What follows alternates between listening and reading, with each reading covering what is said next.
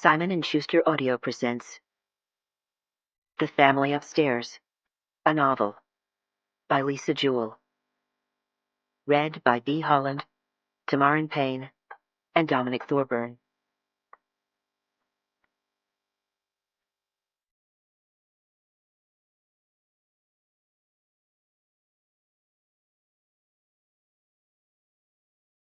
Part 1.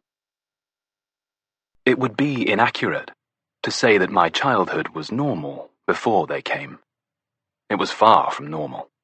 But it felt normal, because it was all I'd known. It's only now, with decades of hindsight, that I can see how odd it was. I was nearly 11 when they came, and my sister was 9. They lived with us for more than 5 years, and they turned everything very, very dark. My sister and I had to learn how to survive. And when I was 16, and my sister was 14, the baby came. Chapter 1. Libby picks the letter up off the doormat. She turns it in her hands. It looks very formal. The envelope is cream in colour, made of high-grade paper, and feels as though it might even be lined with tissue. The postal frank says Smithkin Rudd and Royal Solicitors, Chelsea Manor Street, SW3. She takes the letter into the kitchen and sits it on the table while she fills the kettle and puts a tea bag in a mug. Libby is pretty sure she knows what's in the envelope. She turned 25 last month. She's been subconsciously waiting for this envelope, but now it's here, she's not sure she can face opening it. She picks up her phone and calls her mother. "Mum," she says, "it's here, the letter from the trustees." She hears a silence at the other end of the line. She pictures her mum in her own kitchen, 1,000 miles away in Denia, pristine white units, lime green colour-coordinated kitchen accessories, sliding glass doors onto a small terrace with a distant view to the Mediterranean, her phone held to her ear in the crystal-studded case that she refers to as her bling. "Oh," she says. "Right, gosh. Have you opened it?" "No, not yet. I'm just having a cup of tea first." "Right," she says again. Then she says, "Shall I stay on the line while you do it?" "Yes," says Libby. "Please." She feels a little breathless, as she sometimes does when she's just about to stand up and give a sales presentation at work, like she's had a strong coffee. She takes the tea bag out of the mug and sits down. Her fingers caress the corner of the envelope and she inhales. "Okay," she says to her mother. I'm doing it right now." Her mum knows what's in here, or at least she has an idea, though she was never told formally what was in the trust. It might, as she has always said, be a teapot and a £10 note. Libby clears her throat and slides her finger under the flap. She pulls out a sheet of thick cream paper and scans it quickly. To Miss Libby Louise Jones. As trustee of the Henry and Martina Lamb Trust, created on the 12th of July, 1977, I propose to make the distribution from it to you described in the attached schedule. She puts down the covering letter and pulls out the accompanying paperwork. "Well," says her mum, breathlessly. "Still reading," she replies.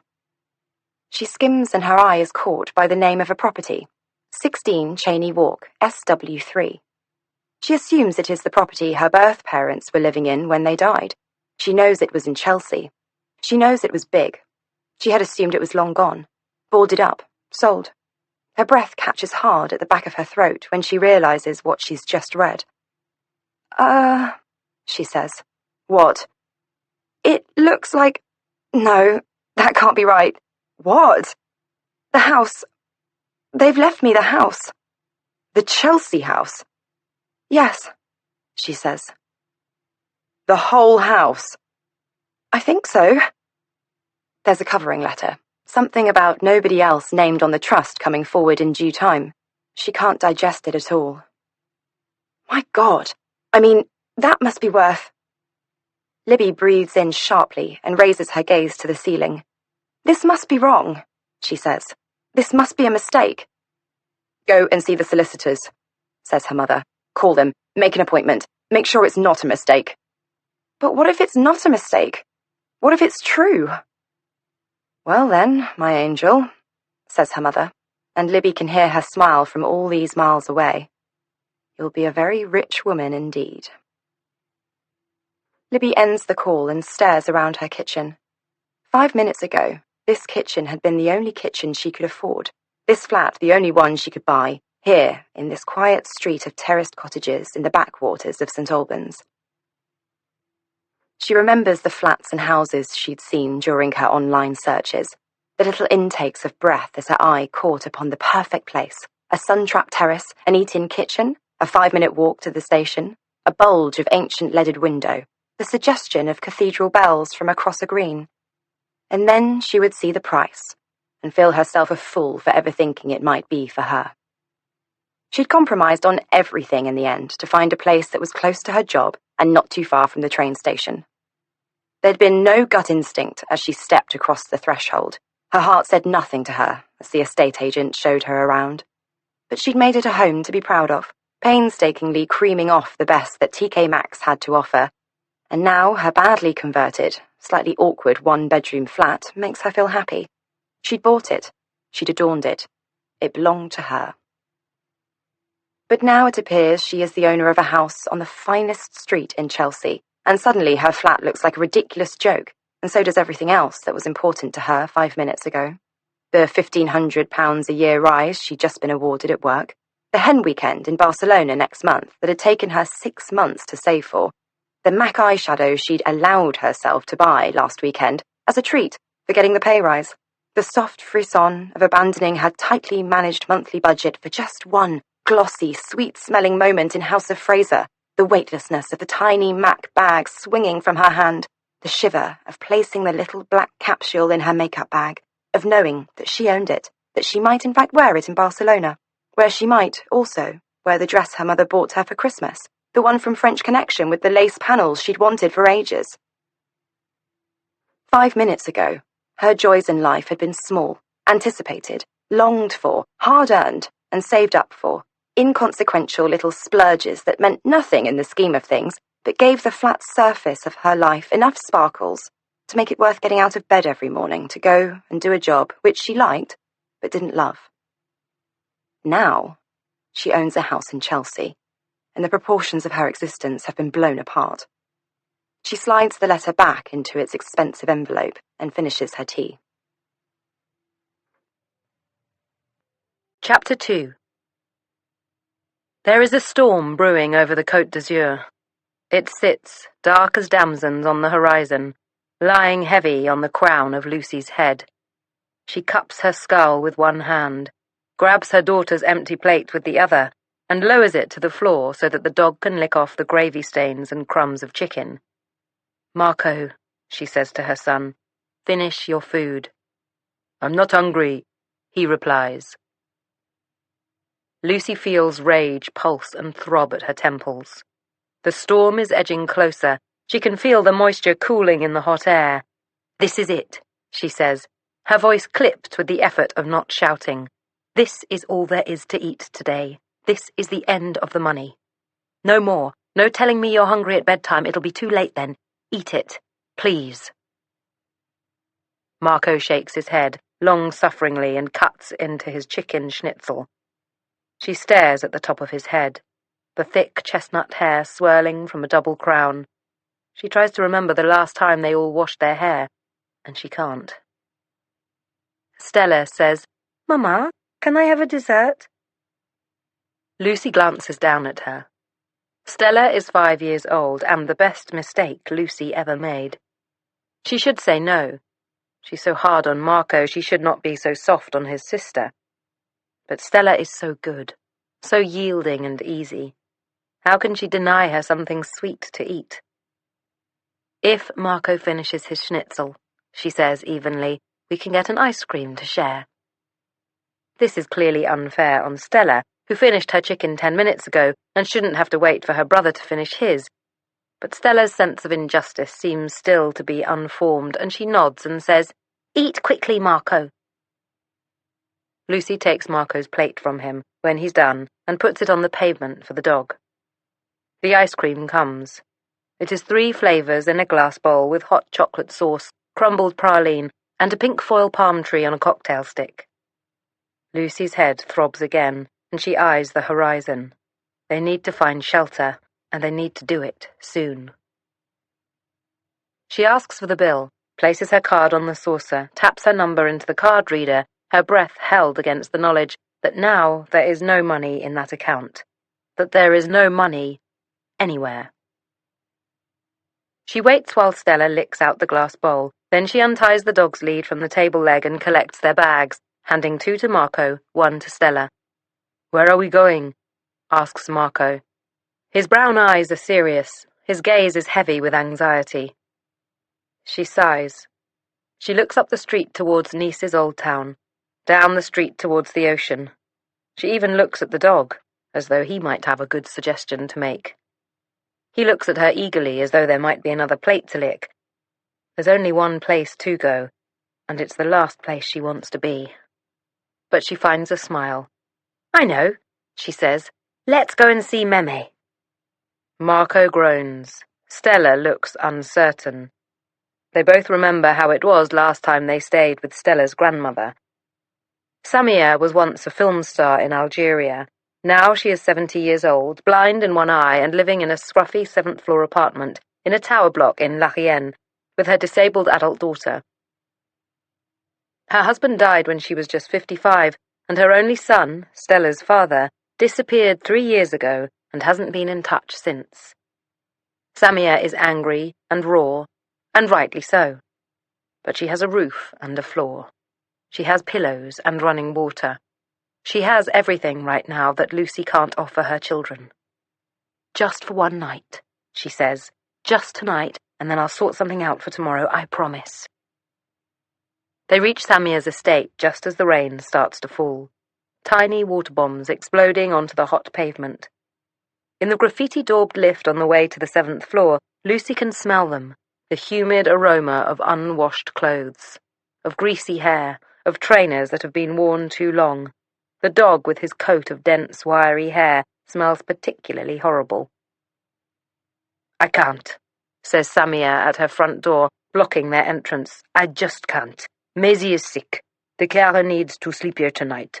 There is no room. There is just no room." A crack of thunder booms overhead. The sky behind them turns brilliant white. Sheets of rain sluice from the sky. Lucy stares at Samia, desperately. "We have nowhere else to go," she says. "I know," says Samia. "I know that. I can take Stella. But you and the boy and the dog, I'm sorry. You'll have to find somewhere else." Lucy feels Stella push against her leg. A shiver of unease run through her small body. "I want to stay with you," she whispers to Lucy. "I don't want to stay without you." Lucy crouches down and takes Stella's hands. Stella's eyes are green like her father's. Her dark hair is streaked hazel blonde, her face tanned dark brown from the long, hot summer.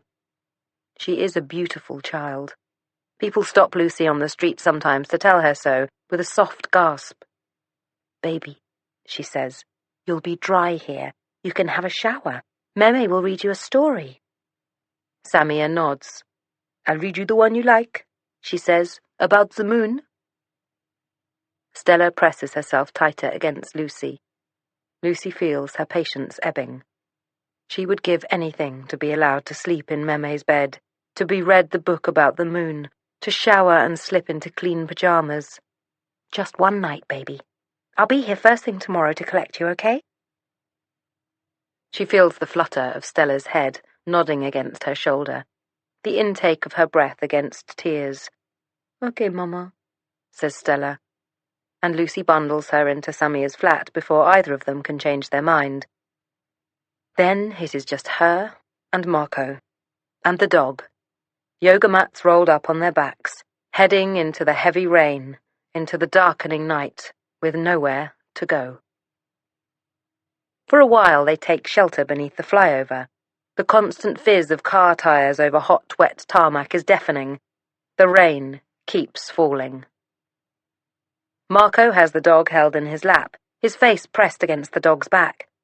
He looks up at Lucy. "Why is our life so shit?" he asks. "You know why our life is shit," she snaps. "But why can't you do something about it?" "I'm trying," she says. "No, you're not. You're letting us go under." "I am trying," she hisses, fixing him with a furious gaze, "every single minute of every single day."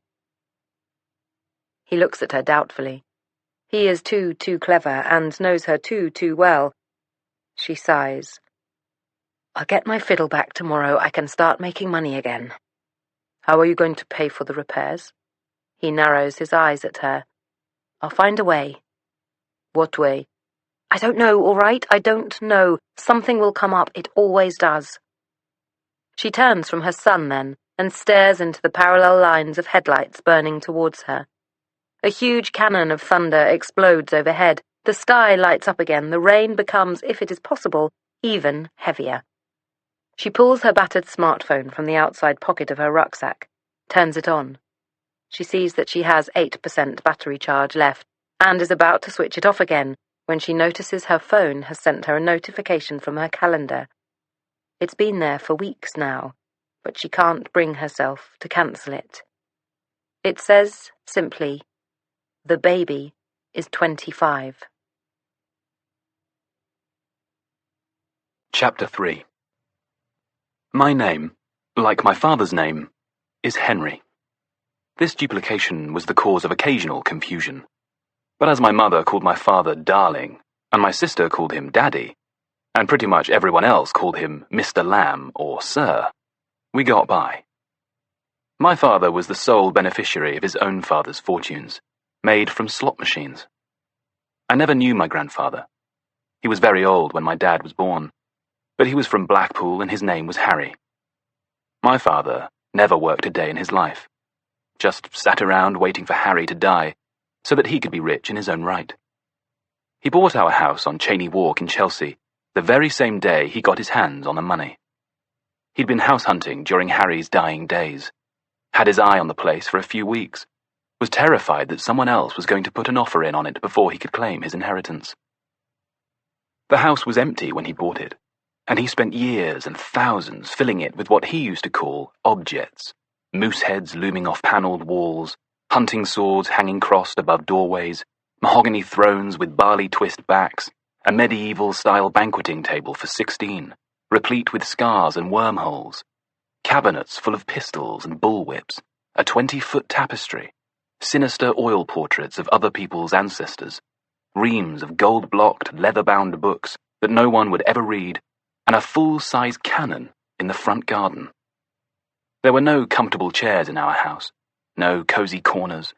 Everything was wood and leather and metal and glass. Everything was hard, especially my father. He lifted weights in our basement and drank Guinness from his own private keg in his own private bar.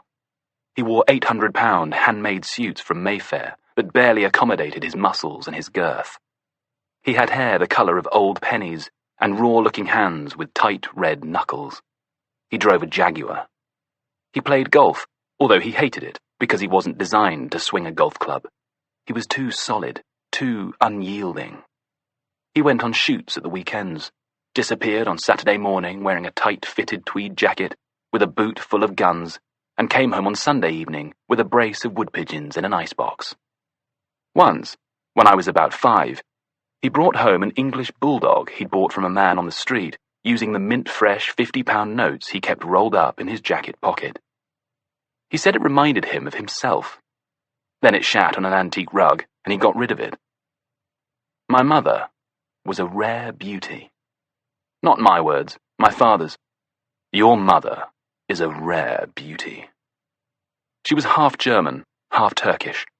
Her name was Martina. She was 12 years younger than my dad, and back then, before they came, she was a style icon. She would put on a pair of dark sunglasses and take herself off to Sloane Street to spend my father's money on bright silk scarves and gold-encased lipsticks and intense French perfume, and she would be photographed sometimes, her wrists encircled with bag handles, and put in the posh papers. They called her a socialite. She wasn't really. She went to glamorous parties and wore beautiful clothes, But when she was at home, she was just our mum. Not the best mum, but not the worst. And certainly a relatively soft spot in our big, masculine, machete-adorned Chelsea mansion. She'd once had a job, for a year or so, introducing important fashion people to each other. Or at least, that was my impression. She had little silver business cards in her purse, printed with the words, Martina Lamb Associates, in hot pink. She had an office on the King's Road, a bright loft room over a shop, with a glass table and leather chairs and a telex machine, rails of clothes in clear plastic, a vase of white lilies on a plinth. She would take me and my sister into work with her on school holidays, and give us crisp piles of tantalizingly white paper from a ream in a box, and a handful of magic markers. The phone would ring occasionally, and Mummy would say, "Good morning, Martina Lamb Associates." Sometimes a visitor would be buzzed in via the intercom, my sister and I fighting over whose turn it was to press the button. The visitors were shrill, very thin women who only wanted to talk about clothes and famous people. There were no associates, just our mother and the occasional wide-eyed teenage girl on work experience. I don't know what happened to it all. I just know that the loft office disappeared, and the silver business cards disappeared, and Mummy just carried on being a housewife again. My sister and I went to school in Knightsbridge, quite possibly the most expensive school in London. Our father was not afraid of spending money then. He loved spending money. The more, the better. Our uniform was shit brown and bile yellow, with knickerbocker-style trousers for the boys. Thankfully, by the time I was old enough to be humiliated by the attire, my father had no money left to pay for school fees, let alone for corduroy knickerbockers from the Harrods school uniform department. It all happened so slowly, yet so extraordinarily quickly. The change to our parents, to our home, to our lives after they arrived. But that first night, when Birdie appeared on our front step with 2 large suitcases and a cat in a wicker box, we could never have guessed the impact she would have, the other people she would bring into our lives, that it would all end the way it did. We thought she had just come to stay for the weekend. Chapter 4. Libby can hear the whisper of every moment that this room has existed, feel every breath of every person who has ever sat where she is sitting. 1799, Mr. Royal had replied in answer to her earlier question. One of the oldest legal practices in the capital. Mr. Royal looks at her now across his heavily waxed desktop. A smile flickers across his lips, and he says, Well, well, well. This is some birthday present, no? Libby smiles nervously. I'm still not convinced it's really true, she says. I keep expecting someone to tell me it's a big wind-up. Her choice of words, big wind-up, feels wrong in this venerable and ancient setting. She wishes she'd used a different turn of phrase, but Mr. Royal doesn't seem concerned. His smile stays in place as he leans forward and passes Libby a thick pile of paperwork. No winding up, I can assure you, Miss Jones. Here, he says, pulling something from the pile of paper. I wasn't sure whether to give this to you now, or maybe I should have sent it to you with the letter. I don't know, it's all so awkward. It was in the file, and I kept it back, just in case it didn't feel right. But it does seem the right thing to do. So, here. I don't know how much your adoptive parents were able to tell you about your birth family, but you might want to take a minute to read this. She unfolds the piece of newsprint and lays it out on the table in front of her. Socialite and husband dead in suicide pact. Teenage children missing. Baby found alive. Police yesterday were called to the Chelsea home of former socialite Martina Lamb and her husband Henry after reports of a possible triple suicide. Police arrived at lunchtime and found the bodies of Mr. and Mrs. Lamb side by side on the floor of the kitchen. A second man, who has yet to be identified, was also found dead. A baby, believed to be female and 10 months old, was found in a room on the first floor. The baby has been taken into care and is said to be in good health. Neighbours have observed that there had been numerous children living in the house in recent years, and there are varying reports of other adults living at the property, but no trace was found of any other residents. The cause of death is still to be ascertained, but early blood samples tested appear to suggest that the trio may have poisoned themselves.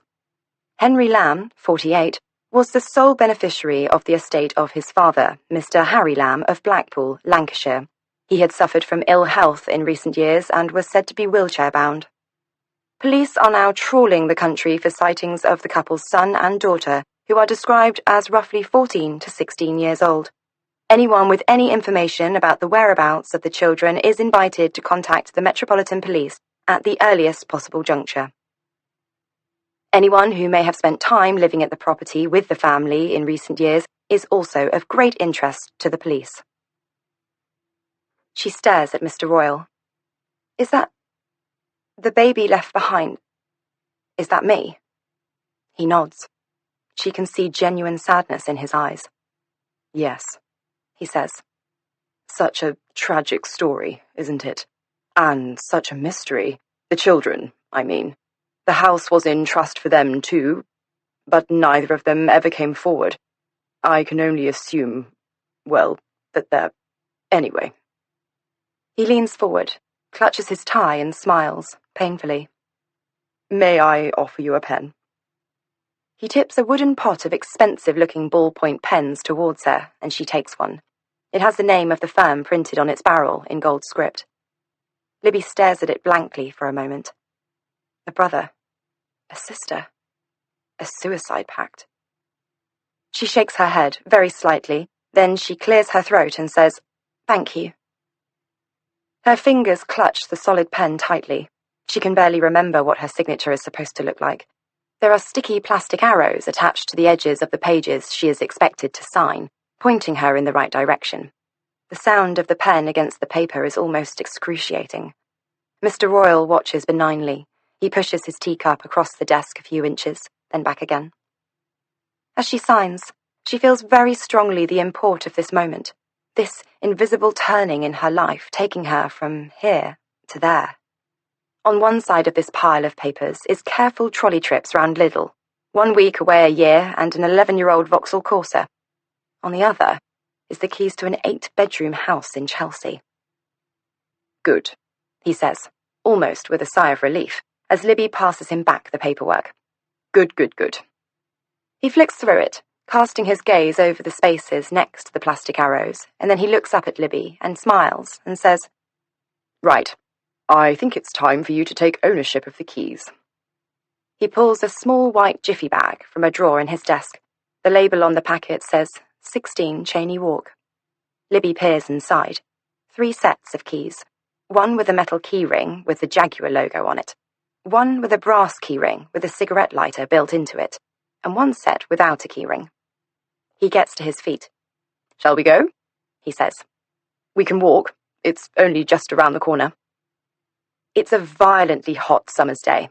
Libby can feel the heat of the paving stones through the soles of her slip-on canvas shoes, the glare of the midday sun burning through the thin film of cloud.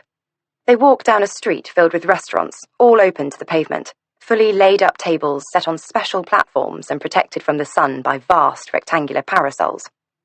Women in oversized sunglasses sit in 2s and 3s drinking wine. Some of them are as young as her, and she marvels at how they can afford to sit drinking wine in a posh restaurant on a Monday afternoon. So, says Mr. Royal, this could be your new neighborhood, I suppose, if you decided to live in the house. She shakes her head and issues a small nervous laugh. She can't form a proper reply. It's all just too silly. They pass tiny boutiques and antique shops filled with bronzes of foxes and bears, vast twinkling chandeliers the size of her bathtub. Then they are by the river, and Libby can smell it before she sees it, the wet dog tang of it. Wide boats slip by each other. A smaller boat with more rich people on it bubbles past, champagne and a silver cooler. A windswept golden retriever at the prow squinting against the sun. It's just down here, says Mr. Royal. Another minute or two. Libby's thighs are chafing, and she wishes she'd worn shorts instead of a skirt. She can feel sweat being absorbed by the fabric of her bra where the cups meet in the middle, and she can tell that Mr. Royal, in his tight-fitting suit and shirt, is finding the heat unbearable too. "Here we are," he says, turning to face the terrace of 5 or 6 red brick houses, all of differing heights and widths. Libby guesses immediately which is hers, even before she sees the number 16 painted on the fanlight in a curly script. The house is 3 floors high, 4 windows wide. It is beautiful, but it is, just as she'd imagined it would be, boarded up. The chimney pots and gutters are overgrown with weeds. The house is an eyesore. But such a beautiful eyesore. Libby inhales sharply. "It's very big," she says. "Yes," says Mr. Royal. 12 rooms in total, not including the basement." The house stands well back from the pavement, behind ornate metal railings, and an overgrown parterre garden. There is a wrought iron canopy running towards the front door, and to the left is a full-size cannon set on a concrete block. "Would you like me to do the honours?" Mr. Royal indicates the padlock securing the board over the front door. Libby nods, and he unlocks it, hefting the hoarding away by looping his fingers around it. It comes away with a terrible groan, and behind it is a huge black door. He rubs his fingertips together, and then goes through the keys methodically until he finds the one that opens the door. "When was the last time anyone was in this house?" she asks. "Gosh, I suppose a few years back now when something flooded. We had to get in with the emergency plumbers, repair some damage, that sort of thing. Right, here we are." They step into the hallway. The heat of outdoors, the hum of traffic, the echo of the river all fades away. It's cool in here. The floor is a soft dark parquet, scarred and dusty. A staircase ahead has a dark wood barley twist banister with an overflowing bowl of fruit carved into the top of the newel post. The doors are carved with linen folds and have ornate bronze handles. The walls are half-panelled, with more dark wood, and papered with tatty wine-red flock wallpaper, which has vast bald patches where the moths have eaten it away. The air is dense and full of dust motes. The only light comes from the fan lights above each doorway. Libby shudders. There's too much wood, not enough light, not enough air. She feels like she's in a coffin. "Can I?" She puts her hand to one of the doors. "You can do whatever you like. It's your house." The door opens up into a long rectangular room at the back of the house, with 4 windows overlooking a dense tangle of trees and bushes. More wooden panelling, wooden shutters, more parquet underfoot. "Where does that go?" she asks Mr. Royal, pointing at a narrow door built into the panelling. "That," he replies, "is the door to the staff staircase. It leads directly to the smaller rooms on the attic floor, with another hidden door on the first floor landing. Very normal in these old houses. Look like hamster cages." They explore the house room by room, floor by floor. "What happened to all the furniture, all the fittings?" Libby asks. "Long gone. The family sold everything to keep afloat. They all slept on mattresses, made their own clothes." "So they were poor?" "Yes," he says. "I suppose, in effect, they were poor." Libby nods. She hadn't imagined her birth parents as poor. Of course, she had allowed herself to create fantasy birth parents. Even children who aren't adopted create fantasy birth parents. Her fantasy parents were young and gregarious. Their house by the river had 2 full walls of plate glass windows and a wraparound terrace. They had dogs, small ones, both girls, with diamonds on their collars. Her fantasy mother worked in fashion PR. Her fantasy father was a graphic designer. When she was their baby, they would take her for breakfast and put her in a high chair and break up brioches for her and play footsie with each other under the table where the small dogs lay curled together. They had died driving back from a cocktail party, most probably in a crash involving a sports car. "Was there anything else?" she says, "apart from the suicide note?" Mr. Royal shakes his head.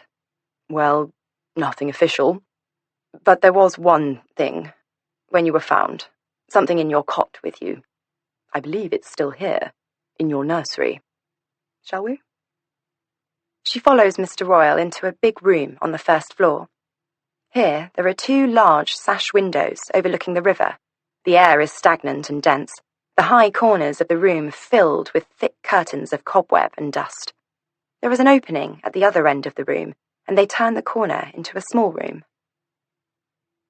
It's fitted as a dressing room, 3 walls of wardrobes and drawers decorated with ornate beading and painted white. In the centre of the room is a cot. Is that... Yes. That's where you were found. Gurgling and chirruping by all accounts, happy as Larry. The cot is a rocking design with metal levers for pushing back and forth. It is painted a thick buttermilk cream with a scattering of pale blue roses. There is a small metal badge on the front with the Harrods logo on it. Mr. Royal reaches for a shelf on the back wall and picks up a small box. Here, he says. This was tucked away inside your blankets. We all assumed, us and the police, that it was meant for you. The police held it as evidence for years, then sent it back to us when the case ran dry. What is it? Open it and see. She takes the little cardboard box from him and pulls the flaps apart. It is filled with shreds of torn newspaper. Her fingers find something solid and silky. She brings it from the box and lets it dangle from between her fingertips. It's a rabbit's foot, hanging from a gold chain. Libby recoils slightly, and the chain slithers from her grasp and onto the wooden floor. She reaches down to pick it up. Her fingers draw over the rabbit's foot, feeling the cold deathliness of its sleek fur, the sharp nibs of its claws. She runs the chain through her other hand. Her head, which a week ago had been filled with new sandals, a hen night, her split ends, the houseplants that needed watering, was now filled with people sleeping on mattresses and dead rabbits in a big, scary house, empty, but for a large rocking crib from Harrods with strangely sinister pale blue roses painted on the sides. She puts the rabbit's foot back into the box and holds it, awkwardly. Then slowly she lowers her hand onto the mattress at the base of the crib, feels for the echo of her small, sleeping body, for the ghost of the person who last laid her down there, tucked her in safe with a blanket and a rabbit's foot. There is nothing there, of course. Just an empty bed, the smell of must. "What was my name?" she says. "Did anyone know?" "Yes," says Mr. Royal. "Your name was written on the note that your parents left behind. It was Serenity." "Serenity?" "Yes," he says. "Pretty name, I think, if a little bohemian."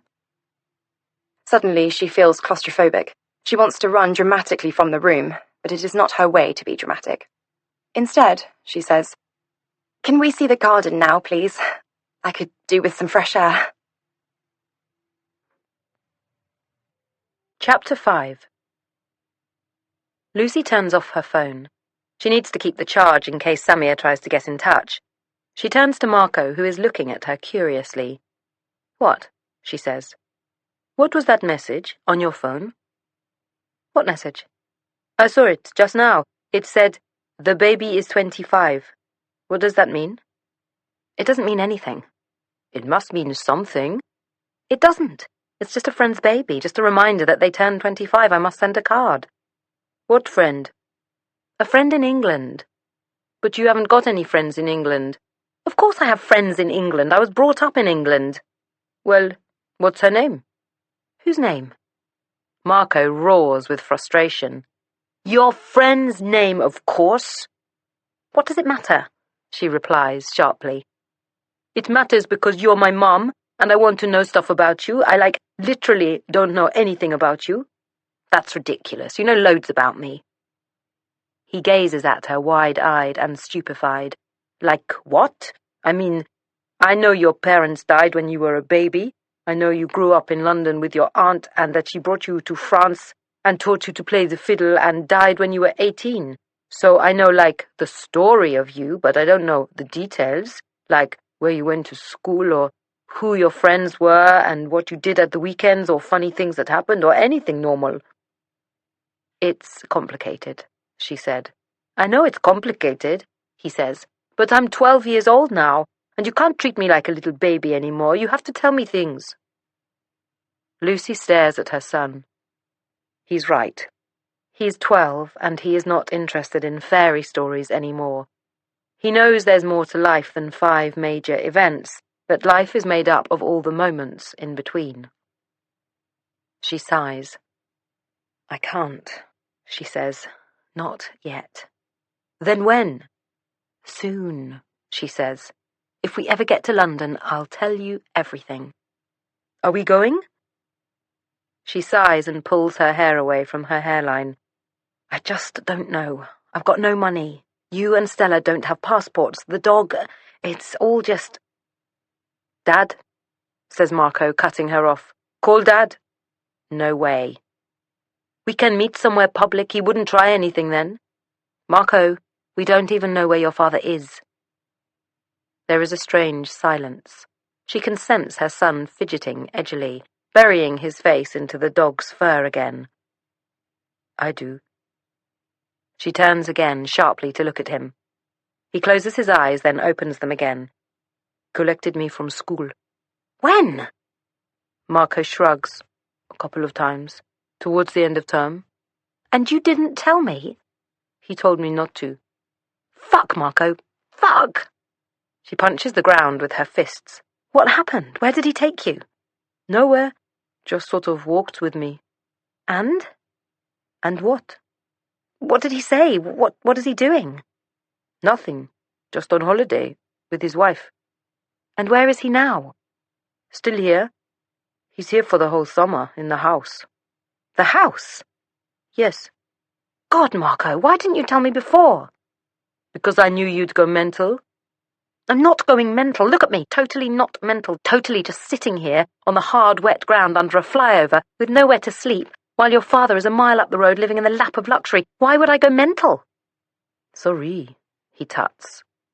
You said you never wanted to see him again. That was when I wasn't sleeping under a motorway. So, you do want to see him again? I don't want to see him, but I need a way out of this mess, and he's the only option. At the very least, he can pay to get my fiddle back. Oh yeah, 'cause then we'll be really rich, won't we? Lucy clenches her hands into fists. Her son always puts the unpalatable bottom line into words, then slaps her around the face with it. It's the middle of July. All the UK and German schools will be breaking up about now. There'll be twice as many tourists. It shouldn't take long to make enough to get to the UK. Why can't you ask Dad to pay for us to go? Then we can just go. I really want to go to London. I want to get away from here. Just ask Dad to pay. Why can't you? Because I don't want him to know we're going. No one can know we're going. Not even Meme, okay? He nods. Okay. His chin falls against his chest, and she sees the clumps of matted hair that have formed at the back of his head in the week that they've been homeless. Her heart aches, and she cups her hand around the back of his slender boy neck, squeezes it gently. I'm so sorry, my lovely boy, she says. I'm so sorry about everything. Tomorrow we'll see your father, and then everything will start getting better, I swear. Yes, he snaps, but nothing will ever be normal, will it? No, she thinks to herself. No, it probably won't. Chapter 6.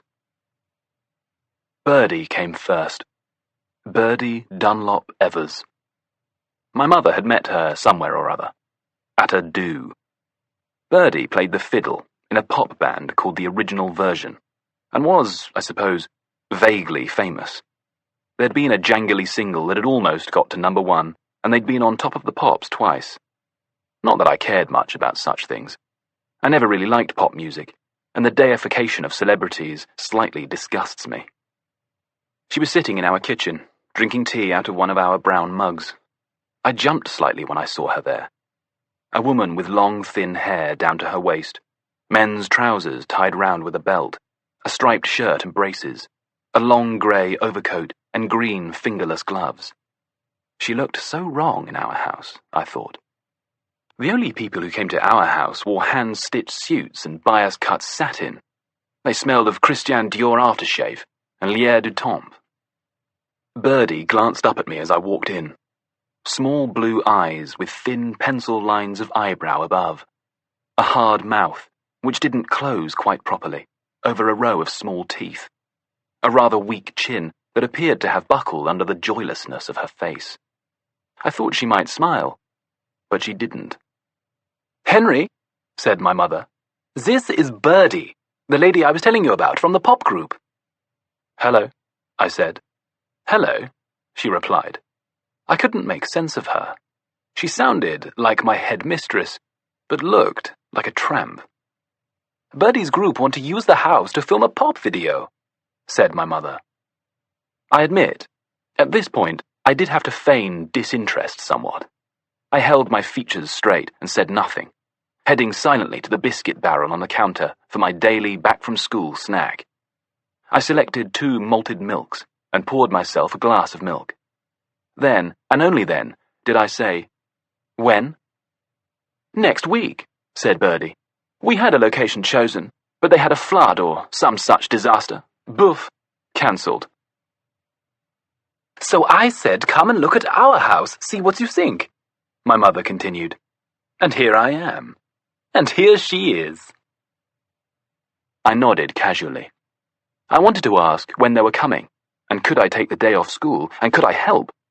But I was not then, and never have been, a person to show enthusiasm for anything.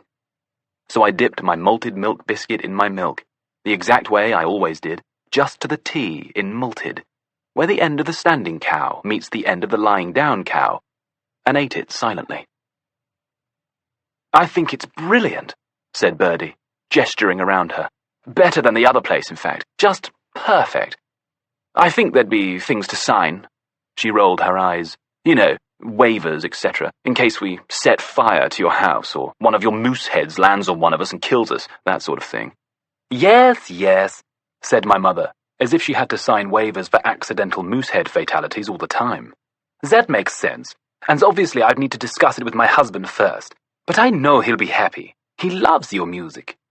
This, I suspected, was untrue. My father liked rugby songs and bawdy opera, but he did like fuss and attention, and he did like his house, and anyone who liked his house was always going to go down well with him. Birdie left a few minutes later. I noticed a small pile of dry skin pickings on the table by her mug, and felt a bit sick. The shoot for the video lasted 2 days, and was much more boring than I thought it would be. There was endless time spent finessing light readings and getting the scruffy band members to repeat actions over and over again.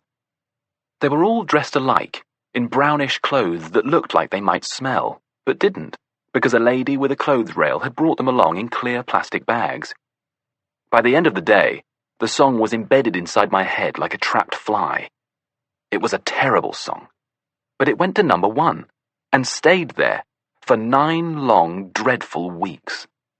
The video was on every TV screen you passed. Our house, there, on view to millions. It was a good video, I'll give it that.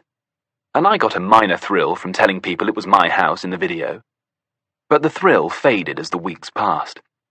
Because long after the film crew had left, long after the single had dropped out of the charts, long after their next single dropped out of the charts, Birdie Dunlop Evers, with her bead eyes and her tiny teeth, was still in our house.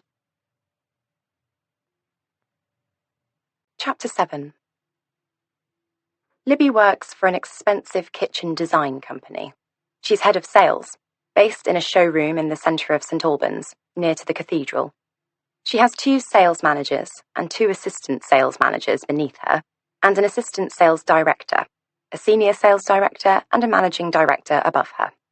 She's halfway up the ladder that has been the focus of her existence for the past 5 years. In her head, Libby has been building a bridge towards a life that will begin when she is 30. When she is 30, she will be the director of sales, and if she is not, then she will go elsewhere for a promotion. Then she will marry the man whom she is currently trying to find, both online and in real life, the man with the smile lines and the dog and/or cat, the man with an interesting surname that she can double-barrel with Jones, the man who earns the same as or more than her, the man who likes hugs more than sex and has nice shoes and beautiful skin and no tattoos and a lovely mum and attractive feet. The man who is at least 5 feet 10, but preferably 5 feet 11 or over. The man who has no baggage and a good car and a suggestion of abdominal definition, although a flat stomach would suffice. This man has yet to materialise, and Libby is aware that she is possibly a little overprescriptive. But she has 5 years to find him and marry him, and then another 5 years to have a baby. Maybe 2, if she likes the first one. She's not in a rush. Not yet. She'll just keep swiping left, keep looking nice when she goes out, keep accepting invitations to social events, keep positive, keep slim, keep herself together, keep going. It's still hot when Libby gets up for work, and there's a kind of pearlescent shimmer in the air, even at 8 in the morning. She'd slept all night with the bedroom window open, even though she knew women were advised not to. She'd arranged glasses in a row along her windowsill so that if a man did break in, at least she would have some warning. But still she'd tossed and turned all night, the sheets twisted and cloying beneath her body. The sun had woken her up from a brief slumber, laser bright through a tiny gap in her curtains, heating the room up again in minutes. For a moment, everything had felt normal, and then it hadn't. Her thoughts switched violently to yesterday, to the dark house and the linen fold panels, the secret staircase, the rabbit's foot, the pale blue roses on the side of the crib. Had that really happened? Was that house still there, or had it turned to particles in her wake? She's the second to arrive at work that morning. Dido, the head designer, is already behind her desk and has got the air conditioning running.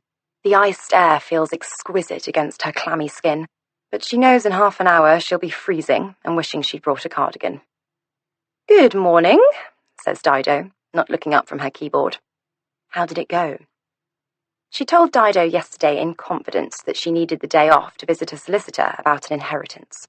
She didn't tell her about being adopted, or the possibility of the inheritance being a house. She'd said it was an elderly relative, and suggested that she might be in line for a few £100. Dido had got very excited about the possibility of a few £100, and at the time Libby wasn't sure she'd be able to face her reaction if she told her the truth. But now that she's here, and it's just the two of them, and it's Tuesday morning, and she won't be seeing her best friend April until the weekend, and she hasn't really got anyone else she can tell, she decides maybe it would be good to share, that maybe Dido, who is 12 years older than her, will have something wise or useful to impart to help make her make sense of the whole ridiculous thing. "I've inherited a house," Libby says, running water into the Nespresso machine. "Ha ha," says Dido, clearly not believing her. "No, I have. It's in Chelsea, by the river." "Chelsea, London," says Dido, her mouth hanging open. "Yes." "As in made in?" "Yes," Libby says again. "By the river. It's huge." "Are you winding me up?" She shakes her head. "No," she says. "Oh my God," says Dido. "So you're basically a millionaire?" "I guess." "And yet, here you are at Northbone Kitchens on a Tuesday morning acting like a normal person." "I'm letting it sink in." "God, Libby, if I were you, I would be letting it sink in right now, drinking champagne in the garden at St. Michael's Manor." "It's 20 to 9. "Well, tea then, and eggs Benedict. What on earth are you doing here?" Libby feels her seams loosen and begin to come apart at the thought that she need not be here. The sturdy ladder she's been gripping onto for dear life has just dissolved into a heap of golden coins, that everything has changed. "I only found out yesterday. I haven't sold it yet," she says. "I might not be able to." "Yeah, right, because nobody wants a house in Chelsea overlooking the Thames." Roughly £6 or £7 million. That was the estimate that the solicitor had given her yesterday, when she'd finally got up the nerve to ask. Minus, he'd said, expenses and fees owed to the firm, and then there would be inheritance taxes to pay. "You'll end up with about £3.5 million, he'd said, or thereabouts. He'd given her a high five, confused her with a young person like the ones he read about in the newspapers. It had been quite disconcerting. "It's in a bad state," Libby says now, "and it has a history." "History?" "Yes. Some people died there. Bit shady. Distant relatives." She was about to mention the baby left behind in the cot, but stopped. "No way." "Yeah, all a bit shocking. So, for now, I'm just going to act like everything's normal." You're going to keep on selling kitchens in St. Albans? Yes, says Libby, feeling her equilibrium start to rebalance itself at the thought of nothing changing. I'm going to keep on selling kitchens in St. Albans. Chapter 8. Marco and Lucy spent the night on the beach in the end. The rain had stopped at about 2 a.m., and they'd gathered their things and walked the 20 minutes across the town to the Promenade des Anglais, where they'd unrolled their yoga mats on the wet pebbles, tucked themselves under sarongs, and watched shreds of spent grey rain clouds chase each other across a big pink moon until the sun started to leak through the line between the sea and the sky. At 8 o'clock, Lucy collected together all the cents from the bottom of her rucksack and the bottom of her purse, and found she had enough to buy croissants and a coffee. They ate them on a bench, both stultified by lack of sleep and the awfulness of the night before. Then they'd walked back across town to Samia's flat to collect Stella, and Samia had not invited them in for lunch despite the fact that it was midday, and they had clearly not slept in beds. Stella had been bathed and redressed in clean clothes, her soft curls brushed out and pinned back with pink fluffy clips, and, as they walked back across the town yet again, Lucy pondered that it probably looked like she and Marco had kidnapped her. "I can keep her for another night," Samia had said, her hand on Stella's shoulder. Lucy had seen Stella shrug against Samia's hand, almost imperceptibly, a tiny shake of her head. "That's kind of you, but I found her somewhere to sleep tonight." She'd felt Marco's eyes burning into her shoulder at her lie. "But I am so grateful to you, really." Samia had tilted her head slightly and narrowed her eyes, processing some silent account of Lucy's situation. Lucy had held her breath, awaiting some damning pronouncement on her appearance, her parenting, the part she'd played in Samia's precious son's moonlight flit. Instead, Samia had moved slowly towards the table, halfway up the hallway, and pulled a small purse from her shoulder bag. She'd peered into the purse and pulled out a 20-euro note, which she passed to Lucy. "It's all I have," she said. "There is no more." Lucy had taken it, and then leaned into Samia and hugged her.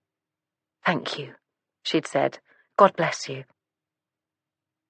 Now she and the children and the dog are walking along the Promenade des Anglais in the burning afternoon sun with a bag full of clean clothes from the laundromat and bellies full of bread and cheese and Coca-Cola. They head towards one of the many beach clubs that line the beaches here in Nice, Le Beach Club Bleu et Blanc. Lucy has eaten here in the past. She has sat at these tables with Marco's dad, worked her way through piles of fruits de mer, a glass of champagne at her elbow, or a white wine spritzer, whilst being cooled by intermittent puffs of chilled water squirted from tiny nozzles. They wouldn't recognize her now. Those jaded old waiters, in their incongruously trendy blue and white polo shirts. She'd been a sight for sore eyes 12 years ago. A woman sits on a perch at the entrance to the restaurant. She is blonde, in that way that only women in the south of France can be blonde. Something to do with the contrast between vanilla hair and darkly toasted skin. She glances at Lucy indifferently, taking in the state of Lucy and Marco and the dog, before returning her gaze to her computer screen. Lucy pretends that she is waiting for someone to join her from the beach, cupping her eyes with her hand and peering towards the horizon, until the woman is distracted by a party of 5 people arriving for lunch. "Now," she hisses, "now!" She collects the dog into her arms and pushes Stella ahead of her. Her heart races as she strides as nonchalantly as she can down the wooden platform that runs behind the restaurant towards the shower block. She looks straight ahead. "Keep moving," she hisses at Stella as she stops inexplicably halfway down. Then finally they are there, in the dank, humid gloom of the shower block. "Reserved exclusively for the use of patrons of Le Beach Club Bleu et Blanc," says numerous signs, nailed to the wooden walls.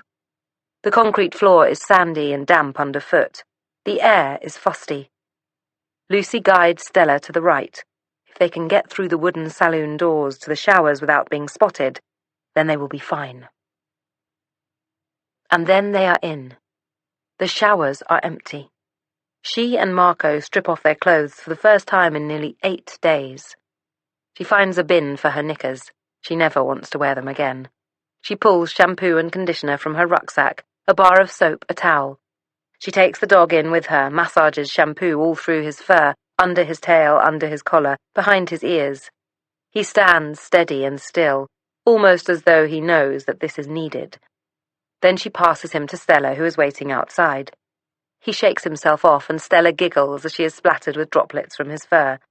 And then Lucy stands under the flow of warm water and lets it run over her head, into her eyes and ears, under her arms, between her legs and toes, feels the hell of the past week start to dissolve, along with the dust and the mud and the salt. She shampoos her hair, pulling her fingers through the length of it until it squeaks. Then she passes the bottle under the stall to Marco. She watches their combined suds meeting in the gap between them, the sad, grey tinge of it. "Really get into the hair at the back of your neck, Marco," she says. "It's all clumpy there, and armpits, really do your armpits." After, they sit side by side on a wooden bench wrapped in towels. They can see people passing by on the other side through gaps in the wood, see slices of shimmering blue sky, smell sun-warmed wood and fried garlic. Lucy sighs. She feels unburdened, almost, but still not quite ready to do the next thing. They put on clean clothes and deodorant, and Lucy rubs moisturizer into her face and gives the children sun cream for theirs. She has a small bottle of perfume in the bottom of her toiletry bag, which she sprays behind her ears and into her cleavage. She twists her damp hair into a roll at the back of her head and clips it with a plastic claw. She looks at herself in the mirror. Nearly 40 years old, homeless, single, penniless. Not even who she says she is. Even her name is fake. She is a ghost. A living, breathing ghost. She puts on some mascara, some lip gloss, adjusts the pendant of her golden necklace so that it sits in her sun-burnished cleavage. She looks at her children. They are beautiful. The dog looks nice. Everyone smells good. They have eaten. This is as good as things have been in days. "Right," she says to Marco, shoving her dirty clothes back into her rucksack and pulling it closed. "Let's go and see your dad." Chapter 9. I'd been watching from the stairs, so I already knew. A man with dark curls, a hat with a brim, a donkey jacket, tweed trousers tucked into big lace-up boots, old suitcases that looked like props from an olden days movie, and a wickerwork cat box held together with a worn leather strap, and Birdie standing by his side in a dress that looked like a nightie. "Darling," I heard my mother call out to my father, "come and meet Justin." I watched my father appear from the drawing room. He had a cigar clenched between his teeth and was wearing a hairy green jumper. "So," he said, squeezing the man's hand too hard, "you're Birdie's boyfriend?" "Partner," Birdie interjected. "Justin is my partner." My father looked at her in that way he had, when he thought someone was deliberately making him look a fool, as though he was considering violence. But the look passed quickly, and I saw him push through it with a smile. "Yes," he said, "of course. That's the modern way, isn't it?" Birdie had told my mother that she and her partner needed somewhere to stay for a few days. Their landlord had kicked them out because they'd got a cat. What sort of idiot gets a cat without checking the terms of their lease? I was not even 11 years old and had never lived in a rental, and I knew that much. And Birdie hadn't known whom else to turn to. As an adult man now, of 41 years old, I have often used this refrain to get people to do what I want them to do. I didn't know who else to turn to. It gives the person you're trying to manipulate nowhere to go. Their only option is to capitulate, which is exactly what my mother had done. "But we have so many rooms," she'd said when I complained about the upcoming arrangement. "And it's only for a few days." My mother, in my opinion, just wanted a pop star living in her house. My sister passed me on the stairs and stopped with a small intake of breath when she saw the cat basket in the hall.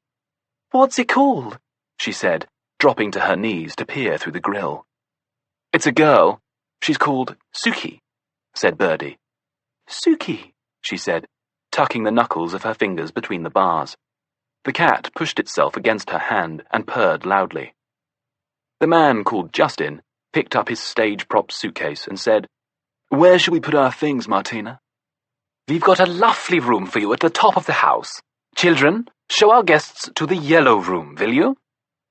My sister led the way. She was by far the more gregarious of the two of us. I found grown-ups relatively terrifying, whereas she seemed to quite like them. She was wearing green pajamas. I was wearing a tartan dressing gown and blue felt slippers. It was nearly 9, and we'd been on a countdown to bedtime. "Oh," said Birdie, as my sister pushed open the hidden door in the wood panelling that led to the stairs to the top floor.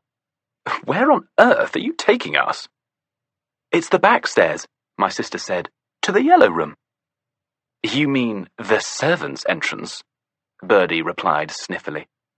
"Yes," my sister replied brightly, because although she was only a year and a half younger than me, she was too young to understand that not everyone thought sleeping in secret rooms at the top of secret staircases was an adventure, that some people might think they deserved proper big bedrooms and would be offended. At the top of the secret staircase, there was a wooden door leading to a long, thin corridor where the walls were sort of wonky and lumpy, and the floorboards warped and bouncy, and it felt a bit like walking along a moving train. The yellow room was the nicest of the 4 up there. It had 3 windows in the ceiling, and a big bed with a yellow duvet cover to match the yellow Laura Ashley wallpaper, and modern table lamps with blue glass shades. Our mother had arranged yellow and red tulips in a vase. I watched Birdie's face as she took it all in, a sort of grudging tilt of her chin, as if to say, "I suppose it will do."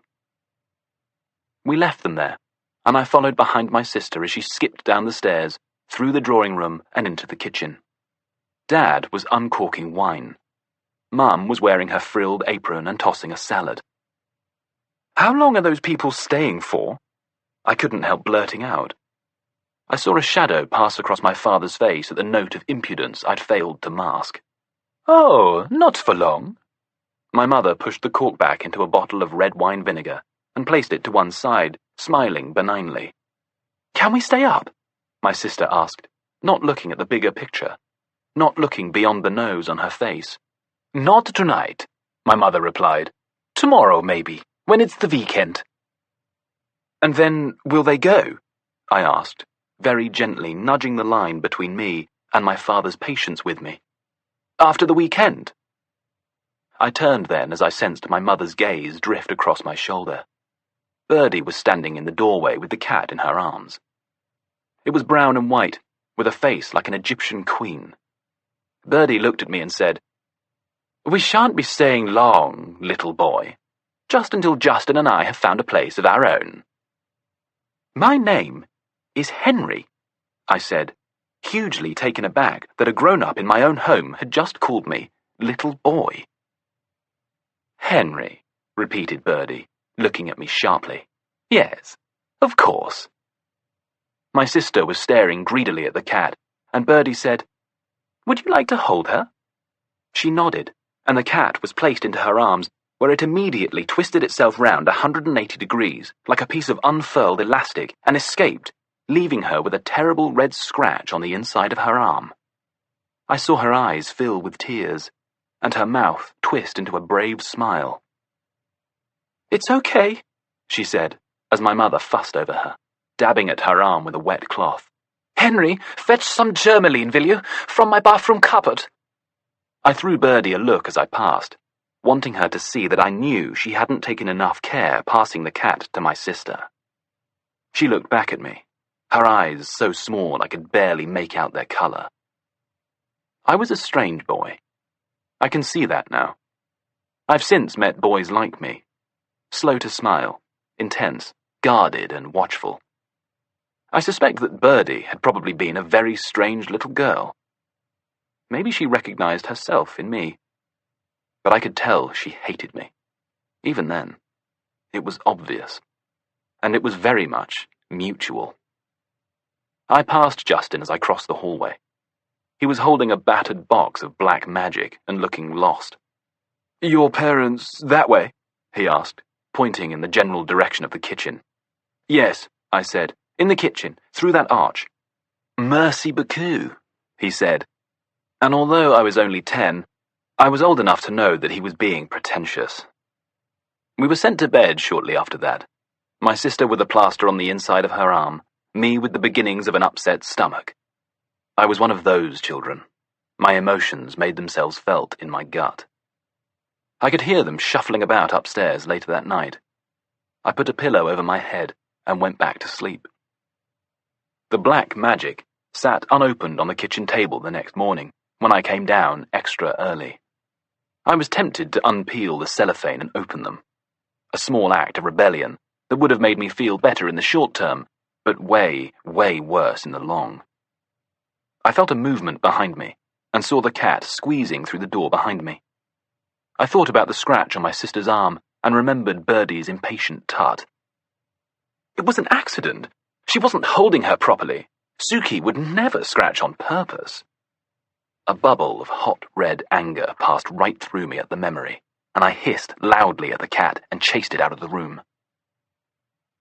It was almost a relief to go to school that day, to feel normal for a few hours.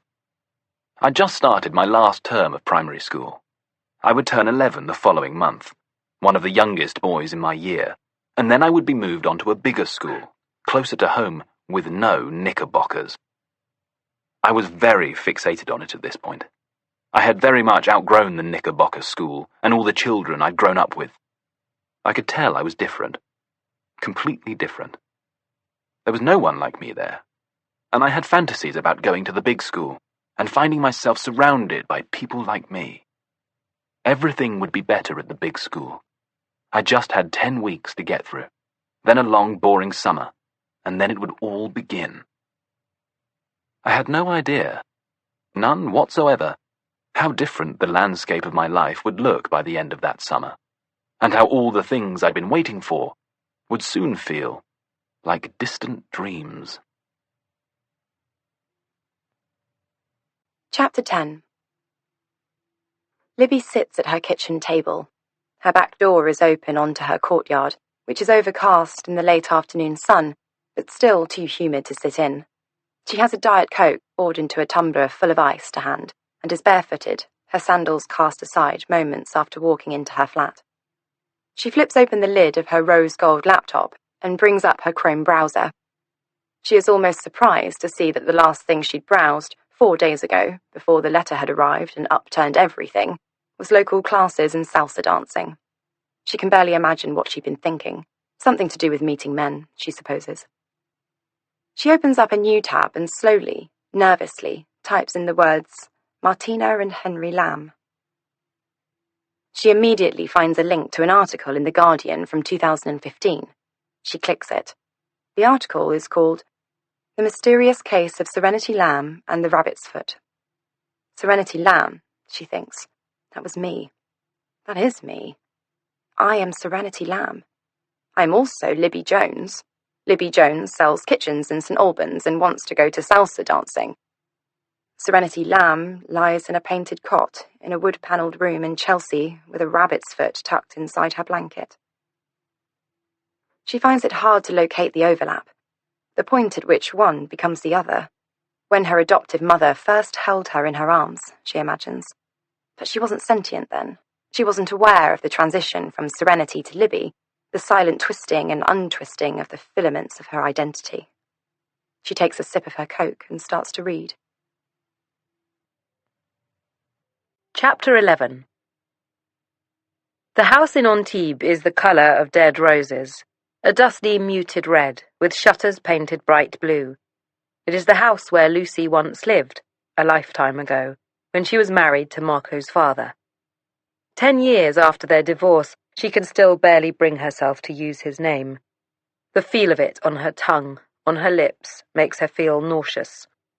But here she stands, outside his house, and his name is Michael. Michael Rimmer. There is a red Maserati parked on the driveway, leased, no doubt, as Michael is many things, but as rich as he thinks he should be is not one of them. She sees Marco's gaze hover intently on the car. She can see the naked desire written on his features, his held breath, his awe. It's not his, she mutters. He's just renting it. How do you know? I just do all right. She squeezes Stella's hand reassuringly. Stella has never met Marco's father before, but she knows full well how Lucy feels about him. They approach the door, and Lucy presses the brass bell. A maid comes to the door, wearing white overalls and latex gloves. She smiles. "Bonjour, madame," she says. "Is Mr. Rimmer at home?" asks Lucy, using her best and clearest English accent. "Oui," says the maid. "Yes, he is in the garden. Wait 1 minute." She pulls a small black Nokia from the pocket of her overalls, pulls off one of her latex gloves and dials a number. She glances up at her. "Who shall I say is here?" "Lucy," she says, "and Marco." "Sir, Mr. Rimmer, there is a lady here called Lucy and a boy called Marco." She nods. "Okay, yes, okay." She hangs up and slips the phone back into her pocket. "Mr. Rimmer says to bring you to him. Come." Lucy follows the tiny woman through the hallway. She averts her gaze as she walks, away from the spot at the foot of the stone staircase where she'd ended up with a broken arm and a fractured rib when Michael pushed her when she was 4 months pregnant with Marco. She averts it from the spot on the wall in the corridor where Michael banged her head repeatedly because he'd had a bad day at work, or so he explained an hour later when he was trying to stop her from leaving because he loved her so much, because he couldn't live without her. Oh, the irony. Because here he is, married to someone else and utterly and entirely alive. Lucy's hands shake as they near the back entrance, the one she knows so well, the vast wooden double doors that swing open into the tropical splendor of the garden where hummingbird moths sip from horn-shaped flowers and banana trees grow in shady corners, where a small waterfall trickles through a flowery rookery and a sparkling rectangle of azure blue water sits in the southernmost point, basking in the afternoon sun. And there he is. There is Michael Rimmer, sitting at a table by the pool, a wireless headpiece in one ear, a laptop open in front of him, and 2 phones, a small bottle of beer belying the hectic business guy act he's clearly portraying. "Lucy," he says, beaming, getting to his feet, sucking in his tanned stomach, trying to cover up the fact that at 48 he no longer has the gym-sculpted physique of the 38-year-old man she'd escaped from 10 years earlier. He pulls the earpiece from his ear and heads towards her. "Lucy," he says again, with added warmth, his arms outstretched. Lucy recoils. "Michael," she responds circumspectly, moving away from him. He takes his outstretched arms to Marco instead and gives him a bear hug. "So, you told her then?" Marco nods. Michael gives him a mock withering look. "And who is this?" says Michael, turning his attention to Stella, who is clinging to Lucy's leg. "This is Stella," says Lucy, "my daughter." "Wow," says Michael. "What a beautiful little girl. Lovely to meet you, Stella." He offers his hand for her to shake, and Lucy resists the temptation to pull Stella from its path. "And this is?" He peers down at the dog. "This is Fitzgerald, or Fitz for short." "For F. Scott?" "Yes, for F. Scott." She feels the small shot of adrenaline, the memory of the question and answer sessions he'd once subjected her to show her that she was stupid and uneducated, unworthy of him, lucky to have him. But there had always been something small and hard and certain at her very core, reminding her that he was wrong, reminding her that one day she would find her escape, and that once she did, She would never, ever look back. And now, here she is, nervously answering his questions, about to ask him for money, almost back where she started. "Well, hello, Fitz," he says, scruffing the dog under his chin. "Aren't you a cute little guy?" Then he stands back and appraises Lucy and her little family. It's the same way he used to appraise Lucy when he was considering the possibility of punishing her. That knife edge of time that could end with a laugh and a hug, or could end with a broken finger or a Chinese burn. "Well, well, well," he says. "Look at you all. You are all just adorable. Can I get you anything? Some juice?" He looks at Lucy. "Are they allowed juice?" She nods, and Michael looks up at the maid, who is hanging behind in the shade of the terrace at the back of the house. "Joy? Some juice for the children, thank you. And you, Lucy? Wine? Beer?" Lucy hasn't had a drink for weeks. She would die for a beer, but she can't. She has to keep all her wits about her for the next half an hour or so. She shakes her head. "No, thank you. Juice would be fine for me, too." "3 juices, Joy, thank you. And I'll have another beer. Oh, and some potato chips. Those, what are they called? You know, with the ridges. Great." He turns his gaze back to Lucy, still playing it wide-eyed and boyish. "Sit down, sit down." He rearranges the chairs. They sit. "So," he says, "Lucy Lou, how the hell have you been?" She shrugs and smiles. "You know, getting on with it, getting older, getting wiser." "And you've been out here all this time?" "Yep." "Never went back to the UK?" "Nope." "And your daughter? Her father? Are you married?" "Nope," she says again. "We lived together for a couple of years, then he went back to Algeria to visit family about 3 years ago, and we haven't heard from him since." Michael winces, as though Stella's dad's disappearance was a physical assault upon her. Too ironic to bear.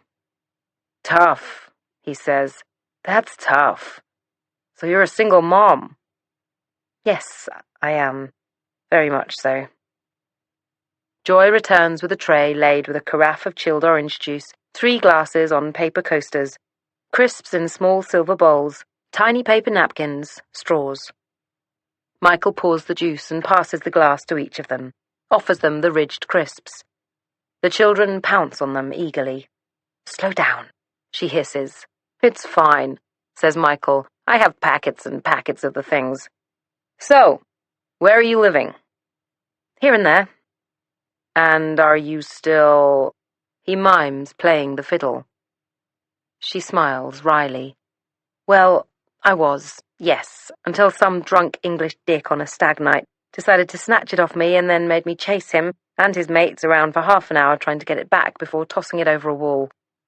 Now it's being repaired. Or at least it has been repaired. But the insides of her mouth are dry with dread. I don't have the money to pay to collect it." He throws her his "oh, poor baby" look, the one he used to give her after he'd hurt her. "How much?" he says, and he's already twisting in his seat to locate his wallet in his back pocket. 110 euros, she says, her voice catching slightly. She watches him peeling off the notes. He folds them in half and passes them to her. "There," he says, "and a little extra. Maybe for a haircut for my boy." He scruffs Marco's hair again. "And maybe you too." And it's there, when he glances at her hair, that terrible, dark look of disappointment. "You've let yourself go. You're not trying hard enough. How can I love you when you don't make any fucking effort?" She takes the folded notes from his hand and feels the almost imperceptible tug as he grips them a little tighter, the hint of a nasty game of control and power. He smiles and loosens his grip. She puts the notes in her shoulder bag and says, "Thank you. I'm very grateful. I'll Get it back to you in a couple of weeks, I promise. No, he says, leaning back, spreading his legs a little, smiling darkly. I don't want it back, but... A trickle of coldness runs down Lucy's spine. Promise me one thing. Her smile freezes. I'd love to see you. I mean, more of you. You and Marco, and you too, of course.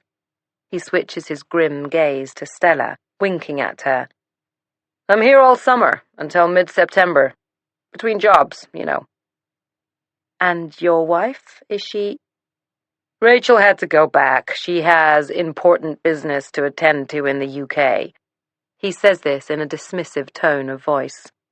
Rachel could be a brain surgeon or a politician for all Lucy knows. She might hold the lives of hundreds, thousands in her hands. But as far as Michael is concerned, anything that distracts a woman's attention away from him for even a moment is some kind of pathetic joke, including babies. Oh, she says, that's a shame. Not really, he says. I needed some space, because guess what I'm doing? Lucy shakes her head briskly and smiles. I am writing a book, or in fact a memoir, or possibly a blend of the two, a semi-autobiographical kind of thing. I don't know yet. God, he looks so pleased with himself, Lucy thinks, like he wants her to say, Oh, wow, Michael, that's amazing. You are so clever. Instead, she wants to laugh in his face and say, Ha, you, writing a book. Are you serious? That's great, she says. How exciting. Should be, yes. Although quite a bit of downtime, too, I shouldn't wonder. So, it would be just great to see more of you guys. Hang out a bit. Make some use of the pool.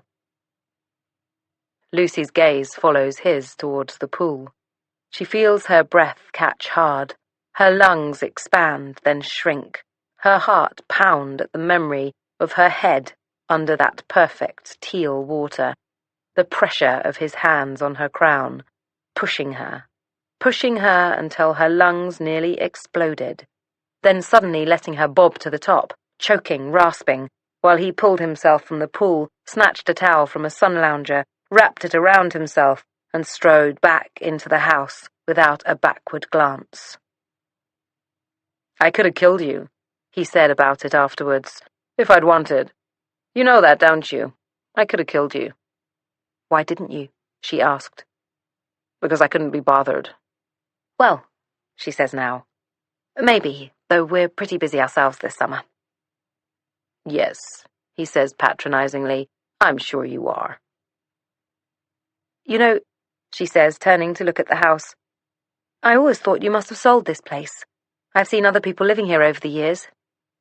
Holiday let, he says, and she can hear the shame in his voice. The idea of shiny, incredible, successful, wealthy Michael Rimmer having to stoop so low as to rent out his Antibes holiday home to strangers. Seemed a shame, he rallies, to have it sitting empty all the time when other people could be enjoying it. She nods, lets him hold on to his pathetic little lie. He hates other people. He will have had the place disinfected from top to bottom before he could have faced returning. Well, she says, turning to smile at the children, I think it's probably time for us to hit the road. No, says Michael. Stay a while, why not? I can open a bottle of something. The kids can splash in the pool, it'll be fun. The music shop will be shutting soon, she says, trying not to sound nervous. I really need to pick up my fiddle now so I can work tonight, but thank you. Thank you so much. What do you say, children? They say thank you, and Michael beams at them. Beautiful kids, he says. Really beautiful. He sees them to the front door. He looks like he wants to hug Lucy, and she rapidly drops to her knees to rearrange the dog's collar. Michael watches them from the doorway, across the bonnet of his ridiculous car, a smile still playing on his lips. For a moment, Lucy thinks she's going to be sick. She stops and breathes in hard. And then, as they are about to turn the corner, the dog suddenly squats and produces a small pile of crap up against the wall of Michael's house, right in the path of the afternoon sun. Lucy reaches into her bag for a plastic bag to pick it up with, Then she stops.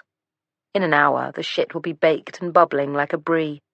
It'll be the first thing he sees next time he leaves his house. He might even step in it. She leaves it there. Chapter 12. Libby was supposed to be going to a friend's barbecue on Saturday. She'd been looking forward to it. Her friend, April, had told her she was inviting a fit bloke from work. I think you'll really like him. He's called Danny. But as Saturday dawns, another hot day with a sky full of nothing but blue, the window panes already red hot beneath her hand as she pushes them open, Libby has no thoughts of hot Danny, or of April's famous spicy couscous salad, or of a glowing orange globe of Aperol spritz in her hand and her feet in a rubber paddling pool. She has no thoughts of anything other than the mysterious case of Serenity Lamb and the rabbit's foot. She texts April. I'm so sorry. Have an amazing day. Let me know if you're still going strong this evening and I'll pop in for a sundowner. Then she showers and puts on a tropical print playsuit and open sandals made of gold leather, rubs sun cream into her arms and shoulders, sits her sunglasses on her head, checks her bag for the door keys to the house, and gets the train into London. Libby puts the key into the padlock on the wooden hoarding and turns it. The padlock slides open and she puts another key into the front door. She half expects a hand on her shoulder, someone to ask her what she's doing, if she has permission to open this door with these keys. Then she is in the house, her house, and she is alone. She closes the door behind her, and the sound of the morning traffic dies away immediately. The burn on her neck cools. For a moment she stands entirely still. She pictures the police here, where she stands. They are wearing old-fashioned helmets. She knows what they look like because there were pictures of them in the Guardian article. PC's Ali Shah and John Robin. They were following up an anonymous call to the station from a concerned neighbour. The concerned neighbour had never been traced. She follows Shah and Robin's vanished footsteps into the kitchen. She imagines the smell growing stronger now. PC Shah recalled the sound of flies. He said he thought someone had left a pair of clippers running or an electric toothbrush.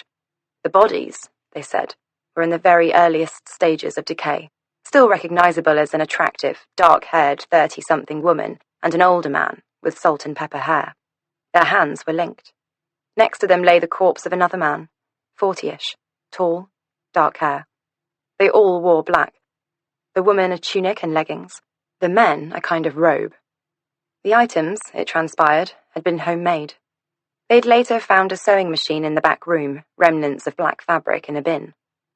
Apart from the buzzing flies, the house was deathly quiet. The police said they wouldn't have thought to look for a baby if it hadn't been for the mention of her on the note left on the dining table. They'd almost missed the dressing room off the master bedroom, but then they'd heard a noise. An ooh, PC Shah had said. An ooh. Libby steps slowly up the staircase and into the bedroom. She peers around the corner of the door into the dressing room. And there she'd been, bonny as anything. That's what PC Robin had said. Bonny as anything. Her flesh crawls slightly at the sight of the painted crib, but she breaks through the discomfort and stares at the crib until she is desensitized. After a moment, she feels neutral enough to lay a hand upon it. She pictures the two young policemen peering over the top of the crib. She imagines herself, in her pure white baby grow, her hair already a full helmet of Shirley Temple curls, even at only 10 months old, her feet kicking up and down with excitement at the sight of the two friendly faces staring down at her. She tried to stand up, said Robin. She was pulling up at the sides of the cot, desperate to be taken out. We didn't know what to do. She was evidence. Should we touch her? Should we call for backup? We were flummoxed. Apparently, they decided not to pick her up. PC Shah sang songs to her while they waited to hear what they should do. Libby wished she could remember it. What songs had they sung to her, this kind young policeman? Had he enjoyed singing her the songs? Had he felt embarrassed? According to the article, he'd gone on to have 5 children of his own, but when he found Serenity Lamb in her crib, he'd had no experience of babies. A crime scene team soon arrived in the house, including a special officer to collect the baby. Her name was Felicity Measures. She was 41 at the time. Now she is 65 and newly retired, living in the Algarve with her third husband. She was the dearest baby, the article quoted her. Golden curls, well-fed and cared for, very smiley and cuddly, incongruous given the setting in which she'd been left, which was gothic, really. Yes, it was quite gothic. Libby pushes the cot, and it creaks pathetically, evidencing its great age. Who was it bought for, she wonders? Was it bought for her, or for generations of babies before her? Because she now knows there are other players in the story of her. Not just Martina and Henry Lamb and the mystery man, not just the missing children. Neighbours had spoken of not 2, but numerous children, of other people coming and going. The house was filled with untraceable bloodstains and DNA, with fibres and dropped hairs and strange notes and scribbles on walls and secret panels and a garden full of medicinal herbs, some of which had been used in her parents' apparent suicide pact. We are setting ourselves free from these broken bodies, from this despicable world, from pain and disappointment. Our baby is called Serenity Lamb. She is 10 months old. Please make sure she goes to nice people. Peace. Always. HLMLDT.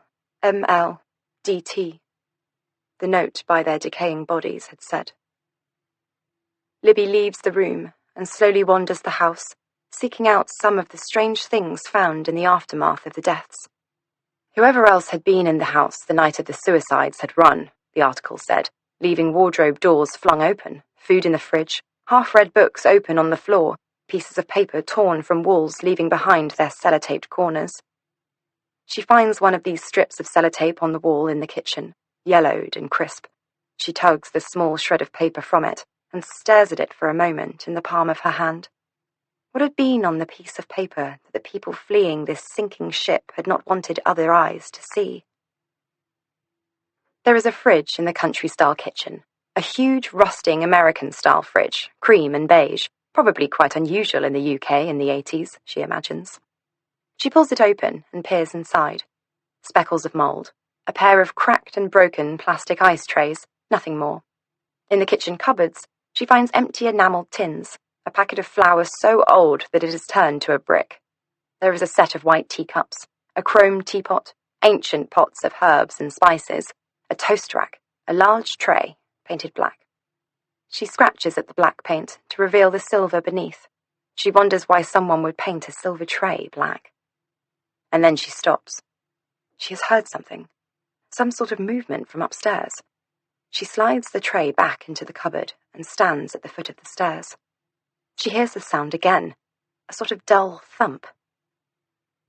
Her heart quickens. She tiptoes to the landing. There it is again, and again. And then her heart rate doubles at the sound. Someone clears their throat. Mr. Royal, she thinks. It must be Mr. Royal, the solicitor. It couldn't be anyone else. She'd shut the door behind her when she arrived. Definitely. Hello? She calls out. Hello, Mr. Royal? There is silence. An immediate, deliberate silence. Hello? She calls out again. The silence sits like a still bear at the top of the house. She can almost hear the thump of someone's pulse. She thinks of all the other mysteries the magazine article had revealed, the children who fled this house, the person who stayed behind to care for her.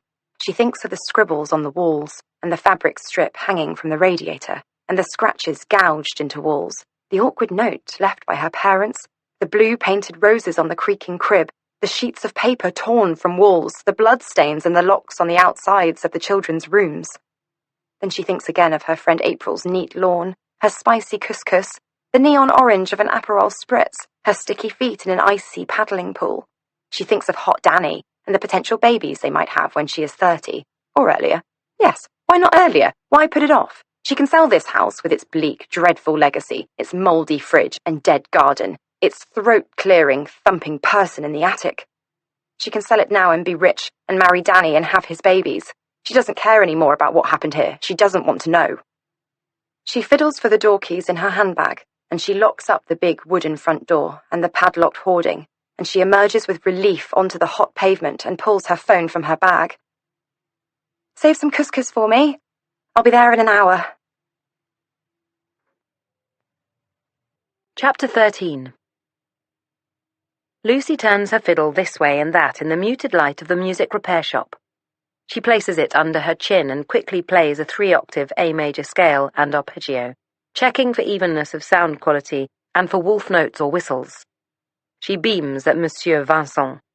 "It's amazing," she says in French. "It's better than it was before." Her heart softens in her chest. She hadn't realized in the dreadfulness of sleeping on beaches and under motorway flyovers just how hard she'd found it to be parted from her instrument and how much anger she'd been harboring towards the drunken dickheads who'd broken it. But more than that, she hadn't realized just how much she'd missed playing it. She counts out the 20-euro notes onto the counter, and Monsieur Vincent writes her out a receipt, tears it from a pad, hands it to her.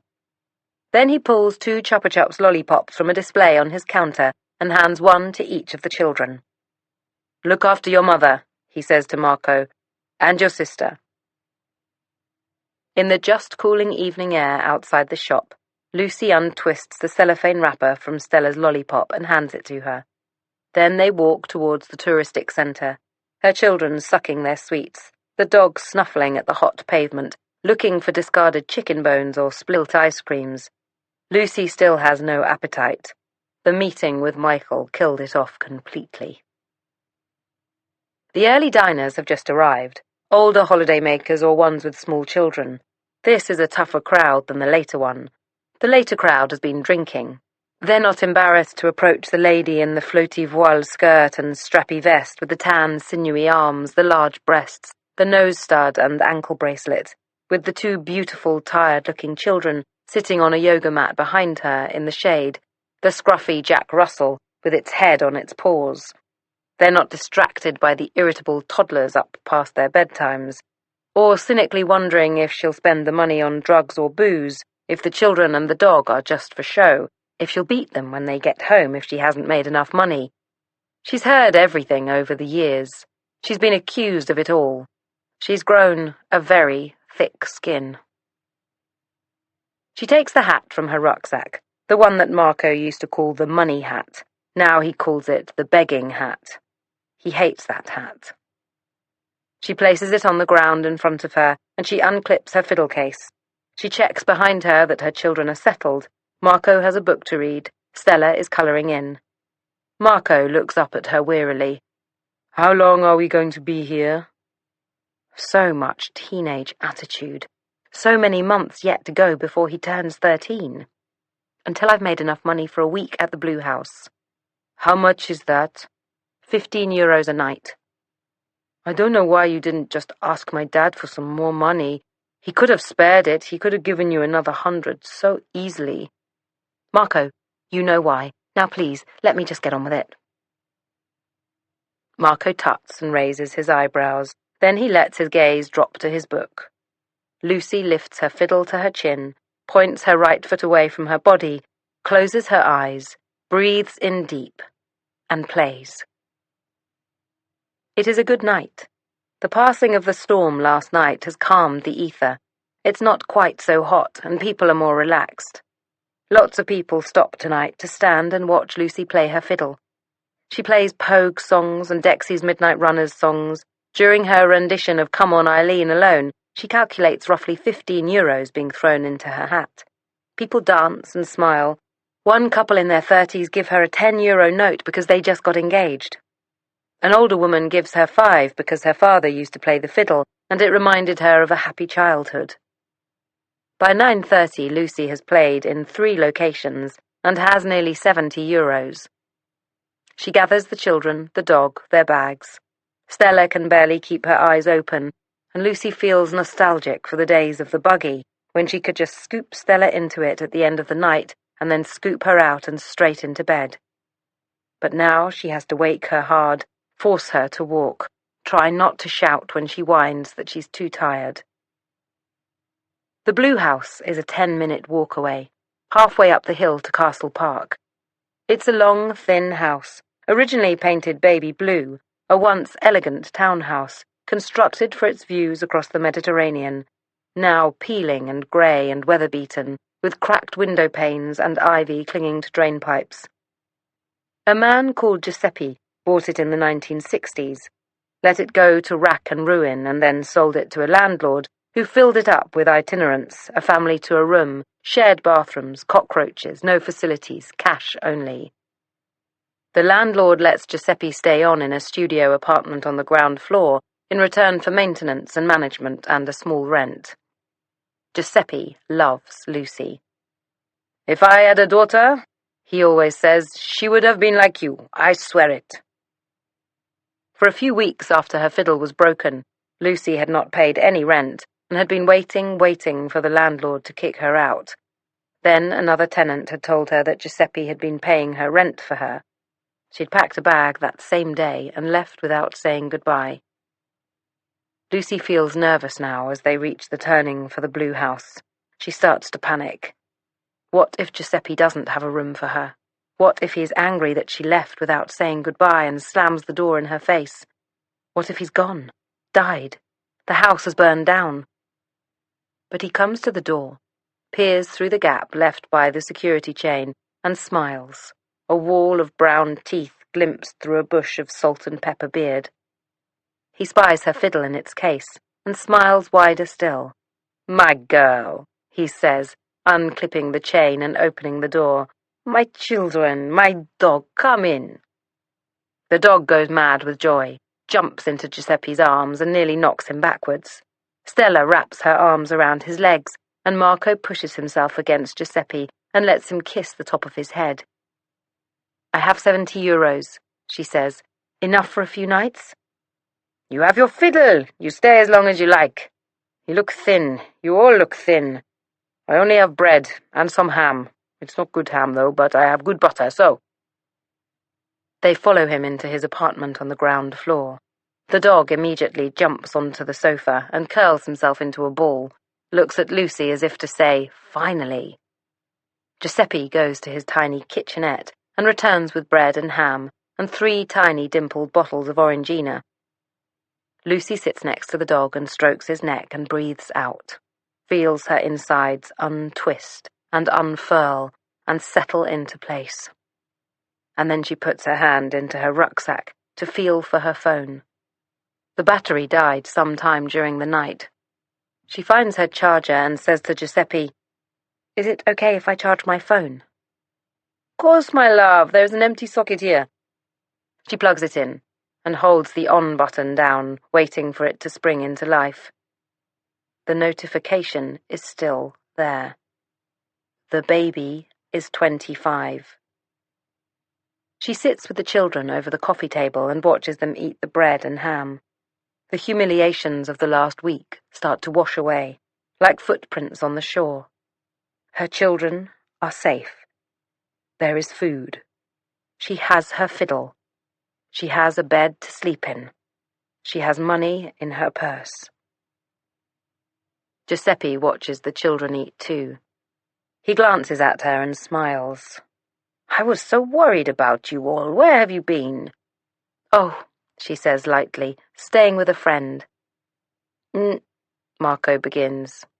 She prods him with her elbow and turns to Giuseppe.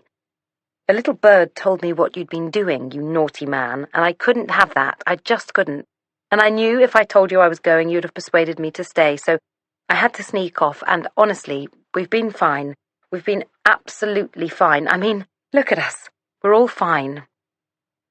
She pulls the dog onto her lap and squeezes him. "And you have your fiddle back." "Yes, I have my fiddle back, so is there a room? It doesn't have to be our usual room. It can be any room at all." "There is a room. It's at the back, though, so no view, and a little dark, and the shower is broken, just a tap. You can have it for €12 a night." "Yes," Lucy says. "Yes, please." She puts the dog down and gets to her feet and hugs Giuseppe. He smells dusty and old, a little dirty, but she doesn't care. "Thank you," she says. "Thank you so much."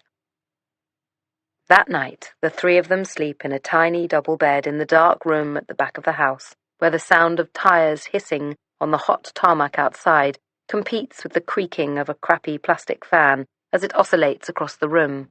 The television of the people in the room next door, and a fly caught somewhere in between the curtains and the window. Stella has her fist in Lucy's face. Marco is moaning gently in his sleep, and the dog is snoring. But Lucy sleeps hard and deep and long, for the first time in over a week. Chapter 14. That day, 8th of September 1988, should have been my second day at big school. But you've probably already guessed by now that I did not get to go to my long-anticipated big school that year.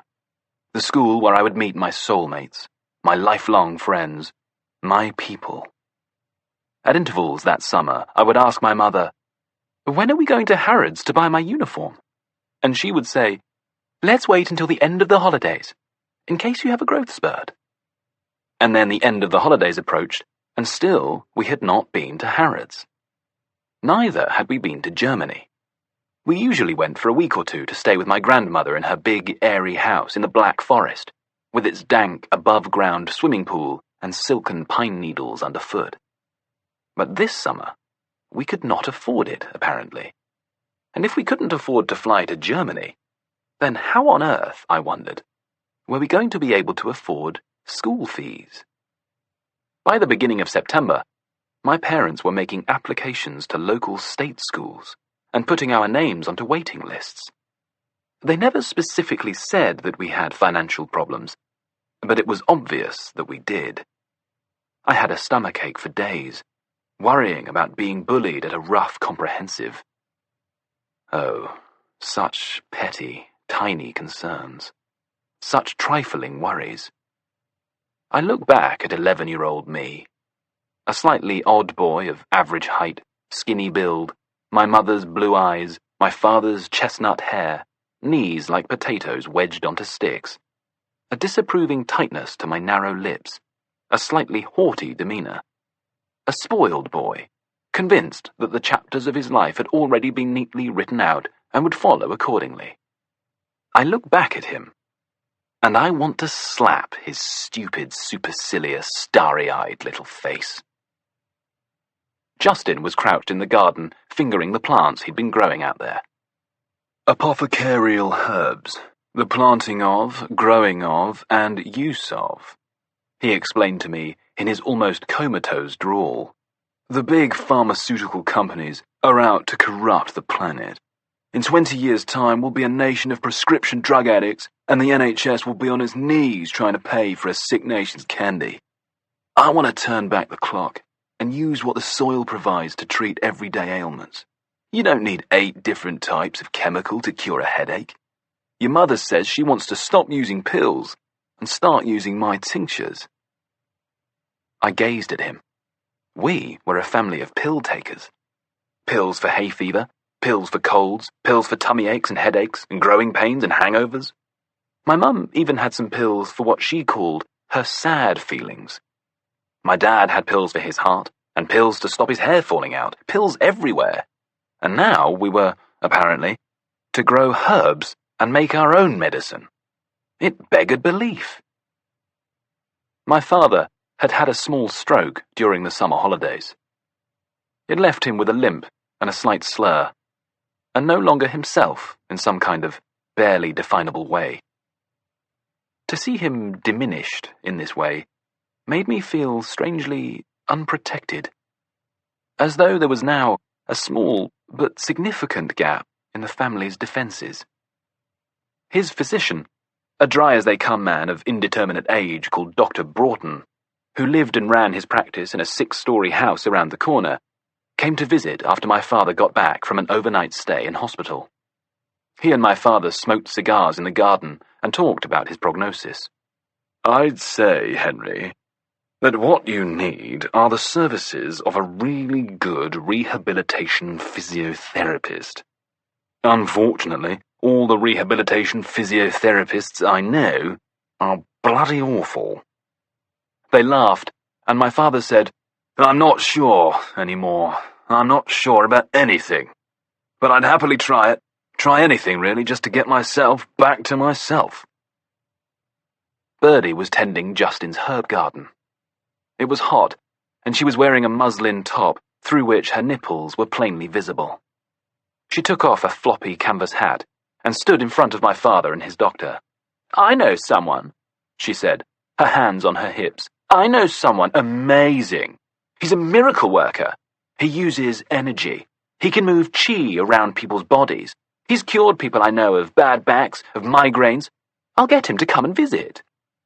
I heard my father begin to protest, but Birdie just said, "No, honestly, Henry, it's the least I can do. The very least.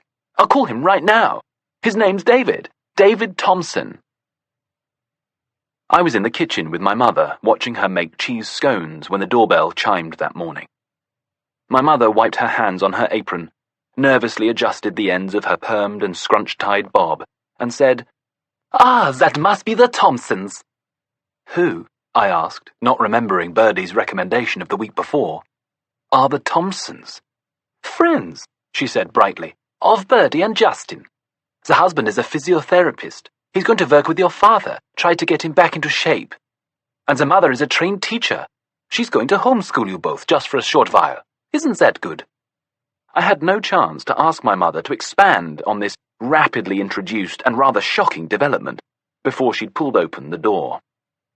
With my jaw slightly ajar, I watched them troop in. First, a girl, around 9 or 10.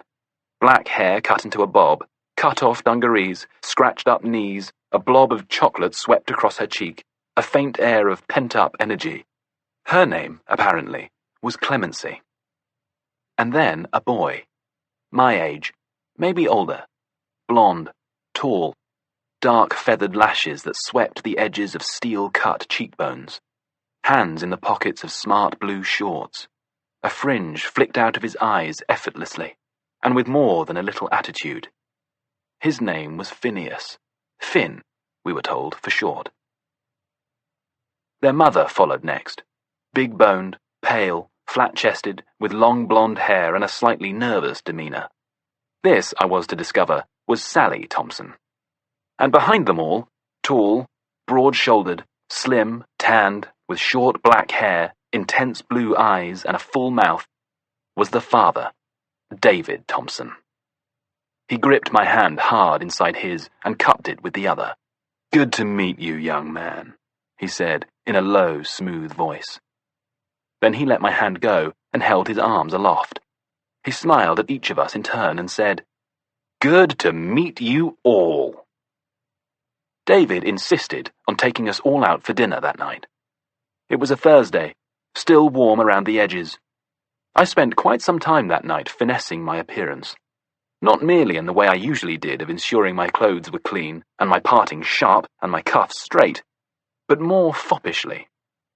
The boy called Phineas was fascinating to me, not only in terms of his great beauty, but also in terms of his style of dressing. Along with the casual blue shorts, he'd worn a red polo shirt with white stripes down the collars, and bright white Adidas sports shoes with white ankle socks. I searched my wardrobe that evening for something equally effortless. All my socks reached my calves. Only my sister had ankle socks. All my shorts were made out of wool, and all my shirts had buttons.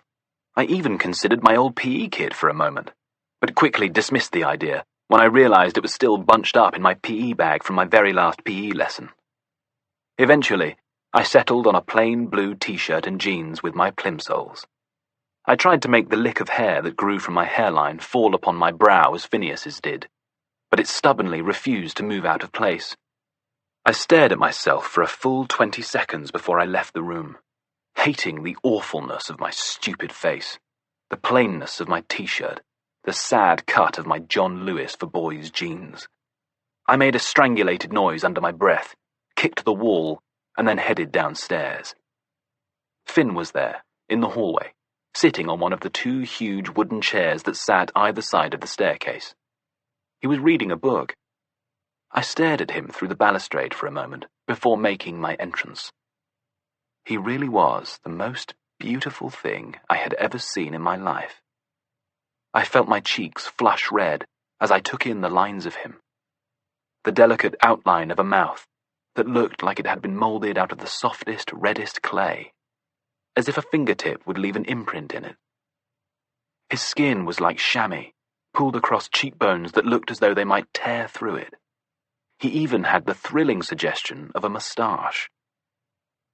He tossed his fringe once more, and then glanced up at me disinterestedly as I descended, his eyes falling immediately back to his book. I wanted to ask him what he was reading, but I didn't. I felt awkward, not sure where to put myself or how to stand. But others quickly appeared.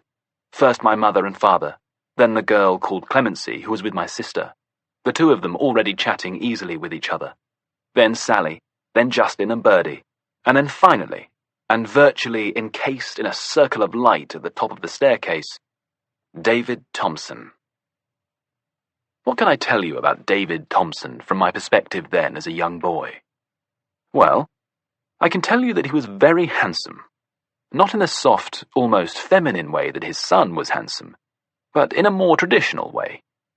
He had a dense 5 o'clock shadow that looked as if it had been painted on, a heavy, defined brow, an animal energy, a potent power. He had a way of making anyone who stood next to him appear somewhat lesser than him, even when they weren't.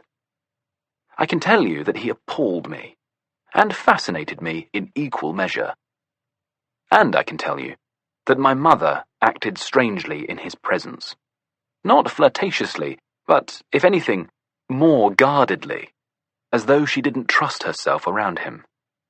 He was both puffed up and down to earth, warm yet cold. I hated him, yet I could see why others loved him.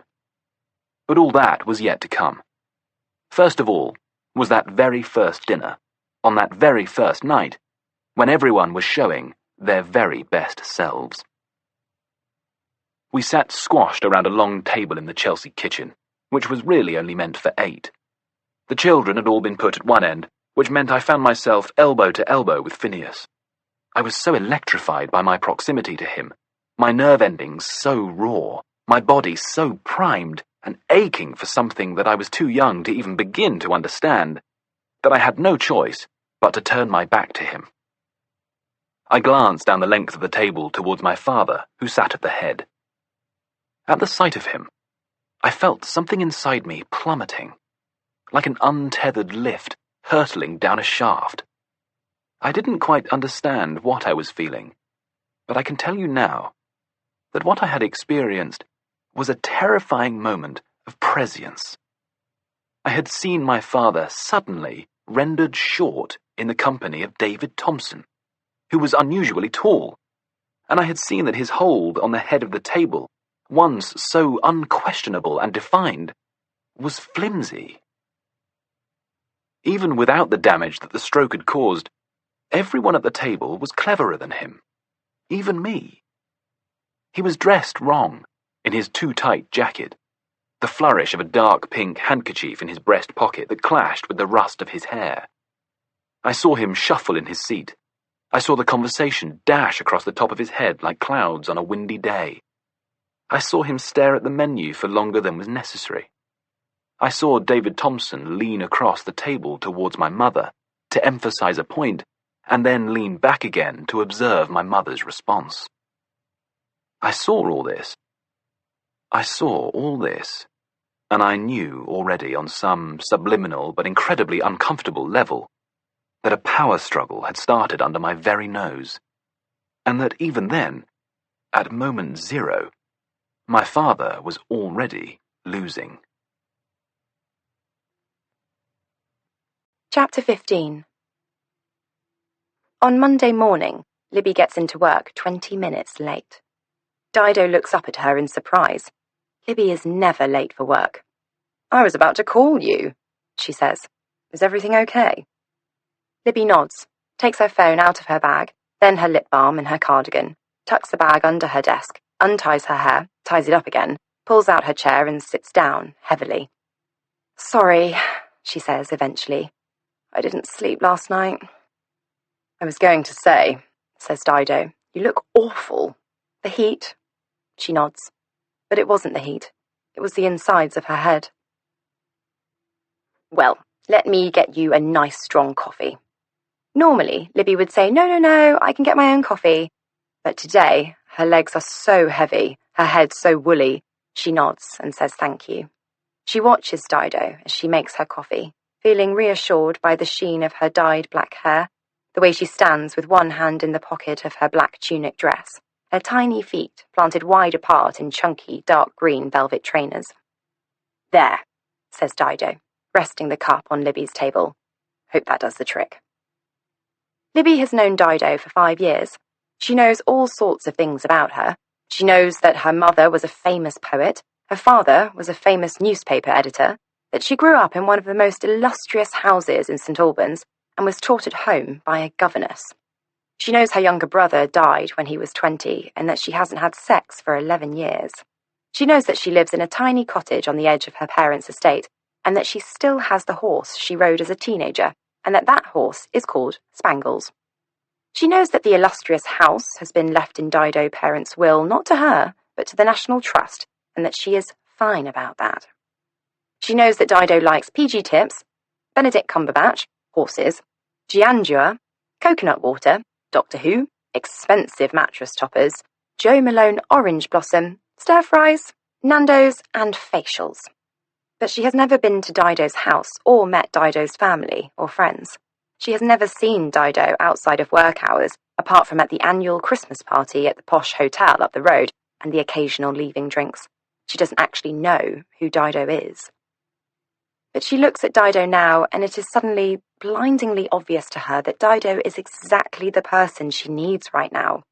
She sat in April's back garden on Saturday night, flirting mildly with Danny, who was not really all that hot, had a face like an 8-year-old boy and very small hands, and she'd looked around for someone she could talk to about the crazy things happening to her, about the house and the magazine article and the dead parents and the person coughing in the attic.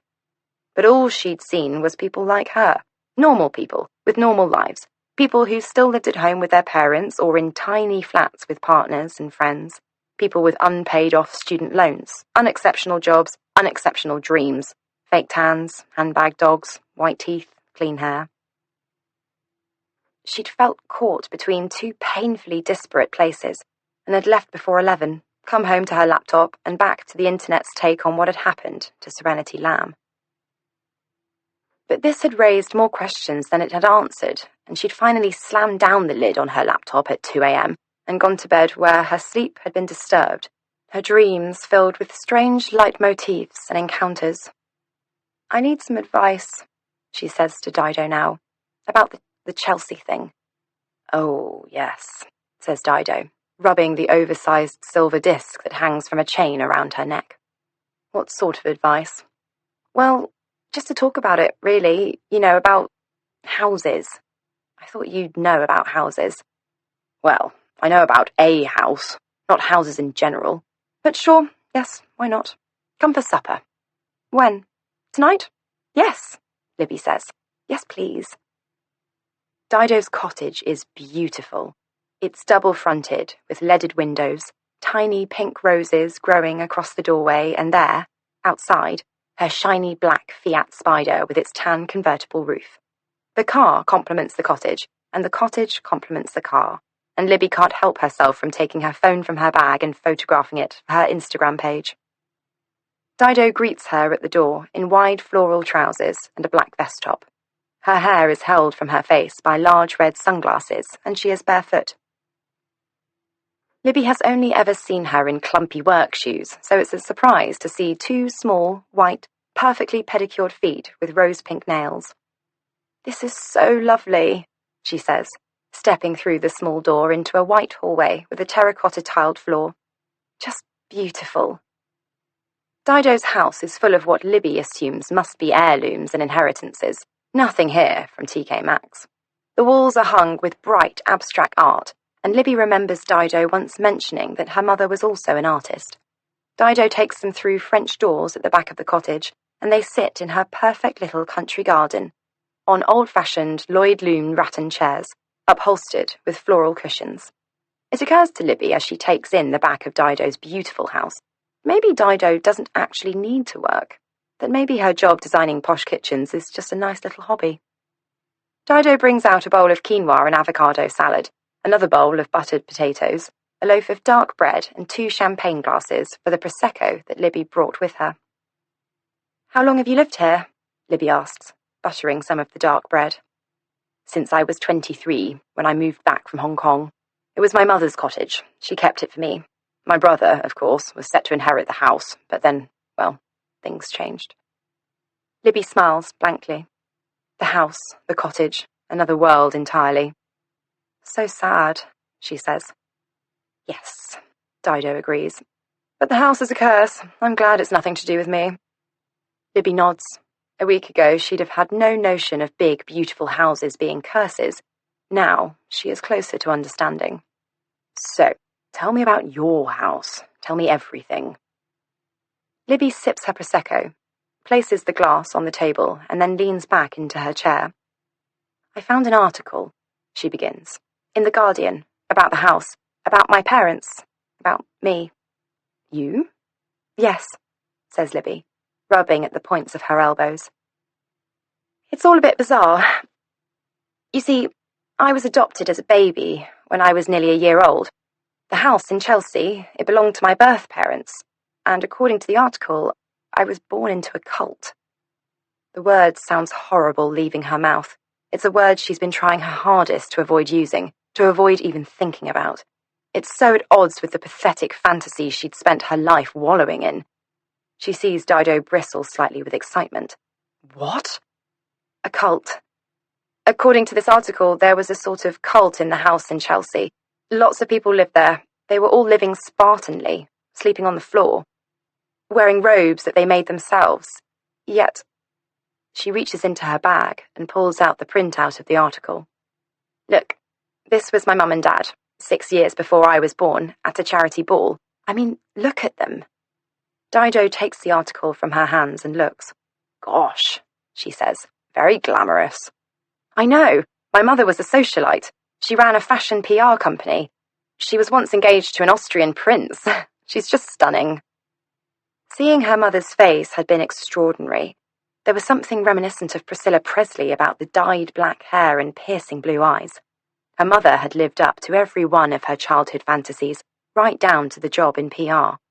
Her father, well, he was very well dressed, but smaller than she'd imagined, shorter than her mother, with a slightly arrogant tilt to his chin, but something oddly defensive in the way he looked at the photographer, as though expecting trouble of some kind. He held his arm around Martina Lamb's waist, the tips of his fingers just visible in the shot.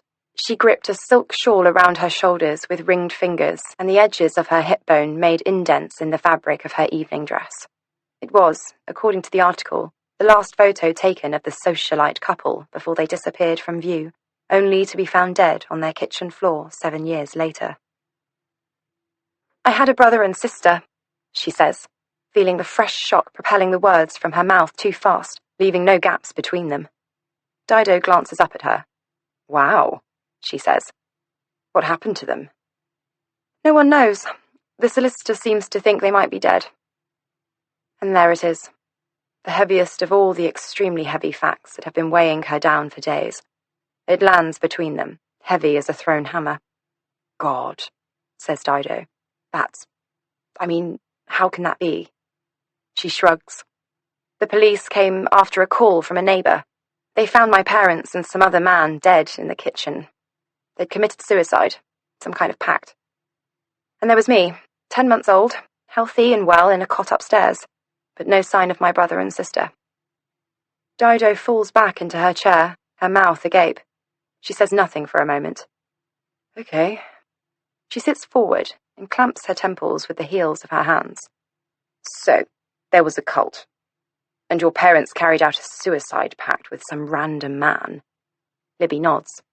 They poisoned themselves with plants they'd grown in the garden. Dido's jaw falls again. Yes, she says dryly. Of course they did. Fuck. Then what?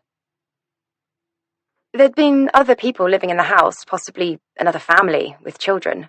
But when the police got there, there was nobody. Just the dead bodies and me. All the children had just disappeared. Never been heard of since. Dido shivers and puts a hand to her chest. Including your brother and sister. Yes, she says. They'd barely been seen in years. The neighbours assumed they were away at boarding school, but no school ever came forward to say they'd been a student there. and one of them must have stayed on in the house after my parents died, because apparently someone had been looking after me for days. My nappy was fresh, and when they took me out of the cot they found this. She takes the rabbit's foot from her bag and passes it to Dido. It was tucked into my blankets. For luck? Dido says. I suppose so, Libby replies. And the other guy who died, Dido says. Who was he? Nobody knows. There was no paperwork to identify him, just his initials on the suicide note. No one reported him missing. No one recognized him from police sketches. The theory is that he was an itinerant, a gypsy, maybe, which would perhaps explain that. She gestures at the rabbit's foot in Dido's hand. Gypsies. Dido massages the word with relish. Gosh. And the house, it's weird, it's dark, and I was there on Saturday morning and I heard something upstairs. What sort of something? Well, someone moving, a cough. And you're sure it wasn't the neighbours? I suppose it could have been, but it really sounded like it was coming from the top of the house, and now I'm too scared to go back there. I feel like I should just put it on the market and get rid of it and move on, but... Your brother and sister. My brother and sister. The truth. My story. It's all bound up in that house, and if I sell it, I may never find out what really happened. Dido stares for a moment at the newspaper article. Then she looks up at Libby. Here, she says, tapping at the top of the newspaper article with her fingertip. Him, the journalist. She squints at the byline. Miller Rowe. He's your man. You need to get in touch with him. Just imagine how amazed he'll be after all his months of investigative journalism to suddenly find you in his inbox. Serenity Lamb herself, complete with actual rabbit's foot. They both fall silent then for a moment and let their gazes drop to the rabbit's foot where it sits on the garden table in a pool of soft dappled evening light. Libby takes the article from Dido's hand and finds the byline. Miller Rowe. An unusual name. Easy enough to Google. She pulls her phone from her bag and types it in. In under a minute, she has his contact email address at The Guardian. She turns her phone to show it to Dido. Dido nods sagely. Good work, she says. Then she lifts her glass of Prosecco and holds it towards Libby. To Serenity Lamb, she says, and to Miller Rowe. May one beget the truth about the other. Chapter 16. Lucy is awake at 5:30 the next morning. She slides carefully off the bed and the dog jumps down and follows her to the kitchenette, his claws clacking against the linoleum. Giuseppe has put tea bags, granulated coffee and a plastic bag of chocolate brioche fingers on the counter. There is also a bottle of milk in the fridge. Lucy puts a pan of water on to boil and then sits for a while on the plastic chair in the corner, staring at the curtained window. After a moment, she stands and tugs open the curtain, then sits and stares at the building opposite. The dark windows reflecting the orange of the early dawn, the grey walls briefly turned pink. The sky overhead is detergent blue and filled with circling birds. The traffic has not started yet, and the only noise is the steady rumble of the water coming to the boil, the whine of the gas flame beneath. Lucy looks at her phone. Nothing. The dog is staring at her meaningfully. She opens the door to her apartment quietly, opens the back door onto the street, and gestures to the dog to go outside. He passes her, lifts his leg against the outside of the building for half a minute, then runs back inside. Indoors, Lucy pulls her rucksack towards her and unzips an inside pocket. In there is her passport. She flips it open. As she'd suspected, it expired 3 years earlier. The last time she'd used it was when Marco was 2, and she and Michael had taken him to New York to meet Michael's parents. They'd split up shortly afterwards, and Lucy hadn't used it since. Michael had originally got the passport for her. He'd been booking their honeymoon in the Maldives. "Give me your passport, honey," he'd said. "I need the details." "I don't have a passport," she'd said. "Well, you're going to need to renew it ASAP or there'll be no honeymoon." She sighed and looked up at him.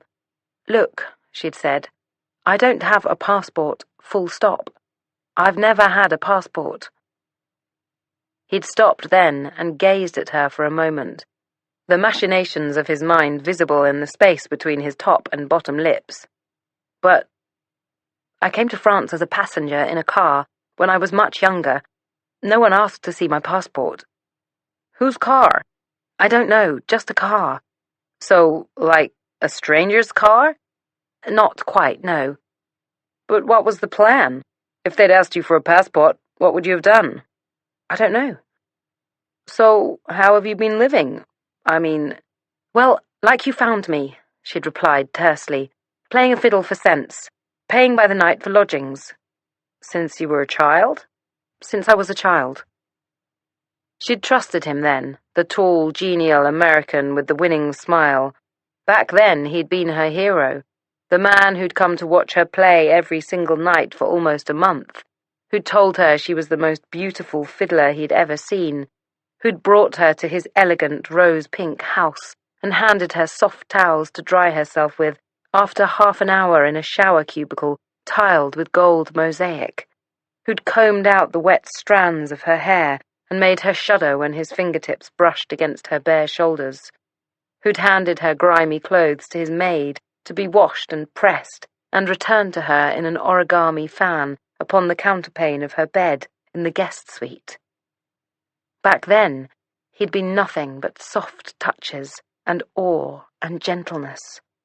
Of course she'd trusted him. So she'd told him everything, the whole story, and he'd looked at her with shining hazel eyes and said, "It's okay. You're safe now. You're safe now." And then he'd got her a passport. She'd had no idea how or from whom. The information on it was not entirely accurate. It was not her correct name, nor was it her correct date of birth or her correct place of birth, but it was a good passport, a passport that had got her to the Maldives and back, that had got her to Barbados and back, to Italy and Spain and New York and back, without anyone ever asking any questions. And now it has expired, and she has no means of getting another one, and no means of getting back to England. Not to mention the fact that there are no passports for the children, nor a pet passport for the dog. She closes her passport and sighs. There are two ways around this obstacle, and one of them is dangerous and illegal, and the other is just plain dangerous. Her only other alternative is not to go at all. At this thought, her mind fills with images of leaving England 24 years ago. She replays those last moments as she's replayed them 1,000 times. The sound of the door clicking behind her for the very last time, whispering, "I'll be back soon. I promise you. I promise you. I promise you." Under her breath 12 times as she ran down Chain Walk in the dark of the middle of the night, her heart pounding, her breath catching, her nightmare both ending and beginning. Chapter 17. It was almost 2 weeks before Phineas Thompson deigned to talk to me. Or maybe it was the other way around. Who knows? I'm sure he'd have his own take on it, but in my recollection, and this is of course entirely my recollection, it was him. I was, as ever, hanging around in the kitchen with my mother, eavesdropping on her conversation with the women who now seemed to live in our house. I'd subliminally determined at this point that the only way to really know what was going on in the world was to listen to women talk. Anyone who ignores the chatter of women is poorer by any measure. By now, Birdie and Justin had been living with us for almost 5 months, the Thompsons for nearly 2 weeks. The conversation in the kitchen on this particular day was one that operated on a kind of 48-hour rotating cycle. The vexing matter of where Sally and David were going to live. At this point, I was still clinging pathetically to the fallacy that Sally and David were only staying for a short while. Every few days a possibility would appear on the horizon and be talked about at length, and the feeling that Sally and David were about to move on would hang briefly, tantalizingly in the air, until, pop, the possibility would be found to have an inherent flaw and they'd be back to the drawing board. Right now, the possibility was a houseboat in Chiswick. It belonged to a patient of David's who was going backpacking for a year and needed someone to look after her bearded dragons.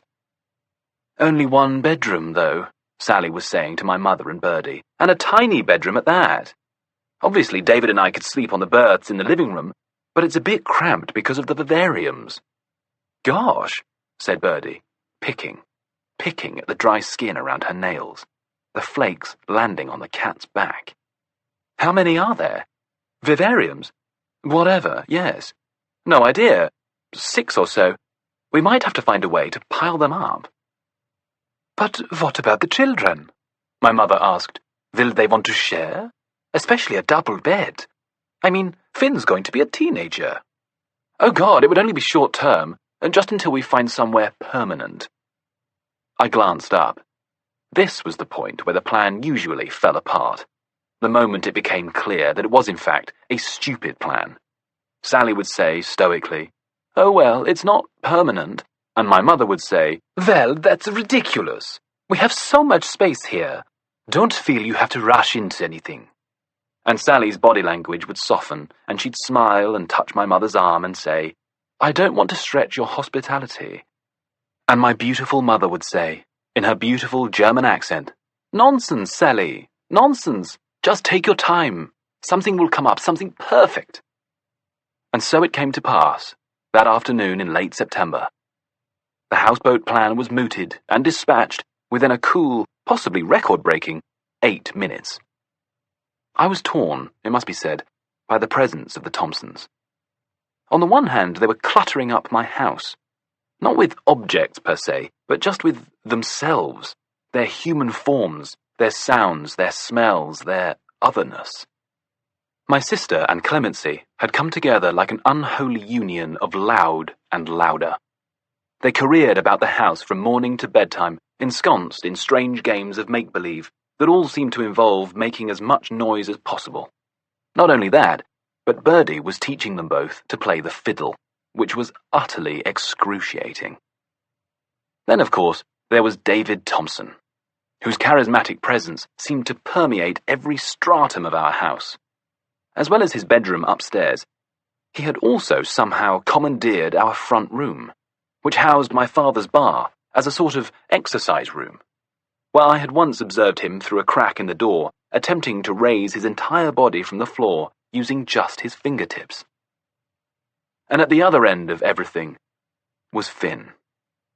Finn, who refused even to look at me, let alone talk to me. Finn, who acted as though I was not even there, and the more he acted as though I was not there, the more I felt like I might die of him refusing to see me. And then finally, that day, it happened. I'd left the kitchen after it had been established that Sally and David would be staying, and had almost bumped into Finn coming the other way. He wore a faded sweatshirt with lettering on it, and jeans with tears in the knees. He stopped when he saw me, and for the first time his eyes met mine. I caught my breath. I searched my tangled thoughts for something to say, but found nothing there. I moved to the left. He moved to his right. I said sorry and moved to my right. I thought he'd pass silently onwards, but then he said, "You know we're here to stay, don't you?" "I'm sorry?" "Just ignore anything my parents say about moving out. We're not going anywhere. You know," he continued, "we ended up in that house in Brittany for 2 years. We were only supposed to be there for a holiday." He paused and cocked an eyebrow. I was clearly supposed to be responding in some way, but I was stupefied. I had never stood so close to someone so beautiful before. His breath smelled of spearmint. He stared at me, and I saw disappointment flicker across his face. Or not even disappointment, but resignation, as though I was simply confirming what he'd already suspected of me, that I was boring and pointless, not worth his attention. "Why don't you have your own house?" I asked finally. He shrugged. "Because my dad's too tight to pay rent." "Have you never had your own house?" "Yes, once. He sold it so we could go traveling." "But what about school?" "What about school?" "When do you go to school?" "Haven't been to school since I was 6. Mum teaches me." "Wow," I said. But what about friends? He looked at me askance. Don't you miss having friends? He narrowed his eyes. No, he said simply. Not even slightly. He looked as though he was about to leave. I did not want him to leave. I wanted to smell his spearmint breath and find out more about him. My eyes dropped to the book in his hand. What are you reading? I asked. He glanced down and turned the book upwards. It was The Dice Man by Luke Reinhardt, a novel I had not heard of at the time, but which I have since read roughly 30 times. Is it good? All books are good, he said. That's not true, I said. I've read some really bad books. I was thinking specifically of Anne of Green Gables, which we'd been forced to read the term before, and which was the most stupid, annoying book I'd ever encountered. They weren't bad books, Finn countered patiently. They were books that you didn't enjoy. It's not the same thing at all. The only bad books are books that are so badly written that no one will publish them. Any book that has been published is going to be a good book for someone. I nodded. I couldn't fault his logic. I've nearly finished it, he said, glancing down at the book in his hand. You can borrow it after me if you want. I nodded again. Okay, I said. Thank you. And then he left. But I stood where I was, my head pulsating, my palms damp, my heart filled with something extraordinary and new. Chapter 18.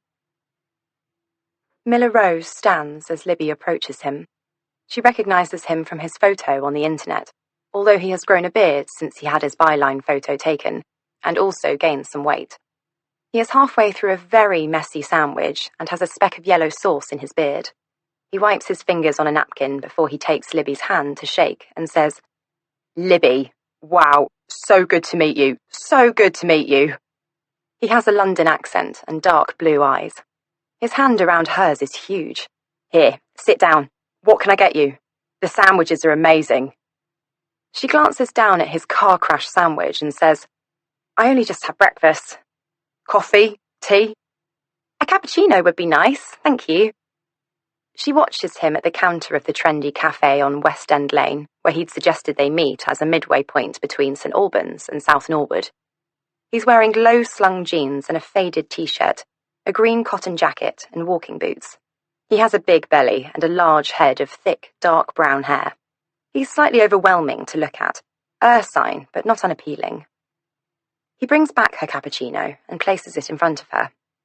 So grateful to you for coming to meet me. I hope your journey was okay. He pushes his sandwich to one side as though he has no intention of eating any more. No problem, she says. 15 minutes, straight through. From St Albans, right? Yes. Nice place, St Albans. Yes, she agrees. I like it. So, he says, stopping and staring meaningfully at her. You're the baby. She laughs nervously. It seems I am. And you've inherited that house. I have, yes. Wow, he says. Game changer. Complete, she agrees. Have you been to see it? The house? Yeah. Yes, a couple of times. God. He throws himself back into his chair. I tried so hard to get them to let me into that house. I was virtually offering the guy at the solicitors my firstborn. One night I even tried to break in. So, you never actually saw it? No, I very much didn't. He laughs wryly. I peered through windows. I even sweet-talked the neighbours round the back to be allowed to look out of their windows, but never actually got in the house. What's it like? It's dark, she says. Lots of wood panelling. Weird. And you're going to sell it, I assume? I am going to sell it, yes, but... She trails her fingertips around the rim of her coffee cup as she forms her next words. First, I want to know what happened there. Miller Rowe makes a sort of growling noise under his breath and rubs his beard with his hand, dislodging the speck of yellow sauce. God, you and me both. 2 years of my life that article took from me. 2 obsessed, insane, fucked up years of my life. Destroyed my marriage and I still didn't get the answers I was looking for. Nowhere near. He smiles at her. He has, she thinks, a nice face. She tries to guess his age, but she can't. He could be anywhere between 25 and 40. She reaches into her bag and pulls out the keys to Cheney Walk, places them on the table in front of him. His gaze drops onto them, and she sees a wave of longing pass across his eyes. His hand reaches across the table. "Oh my God. May I?" "Sure," she says. "Go ahead." He stares at each key in turn, caresses the fobs. "A jag," he says, looking up at her. "Apparently." "You know, Henry Lamb, your dad, he used to be quite the Jack the Lad. Used to go screaming off hunting at the weekends, partying at Annabelle's on school nights." "I know," she replies sanguinely. "I read your article." "Yes," he says. "Of course you did." There is a brief silence. Miller pulls the edge of his sandwich and puts it in his mouth. Libby takes a sip of her coffee. "So," he says, "what next?" "I want to find my brother and sister," she says. "So they've never tried to get in touch with you?" "No, never. What's your theory?" "I have a million theories, but the big question is, do they know the house was held in trust for you? And if they knew, will they know that you've inherited it now?" Libby sighs. "I don't know. The solicitor said that the trust had been drawn up years before, when my brother was born. It was meant to go to him when he turned 25, but he never came to claim it. Then to his sister, but she never came to claim it either. And of course the solicitors had no way of contacting either of them. But yes, I guess there's a chance they knew it would come to me. Assuming..." She was going to say they're still alive, but stops herself. "And the guy," she says. "The man who died with my parents. In the article you said you followed a lot of dead leads, but you never managed to find out who it was." "No, frustratingly not." Miller rubs his beard. "Although there was one name that came up. I had to give up in my search for him, but it's nagged at me ever since. David Thompson." Libby throws him a quizzical look. "There were initials on the suicide note, remember? MLHLDT. So I asked police for names of missing person cases that had involved the initials DT. David Thompson was one of the 38 they had unearthed. 38 missing persons with the initials DT. 10 within the John Doe's estimated age range, and one by one I eliminated all of them. But this one fascinated me. Dunno, there was just something about his story that rang true. 42-year-old guy from Hampshire. Normal upbringing, but no record of him anywhere, not since he arrived back in the UK from France in 1988, with his wife called Sally, and 2 children, Phineas and Clemency. The 4 of them arrived by ferry from St. Malo into Portsmouth in..." He flicks through a notebook for a moment. "September 1988.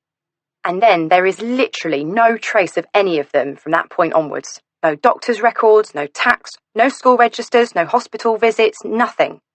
Their families described them as loners. There were rifts and grudges, a huge falling out over an inheritance of some sort, so nobody wondered where they were, not for years and years, until David Thompson's mother, nearing the end of her life, decides she wants a deathbed reconciliation and reports her son and his family as missing persons. The police run some perfunctory searches, find no trace of David or his family. Then David's mother dies, and no one asks about David or Sally Thompson ever again.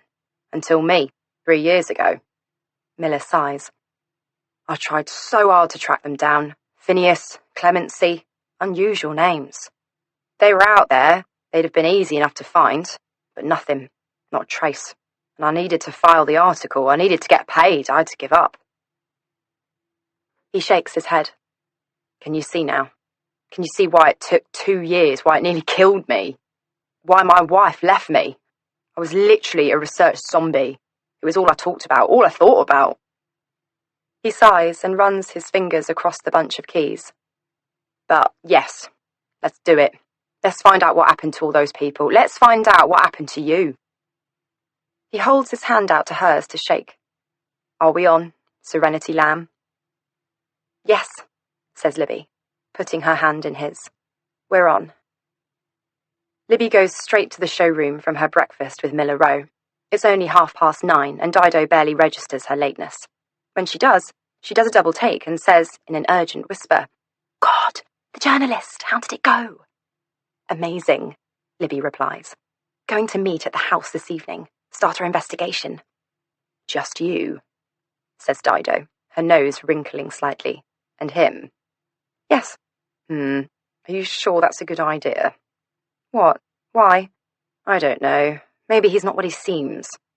Dido narrows her eyes at her. I think I should come too. Libby blinks slowly and then smiles. You could have just asked. I don't know what you mean. Dido turns back to her laptop. I just want to look out for you. Fine, says Libby, still smiling. You can look out for me. I'm meeting him at 7. We'll need to be on the 6:11, okay? Yes, says Dido, her gaze resolutely on her computer screen. Okay, and by the way, she looks up suddenly. I've read every single Agatha Christie novel ever published, twice, so I might even be quite useful. Chapter 19. Lucy leaves the children sleeping with a note on the bedside table for Marco that says, "I've gone to sort out passports. I'll be back in a couple of hours. Give your sister something to eat. The dog's with Giuseppe." She leaves the house at 8 a.m. and takes the long route across town to the Gare de Nice. She stops for a while and sits on a bench, letting the soft morning sun warm up her skin. At 8:45, she boards the train to Antibes. Just after 9 a.m., she is in front of Michael's house. A metal jacket of blue bottles sits on Fitz's shit from the morning before. She smiles a tight smile. Then, very slowly, bile burning in the pit of her stomach, she rings on Michael's doorbell. The maid answers. She smiles when she recognizes Lucy, and she says, "Good morning to you. You are the wife of Michael from before? The mother of Michael's son? I did not know before that Michael he had a son." She has her hand clasped to her chest, and she looks genuinely joyful. "Such beautiful boy. Come in." The house is silent. Lucy says, "Is Michael available?" Yes, he's having a shower. You wait for him on terrace, is okay?" Joy leads her onto the terrace and tells her to sit, insisting on bringing coffee with amaretti on the side, even when Lucy says water will be fine. Michael does not deserve such a woman, she thinks. Michael does not deserve anything. She puts her hand into her shoulder bag and pulls out her old passport and the tiny wallet with the photos of Stella and Marco tucked inside. She drinks her coffee, but leaves the amaretti, which she cannot stomach. A colourful bee-eater sits in a tree overhead, surveying the garden for snacks. She breaks up the amaretti and drops it on the floor for him. He doesn't notice and flies away. Lucy's stomach rolls and reels. It's 9:30. Then, finally, he is there, immaculate in a white t-shirt and pea-green shorts, his thinning hair still wet from the shower and his feet bare. "Well, my goodness me," he says, brushing her cheek with his on both sides. "Twice in 2 days.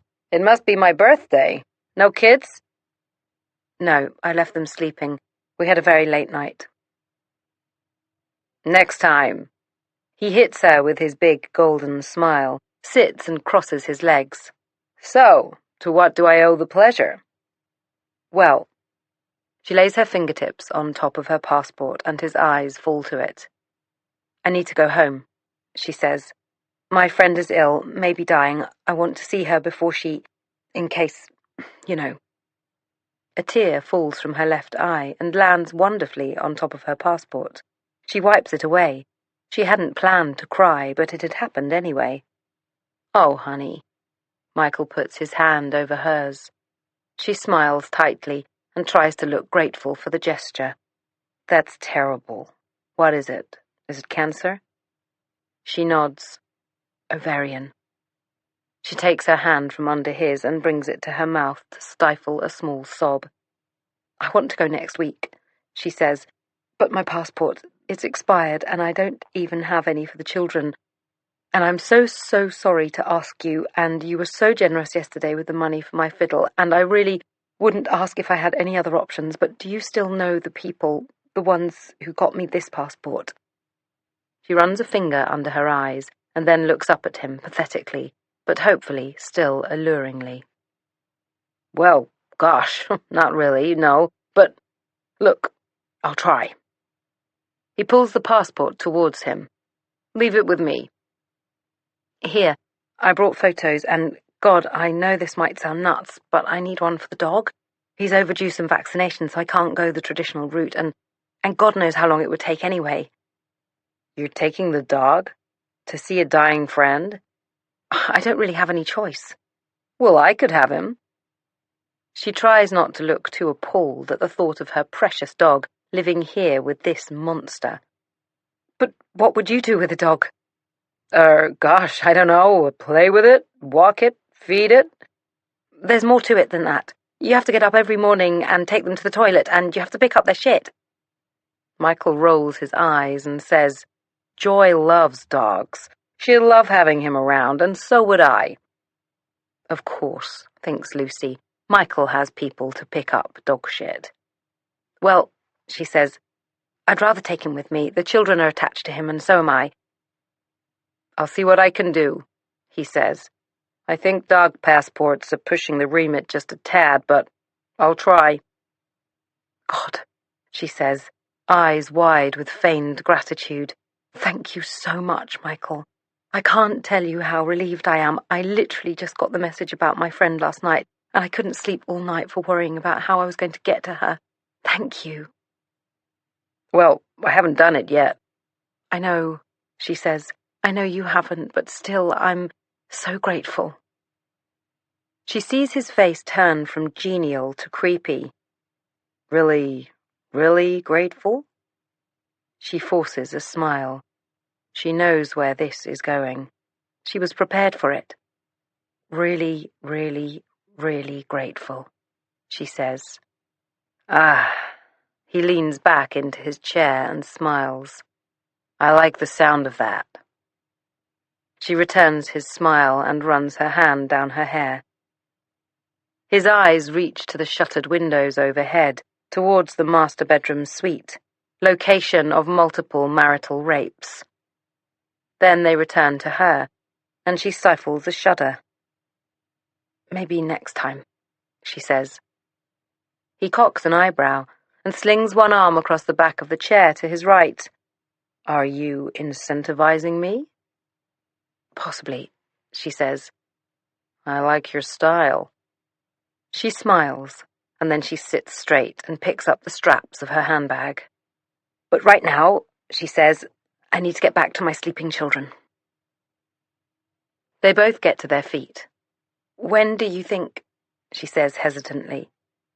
I'll get on the case right now, he says. Let me have your number, and I'll call you when I've got news. I don't have a phone right now, she says. He grimaces. But you just said you got a message last night about your friend. If sleeping on the beach for a week did anything for a person, it taught them to think on their feet. Oh, that was on the landline in the hostel. Someone left it for me on a piece of paper. Right then, how will I get hold of you? Shall I call you at the hostel? No, she says coolly. No, give me your number. I'll call you from the payphone. I'll call on Friday? He scribbles down his number and hands it to her. Yes, call me Friday. And here.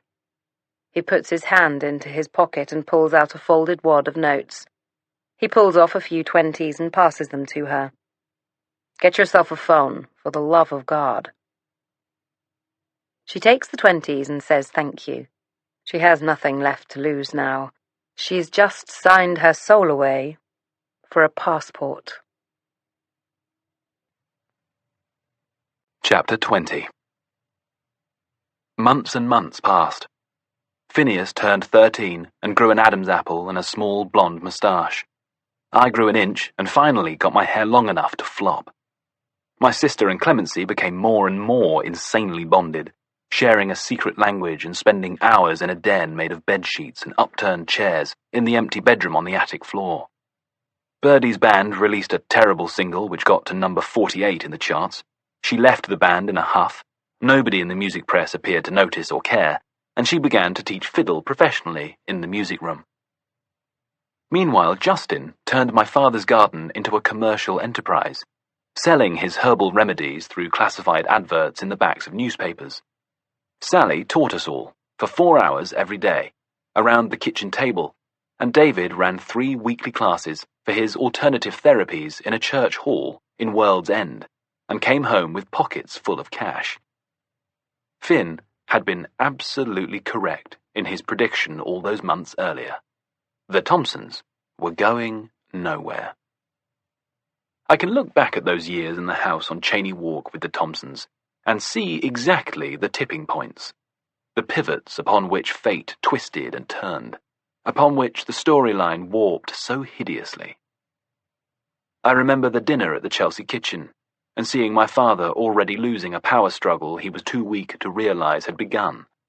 And I remember my mother, holding herself back from David, refusing to shine for fear of him desiring her.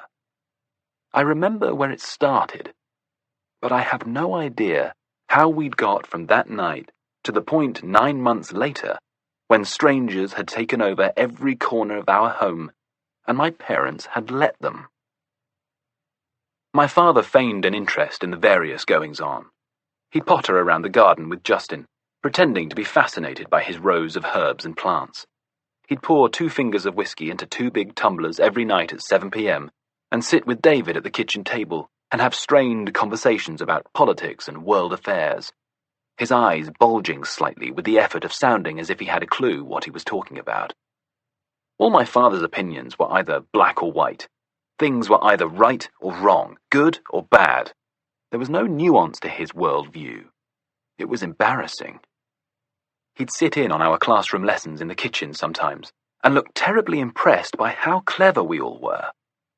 I could not work out what had happened to my father. It was as though Henry Lamb had vacated the house but left his body behind. I wanted desperately to talk to him about everything that was happening, the upending of my world. But I was scared that it would be like pulling a scab off his last remaining hold on his own sense of significance. He seemed so vulnerable, so broken. I saw him one lunchtime in early summer, clutching his mohair cap and his jacket, checking the contents of his wallet at the front door. We'd finished lessons for the day, and I was bored. "Where are you going?" I asked. "To my club," he replied. Ah, his club. A set of smoky rooms in a side street off Piccadilly. I'd been there once before when my mother was out, and our babysitter had failed to materialize. Rather than be stuck at home with 2 small, dull children to entertain, he'd put us into the back of a black cab and taken us to his club.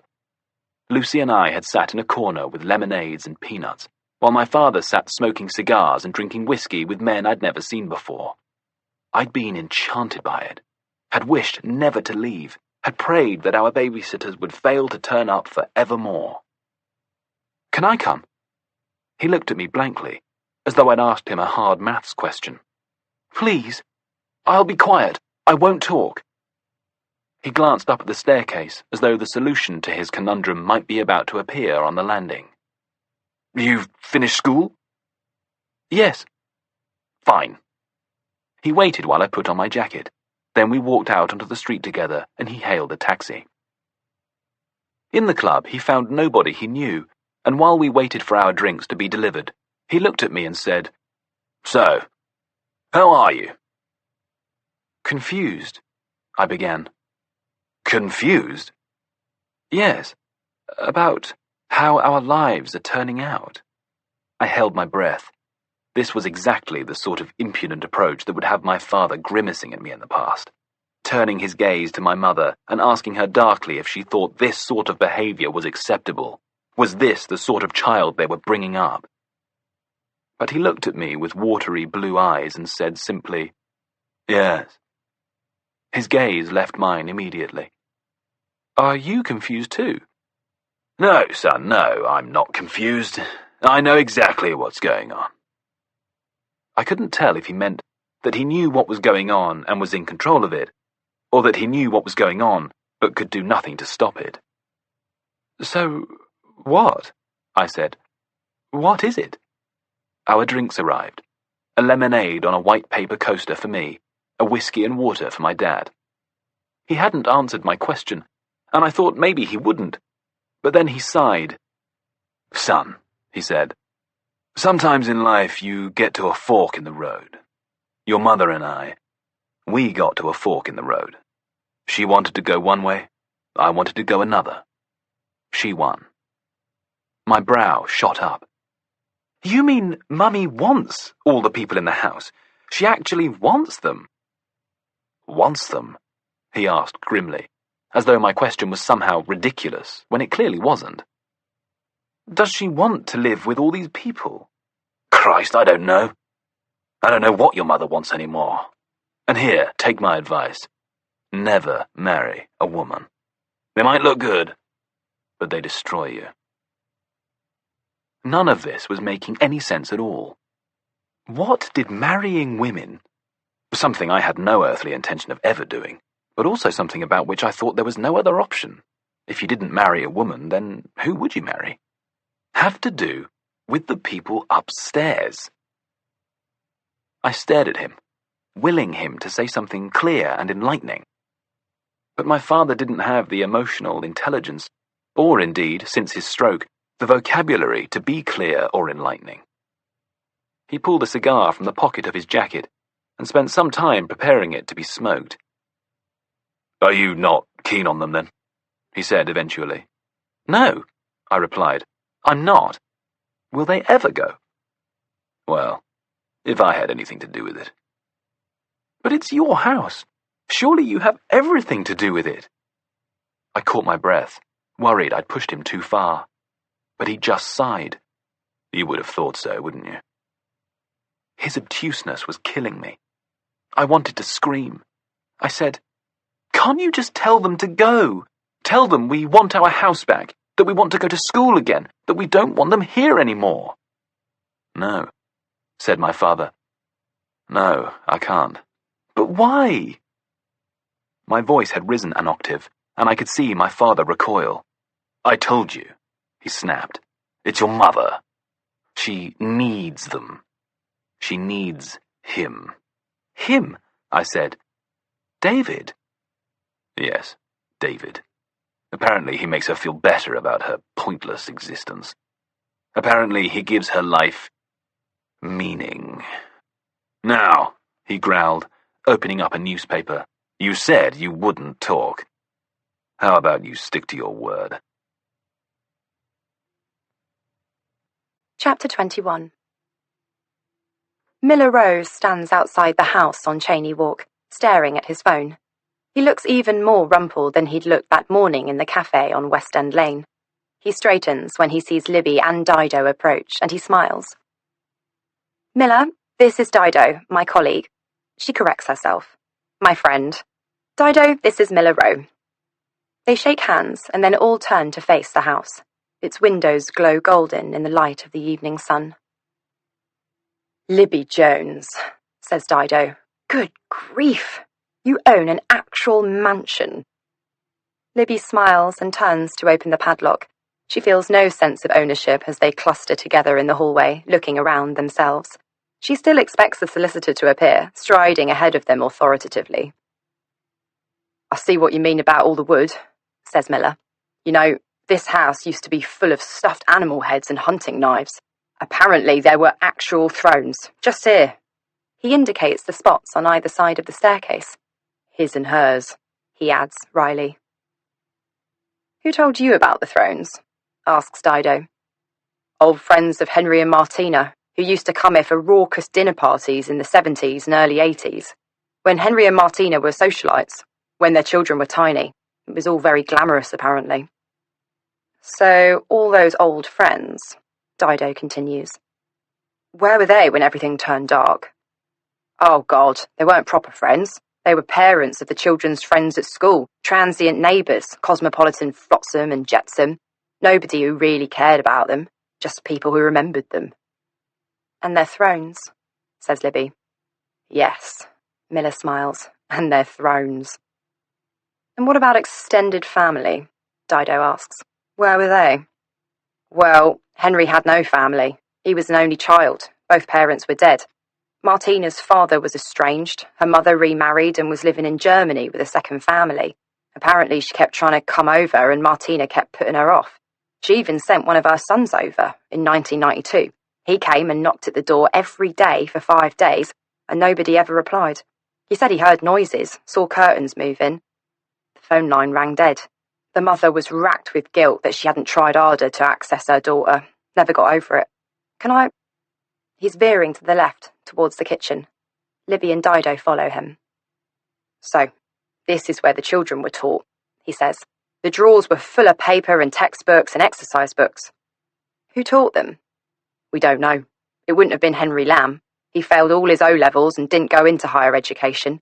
Martina didn't have English as her first language, so it was unlikely to be her. So, one of the mystery others, we imagine. And most likely a woman. What happened to all the school books? Libby asked. I have no idea, says Miller. Maybe they're still here. Libby looks at the big wooden table in the middle of the room with its 2 sets of drawers on each side. She holds in her breath and pulls them open in turn. The drawers are empty. She sighs. Police evidence, says Miller. They may well have destroyed them. What else did they take as police evidence? Dido asks. The robes, bedclothes, all the apothecarial stuff, the bottles and trays and what have you. Soap, face cloths, towels, fibres, of course, that sort of thing. But really, there was nothing else. No art on the walls, no toys, no shoes. No shoes? Dido repeats. Libby nods. It was one of the most shocking of all the details in Miller's Guardian article. A house full of people and not one pair of shoes. Dido glances around. This kitchen, she says, would have been the absolute height of kitchen chic back in the 70s. Wouldn't it just, agrees Miller. Top of the range too. Virtually everything that had been in the house, before they sold everything, was bought from Harrods. The archivist in their sales department let me see the sales invoices, going back to the date Henry bought the house. Appliances, beds, light shades, sofas, clothes, weekly flower deliveries, hair appointments, toiletries, towels, food, everything. Including my cot? Yes, including your cot, which was bought, if I recall, in 1977, when young Henry was a newborn. So I was the 3rd baby to sleep in it. Yes, I guess so. They head towards the small room at the front of the house, and Dido says, What's your theory? What do you think happened here? In a nutshell, strange people move in with wealthy family. Strange things happen, and everyone dies, apart from some teenage children who are never heard of again. And of course, the baby, Serenity. And there was evidence that someone else lived here once, someone who developed the herb garden. I spent an entire month tracking down every apothecary in the UK and abroad who might have been living in London at that time. Nothing, not a trace. The room in which they stand is wood-panelled and wood-floored. There is a huge stone fireplace on the far wall and the remains of a mahogany bar on the other. They found equipment in here, Miller says gravely. The police thought it was torture equipment at first, but apparently it was homemade calisthenics equipment. The bodies of 2 of the suicide victims were found to be very lean and hyper-muscled. This was clearly the room where they exercised, possibly to mitigate against the negative effects of never leaving the house. So again, I spent a month hunting down every teacher of calisthenics I could find to see if anyone knew about this technique being used in Chelsea in the 80s and early 90s. Again, nothing. He sighs, and then turns suddenly to Libby. Did you find the secret staircase? To the attic? Yes, the solicitor showed me when he brought me here. Did you see the locks? On the children's doors? Libby feels a tremor pass through her. I hadn't read your article then, she says, so I didn't look. And last time I came... She pauses. I thought I heard someone up there and freaked out and left. Shall we go and look? She nods. Okay. There's one of these secret staircases in my parents' house, says Dido, clutching the handrail as they ascend the narrow staircase. Always used to give me the heebie-jeebies when I was little. I used to think that a cross ghost was going to lock both doors and I'd be trapped in there forever. At this, Libby quickens her pace and emerges slightly breathlessly onto the attic landing. You okay? Miller asks kindly. She murmurs. Just about. He puts his hand to his ear. Hear that? He says. What? That creaking. She nods, her eyes wide.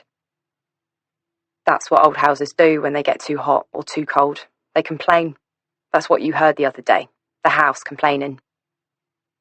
She contemplates asking him if houses also cough when they get hot, and decides against it. Miller takes his phone from his pocket and fixes the camera ahead of him, filming as he goes.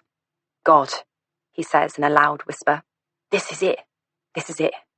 He angles his camera towards the door of the first room on the left. Look, he says. She and Dido both look. There is a lock attached to the outside of the room. They follow him to the next door. Another lock. And another. And another. All 4 rooms, lockable from the outside. This is where the police think the children slept. This is where they found some traces of blood and the marks on the walls. Look, he says. Even the toilet had a lock on the outside. Shall we? He has his hand on the handle of one of the rooms. Libby nods. When she'd first read Miller's article, she'd skimmed over the paragraphs about the attic rooms, unable to stomach the thought of what it suggested. Now, she just wants to get it over with. It's a good-sized room, painted white with flashes of yellow around the skirting boards, bare floorboards, tattered white curtains at the windows, thin mattresses in the corners. Nothing more. The next room is the same. And the next. Libby holds her breath when they get to the 4th bedroom, convinced that behind the door there will be a man. But there is no man. Just another empty, white room with white curtains and bare floorboards. They are about to close the door behind them when Miller stops, takes his camera to the furthest end of the room and aims it at the mattress. What? As he nears the mattress, he pulls it away from the wall slightly and zooms in on something wedged there. What is it? He picks it up and shows it first to his camera and then to himself. It's a sock. A sock? Yes, a man's sock. It's a red and blue sock, an odd blast of colour upon the blank canvas of the attic bedrooms. That's weird, says Libby. It's more than weird, says Miller. It's impossible, because look. He turns the sock over and shows it to Libby and Dido. The sock bears the Gap logo. What? Says Dido. I don't get it. That's the current Gap logo, he says. They've only been using that logo for the past couple of years. He locks his gaze with Libby's. This sock is new. Chapter 22. Lucy calls Michael at 5 o'clock on Friday afternoon from a payphone around the corner. He answers immediately. I thought it might be you, he says, and she can hear the lascivious smile behind his voice. How are you? She asks brightly. Oh, I'm just great. And how are you? I'm just great too. Did you buy yourself a phone yet? This is a landline number, no? Someone I know is getting me one. She lies smoothly. Something reconditioned, should be getting it tomorrow. Good, says Michael. Good. And since I realize that this is not a social call, I guess you'll want to know how I got on with your little request? She laughs lightly. I would quite like to know, she says. Well, he continues, you are going to fucking love me, Lucy Lou, because I have got you the full Monty. Passports for you, for Marco, for your girl, and even your dog. In fact, I paid so much for the passports that they threw the dogs in for free. She feels the ever-present bile curdle her lunch. She doesn't want to think about how much money Michael spent on the passports and how much he will want in return. She forces a laugh and says, Oh, how kind of them. Kind my ass, he says. And then he says, So, want to come over? Come and collect them? Sure, she says. Sure, not today, but maybe tomorrow or Sunday? Come Sunday, he says. Come for lunch. It's Joy's day off Sunday, so we'll have the place to ourselves. She feels the bile rise from her stomach to the base of her throat. What time? She manages to ask breezily. Let's say 1. I'll put some steaks on the barbecue. You can make that thing you used to make. What was it? With the bread and tomatoes. Panzanella. That's the one. God, you used to make that so well. Oh, she says. Thank you. I hope I've still got the magic touch. Yeah, your magic touch. I really, really miss your magic touch. Lucy laughs. She says goodbye. She says she'll see him on Sunday at 1 p.m. Then she puts down the phone, runs to the toilet, and throws up. Chapter 23. In the summer of 1990, when I had just turned 13, I came upon my mother one afternoon on the landing. She was placing piles of clean bedding in the airing cupboard. Once upon a time, we'd had our laundry taken away once a week in a small van with gold lettering on the side, and then returned to us a few days later in immaculate bales wrapped in ribbon, or hanging from wooden hangers under plastic sheets. "What happened to the laundry service?" I asked. "What laundry service?" Her hair had grown long. She had not, as far as I was aware, had cut it in the 2 years since the other people had moved in with us. Birdie wore her hair long, and so did Sally. My mother had worn her hair in a bob. Now it was past her shoulder blades and parted in the middle. I wondered if she was trying to be like the other women, in the same way that I was trying to be like Finn. "Remember? That old man who came in the white van to collect our laundry, and he was so tiny you used to worry that he wouldn't be able to carry it all." My mother's gaze panned slowly to the left, as though remembering a dream, and she said, "Oh, yes, I forgot about him. How come he doesn't come anymore?" She rubbed her fingertips together, and I looked at her with alarm. I knew what the gesture meant, and it was something I'd long suspected, but this was the first time I'd had it confirmed to me. We were poor. "But what happened to all Dad's money?" "Shh! But I don't understand." "Shh!" she said again. And then she pulled me gently by the arm into her bedroom and sat me on her bed. She held my hand in hers, and she stared hard at me. I noticed she wasn't wearing any eye makeup, and I wondered when that had stopped. So many things had changed so slowly over such a long period of time that it was hard sometimes to spot the joins. "You have to promise, she said, "not to talk to anyone about this. Not your sister, not the other children, not the grown-ups, nobody, okay?" I nodded hard. "And I'm telling you because I trust you, because you're sensible. So don't let me down, okay?" I nodded even harder. "Dad's money ran out a long time ago." I gulped. "What? Like, all of it, basically. So, what are we living on?" "Dad's been selling stocks and shares. There's still a couple of savings accounts. If we can live on £30 a week, we'll be okay for at least a couple of years." £30 a week? My eyes bulged. My mother used to spend £30 a week on fresh flowers alone. But that's impossible. It's not. David sat down with us and worked it all out. David? But what did David know about money? He doesn't even have a house. Shh. She put her finger to her lips and glanced warily at the bedroom door. "You'll have to trust us, Henry. We're the grown-ups, and you're just going to have to trust us. Birdie's bringing in money with her fiddle lessons. David's bringing money in with his exercise classes. Justin's making loads of money. Yes, but they're not giving any to us, are they?" "Well, yes. Everyone is contributing. We're making it work." And that was when it hit me. Hard and clear. "Is this a commune now?" I asked, horrified. My mother laughed, as though this was a ridiculous suggestion. "No," she said. "Of course it isn't." "Why can't Dad just sell the house?" I asked. "We could go and live in a little flat somewhere. It would be really nice, and then we'd have loads of money." "But this is not just about money. You do know that, don't you?" "Then what?" I said. "What is it about?" She sighed softly and massaged my hand with her thumbs. It's about me, I suppose. It's about how I feel about myself, and how I felt so sad for so long, and how all of this—" She gestured around her grand bedroom with its swagged curtains and glistening chandelier. "Doesn't make me happy. It really doesn't. And then David came and he's shown me another way to live.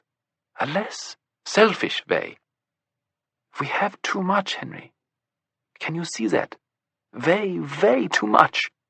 And when you have too much, it drags you down.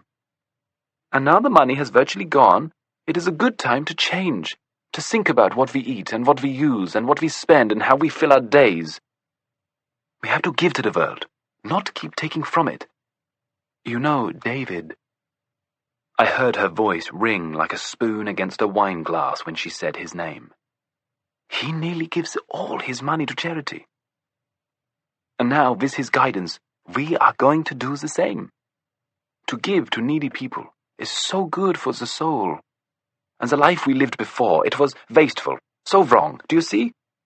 But now, with David here to guide us, we can start to redress the balance. I allowed myself a moment to absorb the full meaning of what had been said.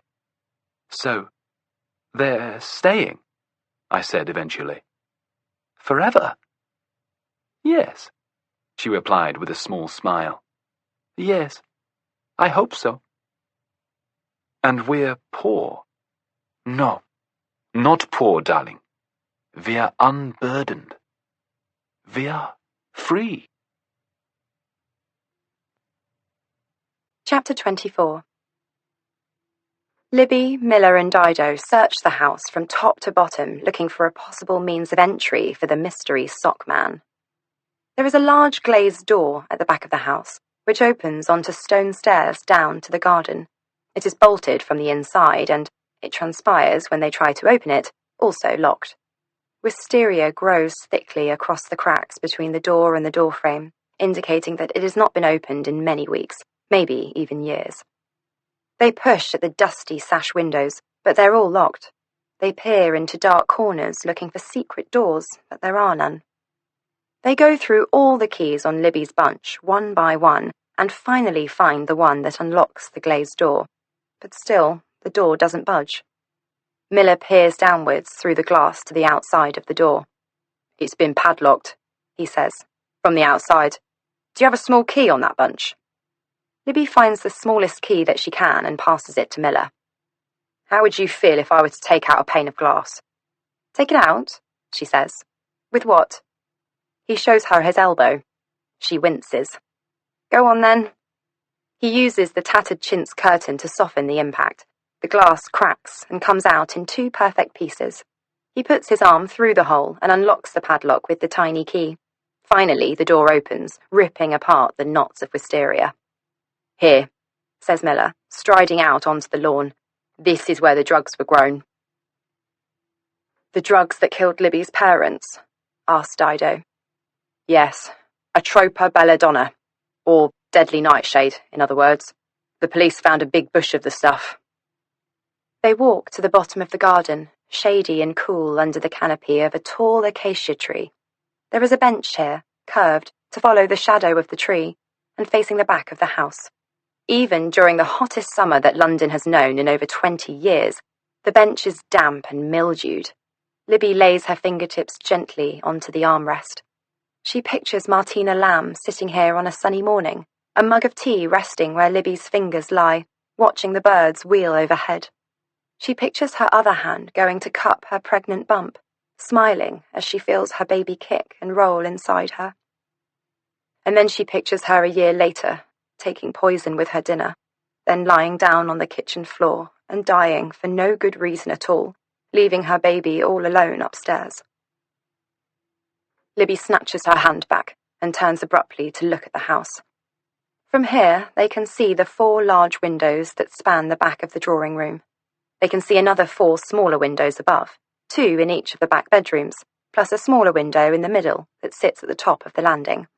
Above that are 8 narrow windows with eaves, 2 for each attic bedroom, and a tiny circular window in between where the bathroom is, and then a flat roof, 3 chimney stacks, and the blue sky beyond.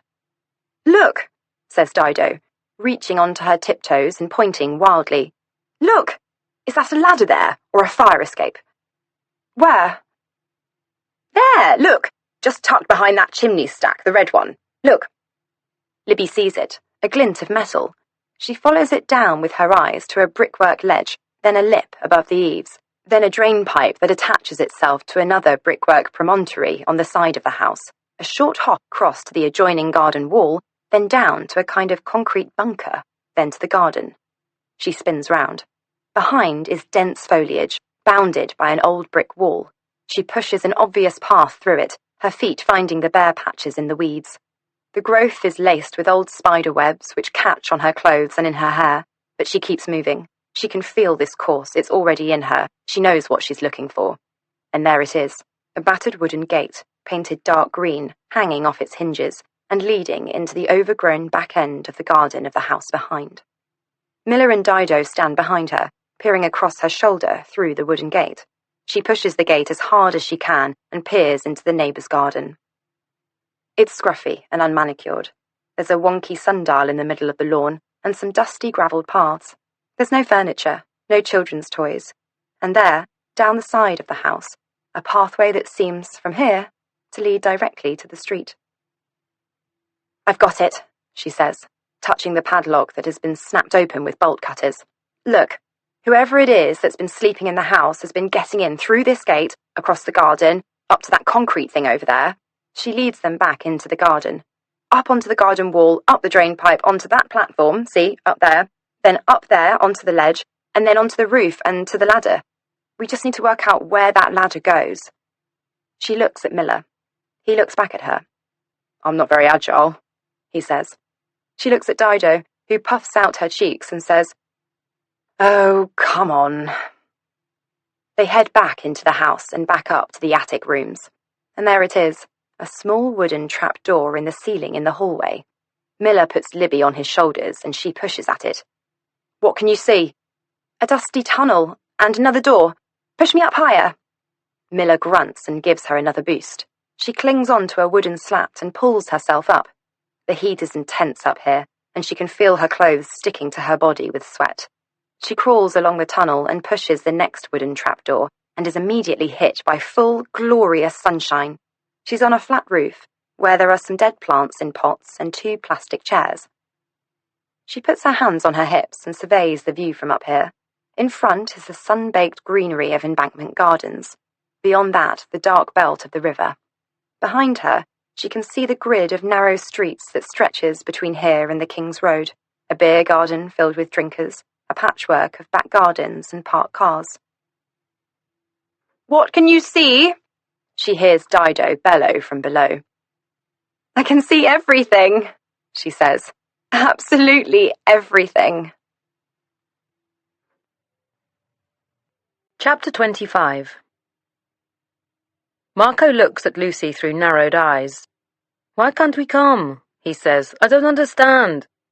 Lucy sighs, adjusts her eyeliner in the small hand mirror she's using, and says, "Just because, okay? He's done me a huge favour and he's asked me to come alone, so I'm going alone." "But what if he hurts you?" Lucy stops herself, flinching. "He's not going to hurt me, okay? We had a very twisted marriage, but we're not in that marriage anymore. Things move on. People change."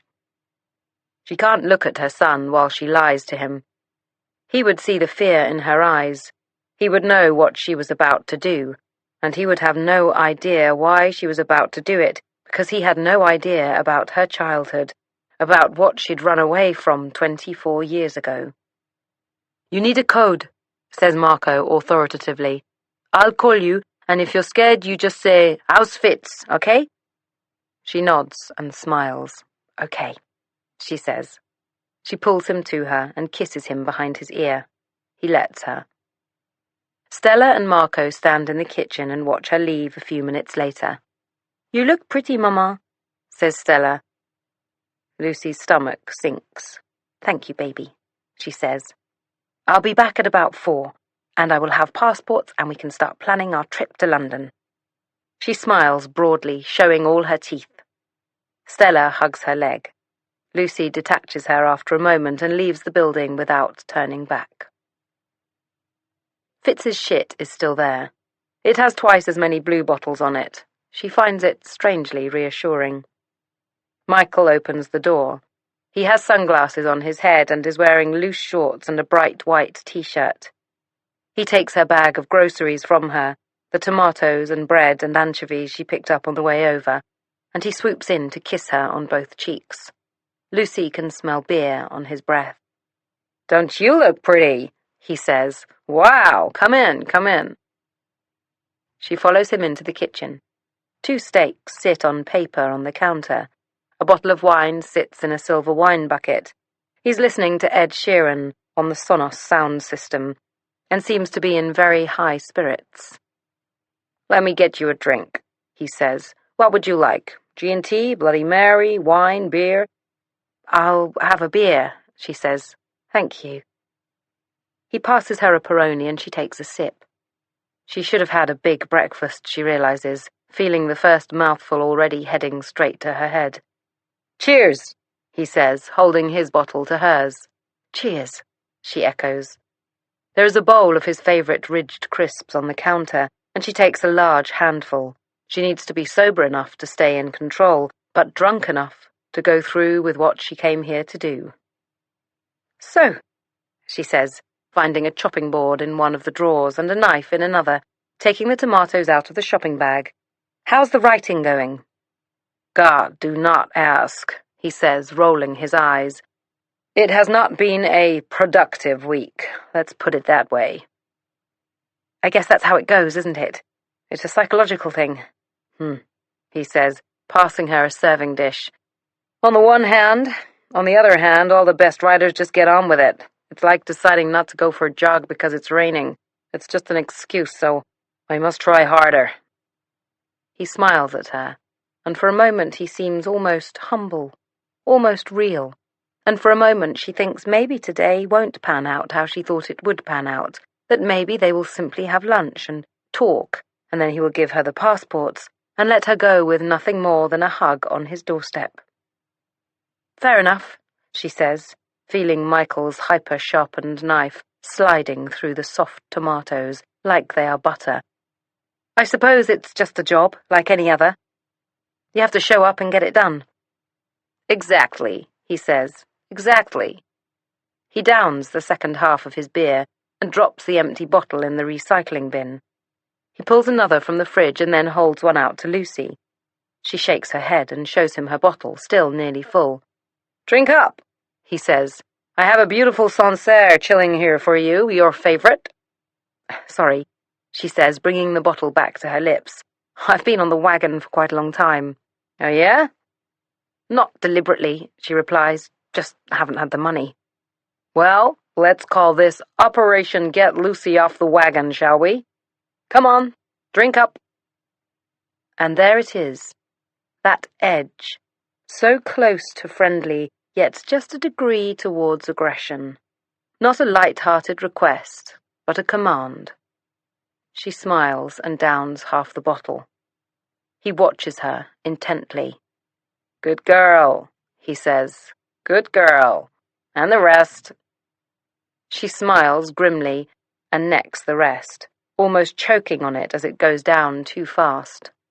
He beams at her, shark-like, and says, "Oh, good girl. Good girl." He takes the empty bottle from her and then turns to pull 2 wine glasses from a cupboard. "Shall we?"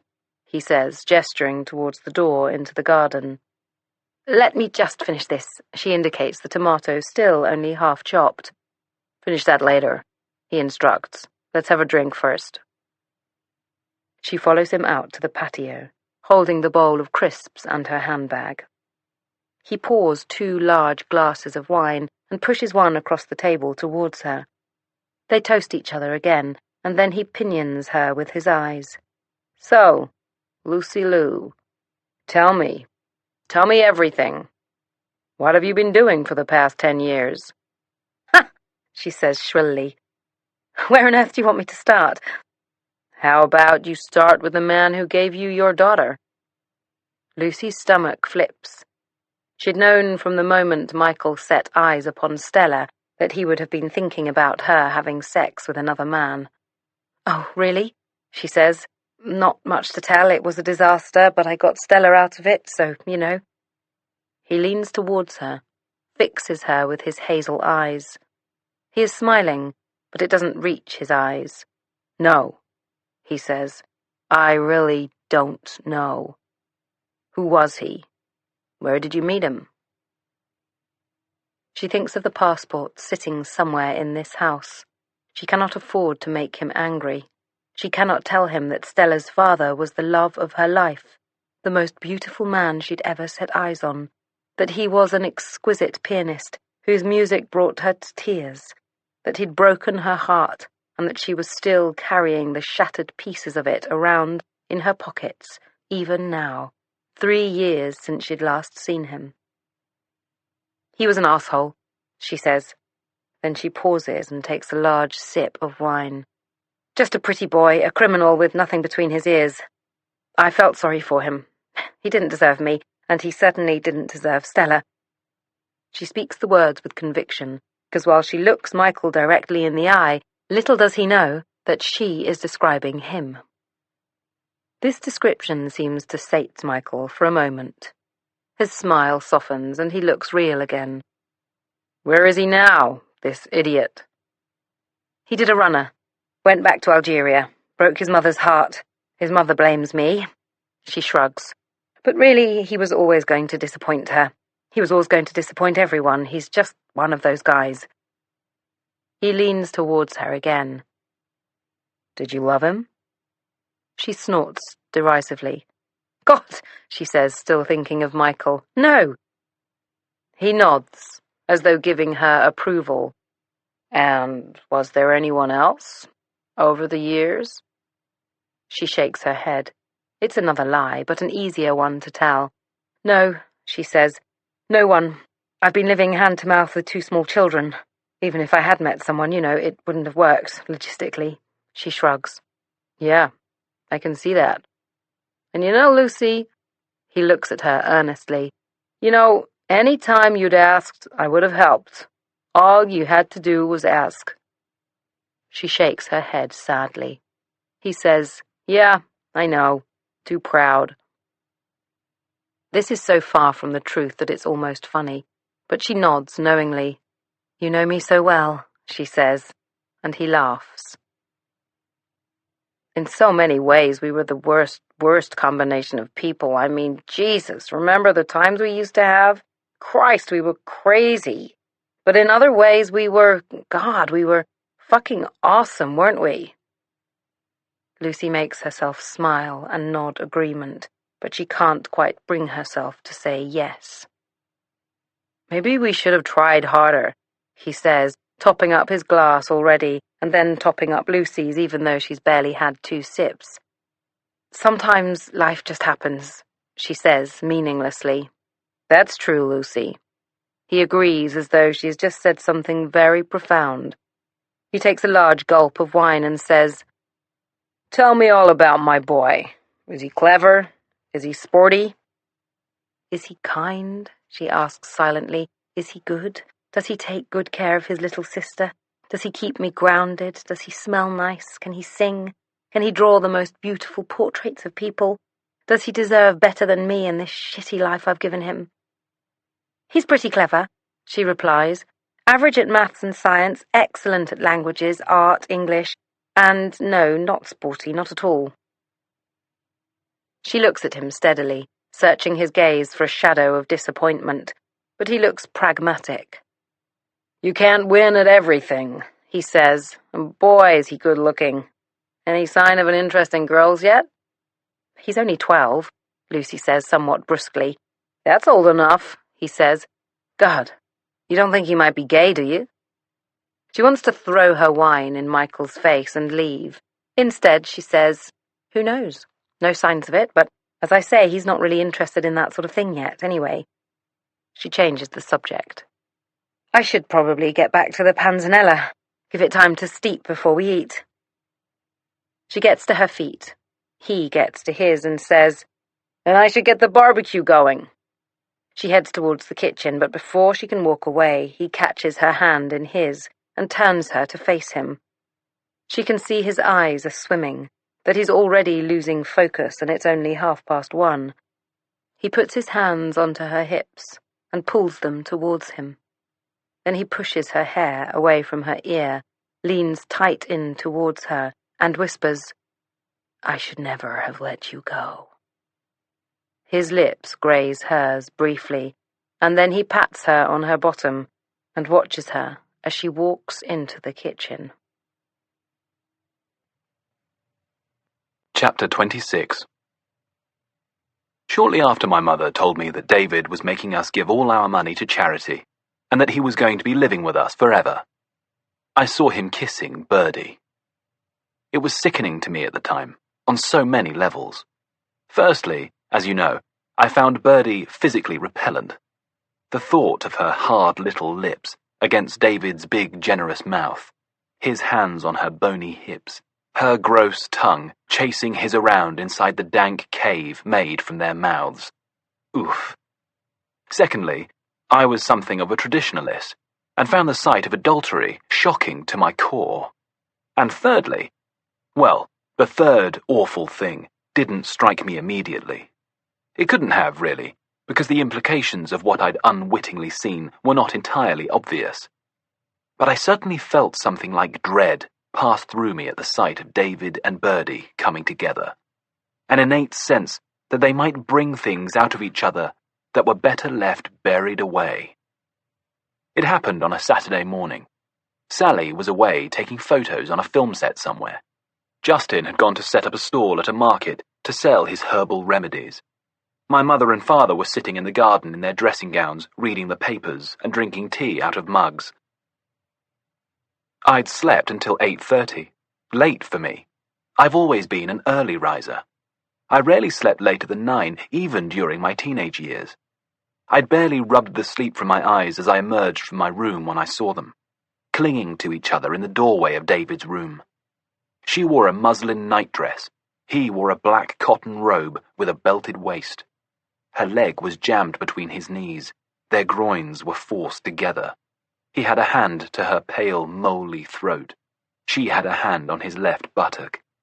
I immediately retreated into my bedroom, my heart pumping hard, my stomach well and truly turned. I put both my hands to my throat, trying to quell the nausea and the horror. I said the word, fuck, silently under my breath. Then I said it again, properly. I opened my door a crack a moment later, and they had gone. I didn't know what to do. I needed to tell someone. I needed to tell Finn. Finn flicked his blonde curtains away from his face.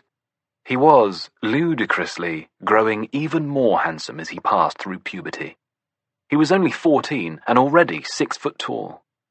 He had never, as far as I was aware, had so much as a pimple. And if he had one, I would have noticed it, as studying Finn's face was virtually my hobby. I need to talk to you, I hissed urgently into his face. It's really, really important. We walked to the end of the garden, where a curved bench caught the morning sun. With the trees in blossom and full leaf, we could not be seen from the house. We turned to face each other. I just saw something, I said. Something really, really bad. Finn narrowed his eyes at me. I could tell he thought I was going to say that I'd seen the cat eating out of the butter dish, or something equally babyish and banal. I could tell he had no faith in my ability to impart genuinely shocking news. I saw your dad. And Birdie. The expression of indulgent impatience shifted, and he looked at me in alarm. They were coming out of Birdie and Justin's room, and they were kissing. He jolted slightly at these words. I'd made my impact. Finally, after 2 years, Finn was really looking at me. I saw a muscle in Finn's jaw twitch. Are you fucking lying to me? He asked, almost growling. I shook my head. I swear, I said. I saw it just now, about 20 minutes ago. I swear. I saw Finn's eyes fill very quickly with tears, and then I saw him trying very hard to force them to go away. Some people tell me I lack empathy. This might be true. It hadn't occurred to me for a moment that Finn might be upset. Shocked, yes. Scandalized, disgusted, but not upset. I'm sorry, I said. He shook his head. His beautiful blonde hair fell across his face and then parted again to reveal an expression of grim, heartbreaking bravery. It's fine, he said. I'm glad you told me. There was a beat of silence. I couldn't work out what to do. I had Finn's full attention, but I'd hurt him. I looked at his big, sun-tanned hands twisted together in his lap, and I wanted to pick them up, caress them, hold them to my lips, kiss the pain away. I felt a terrible surge of physical desire rising through me, from the very roots of me, an agonizing longing. I turned my gaze quickly from his hands to the ground between my bare feet. "Will you tell your mum?" I said eventually. He shook his head. The hair fell again and hid his face from me. "It would kill her," he said very simply. I nodded, as though I knew what he meant. But really, I didn't. I was only 13, and I was a young 13. I knew that I'd found the sight of Birdie and David kissing passionately in their nightclothes disgusting. I knew that it was wrong, that a married man should be kissing a woman who was not his wife. But I couldn't quite extrapolate those feelings beyond me. I could not imagine how that might make another person feel. I did not really understand why Sally would want to die because her husband had kissed Birdie. "Will you tell your sister?" "I'm not fucking telling anybody," he snapped. "Christ! And you mustn't either, seriously. Don't tell anyone. Don't do anything unless I tell you to, okay?" I nodded again. I was out of my depth and glad to follow Finn's lead. The moment was falling away from me. I could feel it. I could tell Finn was about to stand up and go indoors, and that he wasn't going to invite me to go in with him, and that I would be left here on the bench, staring at the back of the house, with it all still blowing about inside me. All the wanting and the needing and the red, raw desiring. And I knew that despite what had just happened, we'd go back to normal, back to the place of mutual, polite reserve. "Let's go out today," I said breathlessly. "Let's do something." He turned to look at me. He said, "Have you got any money?" "No, but I can get some." "I'll get some too," he said. "I'll meet you in the hall at 10. He stood then, and he left. I watched him go. Watched the shape of his spine under his t-shirt, the breadth of his shoulders, his big feet hitting the ground, the tragic hang of his beautiful head. I found a handful of coins in the pockets of my father's barber. I took £2 from my mother's purse. I combed my fringe and put on a jersey zip-up jacket that my mother had bought for me a few weeks before from a cheap shop on Oxford Street, which was about 100 times nicer than anything I ever got bought from Harrods or Peter Jones. Finn sat in his throne at the foot of the staircase with a paperback book in his hand. To this day, this is how I always picture Finn. Except in my fantasies, he lowers the book, and he looks up at me and his eyes light up at the sight of me and he smiles. In reality, he barely acknowledged my arrival. He stood slowly, then glanced around the house furtively. Coast clear. He gestured for me to follow him through the front door. "Where are we going?" I asked, chasing after him breathlessly. I watched him raise his arm into a salute and move towards the curb. A taxi pulled over and we got in. I said, "I can't afford to pay for taxis. I've only got £2.50. "Don't worry about it," he said coolly. He pulled a roll of £10 notes from his jacket pocket and cocked an eyebrow at me. "Jesus, where did you get that from?" "My dad's secret stash." "Your dad has a secret stash?" "Yeah. He thinks no one knows about it, but I know everything." "Won't he notice?" "Maybe," he said. "Maybe not. Either way, there's no way of proving who took it." The taxi dropped us on Kensington High Street. I looked up at the building in front of us.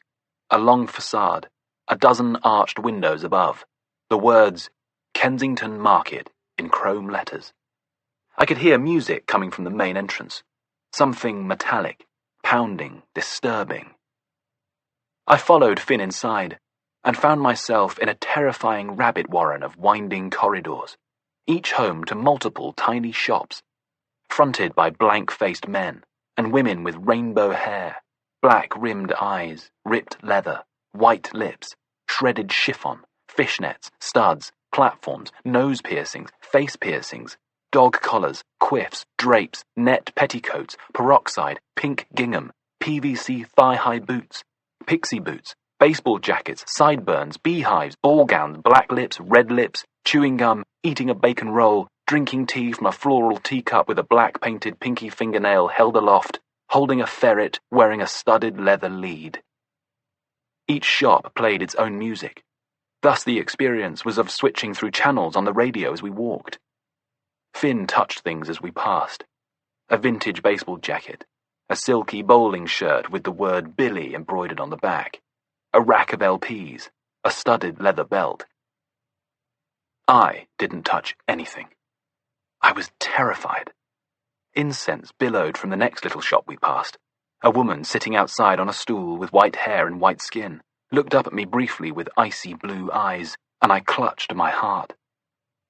On the next stall, a woman sat with a baby on her lap. I could not imagine that this was a good place for a baby to be. We wandered the corridors of this strange place for an hour. We bought bacon rolls and very strong tea from a weird cafe on the top floor and watched people.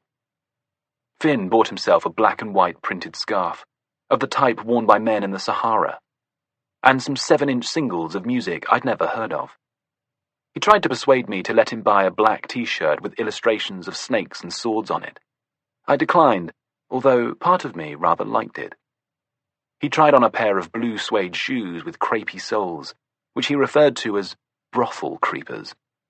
He looked at himself in a full-length mirror, pulled his curtained hair away from his face, and turned it into a quiff, rendering him suddenly into a beautiful 1950s heartthrob, Montgomery Clift crossed with James Dean.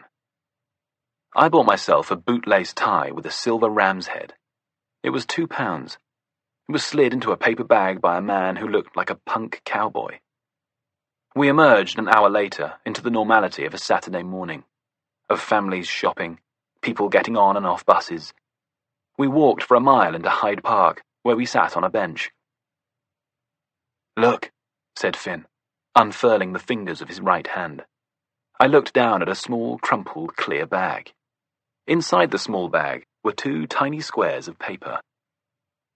"What is that?" I asked. "It's acid," he replied. I didn't understand. "LSD," he said. I had heard of LSD. It was a drug, something to do with hippies and hallucinating. My eyes widened. "What? But how? Why?" "The guy in the record shop. He just sort of told me he had it. I didn't ask. I think he thought I was older than I am." I stared at the tiny squares of paper in the tiny bag. My mind swam with the implications. "You're not going to—" "No, at least not today. But some other time, maybe, when we're at home. You up for it?" I nodded. I was up for anything that meant I could spend time with him. Finn bought us sandwiches in a posh hotel overlooking the park. They came on plates with silver rims and a knife and fork. We sat by a tall window, and I wondered how we appeared. The tall, handsome man-boy, his tiny, baby-faced friend in a scruffy jersey jacket. "What do you think the grown-ups are doing now?" I asked. "I couldn't give a shit," said Finn. "They might have called the police." I left a note. "Oh," I said, surprised by this act of conformity. "What did it say?" "It said me and Henry are going out. We'll be back later." Me and Henry. My heart leapt. "Tell me what happened in Brittany," I asked. "Why did you all leave?" He shook his head. "You don't want to know." "No, I do want to know. What happened?" He sighed. "It was my dad. He took something that wasn't his. Then he said, 'Oh, you know, I thought we were all supposed to be sharing everything, but this was like a family heirloom. It was worth about £1,000. He just took it into town, sold it, then pretended he'd seen someone break into the house and steal it. Kept the money hidden away. The father found out through the grapevine. All hell let loose. We were turfed out the next day." He shrugged. "And other stuff too, but that was the main thing." I suddenly understood his lack of guilt about taking his father's money. David claimed to be making a lot of money running his exercise classes, but really, how much money could you make out of a handful of hippies in a church hall twice a week? Could he have sold something of ours from under our noses? He'd already brainwashed my mother into letting him handle our family finances. Maybe he was taking money directly out of our bank account. Or maybe this was the money that my mother thought was going to charity to help poor people. All my vague misgivings about David Thompson began to coalesce into something hard and real. "Do you like your dad?" I asked, fiddling with the cress on the side of my plate. "No," he said simply. "I despise him." I nodded, reassured. "How about you?" he said. "Do you like your dad?" "My dad is weak," I replied, knowing with a burning clarity that this was true. "All men are weak," said Finn. "That's the whole bloody trouble with the world. Too weak to love properly, too weak to be wrong." My breath caught at the power of this statement. I immediately knew it to be the truest thing I'd ever heard. The weakness of men lay at the root of every bad thing that had ever happened. I watched Finn peel 2 £10 notes from his wad to pay for the expensive sandwiches. "I'm really sorry I can't pay you back," I said. He shook his head. "My father's going to take everything you own and then break your life. It's the least I can bloody do." Chapter 27. Libby, Dido and Miller lock the house up behind them and go to the pub. It's the pub Libby saw from the roof of the house. It's heaving, but they find a high table in the beer garden and drag stools across from other tables. "Who do you think it is?" says Dido, stirring her gin and tonic with her straw. Miller replies, "It's not someone homeless. There's not enough stuff. You know, if he was actually living there would be lots more things." "So you think it's someone who just comes occasionally?" says Libby. "That would be my guess." "And so there was someone up there when I was here on Saturday?" "That would also be my guess." Libby shudders.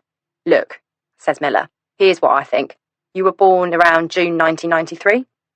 June the 19th. A chill goes through her as she says the date. How does anyone know? Maybe it was just made up.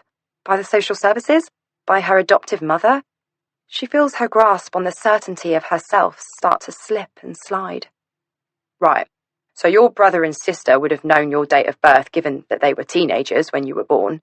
And if someone knew that the house was being held in trust for you until your 25th birthday, it would make sense that they might want to come back to the house.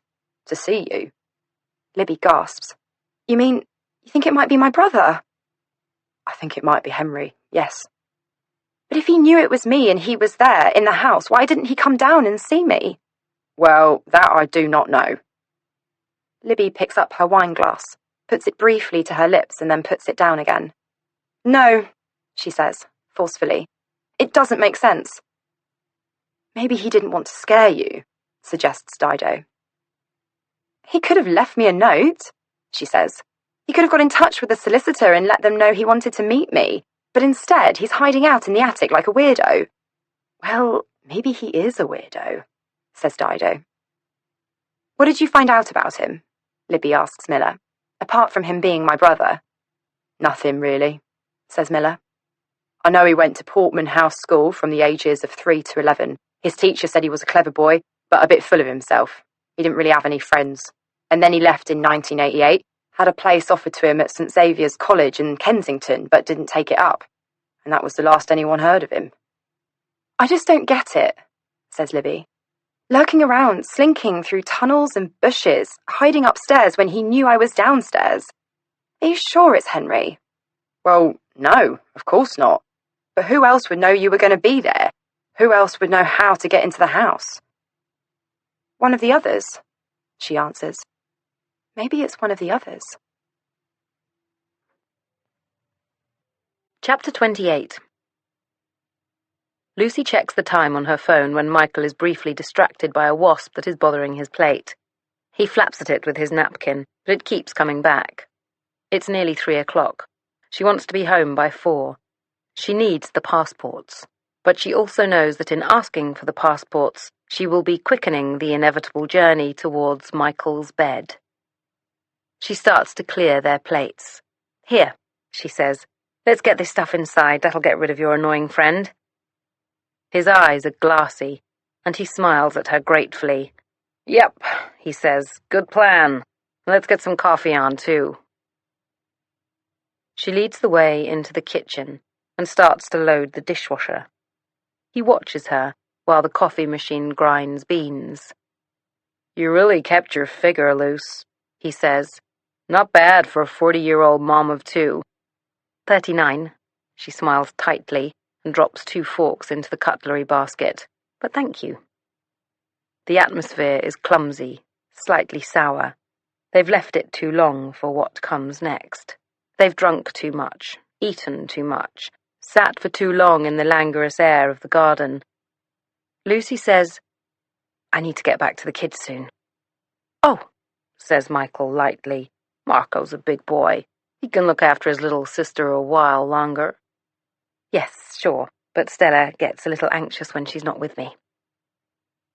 She sees his jaw twitch a little. Michael does not like to hear about weakness in others. He abhors it. "So," he says with a little sigh, "I suppose you'll want the passports." "Yes, please." Her heart thumps so hard under her rib cage that she can feel it in her ear canals. He cocks his head and smiles at her. "But don't rush off just yet, okay?" He goes to his study, and she can hear him opening and closing drawers. He returns a moment later, the passports in a felt drawstring bag in his hands. He waves it at her. "I am nothing if not a man of my word," he says, walking slowly towards her, his eyes on her, dangling the felt bag in front of him. She can't work out what he's doing. Is he expecting her to snatch them from him? Chase him? What? She smiles nervously. "Thank you," she says. And then he is standing up against her, the small of her back hard against the kitchen counter, the felt bag clutched in his hand, his mouth heading towards the crook of her neck. She feels his lips against her throat. She hears him groaning. "Oh, Lucy, Lucy, Lucy," he says. "God, you smell so good. You feel so..." He grinds himself against her. "So good. You are..." He groans again, and his mouth finds hers, and she kisses him back. That is why she is here. She came here to fuck Michael, and now she is going to fuck Michael. And she has fucked him before, and she can fuck him again. She really can, especially if she pretends he's Ahmed, pretends he is a stranger even. Then, yes, she can do this. She can do this. She lets his tongue into her mouth and closes her eyes tight, tight, tight. And his hands are pushing up from behind, pushing her up on the counter, and he takes her legs and he wraps them around his body, his hands gripping her ankles, hard enough to make her wince. But she doesn't stop. She carries on because this is what she came here to do. Behind them, the coffee machine bubbles and hisses. She knocks an empty glass, and it rolls across the counter, smashes against the side of the kettle. She tries to move her hand away from the broken glass, but Michael is pushing her closer towards it, his hands pushing up the fabric of her skirt, searching for the waistband of her knickers. She tries to move across the counter, away from the glass, but she doesn't want to stop the momentum of what's happening. She needs it to happen so that it is done, so that she can pull on her underwear and take the passports and go home to her babies. She tries to focus on helping him take off her underwear, but she can feel a shard of glass under her small of her back, pressing into her flesh. She tries one last time to shift herself across the counter, and then Michael suddenly pulls away and says, "Fucking hell, will you stop fucking wriggling away from me, fuck's sake!" And then he pushes down hard against her, and she feels the glass pierce her skin, and she jolts forward and shouts out in pain, "What the fuck is it now, for fuck's sake?" Almost in slow motion, she sees his hand coming down towards her face, and then she feels her teeth jolt inside her head. her brain slapping off the insides of her skull as he hits her. And there is blood now, warm blood running from the small of her back. "I'm hurt," she says. "Look, there was glass and—" But he's not listening to her. Instead, he forces her back onto the counter again, the glass piercing a new section of her back.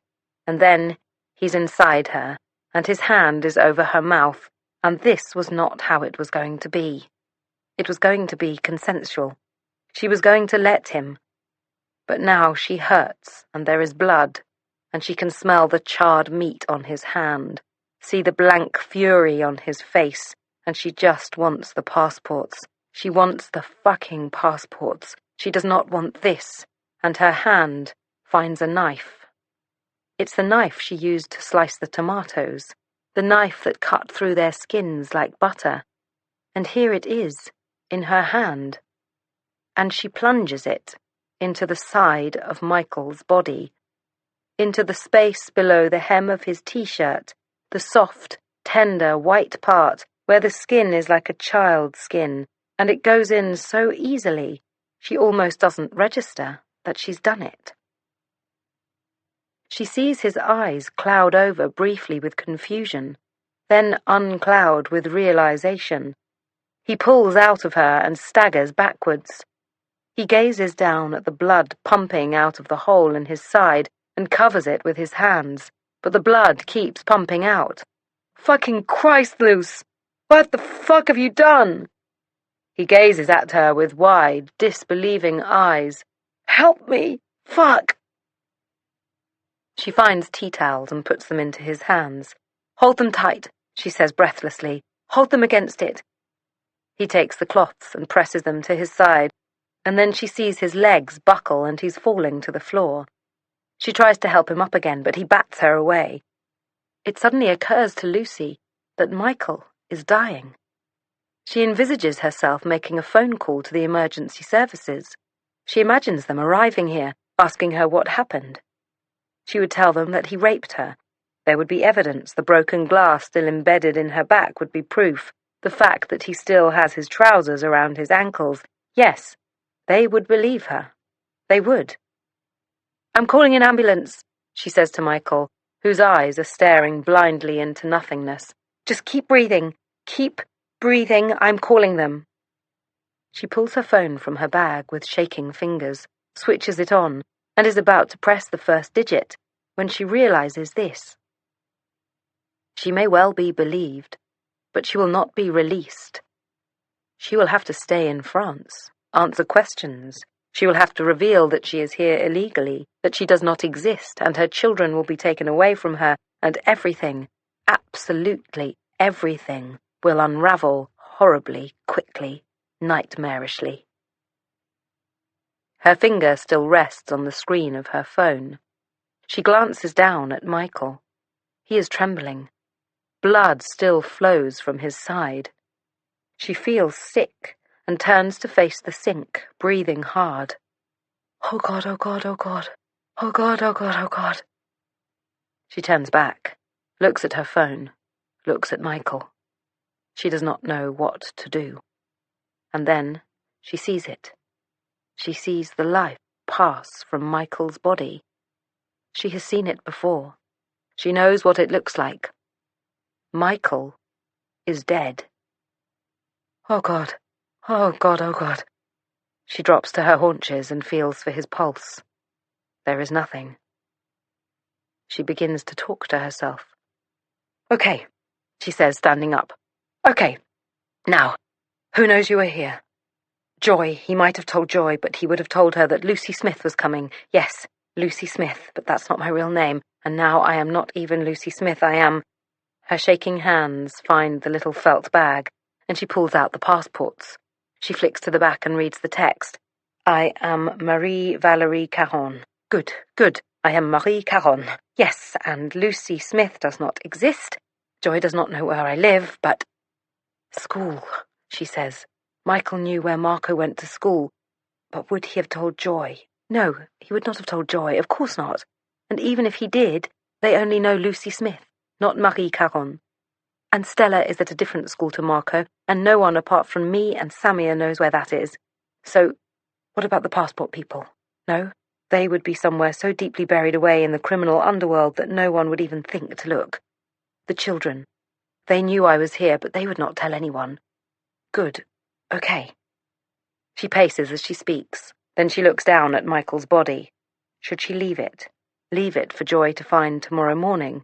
Or should she move him, clean everything, hide his body? He is a big man. Where would she hide him? She would not be able to hide him completely, but maybe for just long enough for her and the children to get to London. Yes, she decides, yes. She will clean everything. She will pull his body down into his wine cellar. She will cover it up with something. Joy will come tomorrow and think he has gone somewhere. She won't know he's missing until his body starts to smell, by which time Lucy and the children will be long gone. And everyone will just assume he was killed by someone from the shadier parts of his life. She pulls open the cupboard beneath the sink. She takes out bleach. She opens a new roll of super-absorbent kitchen towel. She starts to clean. Chapter 29. Finn and I sat on the roof of the house. Finn had found the roof. I had no idea it existed. To access the roof, one had to push open a trapdoor in the ceiling of the attic hallway, climb up into a low-roofed tunnel, and then push open another trapdoor which opened out onto a flat roof with the most remarkable views across the river. We were not, it seemed, the first to discover the secret roof terrace. There was already a pair of scruffy plastic chairs up there, some dead plants in pots, a little table. I could barely believe that my father did not know about this space. He always complained about having a north-facing garden, that he could not enjoy the evening sun. Yet up here was a private oasis, which caught the sun all day long. The tiny squares of paper that Finn had been given at Kensington Market the week before turned out to be comprised of 4 even smaller squares of paper joined together. Each tiny segment had a picture of a smiling face on it. "What if we have a bad trip?" I asked, feeling unutterably foolish using such language. "We should just have half each," said Finn, "to start off with." I nodded effusively. I'd have preferred to take none at all. I really wasn't that type of person. But it was Finn, and I would, to use the parental cliché, have followed him off a cliff if he'd asked me to. I watched him swallow down the tiny shred, and then he watched as I did the same. The sky was watercolor blue. The sun was weak, but up here, in this trap, it felt warm against our skin. We felt nothing for quite some time. We talked about what we could see, the people sitting in their gardens, the boats idling down the Thames, the view of the power station on the other side of the river. After half an hour or so, I relaxed, thinking that the acid was clearly fake, that nothing was going to happen, that I'd got away with it. But then, I felt my blood begin to warm beneath my skin. I glanced upwards into the sky and saw that it was filled with pulsing white veins that became luminous and multi-toned, like mother of pearl the longer I stared at them.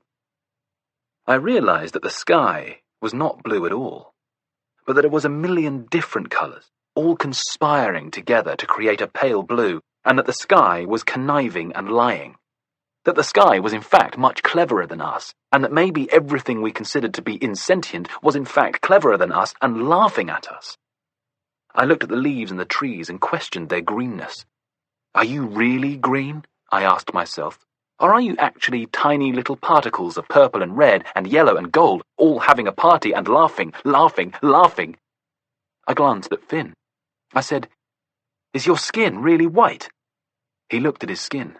He said, "No, it's—" He looked at me and laughed out loud. "I have scales! Look, I have scales! And you—" He pointed at me with great hilarity. "You have feathers! Oh, God!" he said. "What have we become? We're creatures." We chased each other around the roof for a minute, making animal noises. I stroked my feathers. Finn unfurled his tongue. We both expressed shock and awe at the length of it. "You have the longest tongue I have ever seen." "That's because I'm a lizard." He rolled it back in and then out again. I watched it keenly, and when it came out again, I leaned in and trapped it between my teeth. "Ow!" said Finn, grabbing his tongue between his fingers and laughing at me. "Sorry," I said. "I'm just a stupid bird. I thought it was a worm." And then we stopped laughing and sat in the plastic deck chairs and stared into the whirling aurora borealis above, and our hands hung down side by side, our knuckles brushing every now and then. And each time I felt Finn's skin touch mine, I felt as though his very being was penetrating my epidermis, and bits of his essence were swirling into my essence, making a soup of me and him. And it was too tantalizing. I needed to plug myself into him, so that I could capture all of his essence, and my fingers wrapped themselves around his fingers, and he let me. He let me hold his hand, and I felt him pour into me. Like when we went on a canal boat once and the man opened the lock and we watched the water flow from one place to another. "There," I said, turning to look at Finn. "There, you and me. We're the same person now." "We are?" said Finn, looking at me with wide eyes. "Yes, look." I pointed at our hands. "We're the same." Finn nodded, and we sat then for some time. I don't know how long. It might have been 5 minutes, it might have been an hour. Our hands held together, staring into the sky, and lost in our own strange, chemically induced reveries. "We're not having a bad trip, are we?" I said eventually. "No," said Finn. "We're having a good trip." "The best trip," I said. "Yes," he agreed. "The best trip." "We should live up here," I said. "Bring our beds up here and live up here." We should do that right now." We both leapt to our feet and jumped down through the trapdoor into the tunnel above the attic. I saw the walls of the tunnel throbbing, like the inside of a body. I felt we were in a throat, maybe, or an esophagus. We almost fell through the trapdoor into the hallway, and suddenly it felt like we were in the wrong place. Like in Doctor Who, when he opens the door to the TARDIS and doesn't know where he is. "Where are we?" I said. "We're down," said Finn. "In Down World. I want to go back up." "Let's get the pillows," said Finn. "Quick!" He pulled me by the hand into his bedroom, and we grabbed the pillows, and we were about to climb back up into the tunnel when David appeared in front of us. He was wet from the shower, his bottom half wrapped in a towel, his chest bare. I stared at his nipples.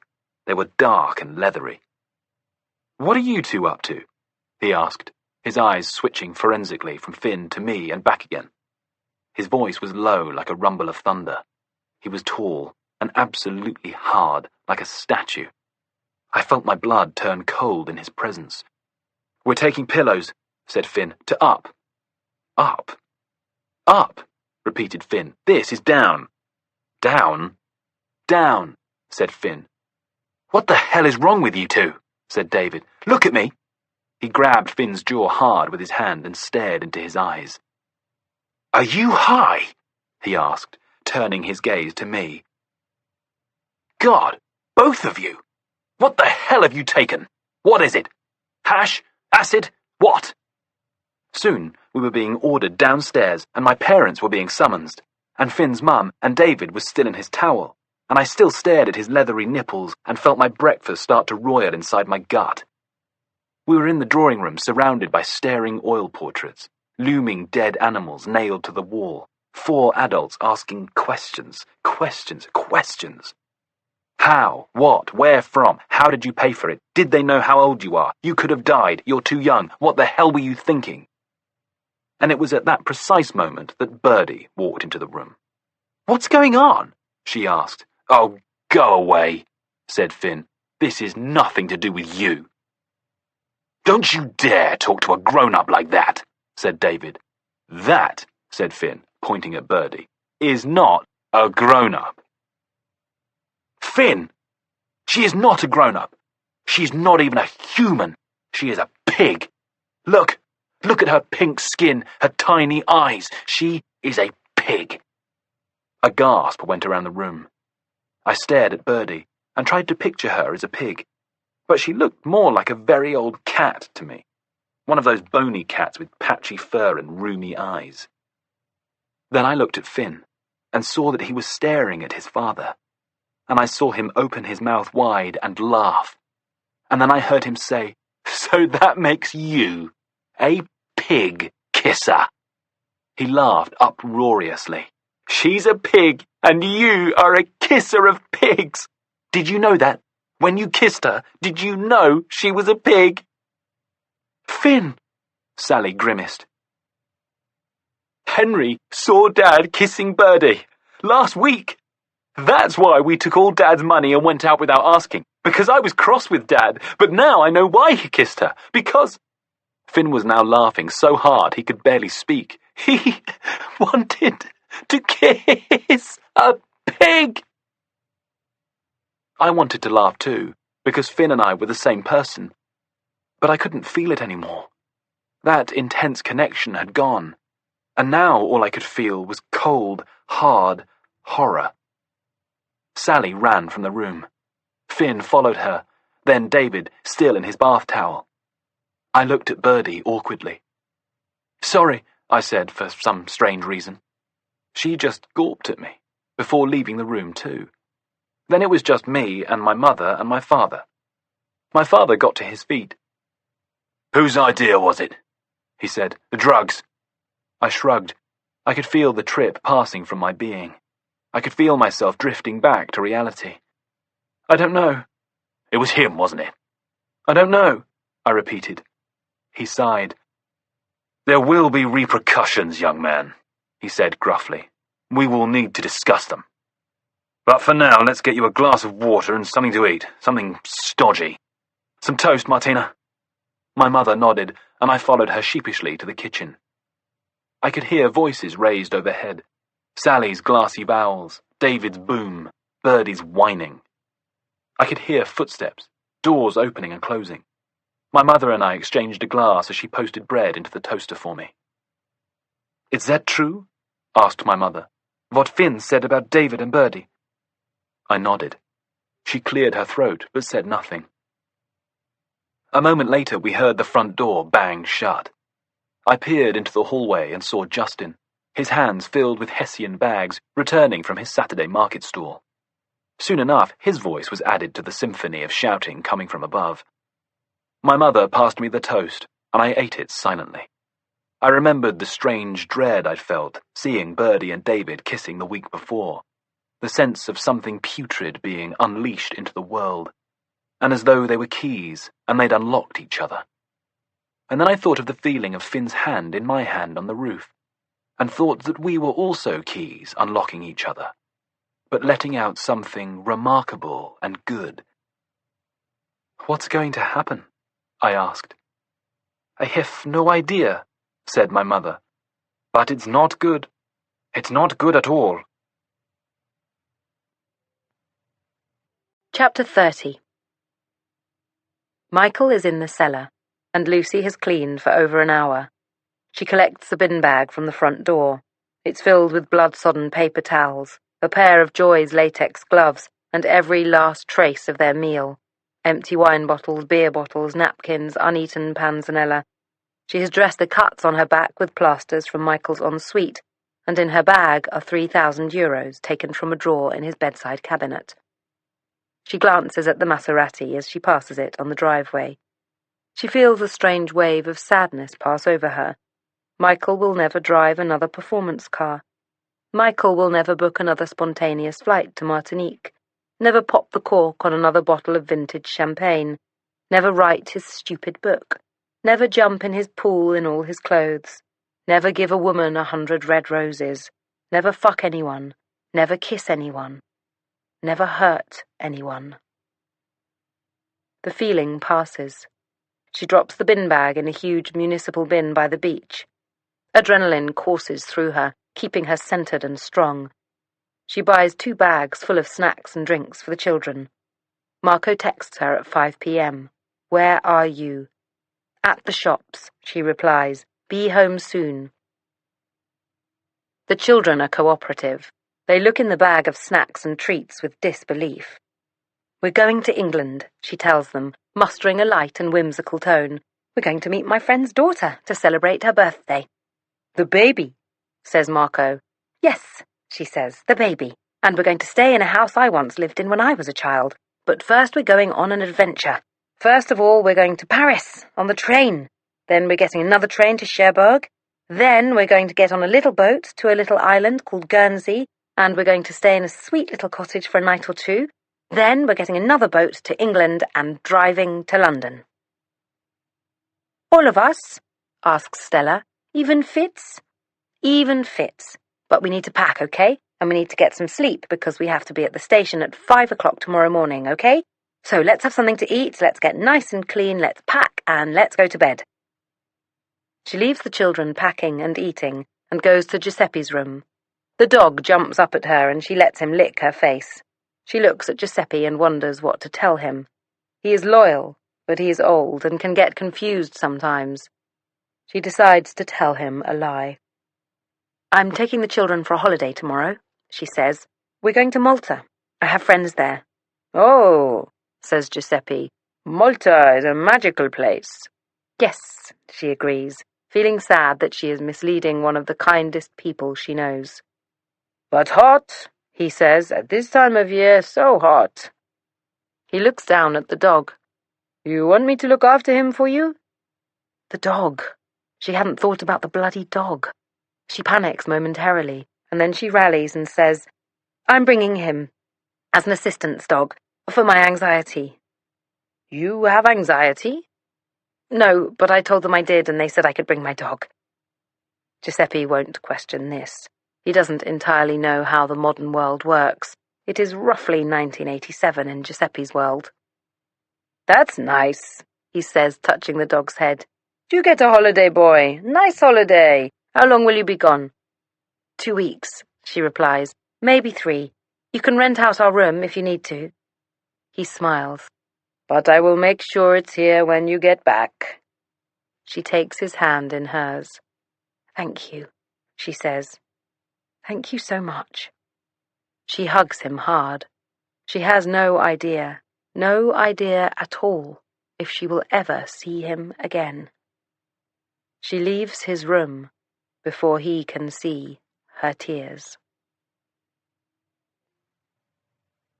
Chapter 31.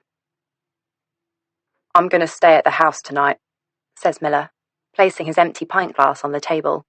"If that's okay with you." "Where will you sleep?" "I'm not going to sleep." His face is set with resolve. Libby nods. "Okay," she says. "That's okay." They walk back to the house and Libby unlocks the padlock again, pulls back the wooden hoarding again. They enter the house again. They stand for a moment, eyes cast upwards, listening out for movement. But the house is silent. "Well," says Libby, glancing at Dido, "I guess we should get back." Dido nods and Libby takes a step towards the front door. "Are you going to be okay?" she says. "Here, all by yourself?" "Hey," says Miller. "Look at me. Do I look like I'd be creeped out all alone in a dark, empty house where 3 robed cult members died? Do you want me to stay too?" "Nah, you go home to your nice comfy bed." He has his fingers splayed over his beard and looks at her with appealing puppy eyes. Libby smiles. "You want me to stay, don't you?" she says. No. Libby laughs and looks at Dido. "Do you mind?" she asks. "I'll be in tomorrow morning, I promise." "Stay," says Dido, "and come in whenever tomorrow. No rush." It's just starting to get dark as Libby meanders back to the house after walking Dido to the tube station. She absorbs the atmosphere of a hot summer's night in Chelsea, the throngs of blonde teens in ripped denim hot pants and oversized trainers, the views through sash windows of beautiful rooms. For a moment, she fantasizes about living here, being part of this rarefied world, being indeed a Chelsea girl. She imagines the house on Cheney Walk filled with antiques, with dripping crystal chandeliers and modern art. But the moment she opens the door to number 16, the fantasy dissipates. The house is tainted, blighted. Miller is sitting in the kitchen at the big wooden table. He glances up as she walks in and says, "Quick, look at this, look." He is using his phone as a torch and looking at something inside the drawer. She peers inside. "Look," says Miller again. At the very back of the drawer, in black pencil, someone has scrawled the words, "I am Finn." Chapter 32. Sally moved out of our house a few weeks later. Then, a few days after that, Birdie moved into David's room. But Justin did not move out. He kept the bedroom he'd shared with Birdie. I was never punished for the acid trip incident, and neither was Finn. But it was clear that Finn felt that the loss of his mother was worse than any punishment his father could have concocted. He blamed himself first and foremost. Then, after that, he blamed Birdie. He despised her and referred to her as it. Then he blamed his father, and then, unfortunately, and mainly subliminally, he blamed me. After all, I was the one who'd imparted unto him the terrible, fatal bullet of knowledge which he'd used to inadvertently destroy his parents' marriage. If I hadn't told him, then none of it would have happened. The shopping trip, the acid, the hideous afternoon of the pig-kissing revelations. And so that bond we'd made up on the roof that day, it didn't just fade, it kind of combusted in a cloud of toxic smoke. It was hard not to agree that I'd brought it all upon myself. When I think of my intention, when I told him what I'd seen, my keenness to scandalize and impress, my lack of empathy, or appreciation of the way it might make him feel, I felt, yes, a sense of personal liability. And I did pay the price for that. I really did. Because, in unwittingly destroying his parents' marriage, I'd unwittingly destroyed my entire life. Shortly after Sally moved out, I came upon Justin sitting at the table on the terrace in the garden, sorting through piles of herbs and flowers. The fact that he had stayed under the same roof as his adulterous girlfriend struck me as sad and a little subversive. He carried on much as before, tending and harvesting his plants, turning them into little canvas bags of powder, tiny glass vials of tincture, tying on his little tags that said the Chelsea Apothecary. He wore the same clothes and trundled about in the same way. There were no external telltales of any inner turmoil or heartbreak. Suffering as I was, with my own sense of heartbreak at the end of my brief relationship with Finn, I was curious to get inside his head a little. And with the departure of Sally and the mating of Birdie and David, not to mention my own parents becoming smaller and smaller shadows of their former selves, he seemed, oddly, like one of the more normal people in the house. I sat opposite him, and he looked up at me genially. "Hello, boy. How are things?" "Things are—" I was about to say that things were fine, but then remembered that they were not fine at all. So I said, "Weird."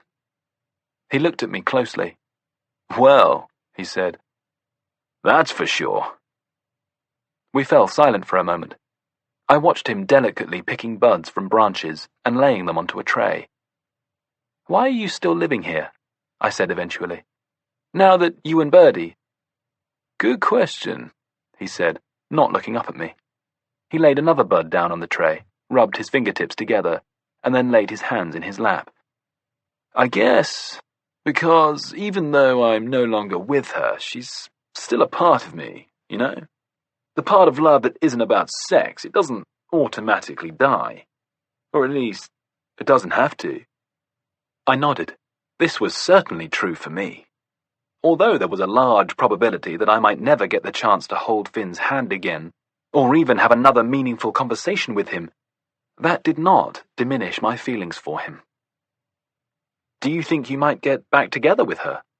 He sighed. "Yeah," he said, "maybe. But maybe not." "What do you think of David?" "Ah." His body language changed subtly. He drew his shoulders closer together, entwined his fingers. "Jury's out," he said finally. "In some ways, I think he's awesome. In other ways," he shook his head, "he freaks me out." "Yes," I said, louder and more fervently than I'd intended. Yes, I said again, quietly. He freaks me out, too. In what way, exactly? I cast my eyes to the sky, looking for decent vocabulary. Sinister. Justin emitted a rumble of laughter. Yeah, he said. Exactly, spot on. Yeah. Sinister. Here. He passed me a handful of small yellow daisy-shaped flowers and a roll of string. Tie them into little bundles, by their stalks. What are they? It's calendula, for soothing skin complaints, brilliant stuff. And what's that? I gestured towards the tray of tiny yellow buds. This is chamomile, for making tea. Smell that. He passed me a bud. I put it to my nose. Isn't that just the nicest smell? I nodded and looped some string around the stems of the calendula, tying it in a bow. Is that okay? Brilliant, yeah. So, he opened. I heard about you and Finn the other week, tripping. I flushed pink. Man, he said, I didn't touch drugs till I was almost 18. And what are you, 12? 13, I replied firmly. I'm 13. So young, he said. Hats off to you. I didn't understand this sentiment. It was so clearly a bad thing I'd done. But I smiled anyway. He said conspiratorially, I can grow anything out here, virtually. Do you know what I mean? I shook my head. I don't just grow stuff that's good for you. I can grow other stuff. Anything you like. I nodded seriously, and then I said, like drugs, you mean? He laughed his belly rumble laugh again. Well, yeah, I guess. Good ones. He tapped his nose, and bad ones, too. The back door opened at that moment. We both turned to see who it was. It was David and Birdie. They had their arms looped around each other's waists. They glanced briefly in our direction, and then went and sat at the other end of the garden. The atmosphere shifted. It felt like a cloud passing over the sun. Are you okay? I mouthed at Justin. He nodded. I'm cool. We sat for a while in the muffling blanket of their presence, chatting about different herbs and plants and what they could do. I asked Justin about poisons, and he told me about Atropa belladonna, or deadly nightshade, which, legend has it, was used by Macbeth's soldiers to poison the incoming English army, and hemlock, used to kill Socrates at his execution. He also told me about using enchanting herbs with spells and aphrodisiacs like ginkgo biloba. How did you learn all this? I asked. Justin shrugged. From books, mainly. And my mum likes to garden, so, I was brought up around plants and the soil, so natural progression, really. At this point, we had not been given a day's teaching since Sally left. We children had been freewheeling around the house, bored and restless. Read a book, was the refrain to anyone complaining of having nothing to do. Do some sums.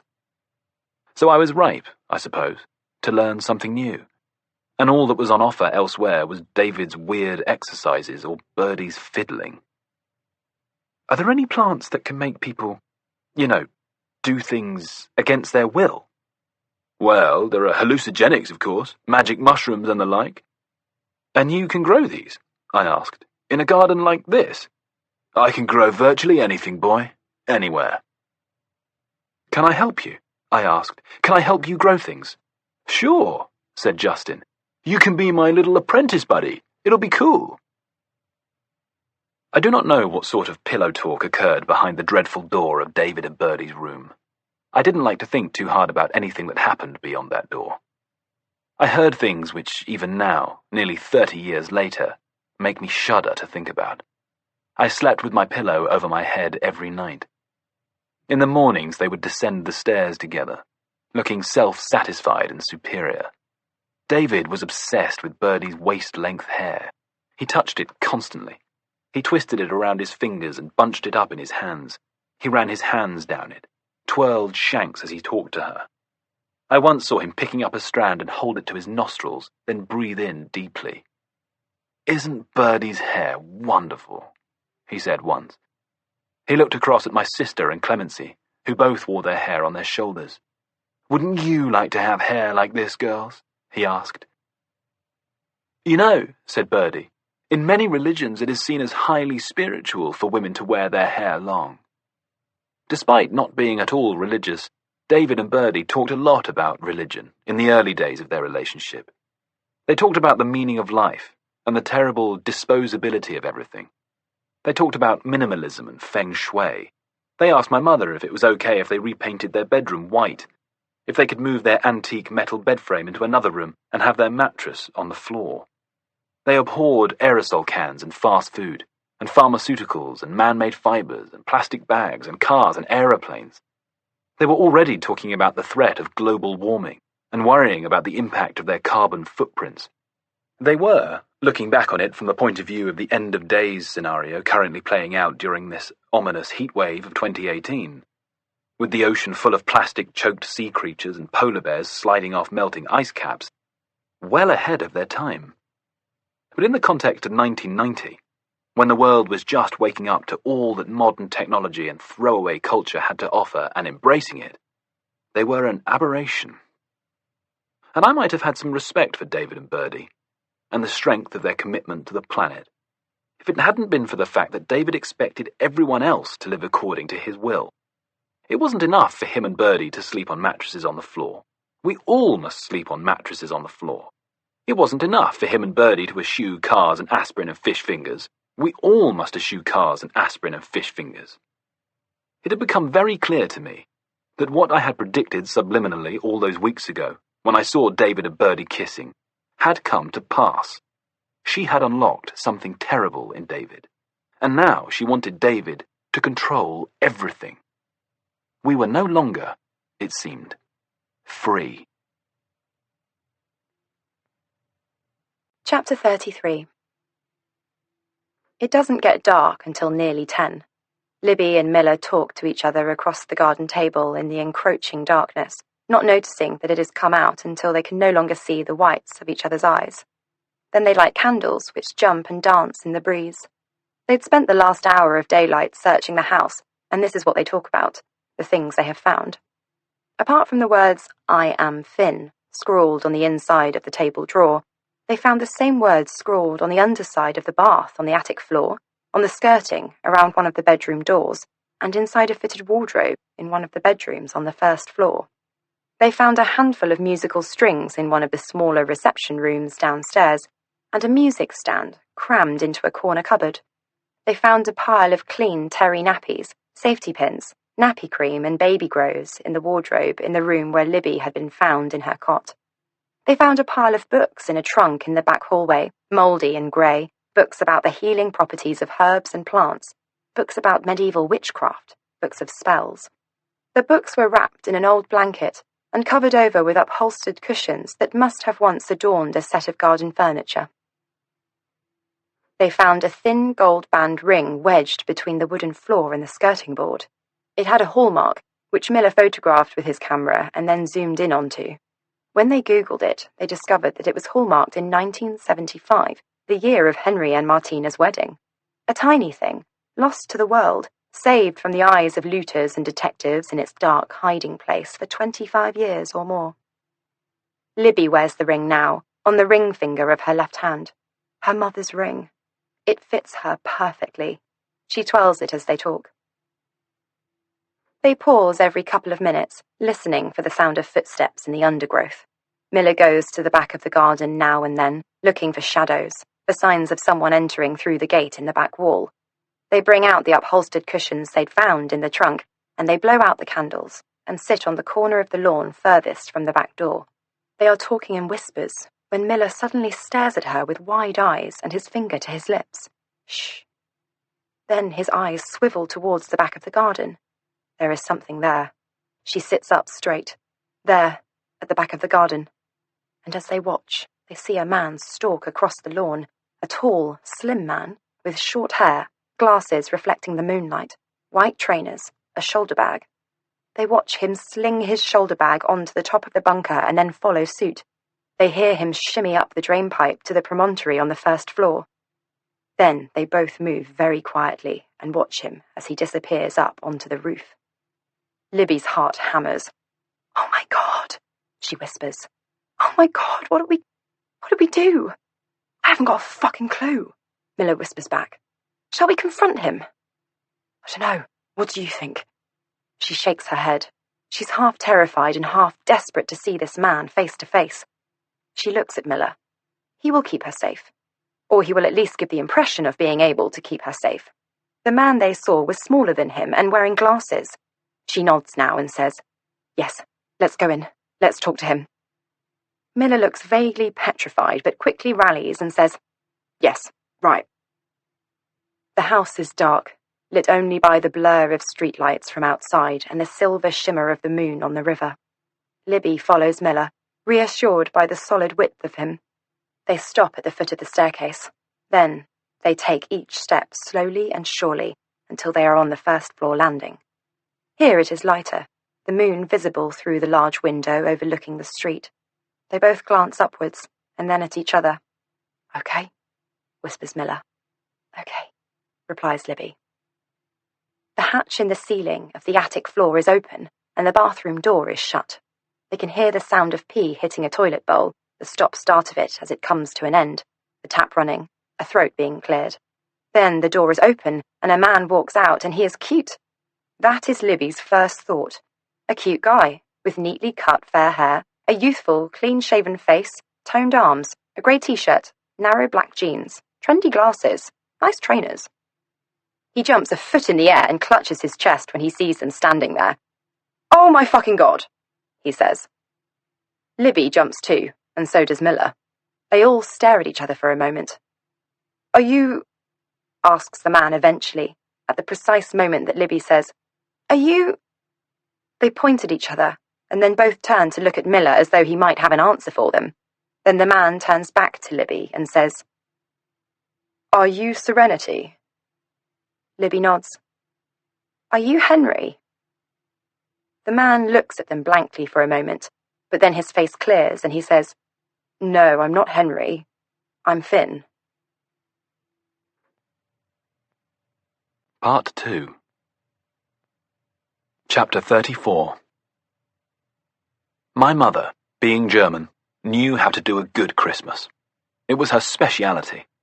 The house was festooned from the beginning of December with homemade decorations of candied oranges and red gingham and painted pine cones, and filled with the aroma of gingerbread, stollen and mulled wine. No tacky tinsel or paper garlands for her. No tin of Quality Street or Cadbury's selection boxes. Even my father enjoyed Christmas. He had a Father Christmas outfit, which he used to don every Christmas Eve when we were little. And I still can't explain how I could both know it was him, but also have no idea it was him at the same time. Looking back on it now, I can see that it was the same sort of terrible self-deception that played a part in the way everyone felt about David Thompson. People could look and see just a man, but in the same glance, the answer to all their problems. My father didn't wear the outfit that Christmas Eve.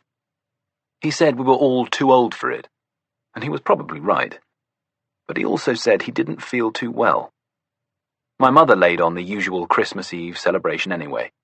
We sat around a smaller than usual Nordic pine and unwrapped our fewer than usual gifts, while Christmas carols played on the radio and a fire crackled in the grate. After about half an hour, just before dinner, my father said he needed to go and lie down. He had a terrible headache. 30 seconds later, he was on the floor of the drawing room, having a stroke. We didn't know it was a stroke at the time. We thought he was having some kind of fit, or a heart attack. Dr. Broughton, my father's private physician, came to look him over, still in his Christmas Eve outfit of red woolen V-neck and holly print bow tie. I remember his face when my father said that he no longer had private health cover. How quickly he left the house.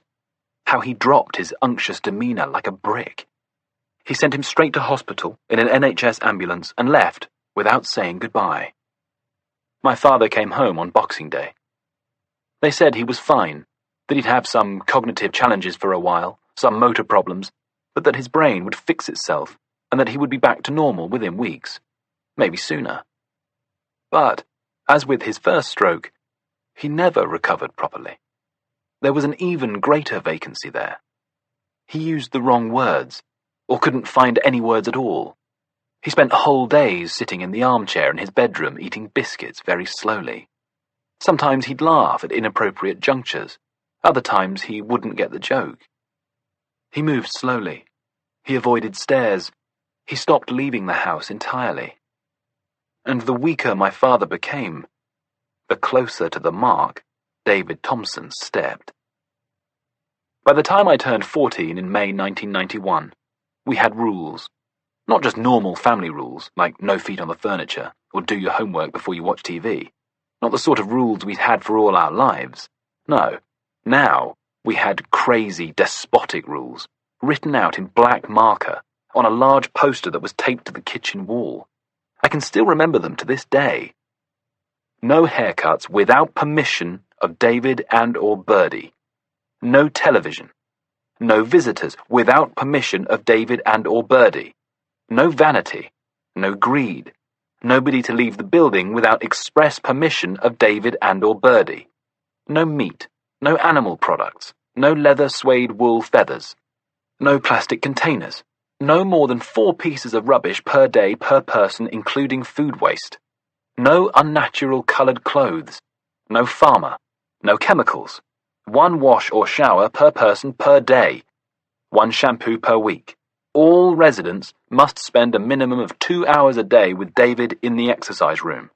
All children must spend a minimum of 2 hours a day with Birdie in the music room. All food must be home-cooked from organic ingredients. No electric or gas heating. No shouting. No swearing. No running. This list of rules had started quite short and was added to at intervals, as David's control of our household got stronger and stronger. Sally, at this stage, still used to come to the house once or twice a week to take the children out for tea. She was sleeping on a friend's sofa in Brixton and desperately trying to find some kind of accommodation big enough for them all to live in. Finn would be extra sullen after spending time with his mother. He would lock himself in his room and miss the next couple of meals. It was because of Finn, in fact, that a lot of the rules were put in place. David found his moods untenable. He could not bear the wasted food, or the door which he was unable to open at will. He could not bear anyone doing anything that did not directly correspond with his own view of the world. He could not bear teenagers. 2 new rules were added. No locked doors. All meals to be attended by all members of the household. One morning, shortly after the 5th time Finn had come back from spending the afternoon with his mother and broken the rule about no locked doors, I went upstairs to find David removing the locks from inside Finn's room, his jaw clenched, his knuckles tight around the handle of the screwdriver. Finn sat on his bed, watching with his arms folded hard across his chest. When at dinner time, Finn was still sitting on his bed with his arms folded, silent and deathly. David dragged him down by his still folded arms and threw him into a chair. He forcibly pushed the chair into place and served Finn a large bowl of curried marrow and rice. Finn's arms remained crossed. David got to his feet, piled some curry onto a spoon, and forced it to Finn's lips. Finn locked his lips together. I could hear the spoon hitting his teeth. The atmosphere was shocking. Finn, at this stage, was 15 and a half, but looked much older. He was tall and he was strong. The situation looked as though it could turn violent very easily. But Finn stood his ground, his eyes boring a hole into the wall opposite, his whole face rigid with anger and determination. Eventually, David gave up trying to feed the spoon into his son's mouth and hurled it across the room, the curry forming an ugly yellow crescent across the wall, the spoon making an angry metallic scream as it hit the floor. "Get to your room!" David shouted. "Now!" A vein throbbed on his temple. His neck was tensed and puce. I had never before seen a human being as engorged with rage as David at that moment. "With pleasure," hissed Finn. David's hand appeared then, almost in slow motion. As Finn passed him, it connected with the back of his head. Finn turned. His eyes met his father's eyes. I saw true hatred pass between them. Finn carried on walking, We heard his footsteps sure and steady up the staircase. Someone cleared their throat. I saw Birdie and David exchange a look. Birdie's look, pinched and disapproving, said, "You're losing control. Do something." David's look, dark and furious, said, "I intend to." The moment the meal was over, I went to Finn's room. He sat on his bed with his knees drawn tight to his chin. He glanced up at me. "What? Are you okay? What do you think?" I edged a little closer into the room. I waited for him to ask me to leave, but he didn't. "Did it hurt?" I asked. "When he hit you?" My parents, strange as they both were, had never hit me. I couldn't even imagine such a thing. "Not really." I edged closer again. Then, suddenly, Finn looked up at me, and it was there again. He was seeing me, properly. "I can't stay here," he said, shaking his head. "I've got to get out."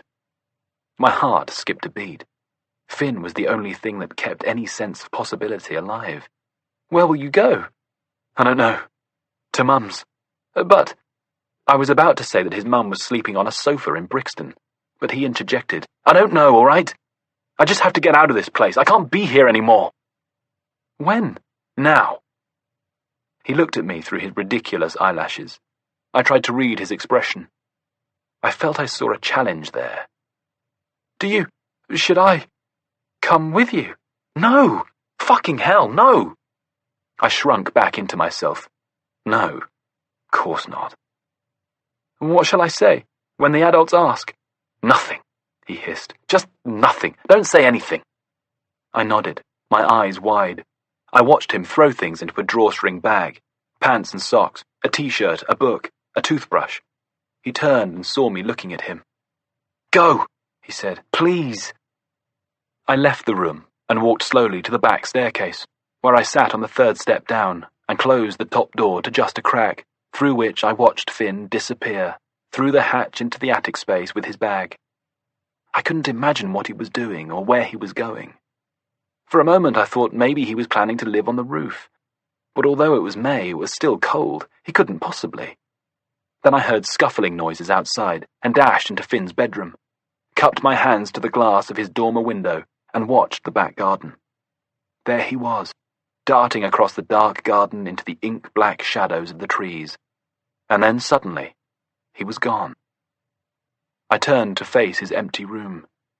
I picked up his pillow and held it to my face. I breathed him in. Chapter 35. It's still dark when Lucy leaves the Blue House the next morning. The children are wall-eyed and silent. She holds her breath as she hands over the cash for the train tickets to Paris to a woman who looks like she knows all of Lucy's deepest secrets. She holds it again as they board the train, and she holds it again when the inspector enters their carriage and asks to see their tickets. Every time the train slows down, she holds her breath and scans the sidings for a flash of blue light, for the navy kepi of a gendarme. At Paris she sits with the children and the dog in the quietest corner of the quietest cafe as they wait for their train to Cherbourg. And then it starts again, the stultifying fear at every stage, at every juncture. At lunchtime, as they board their next train, she imagines Joy at Michael's house starting to wonder where he is, and the adrenaline pumps so hard and fast around her body that she feels she might die of it. She mentally pans around Michael's house, looking for the thing she forgot, the huge red flag that will tell Joy to look in the cellar immediately. But no, she's certain, absolutely certain, she left not a clue, not a trace. She has bought herself time, at least a day, maybe even 3 or 4 days, and even then, would Joy tell the police anything about her? The nice woman called Lucy, the mother of Michael's son, that would lead them to suspect her in any way? No. She would tell them about Michael's shady underworld connections, the rough-looking men who sometimes came to the door to discuss business.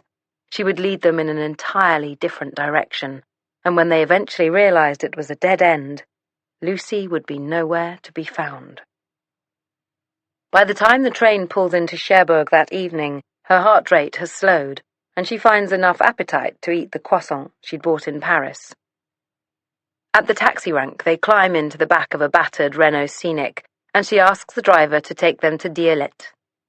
The dog sits on her lap and rests his chin on the half-open window. It is late. The children both fall asleep. Dielette is a tiny harbour town, green and hilly.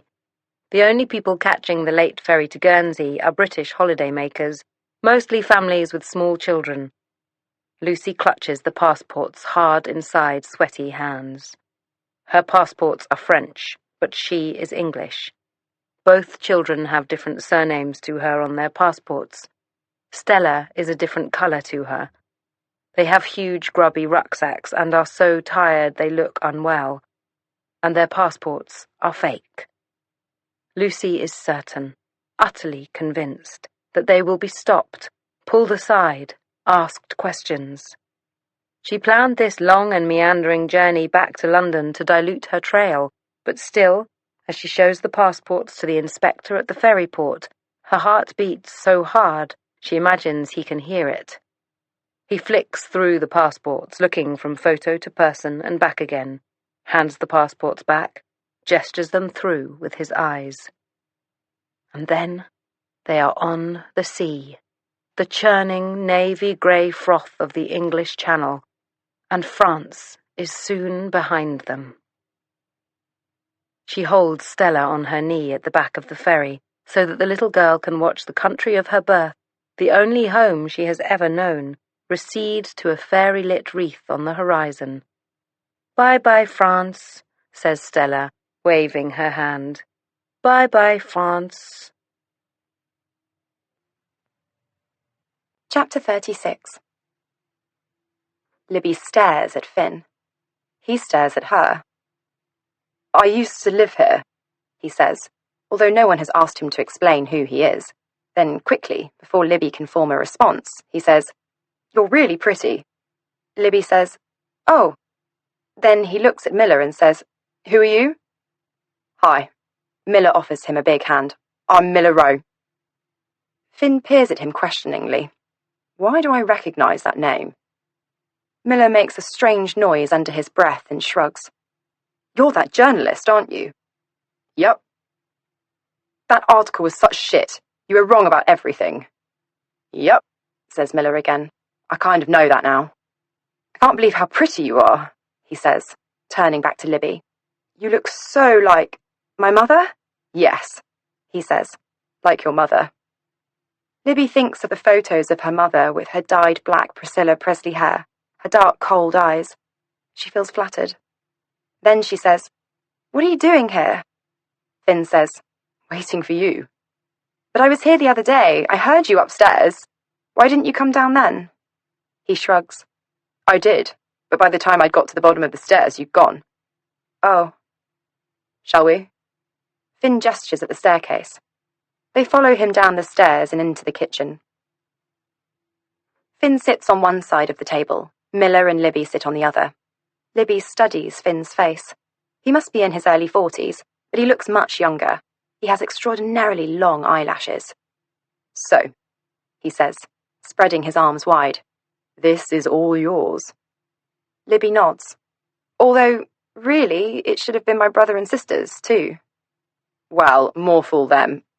Oh, and I suppose I should wish you a happy birthday. A little belated." "Thank you," she says. "How long since you were last here?" "Decades." There is a long and very brittle silence. Finn breaks it by saying, "I imagine you have some questions." Miller and Libby exchange a brief glance. Libby nods. "Well," says Finn, "shall we get out of this place? I live just across the river. I have cold wine and a terrace and cats that look like cushions." They exchange another glance. "I'm not going to kill you," says Finn, "and neither will my cats. Come, I'll tell you absolutely everything." 20 minutes later, Libby and Miller follow Finn out of a sleek lift and into a marble-floored corridor. His apartment is at the other end. Lights turn on automatically as he leads them down his hallway to a living room with glass doors onto a terrace overlooking the river. Everything is pale and just so. A huge white sheepskin is draped over the back of a very long cream sofa. There is an extravagant arrangement of lilies and roses in a vase that wouldn't look out of place in the showroom of Northbone Kitchens. Finn uses a small remote control to open the doors onto the terrace and invites them to sit on a pair of sofas around a low table. While he goes to fetch wine, Libby and Miller exchange a look. "This place must be worth a couple of million," says Miller. "At least," says Libby. She stands up and takes in the view across the river. "Look," she says. "It's the house. We're completely bang opposite it." Miller joins her. "Well," he says dryly, "I think we can assume that is not a coincidence." "Do you think he's been watching?" "Yes, I totally think he's been watching. Why else would you choose an apartment with this view?" "What do you think of him?" she whispers. Miller shrugs. "I think he's a bit weird." "Yeah, a bit weird and a bit..." But then Finn returns, a bottle of wine and 3 glasses in an ice bucket in one hand, a cat held against his chest with the other. He puts the bucket down on the table and keeps the cat in his arms. "Meet Mindy," he says, holding the cat's paw up in an approximation of a salute. "Mindy, meet Libby and Miller." The cat ignores them and tries to wriggle out of Finn's embrace. "Oh," he says to the cat's retreating form. "Fine, be a bitch, see if I care." Then he turns to them again and says, "She's my favourite. I always fall in love with the ones who can't bear me. It's why I'm single." He opens the wine and pours them each a large glass. "Cheers," he says, "to reunions." They touch glasses and a slightly weighted silence follows. "This is an incredible view," says Miller. "How long have you lived here?" "Not long. I mean, they only just finished building these apartments last year." "Amazing, isn't it, being right opposite Cheney Walk?" Finn nods. "I wanted to be close," he says to Libby, "for when you came back." Another Persian cat appears on the terrace. This one is horribly overweight and has bulging eyes. "Ah," says Finn. "Here he is, Mr. Attention Seeker. He's heard I have visitors." He scoops up the gigantic cat and rests it on his lap. "This is Dick. I called him that because it was the only way I could make sure I got some." Libby laughs and takes a sip of wine. In another realm, this would constitute a brilliant night out. 2 handsome men, a warm summer's night, a glamorous terrace overlooking the Thames, a glass of cold white wine. But in this realm, everything feels warped and vaguely threatening, even the cats. "So," says Miller, "if you're going to tell us everything about what really happened in Cheney Walk, will it be off the record, or can I be a journalist?" "You can be whatever you like." "Can I record you?" Miller reaches for his phone in his back pocket. "Sure," says Finn, his fingers raking through the thick fur on the cat's back. "Why not? Nothing to lose anymore. Go for it." Miller fiddles with his phone for a while. Libby notices his hands shaking slightly, betraying his excitement. She takes another large sip of wine to calm her own nerves. Then Miller lays his phone onto the table and asks, "So, you say I got everything wrong in the article. Can we start there?" "Certainly." The fat cat jumps down from Finn's lap, and he absent-mindedly brushes hairs from his trouser legs with the sides of his hands. "So, when I was researching the article, I came upon a man called David Thompson. Thompson with an E." "Yes," says Finn, "my father." Libby sees a kind of triumphant relief flood across Miller's face. He exhales and says, "And your mother, Sally?" "Yes, Sally is my mother." "And Clemency?" "My sister, yes. And the third body?" "Was my father." Finn nods. "Spot on. Such a shame you didn't work all that out before you wrote your article." "Well, I kind of did, but I couldn't find any of you. I searched for months without a trace, so what happened to you all?" "Well, I know what happened to me, but I'm afraid I have no idea what happened to my mother and Clemency." "You haven't stayed in touch?" "Far from it. I haven't seen them since I was a teenager. As far as I'm aware, my mother lives in Cornwall. I'm going to assume that my sister does too." He shrugs and picks up his wineglass. "Penrith," he says. Miller throws him a quizzical look. "I'm pretty sure she lives in Penrith." "Oh," says Miller. "That's great. Thank you." "You are very welcome," he replies. Then he rubs his hands together and says, "Ask me something else." Ask me what really happened on the night that everybody died. Miller smiles grimly and says, Okay, so what really happened then, on the night that everyone died? Finn looks at both of them, mischievously, then leans in so that his mouth is directly over the microphone on Miller's phone and says, Well, for a start, it wasn't suicide. It was murder. Chapter 37. Finn was gone for a week. I could hardly bear the pointlessness of everything without him around. With him in the house, every journey to the kitchen was ripe with the possibility of seeing his face. Every morning began with the thought of potential encounters. Without him, I was in a dark house full of strangers. And then, a week later, I heard the front door slam and voices rising from the hallway, and there was Finn, Sally behind him, talking in urgent tones to David, who stood with his arms folded across his stomach. I did not tell him to come, for God's sake. That's the last thing I would have done. It's bad enough me overstaying my welcome at Tony's, let alone my teenage son. David said, Why didn't you call? He told me you knew he was coming. How was I supposed to know? And I called you now, didn't I? I thought he'd been killed. We've been worried sick. We? Who the fuck is we? Us, said David. All of us. And please don't use that language in our home. Finn tells me you hit him. Oh, I did not hit him, for God's sake. It was a slap. You slapped him. Good God, Sal. You have no idea at all what it's like living with this child. He's rude, he steals, he takes drugs, he disrespects the other housemates. Sally put her hand up between them. Enough, she said. He's a teenager. He's a good kid, but he's a teenager. It comes with the territory. Well, that might be true in your slightly pathetic view of the world, but the rest of the world would disagree. There's no excuse for any of it. I would never have dreamed of behaving in such a way when I was his age. It's diabolical. I saw Sally's hand grip Finn's shoulder.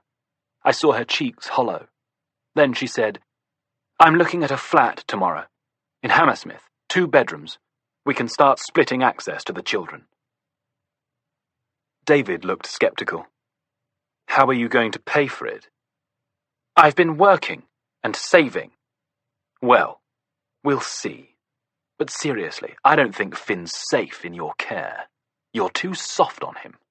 I am not soft, David. I am loving. You might want to try it sometime. Sally stayed for a couple of hours. The atmosphere was toxic.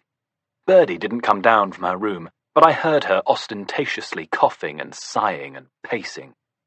When Sally finally left, Birdie swept down the stairs and threw herself into David's arms and whispered melodramatically, Are you okay, my darling?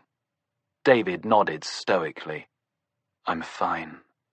And then, looking straight at Finn, he narrowed his eyes and said the words that signaled the beginning of the nightmare reel. He said, Things are going to change around here. You mark my words. The first thing that changed was that Finn was locked into his bedroom whenever David or Birdie were unable to monitor him. Somehow the adults colluded to persuade us that this was normal, explicable, sane even. It's for his own safety, was the mantra. He was allowed out to shower, to tend the garden, to help in the kitchen, for fiddle lessons, meals, and exercise classes. Since we already spent most of our free time in our rooms, this didn't at first feel quite as sinister as it looks written down like this. It's very odd, looking back, how accepting children can be of the oddest scenarios. But still, seeing it now, in black and white, it really is quite shocking. I was sitting cross-legged on my bed one day shortly after Finn returned with his mother. I was reading a book that he'd lent me a few weeks earlier. I jumped at the sight of him, because it was late evening and I'd assumed his door would be locked for the night. How? I began. Justin brought me up after dinner, he said. Accidentally, on purpose, forgot to turn the lock properly. Good old Justin, I said. What are you going to do? You won't run away, will you? No, he said. No point now. My mum's moving into the flat next week, and then I'm going to live with her. All this shit will be over. I felt as if he'd punched me in the throat. My voice cracked as I replied. But your dad, will he let you? I don't give a fuck whether he lets me or not. I'll be 16 in December. I want to live with my mum. There's not much he can do about it. And what about Clemency? She'll come too. Do you think your dad and Birdie will move out too, once you and Clemency are gone? He laughed harshly. No. No way. He's here now, feet under the table, got everything going his way. A small silence drew out between us. Then Finn said, Remember that night? When we went up on the roof, when we took the acid? I nodded effusively. How could I forget? You know there's another one, still up there. Another tab of acid. The guy at Kensington Market gave me 2. We only had 1. I let this fact percolate within me for a moment. Are you saying... I guess. I mean, they all think I'm safely locked up. The girls are asleep. No one will come up now. You could go down and tell everyone you're going to bed, then bring up a glass of water. I'll wait here. Of course, I did precisely as I was told. We grabbed a blanket and put on jumpers. I went first through the hatch. Finn passed me the water and then followed up behind me. It was July, but the air was damp and cool. Finn located the little bag where he'd left it in a plant pot. I didn't really want to take it. I hoped that it had somehow lost its toxicity during the many months it had sat out there, subject to the elements. I hoped that a sudden gust of wind would blow it away, or that Finn would put it back and say, We don't need that. We have each other. We brushed some dead leaves from the plastic chairs and sat side by side. Finn tipped the tab into the palm of his hand. The sky was remarkable. Royal blue, burnt amber, lipstick pink. It doubled itself in the face of the river. In the distance, Battersea Bridge sparkled. I saw Finn watch the sky too. It felt different from the last time we'd been up here. Finn felt different. More pensive, less rebellious. What do you think you'll end up doing? He asked me. When you're grown up? Something to do with computers, I said. Or filmmaking. Or both, maybe, he suggested. Yes, I agreed happily. Making films with computers. Cool, he said. And what about you? I want to live in Africa, he said. Be a safari guide. I laughed. Where did that come from? We did a safari when we were traveling. I was 6. We saw hippos having sex. That's what I mainly remember. But I also just really remember the guide. This really cool English guy. He was called Jason. I noticed a hint of longing in his voice at this point. It made me feel closer to him in a way I couldn't fully process. I remember saying to my parents that that's what I wanted to do when I grew up. My dad said I'd never make my fortune driving tourists round in a Land Rover, as if money was the only thing that matters. He sighed and glanced down into the palm of his hand. So, he said, shall we? Just a tiny bit, I said, like a really tiny bit. The next couple of hours unfolded like a beautiful dream. We watched the sky until all the different colours had consolidated to black. We talked remarkable nonsense about the meaning of existence. We giggled until we hiccuped. At one point, Finn said, You'll have to come sometimes when I move to Hammersmith. You'll have to come and stay. Yes, please. And then at some other point I said, What would you do if I kissed you? And Finn laughed, and laughed, and laughed until he got a coughing fit. He was doubled over with mirth, and I watched him with a blind smile, trying to fathom the meaning of his response. No, I said. Really? What would you do? I'd push you off this roof, he said, still smiling.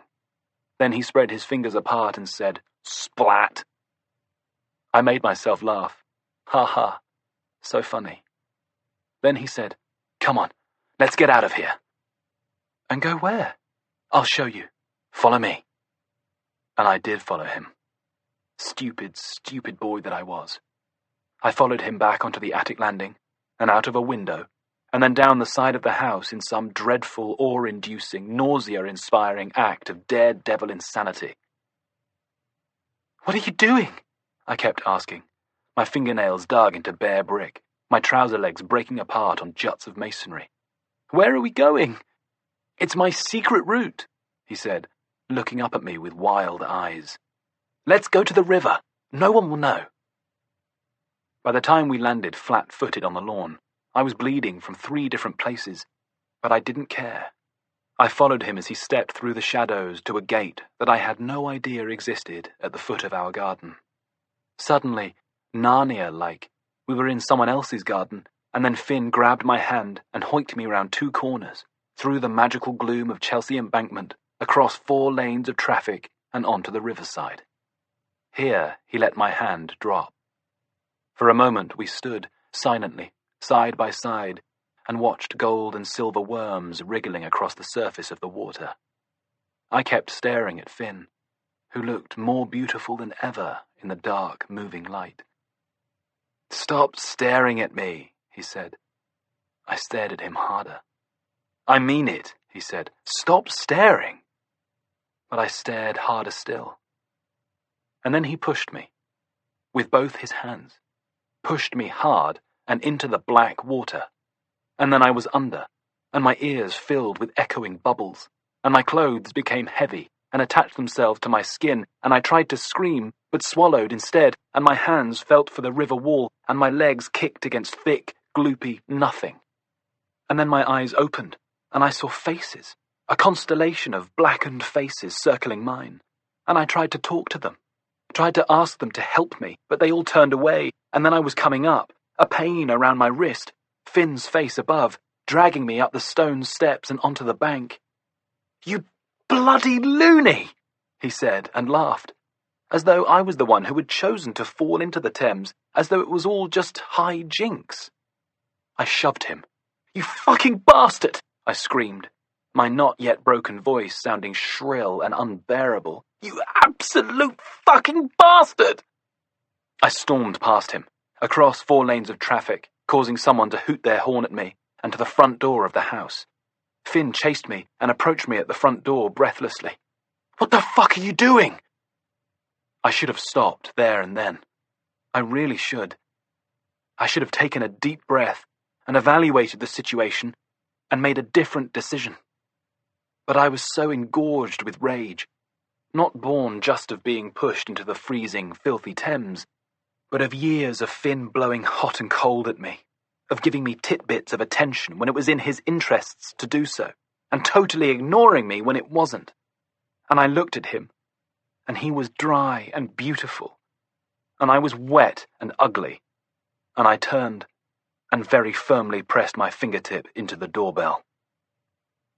He stared at me. I could see him deciding whether to stay or to run, but a second later the door opened, and it was David, and he looked from me to Finn and back again, and his shoulders rose up and his mouth tightened, and he looked like a caged animal about to pounce. Very slowly and thunderously, he said, "Get inside, now." Finn turned then, and began to run, but his father was taller than him, fitter than him. He caught up with him before Finn had even made it to the corner of the street and felled him to the pavement. I watched with my chin tipped up defensively, my teeth chattering inside my child's skull, my arms wrapped around my body. My mother appeared at the door. "What the hell is going on?" she asked, peering over the top of my head. "What on earth have you been doing?" "Finn pushed me in the river," I stuttered through my chattering teeth. "Dear Jesus," she said, pulling me into the house. "Dear Jesus. Get in, take off those clothes. What the hell?" I didn't go in and take my clothes off. I stood and watched David drag his fully grown son across the pavement like a fresh kill. That's it then, I thought to myself. That's it. Chapter 38. On Wednesday morning, after 2 nights in a rather basic B&B and a choppy crossing over the remainder of the English Channel, Lucy hires a car at Portsmouth, and they begin the drive to London. It was winter when she'd left England, and in her mind it is always cold there. The trees are always bare, the people always wrapped up against inclement weather. But England is in the grip of a long, hot summer, and the streets are full of tanned, happy people in shorts and sunglasses.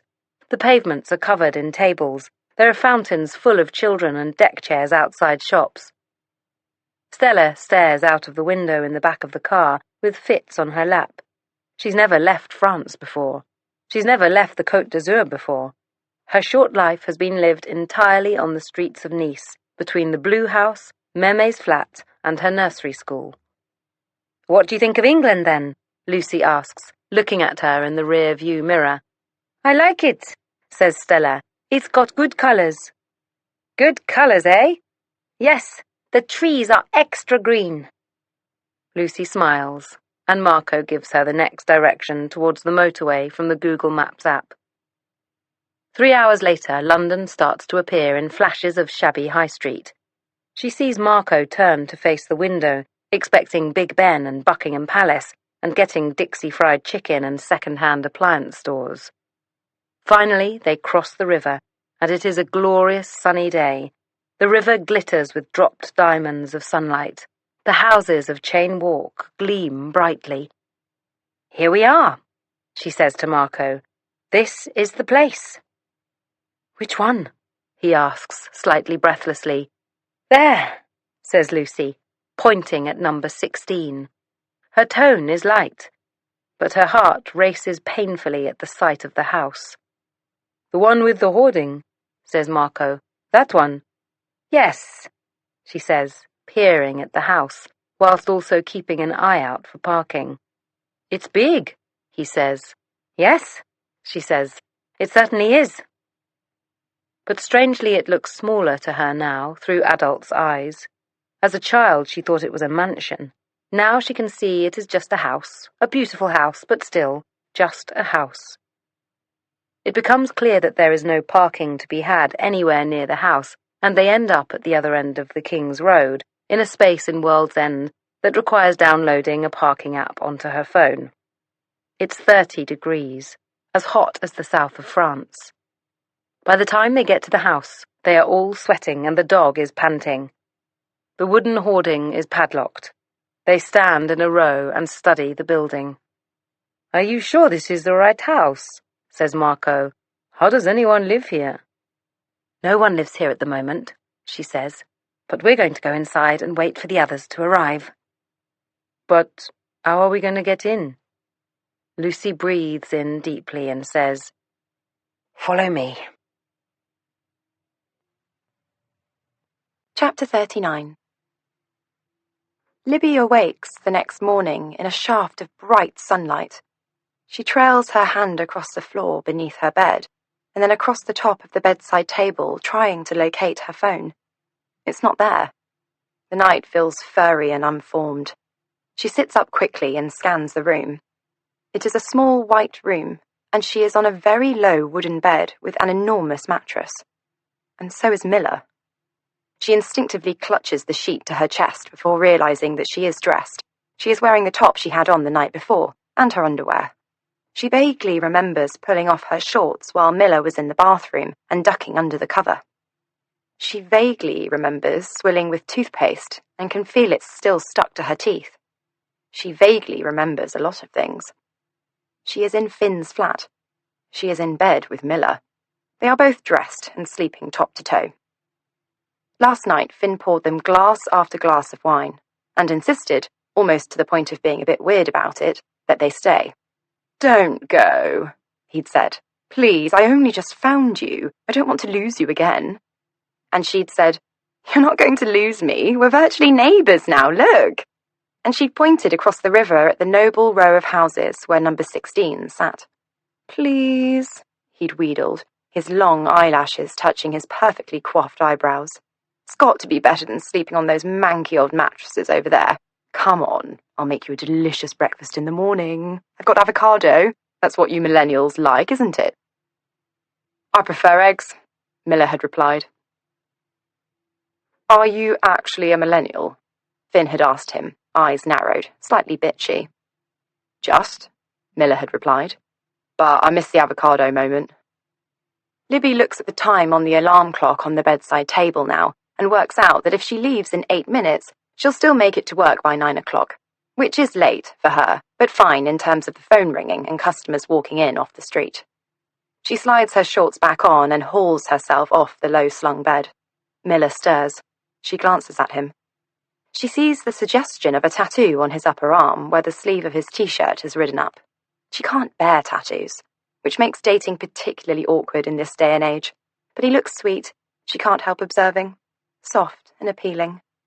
She pulls her gaze from his sleeping form and tiptoes to the ensuite bathroom she vaguely remembers using very late last night. In the mirror, she looks reasonably unscathed. The previous morning's blow-dry has survived all the subsequent adventures. She swills again with toothpaste and gargles with tap water. She pulls her hair back into a ponytail and finds a can of deodorant in the bathroom cabinet. When she comes back into the bedroom, Miller is awake. He smiles at her. "Good morning," he says. He stretches his arms above his head, and she sees the full extent of his tattoo. It's some kind of Celtic thing. It could be worse. "I'm going now," she says, picking up her handbag. "Going where?" "Work," she says. "God, are you really? You don't think your boss would give you the morning off?" She pauses. Of course she would give her the morning off, but Libby doesn't work like that. It makes her feel edgy just thinking about it. "No," she says. "I want to go to work. I've got a big day. Some client meetings in the diary." "You don't want to let people down?" "I don't want to let people down." "Well," he says, throwing back the sheet, revealing the fact that he is wearing red and blue jersey boxer shorts and has solid rugby player legs. "Give me 30 seconds and I'll come with you." "You don't know where my phone is, do you?" she asks. "No idea," he says, hauling himself out of bed and pulling on his trousers. His hair is nuts. His beard is also nuts. She stifles a smile. "Are you going to, check your reflection?" "Should I?" He looks confused. She thinks of the time and says, "No, you look fine. Let's go and find our phones and get out of here." She puts her hand on the door handle and pushes it down. The door does not open. She pushes again. Again, it does not open. She pushes it 4 more times. Then she turns to Miller and says, "It's locked." Chapter 40. David kept Finn shut up in his room for a week after the night he pushed me in the river. A whole week. I was glad in some ways because I couldn't bear to look Finn in the eye. He had pushed me in the river, but what I had done was much, much worse. But mainly I just ached.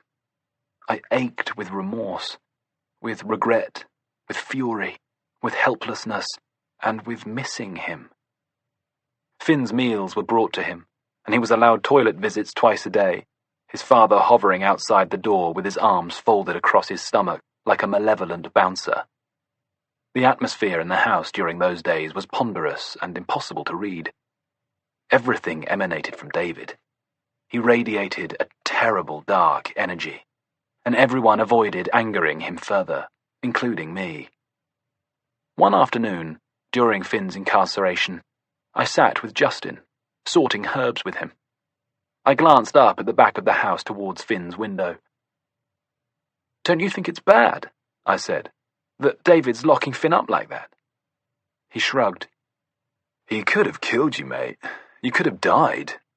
"Yeah, I know, but he didn't. I didn't. It's just wrong."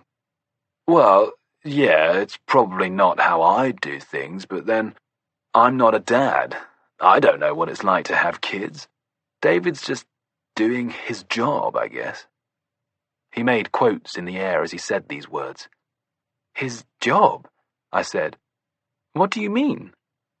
"Well, having ultimate control over absolutely everything." "I hate him," I said, my voice breaking unexpectedly. "Yeah, well, that makes 2 of us. Why don't you leave?" He glanced first at me, and then at the back door. "I intend to," he whispered. "But don't tell a soul, okay? I nodded. There's a small holding in Wales. This woman I met at the market told me about it. They're looking for someone to set up a herb garden. It'll be like here, free board and lodging and all that, but no fucking dick-swinging overlords. He rolled his eyes towards the house again. I smiled. Dick-swinging overlord. I liked it. When are you going? Soon, he said. Really soon. He looked up at me, quickly. Want to come with? I blinked. To Wales? Yeah, to Wales. You can carry on being my little apprentice buddy. But I'm only 14. He didn't say anything, just nodded and continued tying the herbs. It wasn't until a little later that the significance of what he'd said hit me. He was not inviting me to Wales to be his little apprentice buddy. He wasn't inviting me because he needed me. He was inviting me because he thought I'd be safer there than in my own home. Justin disappeared 2 days later. He told nobody he was going, and left so early in the morning that even David had yet to wake up. Having learned a lesson about telling tales from what had happened with Finn, I told nobody about the Welsh smallholding. I got the impression he didn't want anyone to know where he was going. I walked into his room later that day. He'd arrived with very little, and left with even less. I walked to the windowsill, where all his books sat in a row. The Modern Book of Witchcraft and Spells. Wicca for Beginners. Wicca Book of Herbal Spells. I felt sure he'd left them for me on purpose. I glanced out into the hallway, and having ascertained that there was nobody about, I bundled the books under my jumper. I was about to run back to my bedroom when my eye was caught by something else on his bedside table. Something small and furry. I thought at first it was a dead mouse, but upon inspection, I found it to be a disembodied rabbit's foot attached to a small length of chain. I had a vague idea that it was supposed to be lucky in some way, like heather and four-leaved clovers.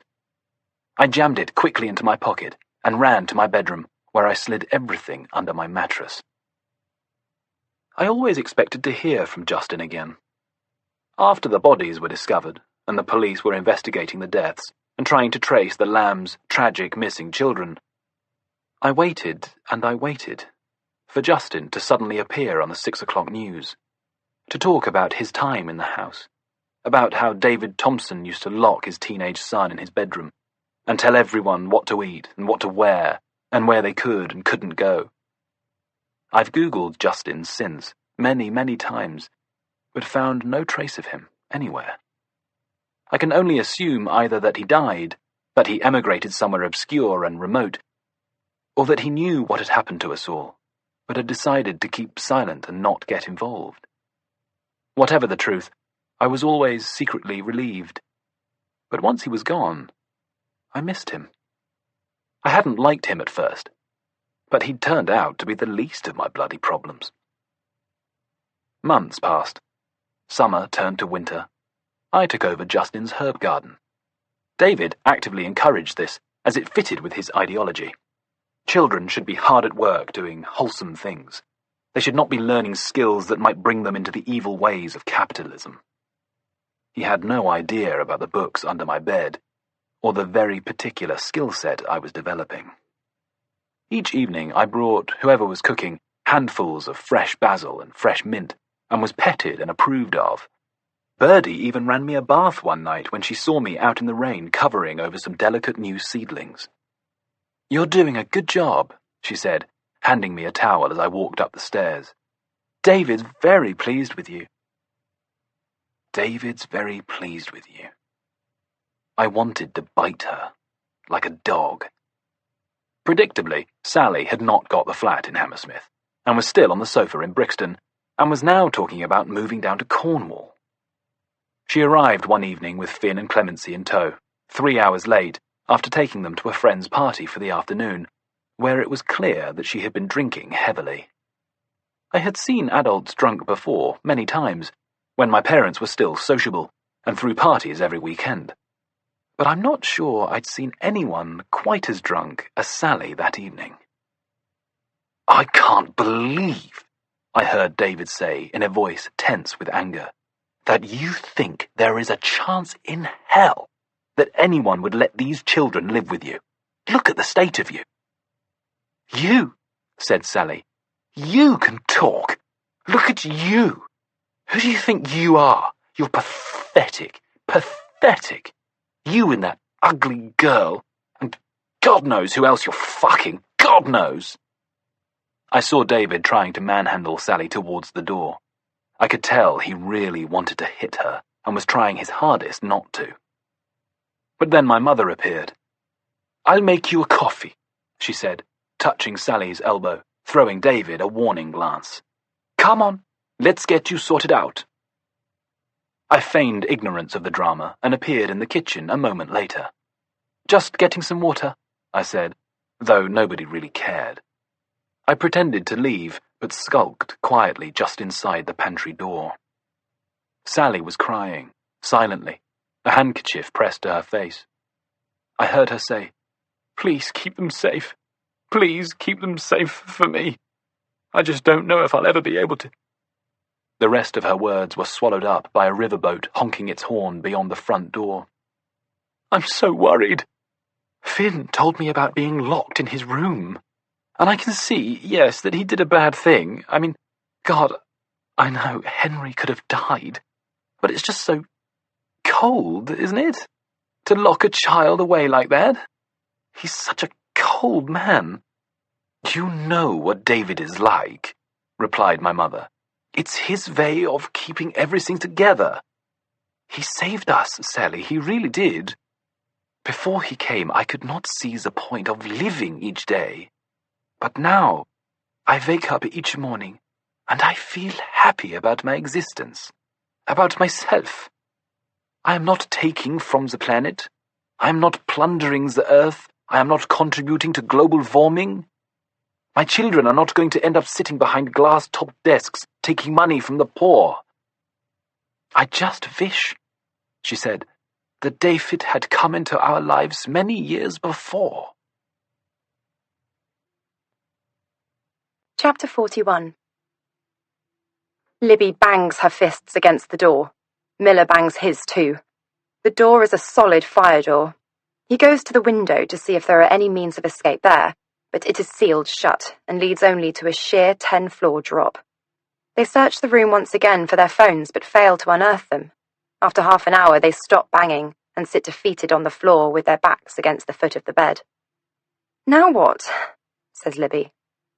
Let's give it half an hour and then I'll try and kick it down. Why don't you try and kick it down now?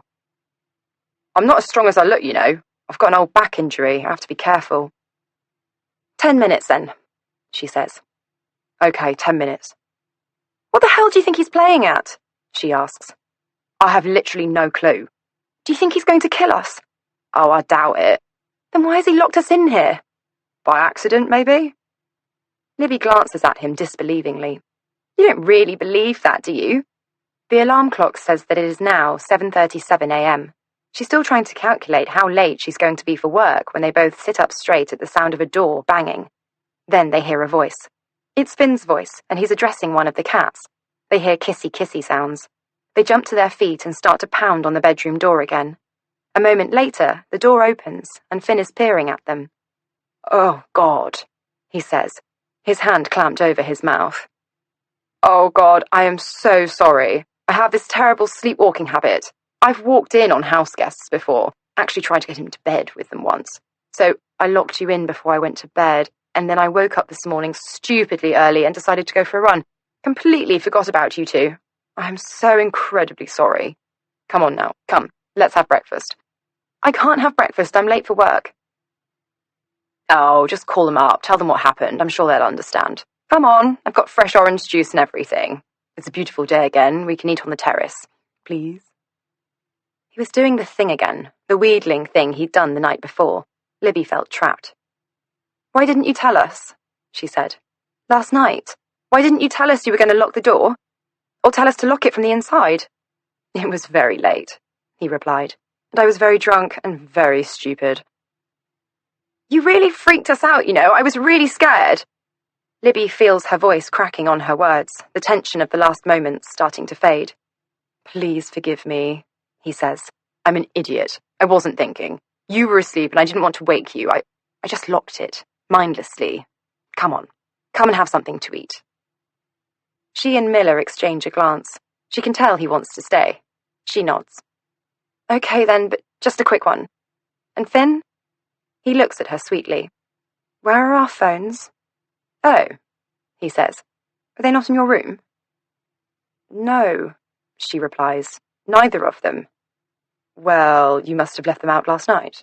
Let's find them. They follow him down the hallway and back into the open-plan living room. Oh, he says lightly. Here they are.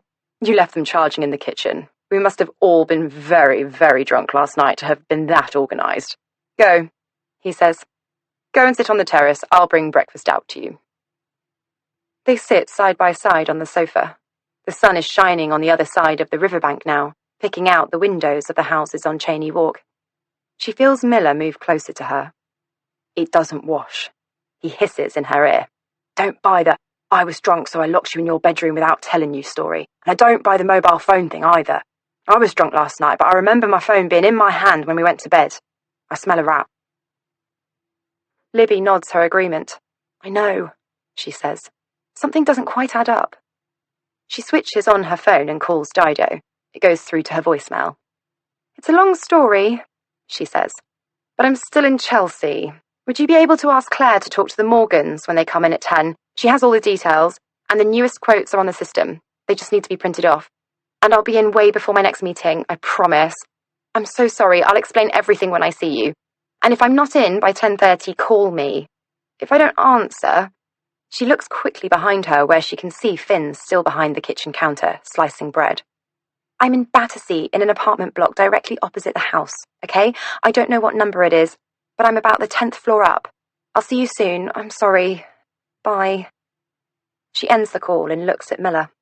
He looks at her from the corner of his eye and smiles gently. I won't let anything bad happen to you, he says. I'll make sure you get to work for your next meeting. Alive, okay? A wash of affection floods through her. She smiles and nods. Finn appears with a tray and places it in front of them. Scrambled eggs, smashed avocado sprinkled with seeds, a pile of dark rye toast, a pat of white butter, and a jug of iced orange juice. How good does this look? He says, handing out plates. It looks amazing, says Miller, rubbing his hands together before starting to pile toast onto his plate. Coffee? Offers Finn. Tea? Libby asks for coffee and tops it up with milk from a jug.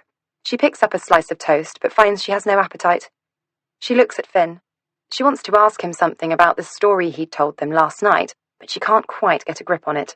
It keeps moving out of touching distance. Something to do with a woman called Birdie who played the fiddle. Something to do with a cat. Something to do with a list of rules and a pagan sacrifice, and something really very bad to do with Henry. But it's all so vague that it's almost... She ponders, as though he'd never told them anything at all. Instead, she says, Do you have any pictures of you all when you were children? No, he replies apologetically. Not a one. Remember, there was nothing in the house when we left. My father sold everything, every last shred, and whatever he didn't sell, he dumped on charity shops. But, he pauses. Do you remember a song from the 80s called... Oh, no, of course you won't, you're far too young. But there was a song by a band called the Original Version. It was #1 for weeks the summer before we came to live in the house. Birdie, the woman I was telling you about last night, she was in the band for a while. Birdie and Justin both were, and the video was filmed in Cheney Walk. Do you want to see it? Libby gasps. Apart from the photo of her parents in their evening clothes in Miller's Guardian article, this will be the closest she'll ever have been to getting a sense of the place she came from. They move into the living room, and Finn connects his phone to the huge plasma TV screen. He runs a YouTube search, and then presses play. Libby recognises the song immediately. She never knew what it was called or who it was by, but she knows it very well. The video opens with the band performing in front of the river. They're all dressed similarly in tweed and braces and caps and DM boots. There are many of them, probably about 10 members in all. 2 of them are women, one of whom plays the fiddle, the other some kind of leathery drum. There, says Finn, pausing the video and pointing at the screen. That's Birdie, her with the long hair. Libby stares at the woman on the screen. a scrawny thing, weak-chinned and serious. She holds her fiddle hard against her chin and stares at the camera imperiously. "That's Birdie," she says. She cannot quite equate this frail, unimpressive-looking woman with the woman in the story Finn told them last night, the sadistic woman who presided over a household of cruelty and abuse. Finn nods. "Yup, fucking evil bitch." He presses play again, and the band are now inside a house, a glorious, riotous house filled with oil paintings and overblown furniture, red velvet thrones, gleaming swords and polished panelling, swagged curtains, moose heads, stuffed foxes, and glittering chandeliers. The camera follows the band as they skip through the house with their instruments, posing on an ornate carved staircase, charging down wood-panelled corridors, play-fighting with the swords, modelling a knight's helmet, astride the cannon in the front garden, and in front of a huge stone fireplace full of burning logs. "Oh my God," says Libby. "It was so beautiful." "Yes," says Finn dryly, "wasn't it? And that bitch and my father systematically destroyed it." Libby's gaze returns to the image on the television screen. 10 young people, a house full of life and money and energy and warmth. "I don't understand," she says quietly, "how it all turned out the way it did." Chapter 42. The early afternoon sun is still hot against their skin as Lucy, the children, and the dog walk around the corner to the block of flats behind number 16 Chain Walk. They tiptoe quickly through the communal garden to the rickety door at the back, and she gestures to the children to be silent as they pass through the woody area and out onto the lawn, which is parched brown by the long, hot summer. She notices with surprise that the back door to the house is unlocked. A pane of glass is broken. The breaks in the glass look fresh. A shiver runs down her spine. She puts her hand through the broken pane and turns the handle on the inside. The door opens, and she breathes a sigh of relief that she won't have to scale the side of the house to get in through the roof. "It's scary," says Stella, following Lucy into the house. "Yes," agrees Lucy, "it is a bit." "I think it's awesome," says Marco, running his hand across the top of a huge pillared radiator and gazing around the room. As she shows the children around the house, it feels to Lucy as if not one mote of dust or string of cobweb has moved since she was last here. It feels as though it has been in stasis, waiting for her to come back. The smell, whilst musty, is also darkly familiar.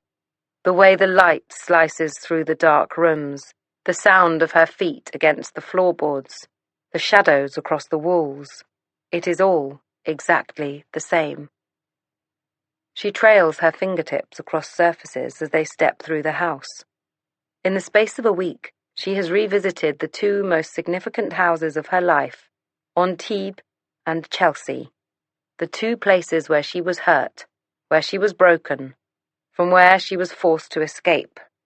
The weight of it all lies heavy in her heart. After the tour of the house, they sit out in the garden. The shadows cast by the overgrown foliage are long and cool. Lucy watches Marco picking around the garden with a stick. He's wearing a black t-shirt, and for a fleeting moment, she sees him as Henry, tending his herb garden. She almost jumps to her feet to check his face, but then she remembers. Henry is a man now, not a boy. She tries to picture Henry, but she can't. She can only see him as she saw him that last night they were all together, the set of his jaw against the shock of what had happened, the candlelight flickering across his cheeks, the dreadful silence of him. "What's this?" Marco calls to her. Lucy puts her hand to her forehead and peers across the garden. "Oh," she says, standing and moving towards him. "It's an old herb garden. One of the people who used to live here grew medicine out here." He stops then and holds the stick like a staff between his feet and looks up at the back of the house. "What happened in there?" he asks. "What do you mean?" "I mean, I can just tell, the way you've been since we got here. Your hands are shaking, and you always just said your aunt brought you to France because you were an orphan, but I'm starting to think that something really, really bad must have happened to make her bring you, and I think it happened in this house." "We'll talk about it later," she says. "It's a very long story." "Where are your mom and dad?" he says, and she can see now that bringing Marco here has opened up the dams to all the things he never thought to ask her before. "Where are they buried?" She pulls in her breath, smiles tightly. "I have no idea. No idea at all." Lucy used to write it all down, constantly, when she was younger. She'd buy a lined notepad and pen, and she'd sit somewhere, anywhere, and she'd write it, and she'd write it, and she'd write it. Streams of consciousness. Finn tied to a pipe in his bedroom, the adults dead, the van waiting in the shadows with its engine rumbling, and the long dark drive through the night, the shell-shocked silence, and then the waiting for the thing to come, and it never did come. And now, 24 years later, she's still waiting for it to come, and it's so close she can taste it on the back of her tongue. This was the story she wrote over and over again. She'd write it, and then she'd tear the pages from the notepad, screw them into a ball and toss them in a bin, into the sea, into a dank light well.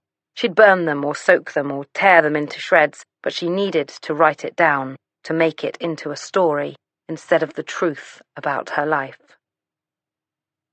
And all the time, the truth jangled at her nerves, squeezed at her stomach muscles, played drums on her heart, taunted her in her dreams, sickened her when she awoke, and stopped her from sleeping when she closed her eyes at night. She'd always known that the only thing that would bring her back to London, to this place where so many terrible things had happened, was the baby. But where is she? She's been here, that much is clear. There is evidence around the house of recent activity. There are drinks in the fridge, used glasses in the sink, the hole in the back door. Now, she just has to wait for the baby to come back. Chapter 43. The next thing that happened was that my mother fell pregnant. Well, clearly it wasn't my father's baby. My father could barely get out of his chair. And the announcement, when it came, was curiously unsurprising, because by this stage it had already become hideously clear to me that my mother was obsessed with David. I'd seen her the night he first arrived, pulling back from him, and I'd known then that it was because she was attracted to him. And I'd seen that initial attraction turn to infatuation as my father grew weaker and David's influence grew stronger. I could see that my mother was under David's spell entirely, that she was willing to sacrifice everything for David and his approval, including her family. But lately, I'd noticed other things too. I heard doors opening and closing late at night. I saw a flush upon my mother's neck, felt loaded moments, heard things whispered urgently, smelled his smell on her hair. I saw Birdie regard my mother watchfully, saw David's eyes upon parts of my mother's body that should be no concern of his. Whatever was happening between my mother and David was feral and alive, and was spreading into every corner of the house. The announcement was made as all announcements were made, over the dinner table. David made the announcement, of course, and as he made it, he sat between Birdie and my mother, holding one of their hands each. You could almost see the proud swell of the blood under his epidermis. He was so pleased with himself. What a guy! 2 birds on the go, and now a bun in the oven. What a guy! My sister immediately burst into tears, and Clemency ran from the table and could be heard throwing up in the toilet by the back door. I stared at my mother in utter horror. While I wasn't entirely surprised by the development, I was surprised that she had allowed it to be announced so publicly, so happily. I could not believe that she hadn't felt maybe a quiet tete-a-tete in a dark corner might not have been a better way to break such news to her children. Was she not embarrassed? Was she not ashamed? It appeared not. She grabbed my sister's hand and said, "Darling, you always wanted a little brother or sister." "Yes, but not like this. Not like this." So dramatic, my little sister. But on this occasion, I couldn't say I blamed her. "What about Dad?" I piped up hopelessly. "Dad knows," she said, now clutching my hand and squeezing that too. "Dad understands. Dad wants me to be happy." David sat between Birdie and my mother, watching us carefully.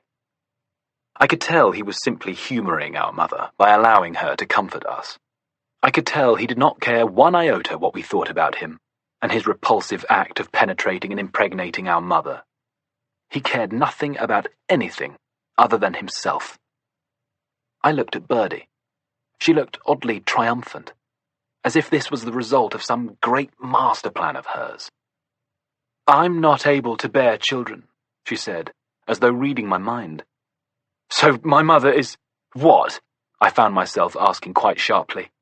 "A human incubator?" David sighed. He touched his lips with the side of his finger, a pose he affected frequently, and which, to this day, still unnerves me when I see other people doing it. "This family needs a focus," he said. "A heart. A reason. This house needs a baby. Your amazing mother is doing this for all of us. She is a goddess." Birdie nodded sagely in agreement. Clemency returned at this point, looking ashen and unwell. She flopped heavily into her chair and shuddered. "Darling," David said to her, "try to look at it this way. This will bring our two families together. You four will all have a little brother or sister in common. Two families." He reached for their hands across the table. "United."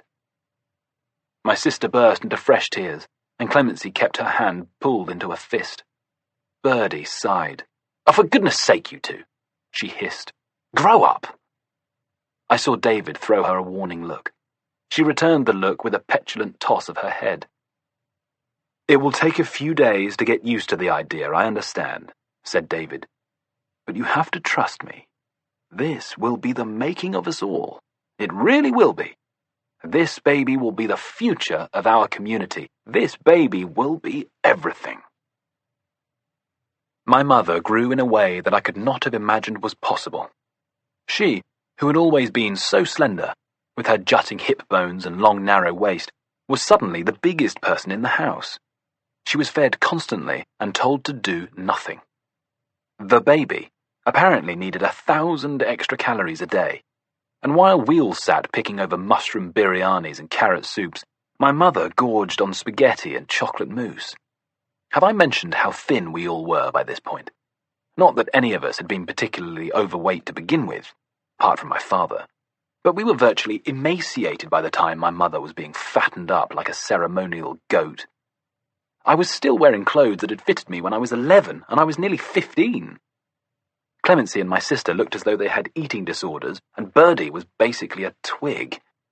I'll tell you for nothing that vegan food goes straight through you. Nothing sticks to the sides. But when that food is offered in mean portions and you're constantly told not to be greedy by asking for seconds, when one cook hates butter so there is never enough fat, and children must eat fat, another hates salt so there is never enough flavour, and another refuses to eat wheat because it causes their stomachs to swell like a whoopee cushion so there is never any starch or stodge, well, that makes for very thin, malnourished people. One of our neighbours, shortly after the bodies were found, and the press were buzzing around our house with microphones and handheld cameras, appeared on the news one night, talking about how thin we had all looked. "I did wonder," said the neighbour, whom I had never seen before in my life. "If they were being looked after properly, I did worry a bit. They were all so terribly thin. But you don't like to interfere, do you?" "No, mysterious neighbour lady. No, you clearly do not." But while we wasted away, my mother grew and grew. Birdie made her maternity tunics out of black cotton, bales of which she'd bought cheap from a fabric sale months earlier, in order to make shoulder bags to sell at Camden Market. She had sold a grand total of 2 before being chased away by other stall holders who all had licenses to sell and had instantly given up on the project. But now she was sewing with a fervour, desperate to be a part of what was happening to my mother. David and Birdie soon took to wearing Birdie's black tunics too. They gave all their other clothes to charity. They looked utterly ridiculous. I should have guessed that it wouldn't be too long before we children were expected to dress like this too. Birdie came into my room one day with bin bags. "We're to give all our clothes to charity," she said. "We don't need them as much as other people. I've come to help you pack them away." In retrospect, I can't believe how easily I capitulated. I never gave myself over to David's ethos, but I was scared of him. I'd seen him fell Finn on the pavement outside our house that awful night the year before. I'd seen him hit him. I knew he was capable of more and of worse. And I was equally scared of Birdie. She was the one who had unleashed the monster inside him. So while I often moaned or grumbled, I never refused. And thus I found myself, at 3 o'clock on a Tuesday afternoon in late April, emptying my drawers and cupboards into bin bags. There went my favourite jeans. There went the really nice hoodie from H&M that Finn had passed down to me when I'd admired it. There went my t-shirts, my jumpers and shorts. "But what will I wear when I go out?" I asked. "I can't go out in the nude." "Here," she said, passing me a black tunic and a pair of black leggings. "We're all to wear these from now on. It makes sense." "I can't go out in this," I said, appalled. "We're keeping our overcoats," she replied. "Not that you ever go out anyway." It was true. I was something of a recluse. What with all the household rules, the not going to school, and the fact that I had nowhere to go, I barely left the house. I took the black robe and the leggings from her and held them to my chest. She stared at me meaningfully. "Come on then," she said. "The rest." I looked down. She was referring to the clothes I was already wearing. I sighed. "Could I have a moment of privacy, please?" She looked at me suspiciously, but then left the room. "Be quick," she called through the door. "I'm busy." I climbed out of my clothes as fast as I could and folded them roughly into a pile. "Am I allowed to keep my underwear?" I called through the door. "Yes, of course you can," she replied impatiently. I stepped into the stupid black robe and leggings and observed myself in the mirror. I looked like a very small, very thin monk. I stifled the desire to laugh out loud. Then, very quickly, I ran my hand around the backs of my drawers, searching for something. My fingers found it, and I stared at it for a moment. The bootlace tie I'd bought in Kensington Market 2 years ago. I'd never worn it, but I could not bear the thought that I never would. I slipped it under my mattress with Justin's witchcraft books and his rabbit's foot, and then I opened the door. I passed my folded clothes to Birdie. "Good boy," she said. She looked, for a moment, as though she might touch my hair. But then she smiled instead and repeated, "Good boy." I paused for a moment, wondering, as she seemed momentarily soft, if I could possibly ask the question I desperately wanted to ask. I drew in my breath, and then blurted it out. "Aren't you jealous?" I asked. "Aren't you jealous about the baby?" She looked broken then, for just a split second. I felt as if I suddenly saw right inside her, right into the runny yellow yolk of her. She flinched, and then she rallied. She said, "Of course I'm not. David wants a baby. I'm grateful to your mother for letting him have one. But didn't he have to have sex with her?" I wasn't entirely sure I'd ever said the word sex out loud before, and I felt my face begin to flush red. "Yes," she said primly, "of course. But he's your boyfriend."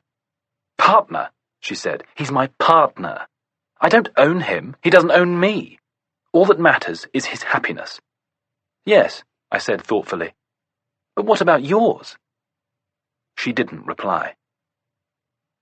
My sister had turned 13 a few days after my mother's pregnancy announcement. I would say, although it is not particularly my area of expertise, that she was blossoming into a very pretty girl. She was tall, like my mother, And now, a year since the no-haircut rule had been implemented, her dark hair hung to her waist, and unlike Clemency's hair and Birdie's hair, which grew thin and scraggy at the ends, hers was thick and shiny. She was thin, as we all were, but she had a certain shape to her. I could imagine, not that I spent very long at all doing such a thing, I can assure you, that with another stone on her, she would have had a knockout figure. And there was an interesting face, with a certain impish charm to it, starting to emerge from beneath the baby face I'd been used to seeing all her life. Almost beautiful. I mention all of this, not because I think you need to know what I thought about my sister's looks, but because you may still be envisaging a little girl. But she was no longer a little girl. She was, when the next thing happened, much closer to being a woman. Chapter 44. Libby arrives at work, breathless, 2 minutes late for her meeting with Kerry-Ann Tahaney. Kerry-Ann is a local DJ and minor celebrity who is spending £50,000 on a new kitchen, and every time she walks into the showroom, a kind of low-level electric buzz starts up. Usually, Libby would have been ultra-prepared for seeing her, would have had the paperwork ready, coffee cups set up, she would have checked her reflection and eaten a mint and tidied her skirt. Today, Kerry-Ann is already seated and staring tensely at her phone when Libby arrives. "I am so sorry," she says. "So sorry." "It's fine," says Kerry-Ann, turning off her phone and sliding it into her handbag. "Let's crack on, shall we?" For an hour, Libby has no time to think about the events of the past day. All she can think about is Carrera marble worktops and cutlery drawers and extractor hoods and copper pendant lights versus enamel pendant lights. It's comforting to her. She loves talking about kitchens. She's good at kitchens. Then suddenly, it's over, and Kerry-Ann's putting her reading glasses back in her handbag and hugging Libby goodbye, and as she leaves, the atmosphere in the showroom deflates and diffuses, and everyone kind of flops. Dido beckons her into the back office. "So," she says, clicking the tab on a can of Diet Coke. "What the hell happened?" Libby blinks. "I'm not entirely sure. It was all completely bizarre." Libby talks her through coming upon Finn on the top landing and walking across Albert Bridge to his stunning riverfront apartment in Battersea, with its view directly across to the house. She tells Dido what she can remember of the story that Finn recounted to them on the terrace, and then she tells her about awaking this morning to find herself top-to-toe with Miller in a big double bed, and Dido says, "Well, I could have told you that was going to happen." Libby looks at her askance. "What?" "You and Miller. You have a connection." "We do not have a connection." "You do have a connection. Trust me, I'm brilliant at this stuff. I've predicted 3 marriages from virtually before the couples had even met each other. Seriously." Libby waves this nonsense away. "We were drunk and rolled into bed with all our clothes on. Woke up this morning still with all our clothes on. Oh, and he has a tattoo, and I do not like tattoos." "I thought everyone liked tattoos these days." "Yes, I'm sure they do, but I don't." Her phone vibrates then, and she picks it up. "Talk of the devil?" she says, seeing Miller's name flash up. "Hi." "Listen," he begins urgently. "Something weird. I just opened up my file from last night, the recording of Finn's story. It's gone." "Gone?" "Yes, it's been deleted." "Where are you?" "I'm in a cafe in Victoria. I was just about to start transcribing it, and it's not there." "But are you sure it was there? Maybe you hadn't pressed record properly." "I totally pressed record properly. I remember last night I checked it. I listened to it. It was there. I'd even given the file a name." "So you think—" "It must have been Finn. Remember you said you thought you had your phone with you when you came to bed? Well, so did I. And my phone has a thumbprint recognition. I mean, he must have come into our room when we were sleeping and opened up my phone using my actual thumb while I was sleeping. And taken your phone too, then locked us in. And there's more. I've Googled him. Finn Thompson. No trace of him anywhere on the internet. I Googled the flat he's living in. It's an Airbnb. According to their booking system, it's been booked since the middle of June. Basically since my birthday. Since your birthday." He sighs and runs his hand down his beard. "I have no clue who that guy is, but he is dodgy as fuck." "The story," she says. "Can you remember the story? Enough to work out the truth?" He pauses, briefly. "It's hazy," he says. "I can remember most of it, but The bits towards the end are really... Me too, she says. Really hazy, and I slept like a dead person, he finishes. And all day I felt Really, really strange. really strange, she agrees. And I'm starting to think, Yes, she interjects. Me too. I think he drugged us. But why? that, says Miller, I do not know. But you should check your phone. Do you have a passcode? Yes, She replies. What is it? she sighs. Her shoulders slump. It's my birth date. Right, says Miller. Well, check your phone for anything weird. He might have left something on it. Spyware or something. Spyware?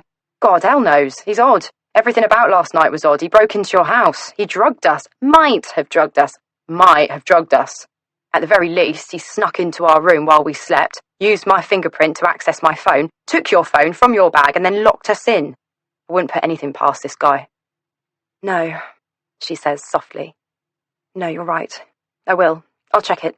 I mean, he might even be listening to us now. Yes, he might. And, buddy, if you're listening, we're on to you, you creepy fuck. She hears him draw in his breath. We should meet up again, soon. I've been researching Birdie Dunlop Evers. She's got an interesting backstory. And I think I might have found out more about the other guy who lived here. Justin, Birdie's boyfriend. When are you free? Libby's pulse quickens at the prospect of developments in the story. Tonight, she says, breathlessly. I mean, even... She looks up at Dido, who is staring intently at her. Now? She aims the question at Dido, who nods at her furiously and mouths, Go, go. I can meet you now, anywhere. Our cafe? He says. She knows exactly where he means. Yes, she says. Our cafe. I can be there in an hour. Dido looks at her after she hangs up and says, You know, I think this might be a good juncture for you to take some annual leave. Libby grimaces. But nothing. I'll take on the Morgans and carry on to Haney. We'll say you're ill. Whatever the hell is going on here is more important than kitchens. Libby half opens her mouth to say something in support of the importance of kitchens. Kitchens are important. Kitchens make people happy. People need kitchens. Kitchens, and the people who buy them, have been her life for the last 5 years. But she knows that Dido's right. She nods instead and says, Thank you, Dido. Then she tidies her desk, replies to 2 new emails in her inbox, sets her account to out-of-office auto-reply, and heads away from St Albans High Street to the train station. Chapter 45. By May 1992, our household had curdled and transmogrified into something monstrous.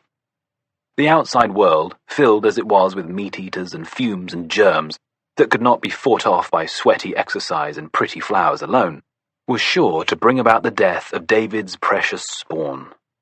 So nobody was allowed to go outside. We had vegetables delivered to our door weekly, and our larder was filled with enough pulses, grains, and beans to feed us for at least 5 years. Then one day, shortly before my 15th birthday, David ordered us to surrender our shoes. Our shoes? Shoes, apparently, even shoes that were not made of dead animals, were bad, bad, bad.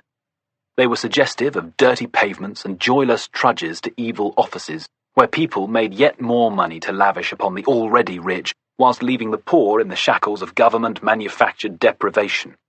Poor people in India did not, apparently, wear shoes, therefore neither should we. All of our shoes were collected together into a cardboard box and left outside the nearest charity shop. From the day that David took our shoes, until the night of our escape 2 years later, nobody set foot outside our house. Chapter 46. Miller is eating when Libby walks into the cafe on West End Lane. What's that? She asks, hanging her handbag on the back of the chair and sitting down. Chicken and chorizo wrap, he replies, wiping some sauce from the corner of his mouth. So good. So good. It's 4 o'clock, she says. What meal does this constitute? He ponders the question. Late lunch? Or early dinner? Or early supper? Dunch? Dinner? Have you eaten? She shakes her head. She's not eaten since breakfast on Finn's terrace this morning, and neither has she wanted to. I'm not hungry, she says. He shrugs and bites into his wrap again. Libby orders a pot of tea and waits for Miller to finish eating. There is something strangely attractive about Miller's appetite. He eats as though there is nothing else he would rather be doing. He eats, she observes, mindfully. So, says Miller, opening up his laptop, typing something into it and then turning it to face Libby. Meet Birdie Dunlop Evers, or Bridget Elspeth Veronica Dunlop Evers, to give her her full name. Born in Gloucestershire in April 1964. Moved to London in 1982 and studied violin at the Royal College of Music. Used to busk at the weekends and then joined a band called Green Sunday with her then boyfriend, Roger Milton. Roger Milton, incidentally, went on to be the lead singer in The Crows. He looks at her expectantly. She stares back blankly. Are they famous? He rolls his eyes. Never mind, he continues. Anyway, she jobs about with her fiddle for a few years before auditioning for a band called The Original Version. She starts a relationship with a man called Justin Redding and brings him into the band as a percussionist. According to interviews from the time, she was quite controlling. Nobody liked her. They had their big #1 in the summer of 1988, and then released one more single with her and Justin, but when that tanked, she blamed everybody else, had a hissy fit and left, taking Justin with her. And that is the end of Birdie Dunlop Evers' internet life story. Nothing since. Just... He uses his hand to describe something falling off a cliff. But what about her parents? Nothing. She was one of 8 children from a big, posh Catholic family. Her parents are still alive, as far as I can tell. At least, I found nothing to suggest that they're not. And there are dozens of posh little Dunlop Everses out there playing musical instruments and running vegan home delivery services. But for whatever reason, her family didn't notice, or maybe just didn't care, that their 4th daughter disappeared off the face of the earth in 1994. And what about her boyfriend, Justin? Nothing. A couple of mentions of him during his brief phase as a percussionist on the 2 Original Version hit singles, but nothing else. Libby pauses to absorb this. How can it be possible for people to slip off the edge of existence like that? How can it be possible for no one to notice? He turns the screen back to himself and types something in. So, he says, then I started looking into Finn. I got in touch with the Airbnb owner and said I was investigating a murder case and needed the name of the last person to rent his apartment. He was very forthcoming, clearly wanted in on the excitement. Justin Redding. Libby looks at him, startled. What? Finn, or whoever that guy was, used the name of Birdie's ex-boyfriend to check into Airbnb. Oh, she says. Wow. Yeah, right? He types something else into his laptop. And last, but by no means least, I give you Sally Radlett. He turns the screen towards her again. There is an older woman, silver hair cut into a helmet, horn-rimmed glasses, watery blue eyes, a suggestion of a smile, a light blue blouse unbuttoned to the 3rd button, a pale collarbone, echoes of beauty in the angles of her face. Underneath her photograph are the words, life therapist and coach, Penrith, Cornwall. Right town, right age. Looks like the right career area, generally. You know, life therapist. Kind of bullshit thing you'd end up doing, isn't it? If you were, in fact, Sally Thompson. He looks at her triumphantly. What do you think? He says. It's her, isn't it? She shrugs. Well, yeah, I guess it could be. And there's her address. He points at the screen, and she can see the question in his eyes. You think we should go? I think we should, yes. When? He raises an eyebrow, smiles, and presses a number into his phone. He clears his throat and says, Hello, is that Sally Radlett? She can hear a voice down the line saying yes. Then, as suddenly as he'd made the call, Miller ends it. He looks at Libby and says, Now? But... She's about to start foraging for a reason why she cannot possibly go now, but remembers that she has no reason. I need a shower, she manages. He smiles, turns the laptop back to face him again and starts to type. B&B, he says, or Premier Inn? Premier Inn. Excellent. With a few more clicks, he's booked them 2 rooms at a Premier Inn in Truro. You can shower when we get there. He closes his screen and unplugs his laptop, slides it into a nylon case. Ready? She gets to her feet, feeling strangely excited at the prospect of spending the rest of the day with him. Ready. Chapter 47. I decided that the oncoming baby was the cause of all our ills. I saw my mother getting fatter, the rest of us getting thinner, and I saw David fluffing out his tail feathers, preening and strutting. Every pound my mother gained, every time the baby kicked or wriggled, David developed another layer of sickening self-belief. I tried to keep hold of what Finn had told me the day we went to Kensington Market, about David being thrown out of the last home he tried to infiltrate and take control of. I tried to imagine the humiliation of him being caught red-handed stealing from his hosts. I tried to remind myself that the man who turned up homeless and penniless on our doorstep 4 years earlier was the same man swaggering now about my house like a puffed-up turkey. I could not bear the thought of that baby coming into existence. I knew that David would use it to cement his role as the god of our warped little universe. If the baby didn't come, my mother could stop eating all the time, and we'd be able to bring germs into the house again. And, more importantly, there'd be absolutely no reason whatsoever for us to have anything more to do with David Thompson. There'd be nothing to connect us, nothing to link us. I knew what I had to do, and it does not cast me in a good light. But I was a child. I was desperate. I was trying to save us all. The drugs were surprisingly easy to administer. I made sure to cook for my mother as much as possible. I made her herbal teas and vegetable juices.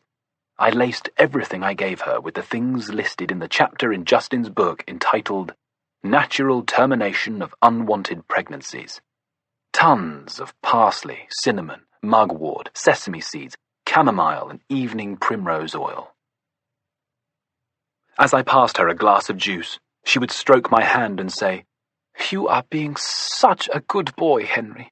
I feel very blessed to have you taking care of me." And I would flush a little and not reply, because in some ways I was taking care of her. I was making sure that she didn't get shackled to David forevermore.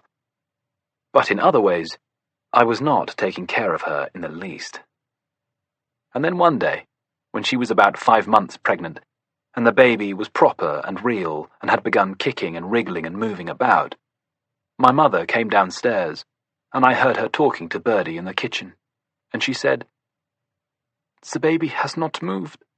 Not today at all." The consternation grew over the course of the day, and I felt a terrible dark sickness in the pit of my belly, because I knew what was coming. Of course, no doctors were called. No trips to A&E were embarked upon. Apparently, David Thompson was a fully qualified gynecologist on top of all of his other myriad skills. He took charge of everything, sent people running off for towels and water and pointless homeopathic tinctures. It took 5 days for the baby to come out after it had died. My mother wailed for hours. She stayed in her room with David and Birdie and the baby, making noises that could be heard throughout the house. We 4 children huddled silently together in the attic room, unable to properly process what had just happened.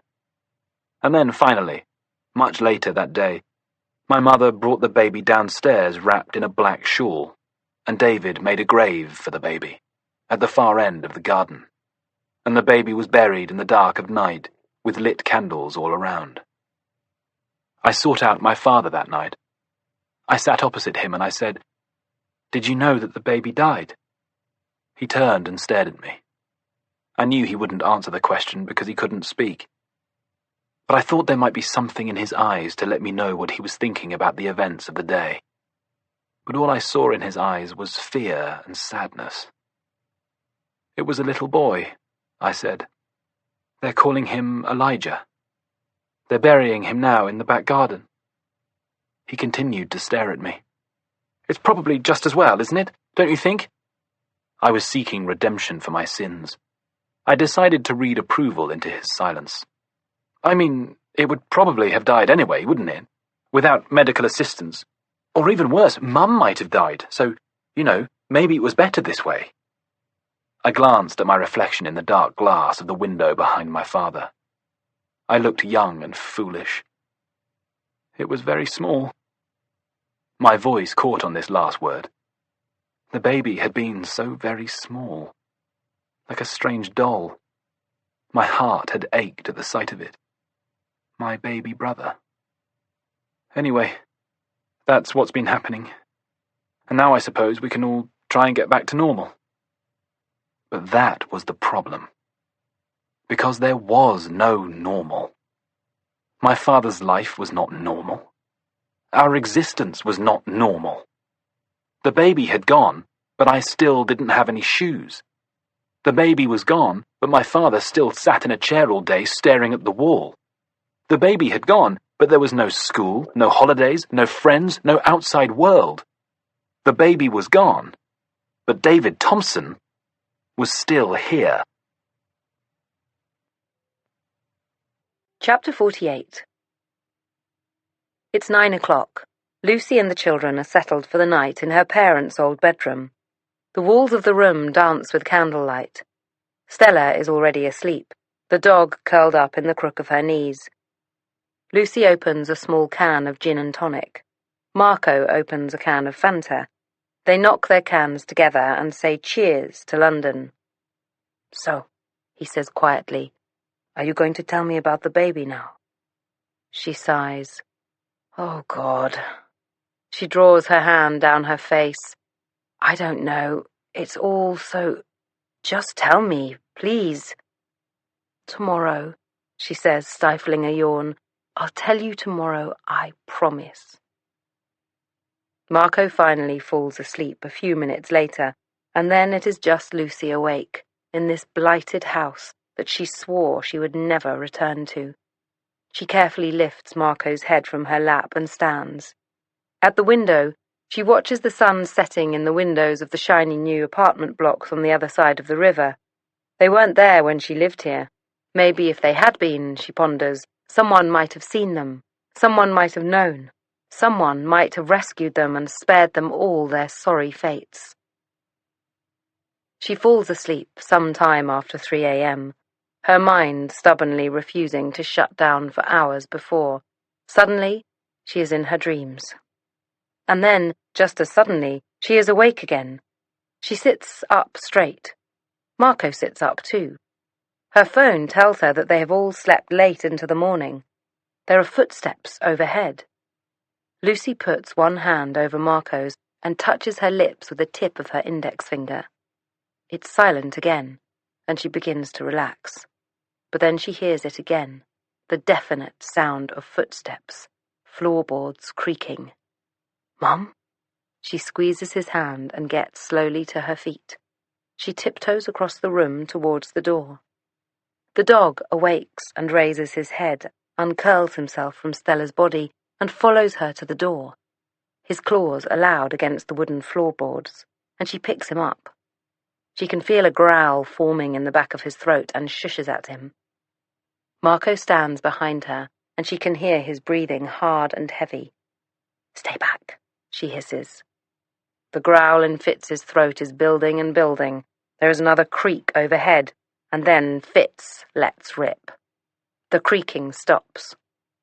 But then there comes the sound of footsteps, sure and steady, coming down the wooden staircase that leads to the attic bedrooms. She stops breathing. The dog starts barking again and struggling to get out of her arms. She pushes the door shut and throws her body against it. Stella is awake now and stares at the door with wide eyes. "What's going on, Mama?" "Nothing, darling," she whispers across the room. "Nothing. Fitz is just being silly." The door onto the first-floor landing creaks, then bangs shut. Adrenaline courses through her. "Is it the baby?" Marco asks in an urgent whisper, his eyes wide with terror. "I don't know," she replies. "I don't know who it is." Footsteps come up the landing, and then there is someone breathing on the other side of the door. The dog goes quiet, his ears pinned back, his lips open over his teeth. Lucy moves away from the door and pulls it open a crack. Then the dog leaps out of her arms and forces his way through the crack of the door, and there's a man standing outside their room, and the dog barks and snaps around his ankles, and the man looks down at the dog with a small smile, offers him his hand to sniff. Fitz quiets and sniffs his hand, and then lets him stroke the top of his head. "Hello, Lucy," says the man. "Nice dog." Part 3. Chapter 49. Libby lies stretched out on the hotel bed with its familiar strip of aubergine-coloured fabric draped across the foot. A Premier Inn hotel room is a happy place for Libby. She associates them with hen nights and city breaks and weddings in distant cities. A bed in a Premier Inn is familiar and comforting. She could stay here all day. But she has to meet Miller in the lobby at 9 a.m. She glances now at the time on her phone. 8:48. She pulls herself off the bed and has a very quick shower. It had been a long journey from London the night before, and she'd learned a lot about Miller in the 5 hours they'd spent together. He'd been in a car accident when he was 22, and spent a year in a wheelchair and being rehabilitated. He'd been very thin and sporty when he was younger, but never regained his former lithe physique. He has 2 older sisters and a gay dad, and was brought up in Leamington Spa. He studied politics at university, where he met his ex-wife, whose name was Matilda, or Mattie for short. He showed Libby a photo of her on his phone. She was extraordinarily pretty, with dark red hair and full lips and a blocky hipster haircut that would look dreadful on 99% of other people. "Why did you split up?" she'd said, then added, "If you don't mind me asking." "Oh, my fault," he'd said, putting a hand to his heart. "My fault entirely. I prioritised everything over her. My friends, my hobbies, but mainly my job. And mainly..." He pauses to smile wryly. "The Guardian article." He'd shrugged. "Lesson learned, though. I will never put my work before my personal life again." "And what about you?" he'd asked. "Is there a Mr. Libby somewhere in the picture?" "No," she replied. "No, that is an ongoing project. Ah, but you're still young." "Yes," she'd agreed, forgetting for once her usual sense of running out of time to achieve all her arbitrary goals. "I am." She redresses in yesterday's clothes and gets to the lobby at 2 minutes past 9, where Miller is already waiting for her. He has not changed, or, it seems, showered. He looks dishevelled, every bit like a man who has not seen his own bed for 48 hours. But there is something pleasing to behold about his shagginess and his carewornness, and she has to resist the temptation to arrange his hair for him, to straighten the neck of his t-shirt. He has, of course, partaken of a hearty Premier Inn breakfast, and is just downing the dregs of a coffee when she appears. Now he smiles at her, puts down his cup, and together they leave the hotel. Sally's practice is on the high street of Penrith, in a small stone building. The shop front houses a spa called the Beach. Sally's rooms are up a flight of stairs on the first floor. Miller rings the bell, and a very young girl answers. "Yes?" "Hello," says Miller. "We're looking for Sally Radlett." "I'm afraid she's with a client at the moment. Can I help?" The girl is pale and naturally blonde and shares the same well-formed bone structure as Sally. For a moment, Libby thinks that this must be Sally's daughter, but that can't be right. Sally must be at least 60, probably older. No, we really do need to speak to Sally," says Miller. "Do you have an appointment?" "No," he says. "Sadly not. It's something of an emergency." The girl narrows her eyes slightly and then turns her gaze to a leather Chesterfield sofa and says, "Would you like to take a seat while you're waiting? She won't be much longer." "Thank you so much," says Miller, and they sit side by side. It's a tiny room. They are close enough to the girl, who is back behind her desk, to hear her breathing. A phone call breaks the awkward silence, and Libby turns to Miller and whispers, "What if it's not her?" "Then it's not her," he says, shrugging. Libby gazes at him for a split second. She realises that he doesn't see life the way she sees it. He's prepared to be wrong. He doesn't always need to know what's going to happen next. The thought of living life as Miller lives his life is strangely appealing to her. A tall woman appears. She is wearing a grey, short-sleeved dress and gold sandals. She says goodbye to a middle-aged man and then catches their eyes, giving them an uncertain look. She turns to the girl behind the desk and says, "Lola?" The girl looks at them and says, "They asked for an emergency appointment." She turns back to them and smiles uncertainly. "Hello?" It is clear that she does not like people walking in asking for emergency appointments. But Miller is unfazed and gets to his feet. "Sally," he says, "my name is Miller Rowe. This is my friend Libby Jones. I wonder if you might be able to spare us 10 minutes or so." She glances back at the girl called Lola. Lola confirms that Sally's next appointment is not until 11:30.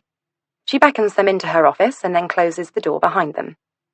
Sally's consulting room is cosy, in a Scandinavian style.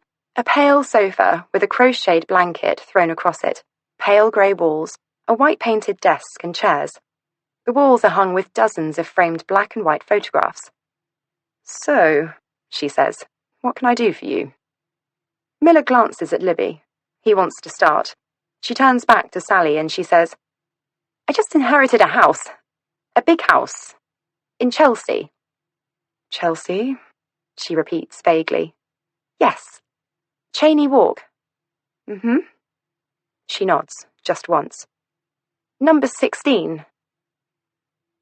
Yes, she says with a note of impatience. "I don't—" she begins. But then she stops and narrows her eyes slightly. "Oh," she says. "You're the baby." Libby nods. "Are you Sally Thompson?" she asks. Sally pauses. "Well," she says after a moment, "technically no. I reverted to my maiden name a few years ago when I started this practice. I didn't want anyone to... well, I was in a bad place for quite some time and I wanted a fresh start, I suppose. But yes, I was Sally Thompson. Now listen," she says, her tone suddenly becoming clipped and officious. "I don't want to get involved in anything, you know. My daughter, she made me swear never to discuss anything about the house in Chelsea. Never to talk about it. She suffered from years of PTSD after what happened there, and really, she's still very damaged. It's not my place to say anything, and as much as I'm glad to see you here, alive and well, I'm afraid I'm going to have to ask you both to leave." "Could we maybe speak to your daughter, do you think?" Sally throws a steely gaze at Miller, the asker of this question. "Absolutely not," she says. "Absolutely not." Chapter 50. My mother never really recovered from losing the baby. She slowly withdrew from community life. She also withdrew from David. She began to spend more time with my father, just the two of them sitting quietly side by side. I, of course, felt completely responsible for my mother's unhappiness. I attempted to remedy the situation by feeding her concoctions from Justin's books that claimed to cure people of melancholia. But it was virtually impossible to get her to eat anything, so nothing I did made any difference. David seemed to have abandoned her. I was surprised. I would have expected him to want to be involved in her rehabilitation, but he was distant with her, virtually cold. One day, shortly after my mother lost the baby, I asked David, "Why aren't you talking to my mother anymore?" He looked at me and sighed. "Your mother is healing. She needs to follow her own path towards that." Her own path. I felt a wave of fury begin to build inside me. "I don't think she is healing," I responded. "I think she's getting worse. And what about my father? Shouldn't he be getting some kind of care, some kind of treatment? All he does is sit in that chair all day. Maybe in the outside world someone could do something for him. Maybe some kind of therapy. Maybe even electric shock therapy or something like that. There might be all sorts of medical advances being made for stroke victims that we don't even know about because we're all just stuck in here." I'd begun to shout, and as soon as the words were out of my mouth, I knew I'd passed into a bad place. And then there it was, the cold, sharp skin of his hand, hard against the side of my jaw. I tasted the metallic sting of blood inside my mouth, felt a numbness building up around my lips. I touched the blood with a fingertip and looked at David in horror. He stared down at me, his big shoulders hunched up around his ears, a vein throbbing on the side of his head. It was incredible how quickly this quiet, spiritual man could turn into a raging monster. "You have no right to talk about these things," he growled. "You know nothing about anything. You are an infant." "But he's my father, and ever since you came, you just treated him like shit." His hand came back, this time across the other side of my face. I had always known this was going to happen. I had known from the moment I first saw him that David Thompson would strike me if I confronted him. And here it was. "You ruined everything," I said in a nothing-to-lose-now rush of emotion. "You think you're so powerful, and you're so important, but you're not. You're just a bully. You came into my home and you bullied everyone into being what you wanted us to be. And then you made my mum pregnant, and now she's sad, and you don't care. You don't care at all. Because all you care about is yourself." This time he hit me hard enough to throw me across the floor. "Get up," he yelled. "Get up and go to your room. You are in isolation for a week." "You're going to lock me up," I said, "for talking to you, for telling you how I feel." "No," he snarled. "I am locking you up because I cannot bear to look at you. Because you disgust me. Now you can either walk or I can drag you. What's it to be?" I got to my feet and I ran. But I didn't run to the stairs.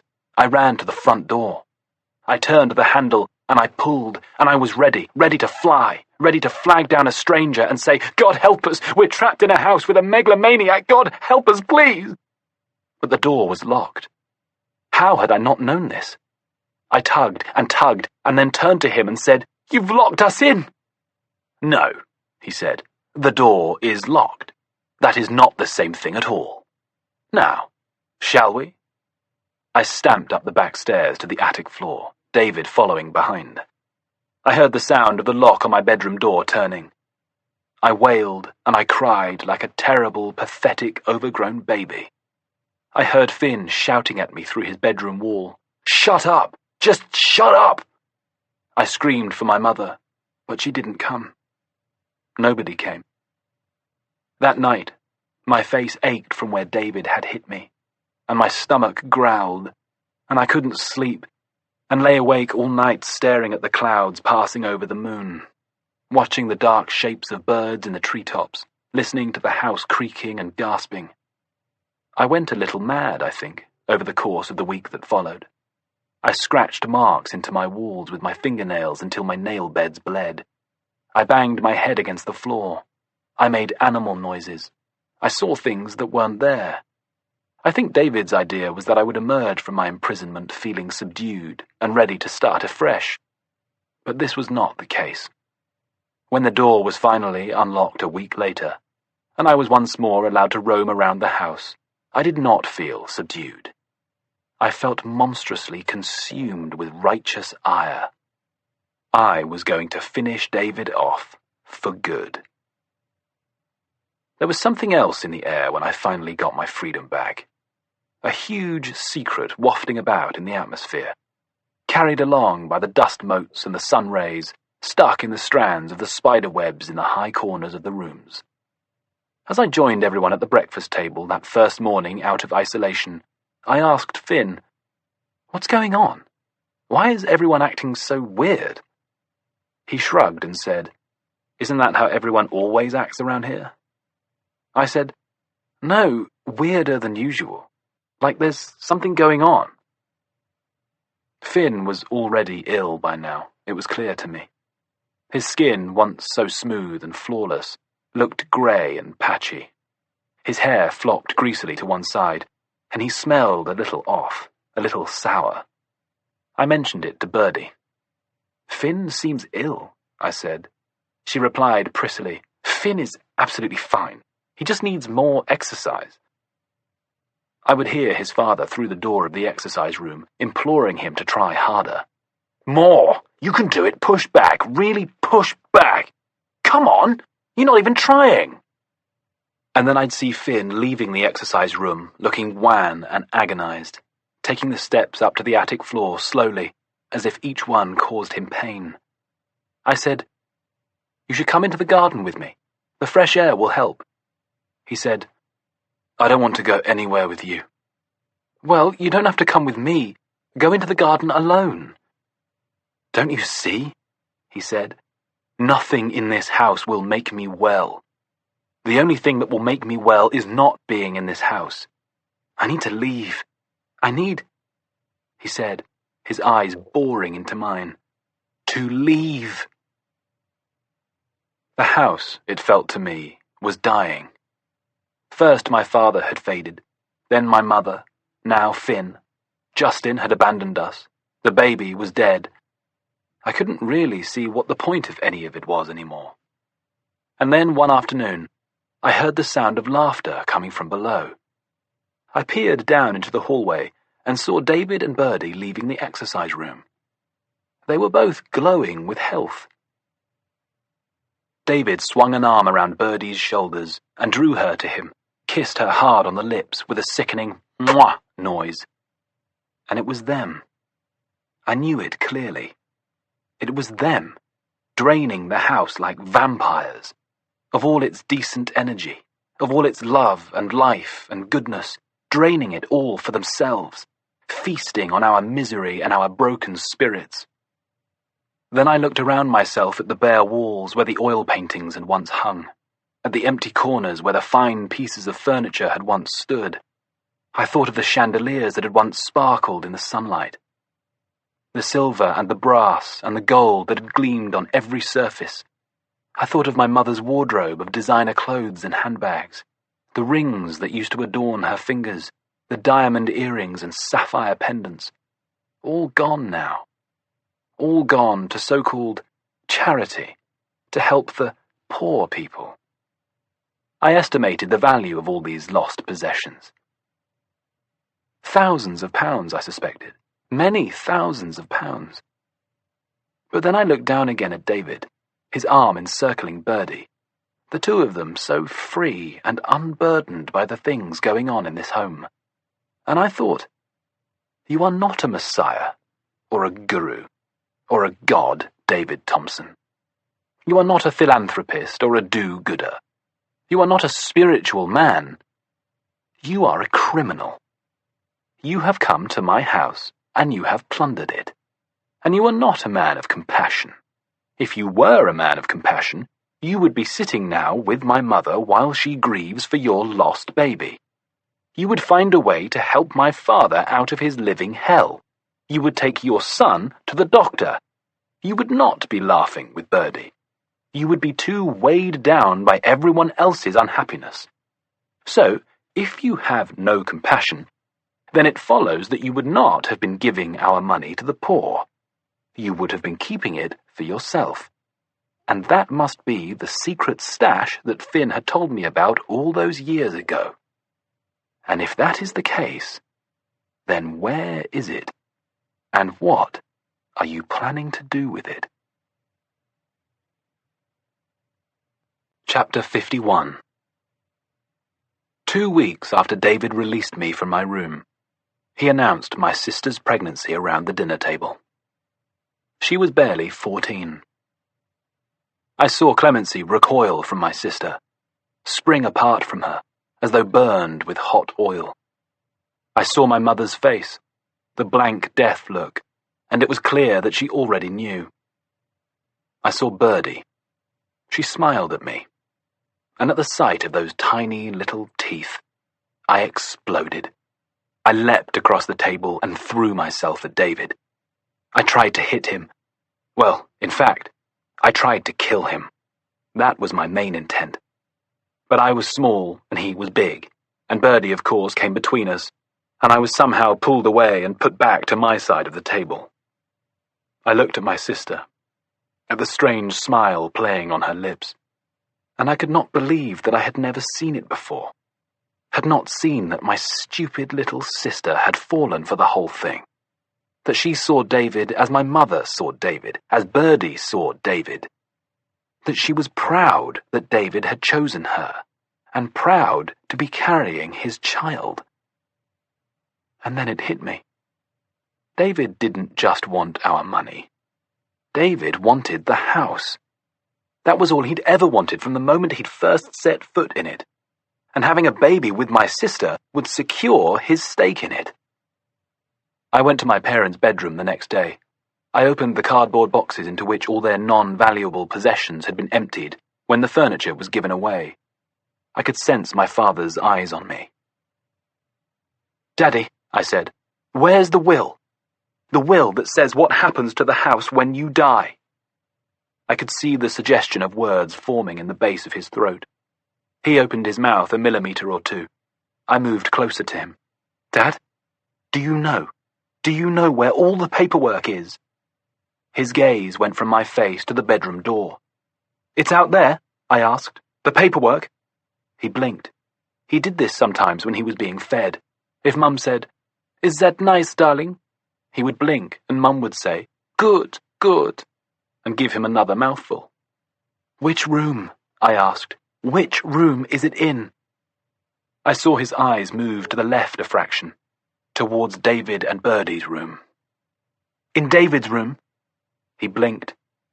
My heart plummeted. I could not possibly go into David and Birdie's room. They kept it locked for a start, and even if they didn't, the consequences of being caught in there were unthinkable. I referred once again to Justin's enormously useful book of spells. A spell for temporary stupefaction. That sounded like exactly what I needed. It promised a few moments of general befuddlement and sleepiness, and small and unnoticeable fugue.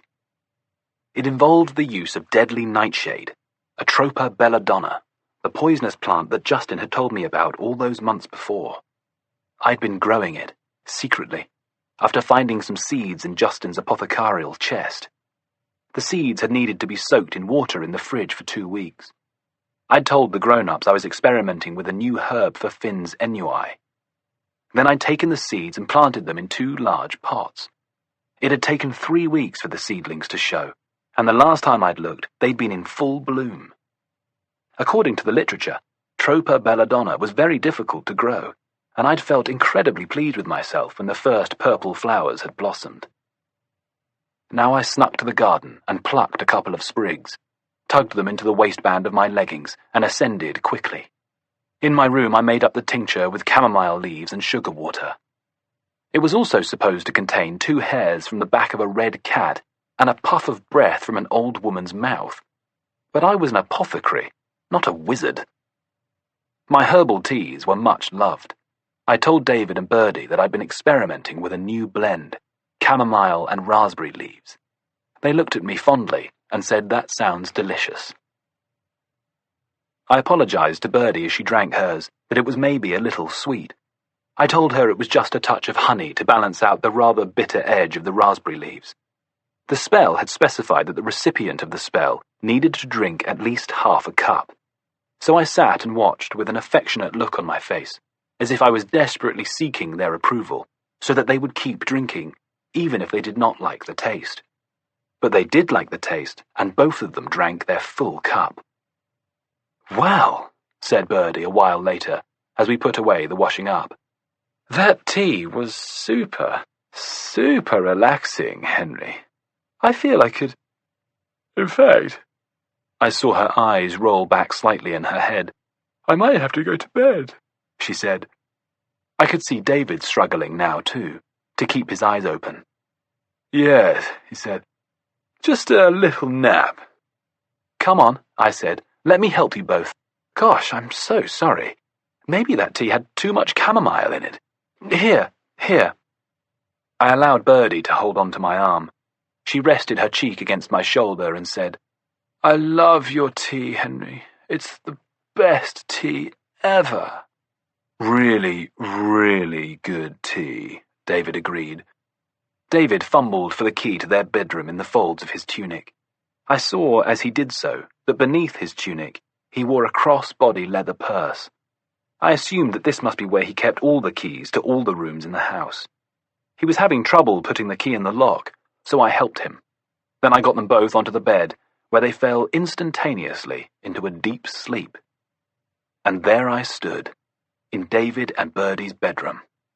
I had not set foot in this room for years, not since David and Sally had still been together. I looked around the room and could barely absorb what I was seeing. Piles of cardboard boxes, over the tops of which spilt suggestions of clothing, of books, of possessions. The possessions we had been told were evil and bad. I saw 2 pairs of shoes in the corner of the room, his and hers. I saw alcohol, a half-drunk bottle of wine with the cork replaced, a glass with a dark, sticky residue at the bottom, some of my father's very expensive whiskey. I saw a box of biscuits, a Mars bar wrapper. I saw a slip of silky underwear, a bottle of Elvive shampoo. But I ignored all this for now. I had no idea how long this state of temporary stupefaction would last. I needed to find my father's paperwork and get out of there. As my hands passed through the boxes, I came upon my pencil case, not seen since my last day of primary school. I held it briefly in my hand and stared at it as a relic from another civilization. I thought briefly of that boy in the brown knickerbockers, skipping from his last day at school, a triumphant tip to his chin as he imagined the brave new world about to be presented to him. I unzipped it, held it to my nose, inhaled the smell of pencil shavings and innocence. Then I tucked it into my leggings to be secreted later in my own room. I found a ball gown of my mother's. I found my father's shotguns. I found my sister's ballet leotard and tutu, the reason for the keeping of which I could not fathom. And then, in the 3rd box, I found my father's files. Grey marbled box files with fierce metal clips inside. I pulled one out that had written on the side, Household Affairs, and flipped quickly through the contents.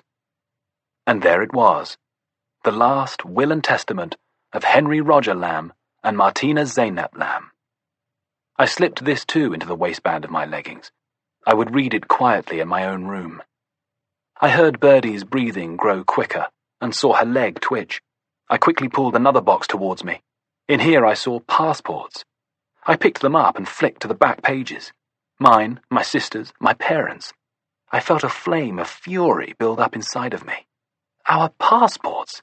This man had taken our passports! This seemed almost to surpass the sheer evil of locking us into our own home.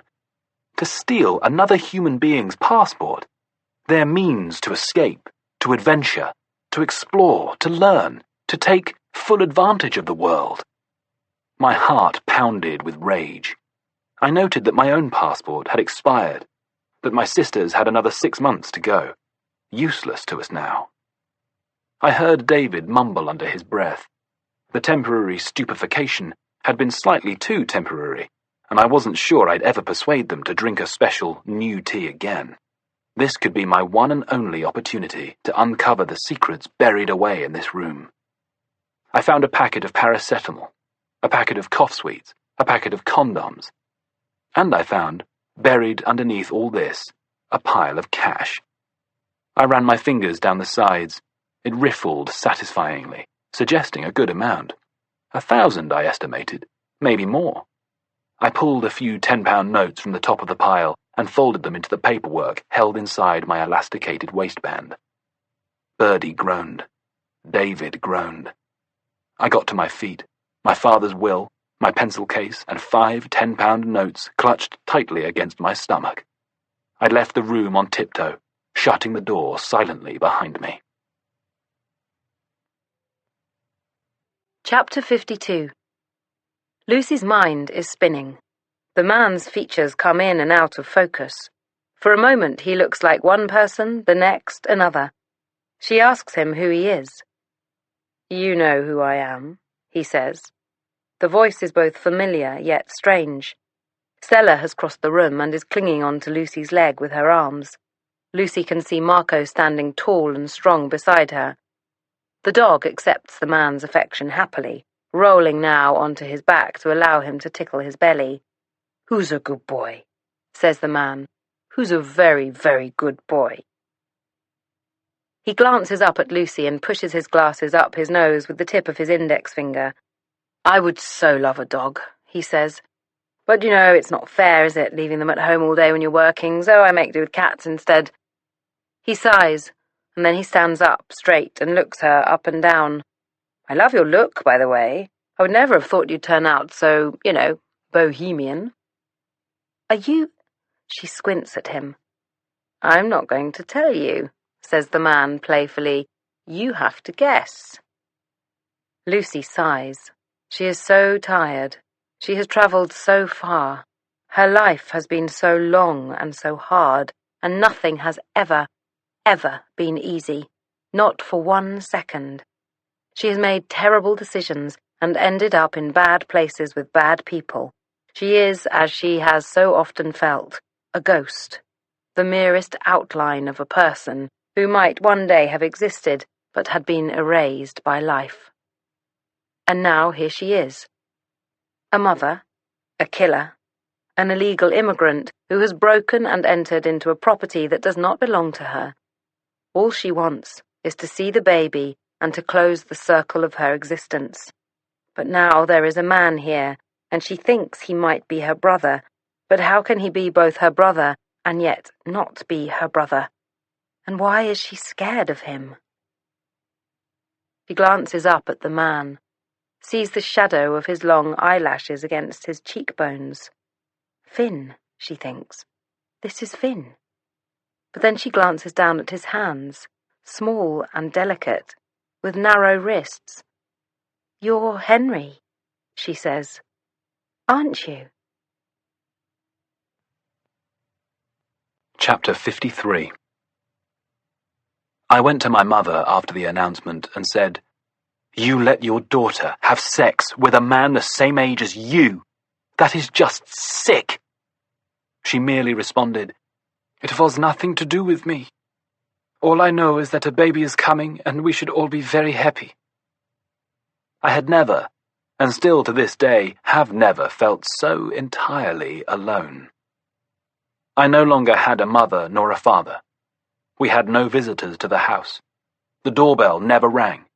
The phone had been disconnected many months before. There was a time, in the days after my mother lost her baby, when someone came to our house and banged on the door solidly for half an hour every day for nearly a week.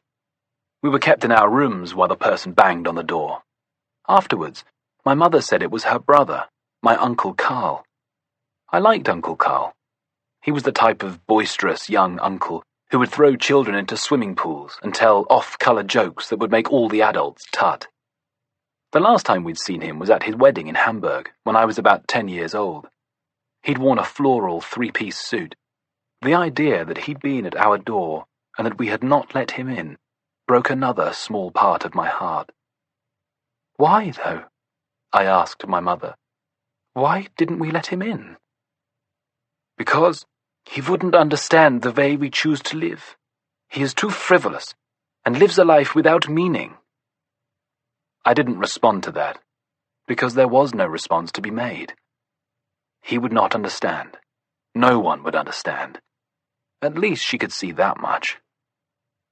Vegetables were delivered in a cardboard box once a week. Cash was left in a hidden envelope by the front door. Once or twice the vegetable delivery man would ring on the bell, and my mum would open the letterbox, and the vegetable delivery man would say, "No parsnips today, miss. Replace them with Swedes. Hope that's okay." And my mother would smile and say, "That is fine, thank you so much." And after the bodies were found, this man would come to the police and tell them that he thought it was a closed convent, and that my mother was a nun.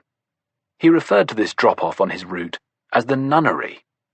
He said he had no idea there were children living in the house. He'd had no idea there was a man. I was very lonely by now. I tried to rekindle my friendship, or what semblance there had ever been of a friendship, with Finn, but he was still so angry with me for betraying him the night he pushed me into the river.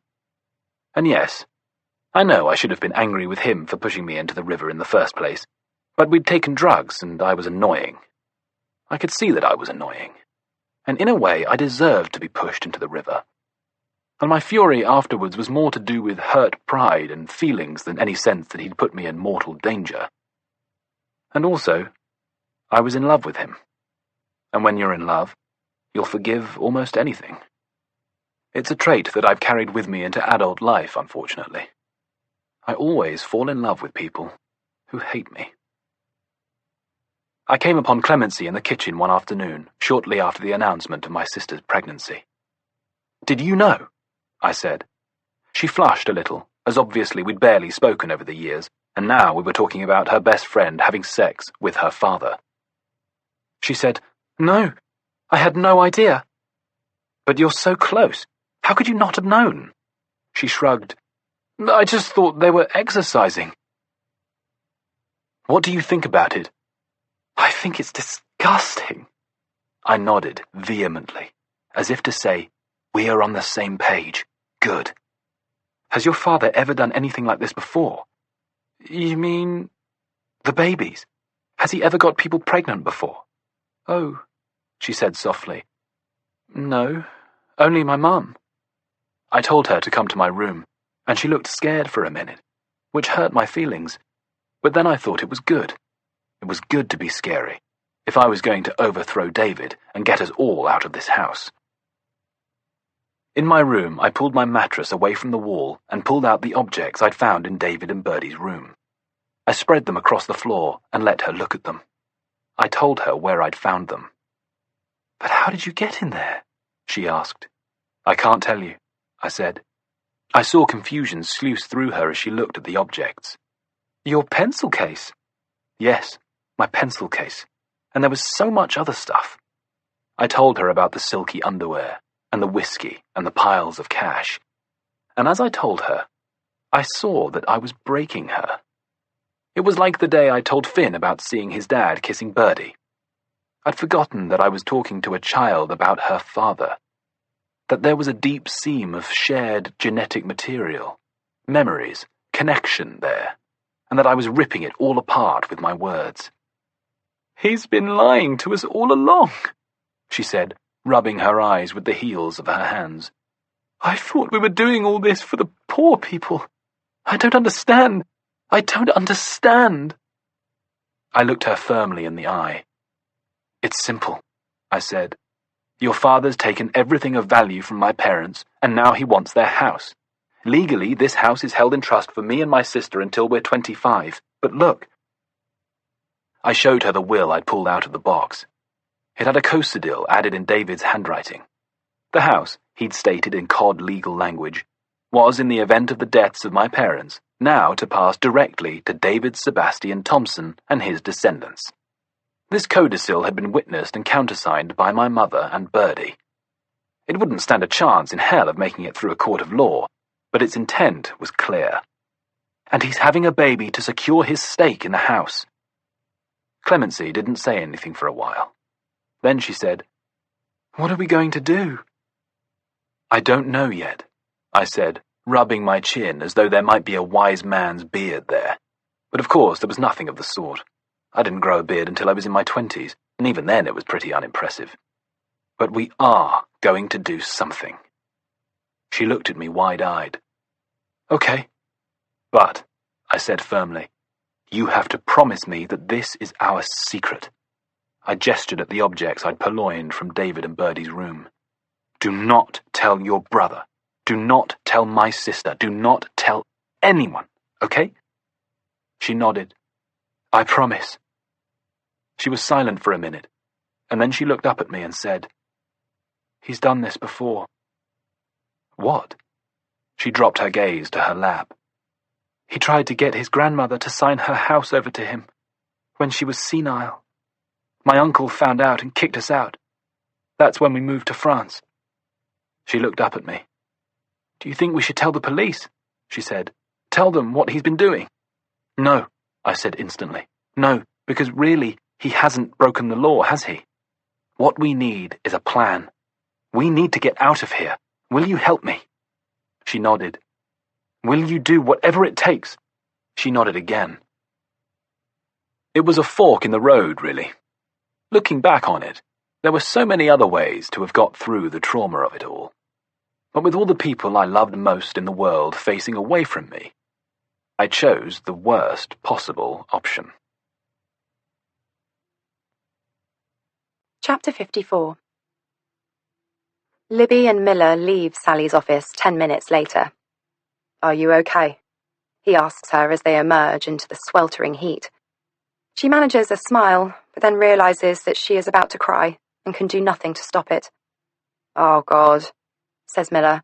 "Oh, dear, come on, come on." He guides her towards a quiet courtyard and to a bench under a tree. He feels his pockets. "No tissues, I'm sorry." "It's okay," she says. "I have tissues." She pulls a packet of travel tissues from her bag and Miller smiles. "You are so exactly the sort of person who would carry a packet of travel-sized tissues around." She stares at him. "What does that even mean?" It just means. His features soften. "Nothing," he says. "It just means you're very organised, that's all." She nods. This much she knows. "I have to be," she says. "And why is that?" he asks. She shrugs. It's not in her nature to talk about personal things. But given what they've been through in the last 2 days, she feels the boundaries that define her usual conversational preferences have been blown apart. She says, My adoptive mum, she was is a bit chaotic. Lovely, lovely, lovely, but it was my dad who kept her on track, and he died when I was 8, and after that, I was always late for everything. I never had the right stuff for school. I didn't used to show her the slips for trips and things because there was no point. She booked a holiday in the middle of my GCSEs, emigrated to Spain when I was 18 years old. She shrugs. I just had to be the grown-up, you know? The keeper of the tissues. She laughs. Yes, the keeper of the tissues. I remember this one time I fell over in the playground and cut my elbow, and my mum was just sort of flapping about looking for something in her handbag to clean it up with, and this other mum came over with a handbag exactly the same size as my mum's, and she opened it and pulled out an antiseptic wipe and a packet of plasters. And I just thought, wow, I want to be the person with the magic handbag, you know? He smiles at her. You're doing really well, he says. You know that, don't you? She laughs nervously. I'm trying, she says. Trying to do the best I can. For a moment they sit in silence. Their knees touch briefly and then spring apart again. Then Libby says, Well, that was a waste of time, wasn't it? Miller throws her a devious look. Well, he says, not entirely a waste of time. The girl, Lola? She's Sally's granddaughter. Libby gasps. How do you know? Because I saw a photo on Sally's desk of Sally with a younger woman holding a newborn. And then I saw another photo on her wall of Sally with a young girl with blonde hair. And then I saw a child's drawing framed on the wall that said, I love you, Grandma. He shrugs. I put it all together and hey presto. Then he leans towards Libby and shows her something on the screen of his phone. What is it? She asks. It's a letter addressed to Lola. It was poking out of her handbag under the desk. I performed the classic kneel in to tie my shoelace maneuver. Click. Libby looks at him in awe. But what made you even think? Libby, I'm an investigative journalist. This is what I do. And if my theory is correct, Lola must be Clemency's daughter, which means that Clemency must live locally. And therefore, this address, he points at his screen, is also Clemency's address. I think we might have just found the second missing teenager. A woman comes to the door of the smart bungalow. A well-behaved golden retriever stands at her side and wags his tail lazily at them. The woman is slightly overweight. She has a thick middle and long legs, a heavy-looking bosom. Her hair is very dark and cut into a bob, and she wears gold hoop earrings, blue jeans, and a pale pink sleeveless linen top. Yes? Oh, says Miller. Hello. Clemency? The woman nods. My name is Miller Rowe. This is Libby Jones. We've just been talking to your mum in town. She mentioned you live close by and she looks at Libby and does a double take. You look. I feel like I should know you. Libby bows her head and lets Miller do the honours. This is Serenity, he says. Clemency's hands go to the door frame and grip it momentarily. Her head rolls back slightly, and for a moment, Libby thinks she is about to faint. But then she rallies, puts her hands out to Libby and says, Of course, you're 25, of course. I should have known. I should have guessed you'd come. Oh my goodness. Come in, please, come in. The bungalow is beautiful inside. Hardwood floors and abstract paintings, vases full of flowers, sunlight shining through stained glass windows. The dog sits at Libby's feet as Clemency gets them glasses of water, and Libby strokes the crown of his head. He's panting in the muggy air, and his breath smells bad, but she doesn't mind. Clemency returns and sits opposite them. Wow, she says, staring at Libby. Look at you! So pretty! So real! Libby laughs nervously. Clemency says, You were just a baby when I left. I had no photos of you, no idea where you went or who adopted you or what sort of life you ended up having. And I could not picture you. I just could not. All I could see was a baby who looked like a doll. Not quite real. Never quite real. And, oh, her eyes fill with tears then, and she says, in a cracked voice, I am so sorry. Has everything been okay for you? Libby nods. She thinks of her mother, with the man she calls her toy boy, although he's only 6 years younger than her, stretched out on the tiny terrace of her one-bed apartment in Denia, no room for Libby to stay when she comes to visit, in a hot pink caftan, explaining over Skype that she'd been too busy to book flights to come and see Libby for her birthday, and that by the time she'd looked online, all the cheap ones had gone. She thinks of the day they buried her father, her hand in her mother's, looking up into the sky, wondering if he'd got there safely or not, worrying about how she was going to get to school now as her mother couldn't drive. It's been fine, she says. I was adopted by lovely people. I've been very lucky. Clemency's face brightens. So, where do you live now? St. Albans, she replies. Oh, that's nice. And are you married? Any children? No, just me. Single. Live alone. No kids, no pets. I sell designer kitchens for a living. I'm well, there's not really a lot to say about me. At least there wasn't until... Yes, says Clemency. Yes, I should imagine it's all been a bit of a shock to the system. Putting it mildly. And how much do you know? She asks circumspectly. About the house. About all of it. Well, Libby begins, it's all a bit complicated. First of all, there was what my parents had always told me, which was that my birth parents had been killed in a car crash when I was 10 months old. Then there was what I read in Miller's article, which was that my parents were members of a cult, and there'd been some kind of suicide pact, and I'd been looked after by gypsies. And then, well, 2 nights ago, Miller and I were at the house in Cheney Walk, and this guy appeared, quite late at night. He told us... She pauses. He told us he was called Finn. Clemency's eyes open wide and she gasps. Finn, she says. Libby nods uncertainly. Clemency's eyes fill with tears. Are you sure? She says. Are you sure it was Finn? Well, he told us that was his name. He said you were his sister, that he hadn't seen you or your mother for years. She shakes her head.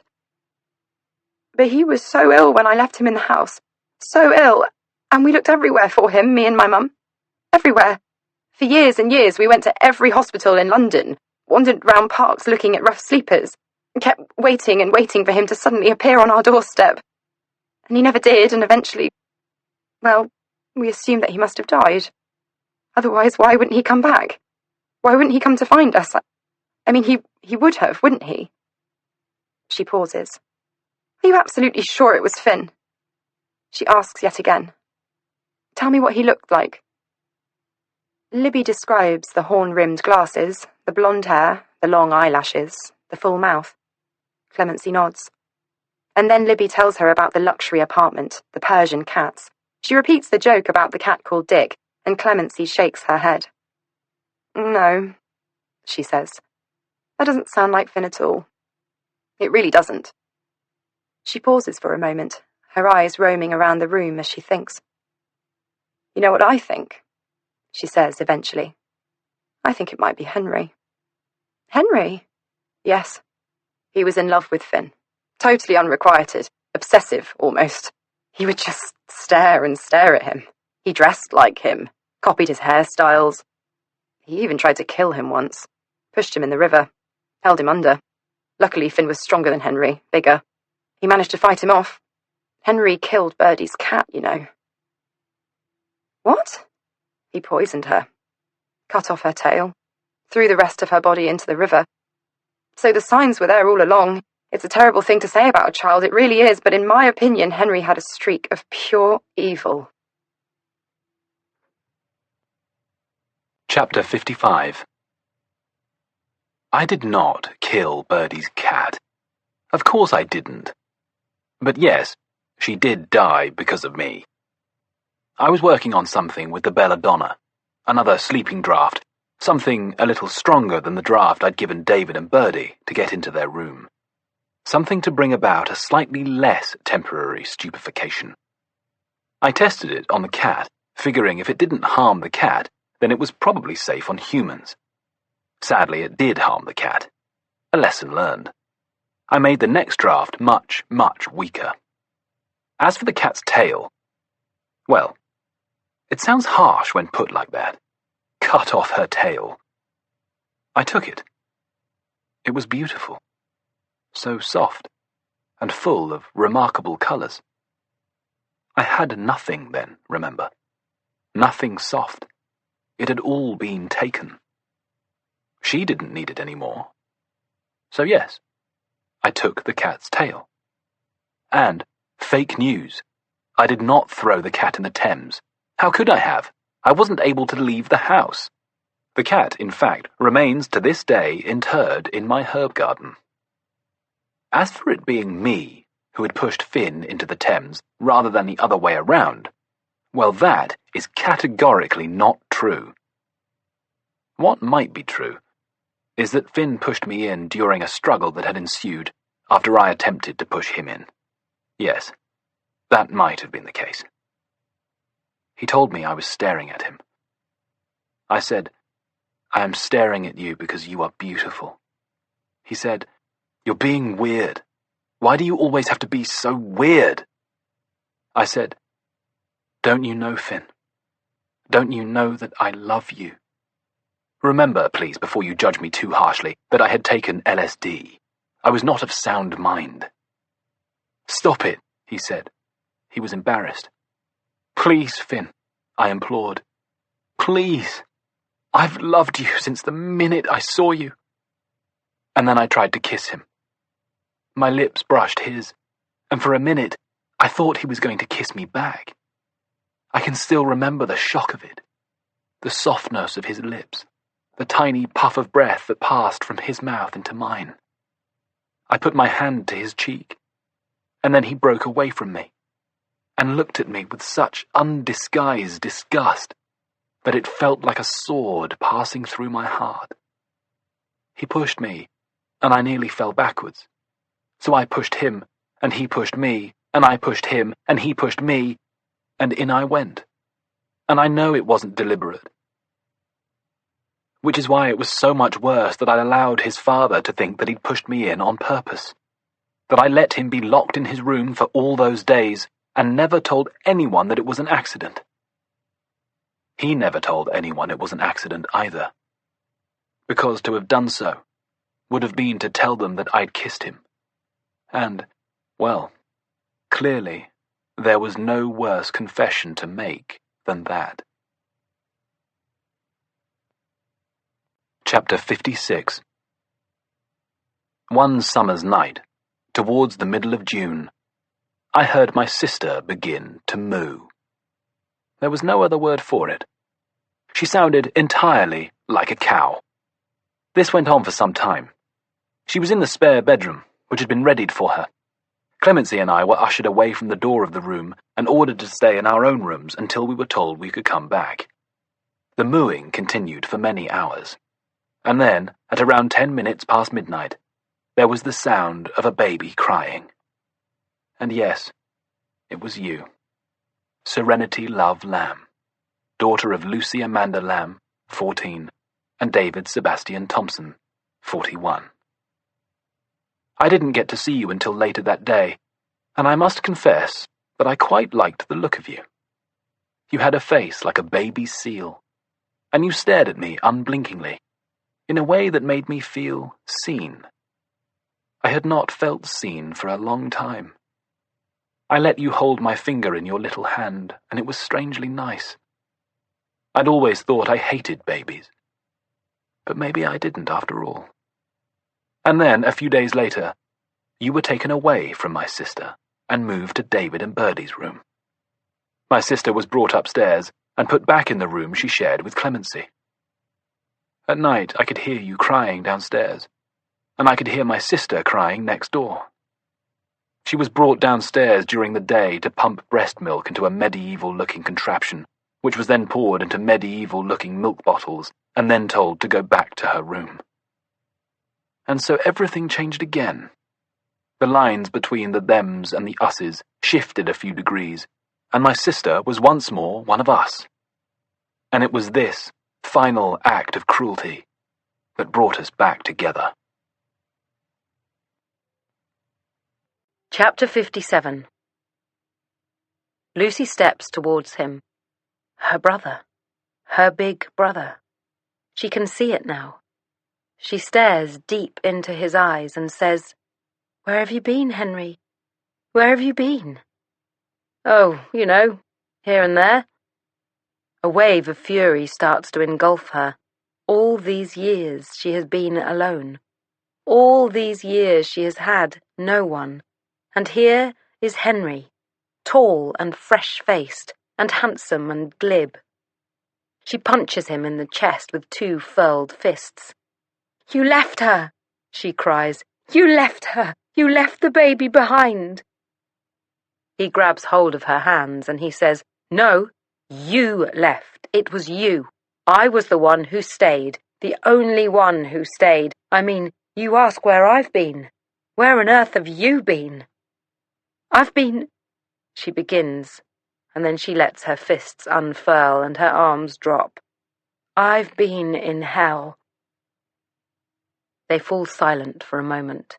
Then Lucy steps back and calls Marco to her. "Marco," she says, "this is Henry. He's your uncle. Henry, this is my son, Marco, and this is Stella, my daughter." Marco looks from his mother to Henry and back again. "I don't understand. What does this have to do with the baby?" "Henry was—" she begins. She sighs and starts again. "There was a baby. She lived here with us all when we were children. We had to leave her here because we had to. And Henry is here, like me, to see the baby now that she's grown up." Henry clears his throat and says, Lucy turns to look at him. "I've met her already," he says. "I've met Serenity. She was here, at the house." Lucy gasps softly. "Oh my God, is she okay?" "She is," he replies. "Hale and hearty, pretty as a picture." "But where is she?" she asks. "Where is she now?" "Well, she is currently with our old friend Clemency."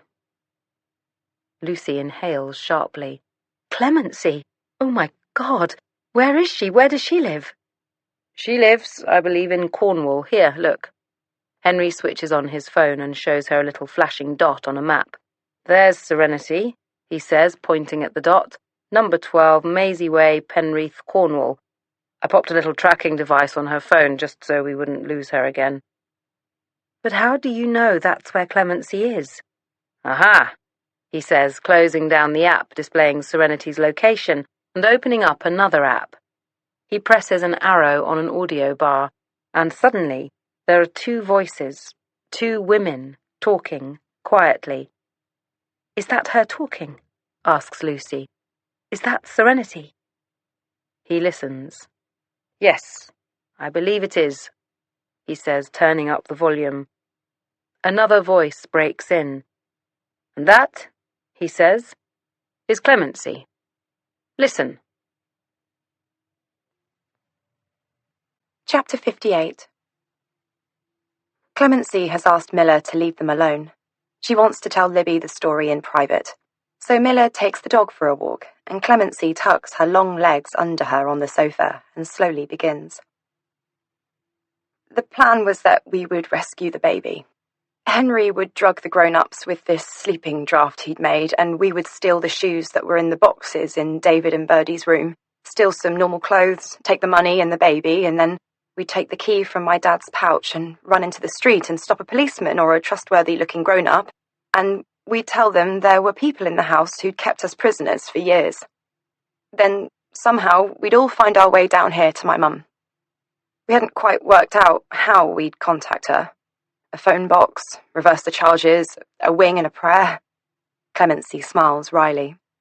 As you can see, we hadn't really thought it through very well. We just wanted to be gone. And then, one day, my dad announced he was going to throw a party for Birdie's 30th birthday. Henry called us into his room. He was kind of our unofficial leader by this point, I suppose. And he said we were going to do it then, during Birdie's birthday party. He said he'd offered to cook all the food. He'd asked me to make a little pocket for him to tuck into his leggings so that he could put his bottles of sleeping draught in there. And then we'd all need to act as if we were really very enthusiastic about Birdie's birthday party. Lucy and I even learned a special piece on the fiddle for her. And Finn? Asks Libby. Where was Finn involved in all of this? Clemency sighs. Finn kept himself to himself generally, and Henry didn't want him involved. Those two, she sighed. It was kind of toxic between them. Henry loved Finn, but Finn hated Henry. Plus, of course, Finn was ill. What was wrong with him? We never really found out. I wondered if maybe he'd had cancer or something. It's why Mum and I always thought he might have, passed away. Anyway, she continues. The day of the party we were tense, all three of us, but we kept up the pretense of excitement about this stupid bloody party. And in some ways, of course, we were excited about the party. It was our freedom party. At the other end of the party lay a normal life, or at least a different life. And we played our fiddle piece for Birdie, distracting the grown-ups while Henry cooked the food, and it was so bizarre, the contrast between my father and Birdie and everyone else. We all looked so sickly, but Birdie and my dad, they were both glowing with vitality and satisfaction.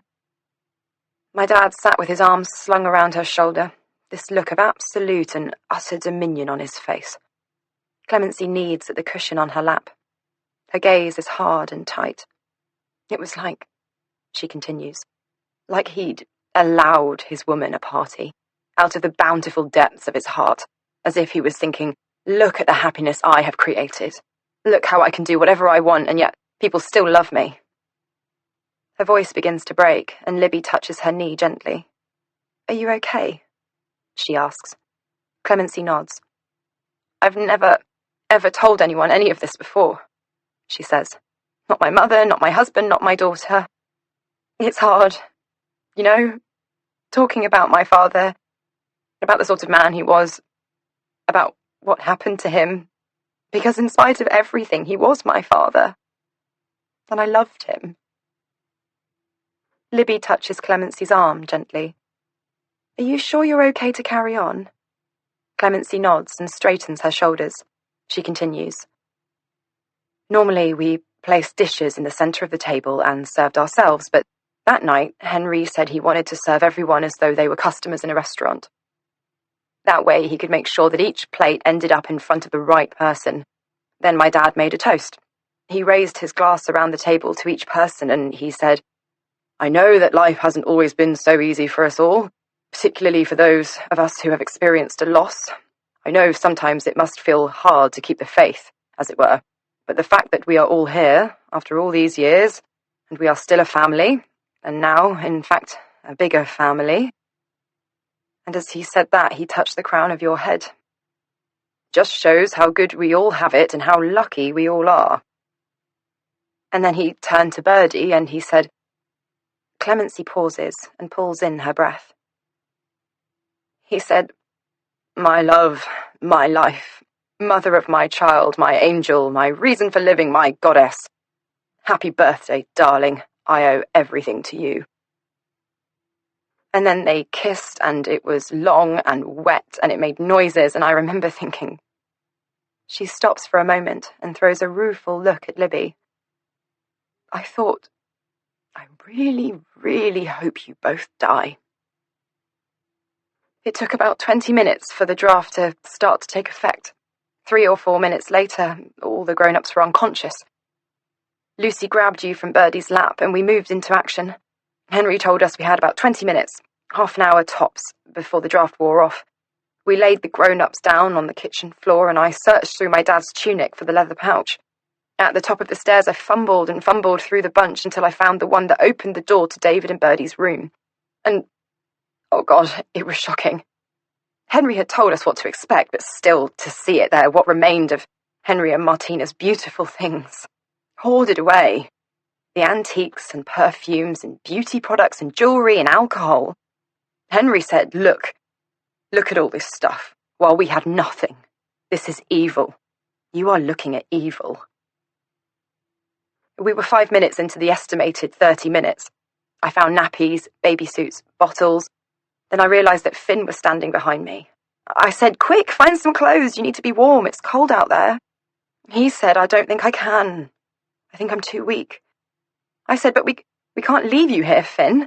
He said, I just can't, okay? We were nearly 10 minutes in by then, so I couldn't spend any more time trying to persuade him. I watched Henry filling a bag with cash.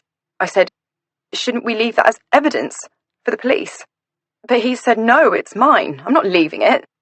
You were crying now, screaming. Henry was shouting, make her shut up, for God's sake. And then there was the sound of footsteps on the staircase behind us. A second later, the door opened and Birdie appeared. She looked absolutely crazy and was barely coordinated. She stumbled into the room, her arms outstretched towards Lucy, going, give me my baby, give her to me. And Birdie just lunged, says Clemency, straight at you. And Henry was losing the plot, massively screaming at everyone. Finn was standing there looking as if he was about to pass out. And I just froze, really. Because I thought that if Birdie was awake, then everyone else must be awake. That my father must be awake. That any moment everyone was going to appear and we were going to be locked in our rooms for the rest of our lives. My heart was racing. I was so terrified. And then, I don't know, I'm still not entirely sure what really happened, but suddenly Birdie was on the floor. She was on the floor and there was blood sort of dripping out of the corner of her eye, like red tears. And her hair, just here. Clemency points to a spot just above her ear. It was dark and sticky. And I looked at Henry, and he was holding a tusk. Libby looks at her questioningly. It looked like a tusk from an elephant, or an antler, something like that. Libby thinks of the pop video Finn had showed them. She thinks of the animal heads looming off walls, and the stuffed foxes posed as though still alive atop enormous mahogany desks. And it had blood on it, like a streak of blood, and it was in Henry's hand. And we all stopped breathing, for some seconds, even you. And it was just completely silent. We were listening for the others. We were listening to Birdie's breathing. It had been rattly. Now it had stopped.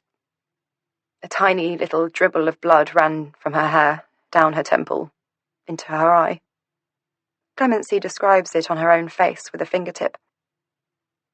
I said, is she dead? Henry said, shut up, just shut up and let me think. I went to check her heartbeat and Henry pushed me so hard I fell backwards. He yelled, leave her, leave her. Then he went downstairs. He said, stay here, just stay here. I looked at Finn.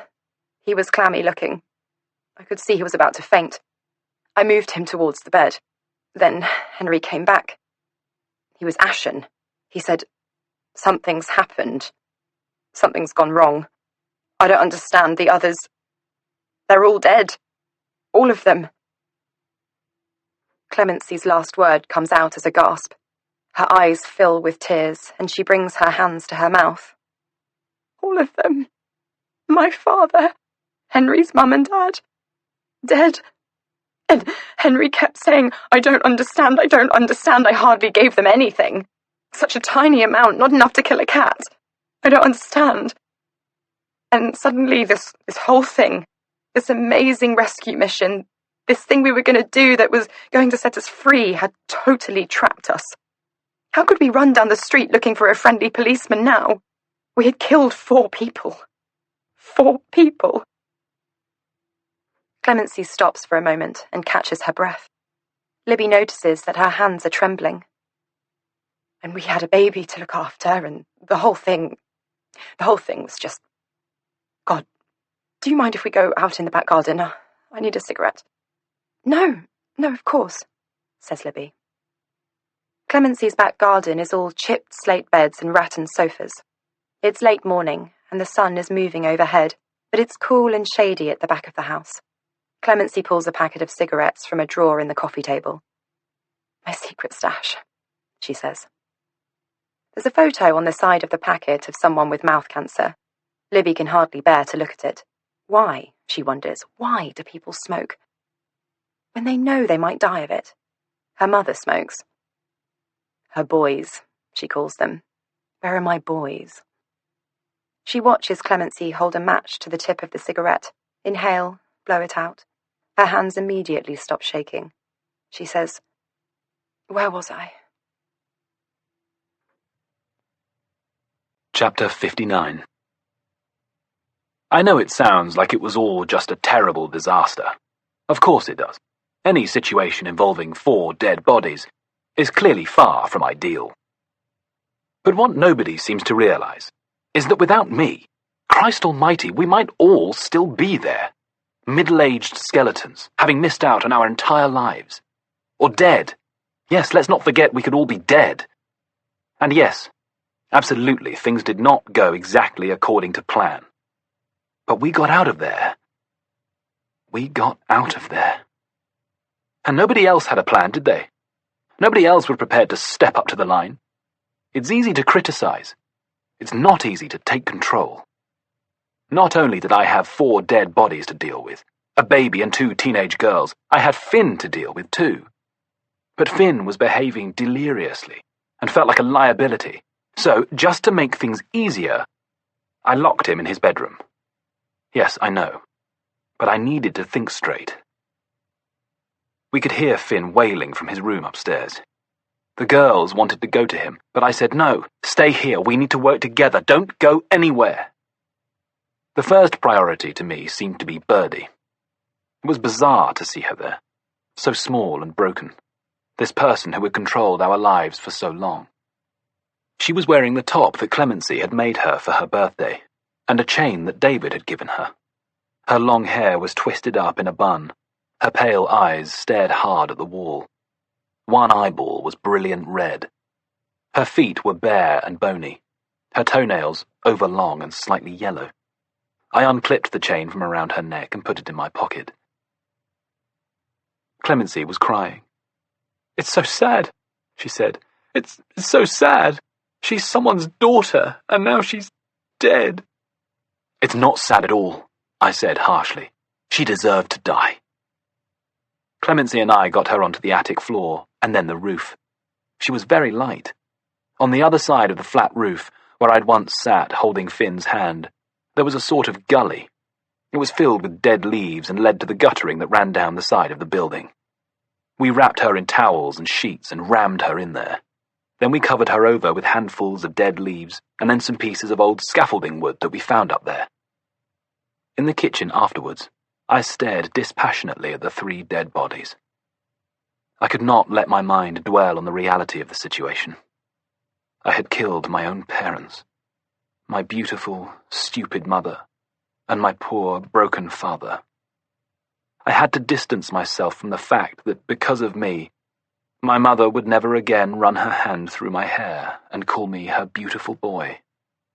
That I would never again sit in a members' club with my father, silently drinking lemonade. There would be no family to return to for Christmas Day.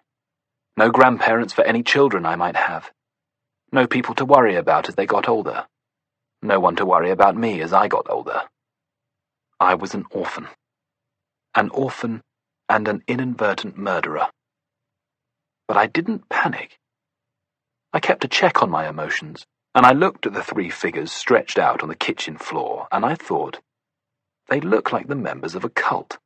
I thought, anyone walking in here now would look at them in their matching black tunics and think they had killed themselves. And it was obvious then what I needed to do. I needed to set the stage for a suicide pact. We arranged the party paraphernalia into something that looked a little less frivolous 30th birthday party and more very serious Last Supper. We got rid of the extra plates. We washed up all the pots and pans and threw away all the old food. We arranged the bodies so that they all lay in the same direction. I pressed their fingertips against the empty file and then placed them on the table, one by each place setting, as though they had taken the poisons in unison. We didn't speak. It felt strangely holy. I kissed my mother's cheek. She was very cold. I kissed my father's forehead. And then I looked at David. There he lay. The man who, just as Finn had predicted months earlier, had broken my life. The man who destroyed us, beaten us, denied us food and freedom, taken our passports, impregnated my mother and my sister, tried to take our house. I had snuffed out his pathetic existence, and I felt triumphant. But I also felt a terrible sense of disgust. Look at you, I wanted to say. Just look at you. What an absolute loser you turned out to be. I wanted to stamp my foot into David's face and grind it to a bloody pulp. But I resisted the urge and made my way back up to David and Birdie's room. We cleared out all the boxes. In one we found a stash of Birdie's stupid drawstring bags that she'd made to take to Camden Market, and we filled them with as much stuff as we could conceivably fit in them. We found nearly £7,000 in cash and divided it 4 ways. We also found my mother's jewellery and my father's gold cufflinks and platinum collarbones, and a whole box full of whiskey. We poured the whiskey down the sinks and put the empty bottles with the champagne bottle by the front door. We put the jewels in our bags, then we broke the boxes down and left them in a pile. Once the house was clear of anything that might cast doubt upon the idea of it being a cult, we quietly left the house by the front door, and we made our way to the river. It was early morning by now. It must have been around 3 a.m. A few cars passed by, but no one slowed or seemed to notice us. We stood by the river, at the very spot where Finn and I had tussled all those years before, where I'd ended up underwater, seeing apparitions in the murk. I was calm enough to appreciate my first moments of freedom in 2 years. After tossing the empty bottles, the silk underwear, the bottles of perfume and evening gowns into the river, in bags weighted down with stones, we stood for a moment, and I could hear us all breathing, the beauty and the peace of the moment briefly overshadowing the horror of it all. The air coming off the steely black surface of the river was thick with diesel and life force. It smelled of all the things we'd missed since the moment David Thompson had walked into our house, since the day he and his family had come to live upstairs. "Smell that," I said, turning to the girls. "Feel that." We did it. We really did it. Clemency was crying silently. She sniffed and wiped the tip of her nose against the heel of her hand. But I could tell that Lucy felt it too, the power of what we'd done. If it wasn't for you, Serenity, she would have been weaker. She would have been mourning for her mummy, sniffing into the heel of her hand like Clemency.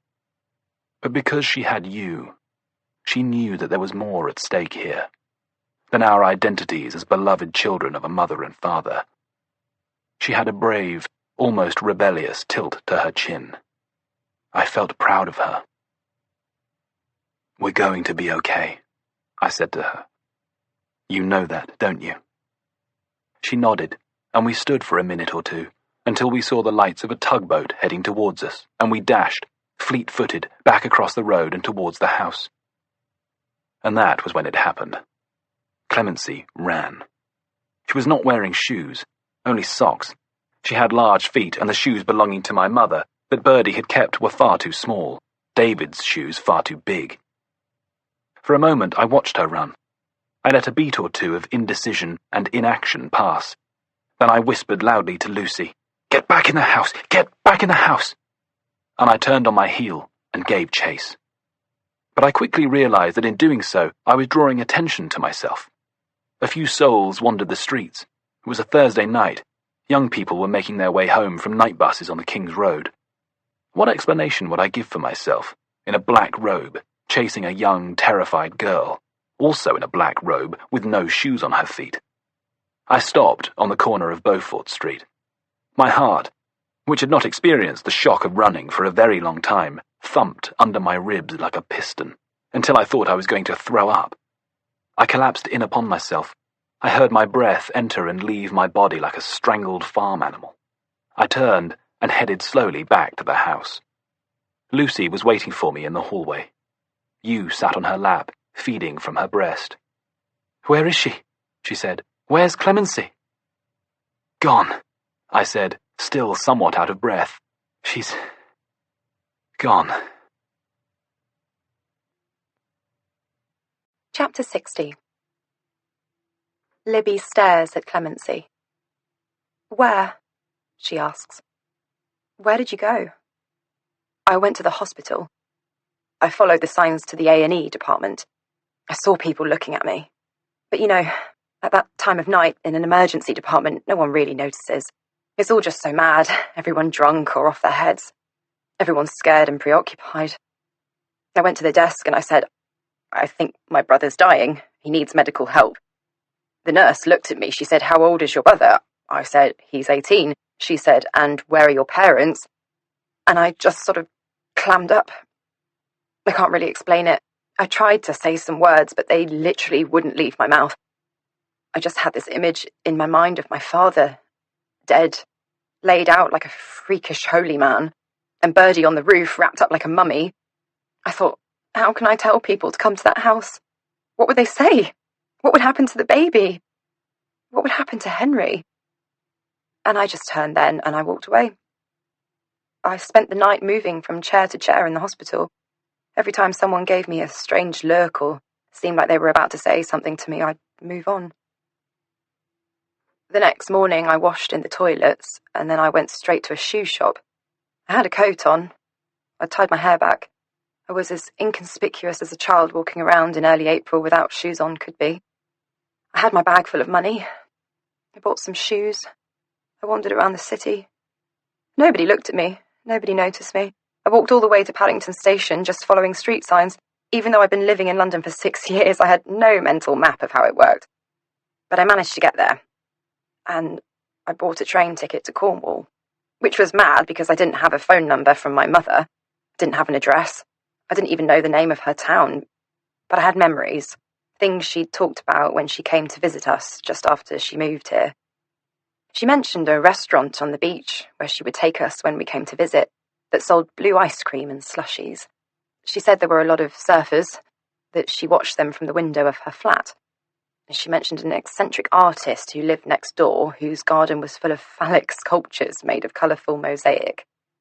She mentioned fish and chips on the corner of her street and missing the fast train to London and having to go through 18 stations. And so, yes, I found my way to her, to Penreath, to her street, to her flat. Her eyes fill with tears at this memory, and her fingers go back to the cigarette packet in front of her. She pulls out a fresh one. She lights it and inhales. And she came to the door and she saw me there. Her voice cracks on every single word, and she breathes in hard. She saw me there and she just pulled me straight in and held me in her arms for so long. And I could smell the stale booze on her, and I knew she wasn't perfect, and I knew why she hadn't come for us, but I just knew that it was over. And that I was safe. She took me in and she sat me on her sofa, and her flat was, well, it was a mess, stuff everywhere. I wasn't used to that by now. I was used to living with emptiness, with nothing. She moved things from her sofa so I had somewhere to sit, and she said, "Finn, where is Finn?" And then, of course, I stopped. Because the truth was that I'd run away and I'd left him there, locked in his room. And if I explained why he was locked in his room, then I'd have to explain everything else. And I looked at her and she was so damaged, and I was so damaged, and I should have told her everything, but I just couldn't do it. So I told her that the adults had killed themselves in a pact, that Henry, Lucy, and Finn were still at the house with you, that police were coming, that it would all be okay. And I know it sounds ridiculous, but remember where I'd been, what I'd been through. My allegiances were so skewed. We children had had no one but each other for years. Lucy and I were inseparable, as close as real sisters. Well, up until she got pregnant. Lucy, says Libby. Lucy got pregnant? Yes, says Clemency. I thought... Did you not know? Libby's heart starts to race. No what? That Lucy was... But Libby already knows what she's about to say. Her hand goes to her throat and she says, Lucy was what? Well, she was your mother. Libby stares hard at the photo of the mouth cancer on Clemency's cigarette packet, takes in every vile, disgusting detail to try to block out the wave of sickness coming towards her. Her mother is not a beautiful socialite with Priscilla Presley hair. Her mother is a teenage girl. Who was my father? She says after a moment. Clemency looks at her apologetically and says, It was my father. Libby nods. She'd been half expecting this. How old was Lucy? Clemency's chin drops into her chest. She was 14. My father was in his 40s. Libby blinks slowly. And was it... Did he... No, says Clemency. No, not according to Lucy. According to Lucy, it was... consensual, yes. But she was so young. I mean, that's still legally rape. Yes. But my father... He was very charismatic. He had a way of making you feel special, or a way of making you feel worthless. And it was always better to be one of the special ones. You know, I can see how it happened. I can see... But that's not to say I didn't hate it. I did hate it. I hated him for it, and I hated her. They fall silent for a moment. Libby lets the revelations of the last few minutes sink in. Her mother was a teenage girl. A teenage girl, now a middle-aged woman lost somewhere in the world. Her father was a dirty old man, a child abuser, an animal. And at this thought, Libby starts at the sound of a notification coming from her phone. It's a WhatsApp message from a number she doesn't recognize. Sorry, she says to Clemency, picking up her phone. Can I just... There's a photo attached. The caption says, We're waiting here for you. Come back. Libby recognizes the location of the photo. It's the house in Cheney Walk. And there, sitting on the floor, holding up her hands to the camera, is a woman. Slender, dark-haired, very tanned. She's wearing a sleeveless vest and has some tattoos encircling her sinewy arms. To her left is a beautiful young boy, also tanned and dark-haired, and a gorgeous little girl with gold-tinged curls, olive skin, and green eyes. On the floor by their feet is a little brown, black and white dog, panting in the heat. And in the foreground of the photograph, holding the camera at arm's length and beaming into the lens with very white teeth, is the man who calls himself Finn. She turns the screen to face Clemency. Is that... Oh my God. Clemency brings a fingertip closer to the screen and points at the woman. That's her. That's Lucy. Libby uses her fingertips on the screen to stretch out the woman's face. Lucy looks like Martina, the woman she'd briefly thought was her mother.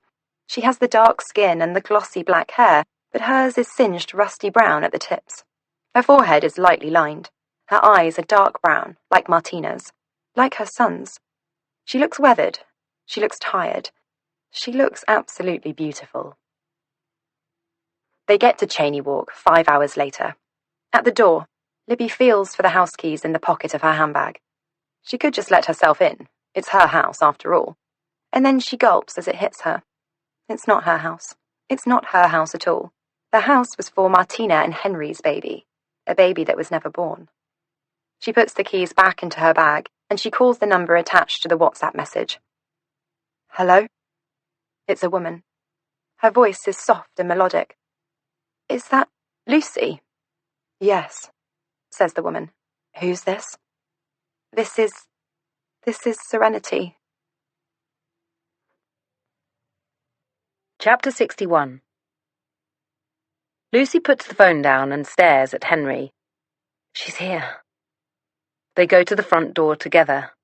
The dog starts to bark at the sound of people outside, and Henry picks him up and tells him to shush. Lucy's heart races as her hand goes to the door handle. She touches her hair, smooths it down. She makes herself smile. And there she is.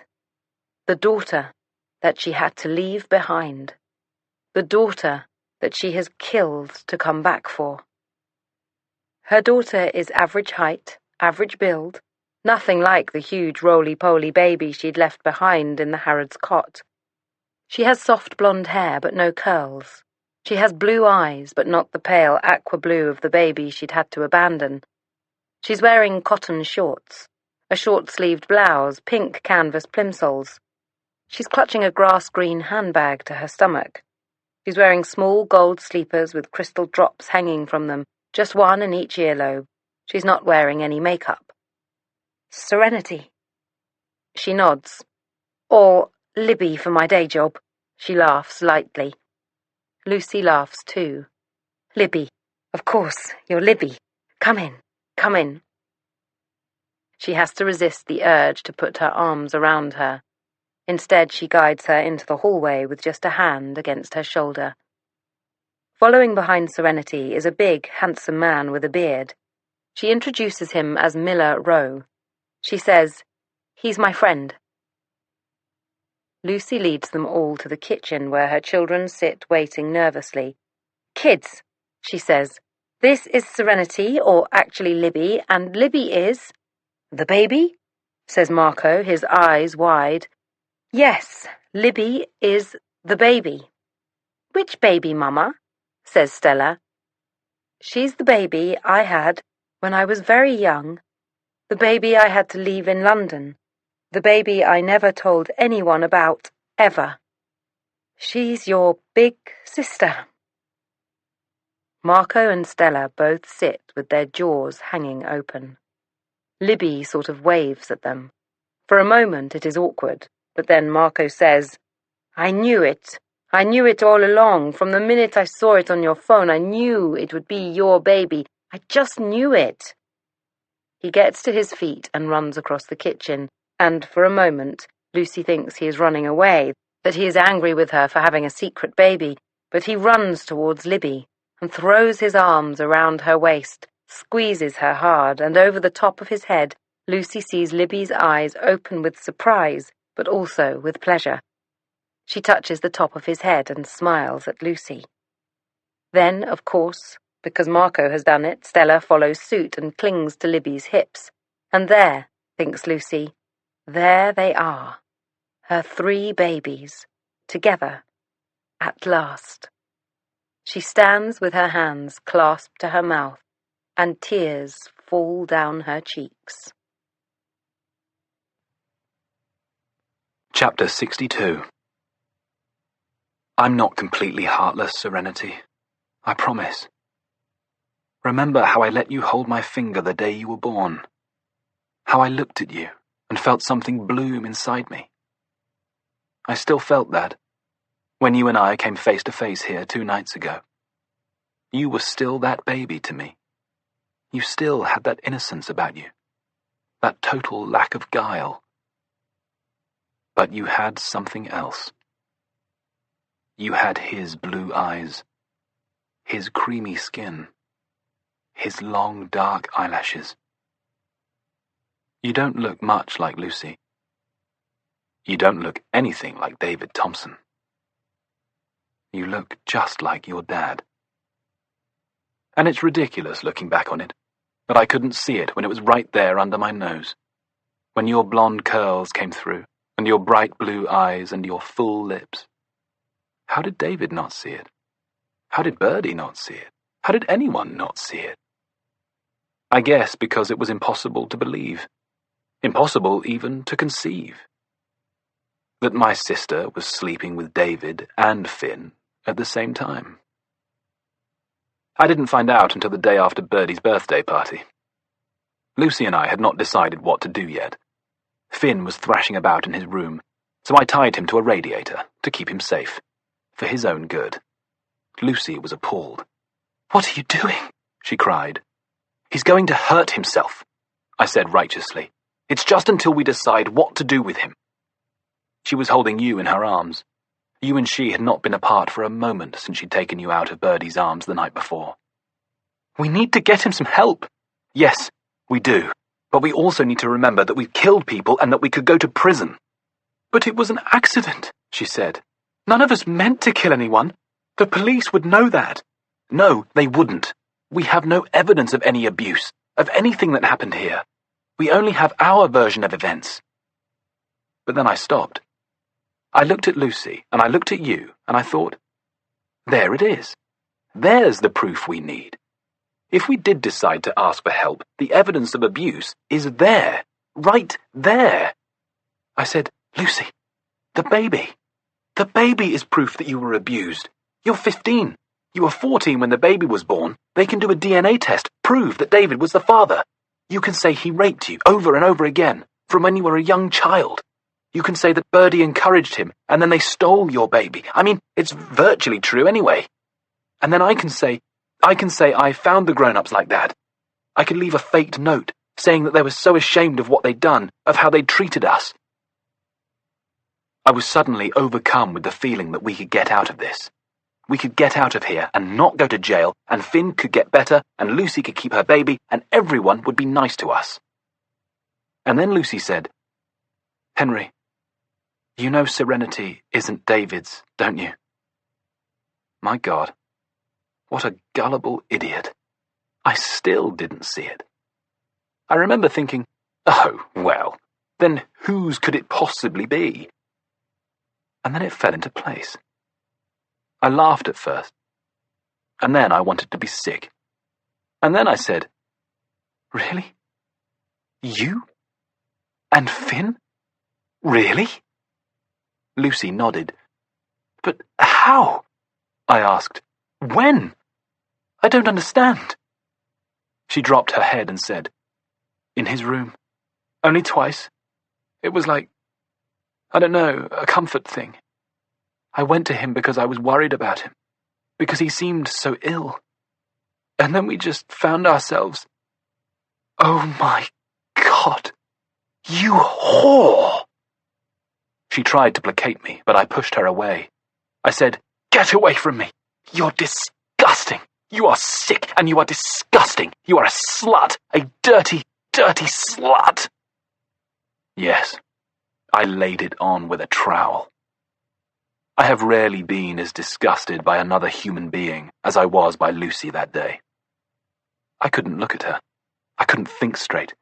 Every time I tried to think about something, tried to decide what to do next, my mind would fill with images of Lucy and Finn. Him on top of her, him kissing her, his hands, the hands that I had held that day on the roof, all over my sister's body. I had never felt a rage like it. Never felt such hatred and hurt and pain. I wanted to kill someone, and this time I wanted to do it on purpose. I went to Finn's room. Lucy tried to stop me. I pushed her away from me. "Is it true?" I screamed at him. "Is it true that you had sex with Lucy?" He looked at me blankly. "Is it?" I screamed again. "Tell me!" "I'm not telling you anything," he said, "until you untie me." He sounded exhausted. He sounded as if he was fading away. I immediately felt my rage start to dissipate and went and sat down at the foot of his bed. I dropped my head into my hands. When I looked up, his eyes were closed. There was a moment of silence. "Are you dying, Finn?" I asked. "I don't fucking know." "We need to get out of here," I said. "You have to get it together, seriously." "I can't." "But you have to." "Fucking just leave me here. I want to die." It did occur to me, I have to confess, that I could put a pillow over his face and push down, hold my face next to his, to draw in his dying breath, whisper soothing words into his ear, overpower him, snuff his life force, take his power for myself. But remember, apart from my mother's unborn baby, and I have Googled this extensively over the intervening years, and really it would be very hard to abort a healthy pregnancy using parsley. I have never killed anyone deliberately. I am a dark person, Serenity, I know that. I don't feel the way that other people feel. But I am capable of great compassion and great love. And I loved Finn more than I have ever loved any other person since. I untie his wrist from the radiator, and I lie down next to him. I said, "Did you ever like me? Even for a minute?" He said, "I always liked you. Why wouldn't I like you?" I paused to consider the question. Because of me liking you too much? Annoying, he said, and there was a note of wry humor in his fading voice. Very annoying. Yes, I said, I can see that. I'm sorry. I'm sorry for letting your dad think you pushed me in the Thames. I'm sorry for trying to kiss you. I'm sorry for being annoying. The house creaked and groaned around us. You were asleep. Lucy had set you down in the old cot in my parents' dressing room. I had been awake for 36 hours by this point, and the silence, the sound of Finn's breathing, lulled me into an immediate and rapturous sleep. When I awoke, 2 hours later, Lucy and Finn had gone, and you were still asleep in your cot. Chapter 63. Libby looks at Lucy, this woman surrounded by loving children whom she has brought all the way from France to England. She has even brought her dog. She clearly is not the sort of woman to leave behind people she loves. She says, "Why did you leave me?" Lucy immediately starts to shake her head. "No," she says. "No, no. I didn't leave you. I never left you. But Finn was so ill and you were so healthy and well. So I put you down in your cot, waited until you fell asleep, and I went back to Finn's room. Henry was asleep, and I managed to persuade Finn to stand up, finally. He was so heavy. I was so weak. I got him out of the house, and we went to my father's doctor's house, Dr. Broughton. I remembered being taken there when I was small, just around the corner. He had a bright red front door, I remembered. It was about midnight. He came to the door in a dressing gown. I told him who I was. Then I said, "She laughs wryly at a memory." I said, "I've got money, I can pay you." At first he looked angry. Then he looked at Finn, looked at him properly, and said, "Oh my, oh my, oh my." He went upstairs quickly, grumbling under his breath. Then he came back down, fully dressed in a shirt and trousers. He took us into his surgery. All the lights were off. He turned them on, 2 rows of strip lights, all coming on at once. I had to shield my eyes. And he laid Finn on a bed, and he checked all of his vitals, and he asked me what the hell was going on. He said, "Where are your parents?" I had no idea what to say. I said, "They're gone." And he looked at me, sideways, as if to say, "We'll get to that later." Then he called someone. I heard him explaining the situation to them, lots of medical jargon. Half an hour later, a young man appeared. He was Dr. Broughton's nurse. Between them, they did about a dozen tests. The nurse went off into the middle of the night with a bag of things to take to a lab. I hadn't slept for 2 days. I was seeing stars. Dr. Broughton made me a cup of hot chocolate. Crazy as it sounds, it was the best hot chocolate of my life. And I sat on the sofa in his consulting rooms, and I fell asleep. When I woke up, it was about 5 in the morning, and the nurse was back from the lab. Finn was on a drip, but his eyes were open. Dr. Broughton told me that Finn was suffering from severe malnutrition. He said that with plenty of fluids and some time to recover, he'd be fine. I just nodded and said, "His father's dead. I don't know where his mother lives. We have a baby. I don't know what to do." When I told him that we had a baby, his face fell. He said, "Good Lord, how old are you exactly?" I said, "I'm 15. He gave me a strange look and said, "Where is this baby?" I said, "She's at the house with my brother." "And your parents? Where have they gone?" I said, "They're dead." He sighed then. He said, "I had no idea. I'm very sorry." And then he said, "Look, I don't know what's going on here, and I don't want to get involved in any of this, but you have brought this boy to my door, and I have a duty of care towards him, so let's keep him here for a while. I have the room for him." And then I said I wanted to leave, to go back to you, but he said, "You look anemic. I want to run some tests on you before I let you back out there, give you something to eat." So he fed me a bowl of cereal and a banana. He took some blood, checked my blood pressure, my teeth, my ears, like a horse at market. He told me I was dehydrated and that I needed to spend some time under observation and on fluids. Then Lucy looks up at Libby and says, "I'm so sorry. So sorry." But by the time he said I was okay to leave the house, it was all over. The police had been, social services had been, you were gone.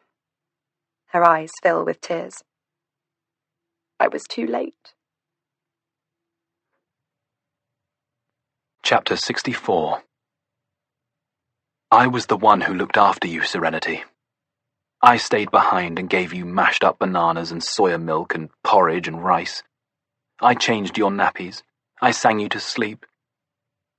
We spent many hours together, you and I.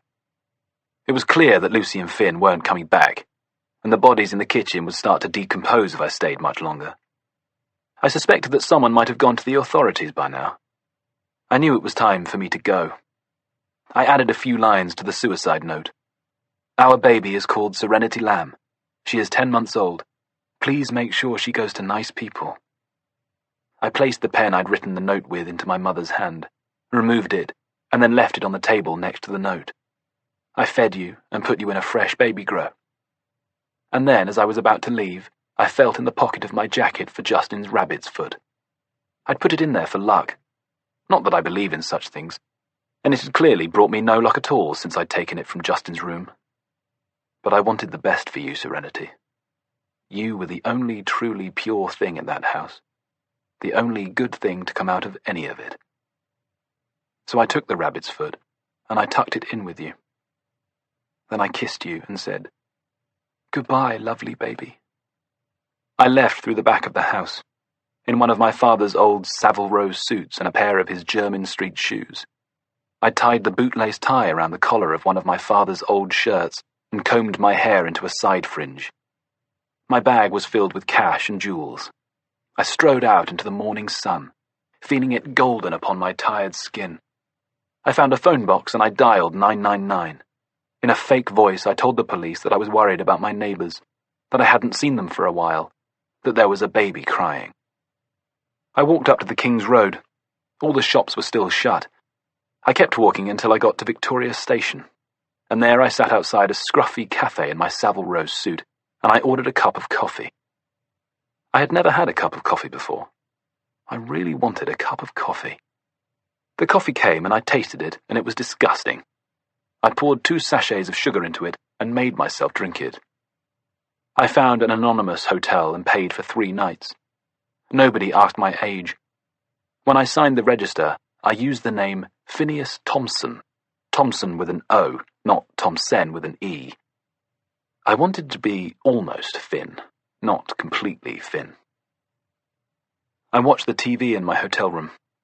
There was a small news article at the end of the bulletin. 3 bodies, a suicide pact, a cult, a baby found healthy and cared for, children believed to be missing, police search underway. The photos they had were our school photos from our last year at primary school. I was only 10 and had a short back and sides. Lucy was 8 and had a page boy cut. We were unrecognizable. There was no mention of Finn or of clemency. I breathed a sigh of relief. And so then what?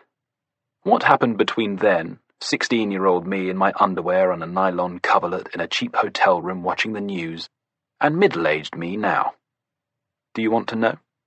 Do you care? Well, I got a job. I worked in an electrical repair shop in Pimlico. It was owned by a mad Bangladeshi family who couldn't care less for my backstory so long as I turned up to work on time. I moved into a bedsit. I bought coding books and a computer and studied at home alone at night. By then there was a proper internet and mobile phones, and I left the electrical repair shop and got a job at a car phone warehouse on Oxford Street. I moved into a one-bedroom flat in Marylebone, just before Marylebone became unaffordable. I started to dye my hair blonde. I worked out. I built some bulk. I went to clubs at night and had sex with strangers. I fell in love, but he hit me. I fell in love again, but he left me. I got my teeth whitened. I got tropical fish. They died. I got a job at a new internet company. There were 5 of us at first. Within 3 years there were 50 of us, and I was earning 6 figures and had my own office. I bought a 3-bedroom flat in Marylebone. I fell in love. He told me I was ugly and that no one would ever love me again, and then he left me. I had a nose job. I had eyelash extensions, a tiny bit of filler in my lips. Then, in 2008, I went to the solicitor named on the letterhead of my parents' original last will and testament. For so long, I tried to put Cheney Walk and what happened there to the back of my mind. Tried to forge a new life with a new, if slightly borrowed, identity. I wanted nothing to do with pathetic little Henry Lamb or his history. He was dead to me. But as I got older and more settled, I started to think of you more and more. I wanted to know where you were and who you were, and whether or not you were happy. I knew from the news reports that it had been assumed you were the child of Martina and Henry Lamb. My suicide note had been taken at face value, and no DNA tests had been run to disprove the assumption. And remembering the terms of my parents' will, it occurred to me that maybe one day you would come back into my life. But I had no idea if the trust was still lodged with the solicitors, and if it was, whether David had done anything to alter its terms during the time he had my mother entirely under his control. I was in my 30s by now. I was tall, blonde, buff, and tanned. I introduced myself as Phineas Thompson. I said, "I'm looking for some information about a family I used to know. I believe you were their solicitors, the Lambs, Cheney Walk." A young woman shuffled through some papers, clicked some buttons on her keyboard, told me that they managed a trust for the family, but that she was not at liberty to tell me any more.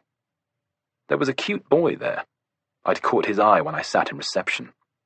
I waited outside the office until lunchtime, and then I caught up with him as he left the office. His name was Josh. Of course, everyone's name is Josh these days. I took him back to my flat and cooked for him and fucked him, and of course because I was only using him, he fell totally in love with me. It took less than a month of pretending I loved him too to get him to find the paperwork, copy it, and bring it to me. And then there it was, in black and white, just as my parents had decreed when I was a tiny baby and Lucy was not yet even in existence. Number 16 Cheney Walk, and all its contents to be held in trust for the descendants of Martina and Henry Lamb until the oldest reaches the age of 25. David had not managed to get his hands on it after all. And neither, it seemed, had Lucy reappeared to make a claim. The trust was still sitting there, ready and waiting for you to turn 25. Someone more cynical than you might think I came to find you simply as a way to get my hands on my own inheritance. After all, I had no proof I was Henry Lamb, so there was no way I'd be able to claim it for myself. And with you in my life, I'd stand a chance to get what was rightfully mine. But you know, it really wasn't about the money. I have plenty of money. It was about closure. And it was about you, Serenity, and the bond I shared with you. So, in June this year, I rented the Airbnb across the river. I bought a pair of binoculars, and I kept watch from the terrace. One morning I scaled the back of the house on Cheney Walk and spent a whole day on the roof dismantling Birdie's skeleton from its mummified casing, pulling apart her tiny little bones, dropping them into a black plastic bag. By the dark of night I dropped the bag into the Thames. It was surprisingly small. I spent the night on my old mattress and returned to the Airbnb the following morning. And then, 4 days later, there you were, you and the solicitor, heaving back the boarding, opening the door, closing it behind you. I breathed a sigh of relief. Finally. The baby was back. Chapter 65. Libby stares at Lucy. What happened to Finn after you left him at Dr. Broughton's? Did he get better? Yes, says Lucy, he got better. Is he still alive? As far as I'm aware, yes. Libby covers her mouth with her hands. Oh my God, she says. Where is he? I don't know. I haven't seen him since I was about 18. We were in France together for a few years, and then we lost touch. How did you both end up in France? Asks Libby. Dr. Broughton took us, or at least he got someone he knew to take us. Dr. Broughton seemed to know everyone. He was one of those people. A facilitator, I suppose you'd call him. He always had a number he could ring, a favour he could call in, a man who knew a man. He was the private physician to some very high-profile criminals. I think he'd been woken in the middle of the night before, stitched up some gunshot wounds in his rooms. And once he saw that we were on the news, he just wanted us gone and away. A week after I'd knocked on Dr. Broughton's door, he said we were well enough to leave. A man called Stuart squashed us into the back of a Ford Transit van and took us through the Eurotunnel all the way to Bordeaux. He took us to a farm to a woman called Josette, another contact of Dr. Broughton's. She let us stay for months in return for working on the farm. She didn't ask who we were or why we were there. Finn and I, we didn't, what happened between us before, it was only because of the situation we were in together. Once we were free from all of that, we fell back into being just friends, almost like brother and sister. But we talked about you all the time, wondering how you were, who was looking after you, how pretty you were, how good you were, how amazing you'd grow up to be, how clever we were to have made you. Did you ever talk about coming back for me? Asks Libby pensively. Yes, replies Lucy. Yes, we did, or at least I did. Finn was more circumspect, more worried about his future than the past. We didn't talk about the other stuff. We didn't talk about our parents, about what had happened. I tried to, but Finn wouldn't. It was like he'd just completely blanked it all out, shut down. It was as if none of it had ever happened. And he got so well over that first year. He was tanned and fit. We both were. And Josette had an old fiddle she didn't play, and she let me use it. I'd play for her in the winter, and then in the summer, when her farm filled up with students and itinerants, I'd play for them too. She let me take the fiddle into the local town, and I'd play on Friday nights and Saturday nights, and I started to earn some money.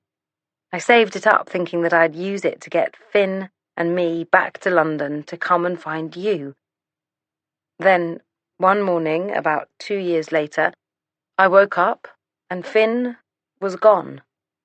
He left me a note that said, "Off to Nice." Lucy sighs. I stayed in Bordeaux for the rest of that summer, saved up until I had enough money for a coach to Nice. I spent weeks sleeping on the beach at night and trying to find Finn by day. Eventually I gave up. I had Josette's fiddle. I played every night. I made enough money for a room in a hostel, and turned 19, 20, 21, and then I met a man, a very rich man. He swept me off my feet. He married me. I had a baby. I left the very rich man and met a very poor man. I had another baby. The poor man left me, and then... She stops then, and Libby studies her expression. There's something unknowable, almost unthinkable about it. But the look passes, and she continues. And then it was your birthday, and I came back. But why didn't you come back before? Libby asks Lucy. When you turned 25, did you not know about the trust? I knew about it, yes, she says. But I had no proof that I was Lucy Lamb. I had no birth certificate. My passport was fake. I was in a terrible, terrible marriage with Marco's father. It was all just... Lucy sighs. And then I thought, if Henry doesn't come for the house and I don't come for the house, then it will automatically go to the baby, to you, because everyone thought you were my parents' baby, and I thought, that's what I'll do. I'll wait until the baby is 25, and I'll come back for her then. When I got my first smartphone a few years ago, the first thing I did was put a reminder into the calendar so I wouldn't forget. And every minute of every day since then, I've been waiting for this. I've been waiting to come back. And Finn? Says Libby desperately. What happened to Finn? Lucy sighs. I can only assume he went somewhere that he would not be found. I can only assume that is what he wanted. Libby sighs. There it is. Finally. The whole picture. Apart from one piece. Her father. Part 4. Chapter 66. Libby sits with her thumb over her phone. She's on her banking app, where she's been refreshing her balance every 15 minutes since 9 o'clock this morning. It's completion day on the house in Cheney Walk. They sold it a month ago, finally, after months of no viewings and then a flurry of offers when they lowered the price, and then 2 abortive attempts at exchanging contracts until, at last, a cash buyer from South Africa, all done and dusted, signed and sealed within 2 weeks. £7,450,000. But her balance still sits at £318, the last dregs of her last paycheck. She sighs and turns back to the screen of her computer. Her final kitchen project. A nice little painted shaker-style one, with copper knobs and a marble worktop. Newlyweds' first home. It's going to look beautiful. She wishes she'd still be around to see it.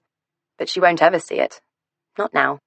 Today is her last day at Northbone Kitchens. It's also her 26th birthday. Her real 26th birthday. Not the 19th of June after all, but the 14th of June.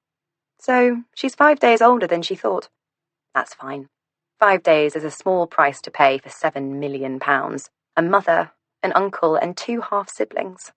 And now she's not climbing some spurious ladder in her head to some arbitrary birthday. Who cares if she gets there 5 days ahead of schedule? She presses refresh again. £309. A PayPal payment she made a week ago has come out of her account. It's a beautiful day. She glances across at Dido. Shall we go out for lunch? My treat. Dido looks up at her over the top of her reading glasses and smiles. Absolutely. Depending on whether this payment comes through by then or not, it'll either be sandwiches and Coke or lobster and champagne. Lobster's overrated, Dido says before lowering her glasses and returning her gaze to her computer screen. Libby's phone buzzes at 11 a.m. It's a text from Lucy. She says, "See you later. We've booked it for 8 p.m. Lucy's living with Henry now in his smart flat in Marylebone. Apparently, they are not getting on at all. Henry, who has lived alone for 25 years, doesn't have the stomach for sharing his space with children, and his cats hate the dog. She's already been house hunting, in St. Albans. Libby herself has her eye on a beautiful Georgian cottage in half an acre just on the outskirts of town. She presses refresh again. £309. She checks her email in case there's been some kind of notification of something having gone wrong, but there's nothing. The money will go 3 ways once the inheritance tax has been taken care of. She'd offered to forego any of the inheritance. It's not her house. She's not their sibling. But they'd insisted. She'd said, I don't need a third. A few thousand will be fine. But still, they'd insisted. You're their granddaughter, Lucy had said. You have as much right to it as we do. At 1 p.m, she and Dido leave the showroom. I'm afraid it's still sandwiches. Good, she says. I'm in the mood for sandwiches. They go to the cafe in the park and take a table outside in the sunshine. Oh, I can't believe you're leaving, says Dido. It's going to be so, well, I was going to say quiet.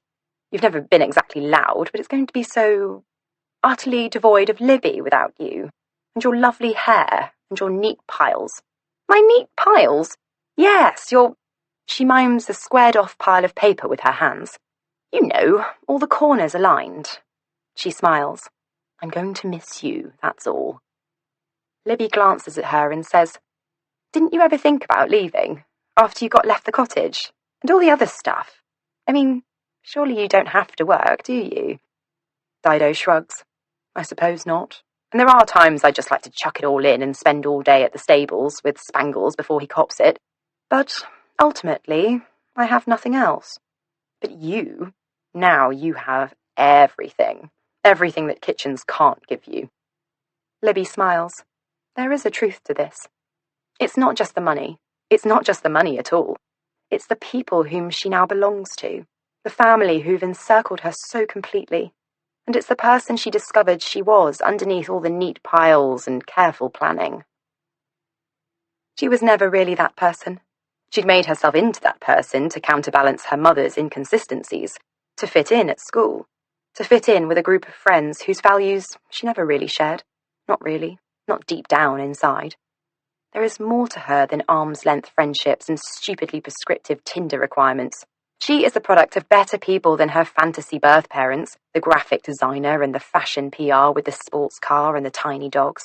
How unimaginative she'd been. She presses refresh on her phone, absent-mindedly. She looks again. A stupid number sits there, a number that makes no sense whatsoever. It has too many zeros, too many everythings. She turns her phone to face Dido. Oh my God! Dido covers her face with her hands and gasps. Then she turns to face the front of the cafe. Waiter, she says, 2 bottles of your finest Dom Perignon and 13 lobsters, and make it snappy. There is no waiter, of course, and the people at the table next to them throw them a strange look. My friend, says Dido, has just won the lottery. Oh, says the woman. Lucky you. You know, says Dido, turning back to her.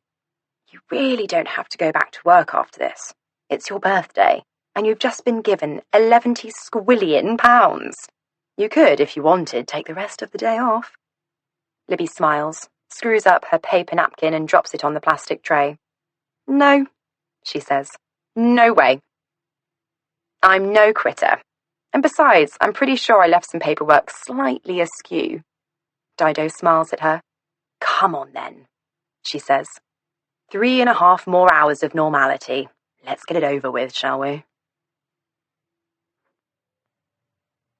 Chapter 67. Lucy has the flat to herself for another hour. She uses it to have a bath, to paint her fingernails, to dry her hair with a dryer, and make it sit neatly over her shoulders, to moisturize, to put on makeup. She still doesn't take these things for granted. It has been a year since Henry found her in the house in Chain Walk, since he brought serenity to them, since they were all reunited. For a year, Lucy has lived with Henry in his immaculate flat in Marylebone, where she has slept on a double bed under soft cotton sheets and had nothing more to do with her days than walk the dog and prepare delicious meals.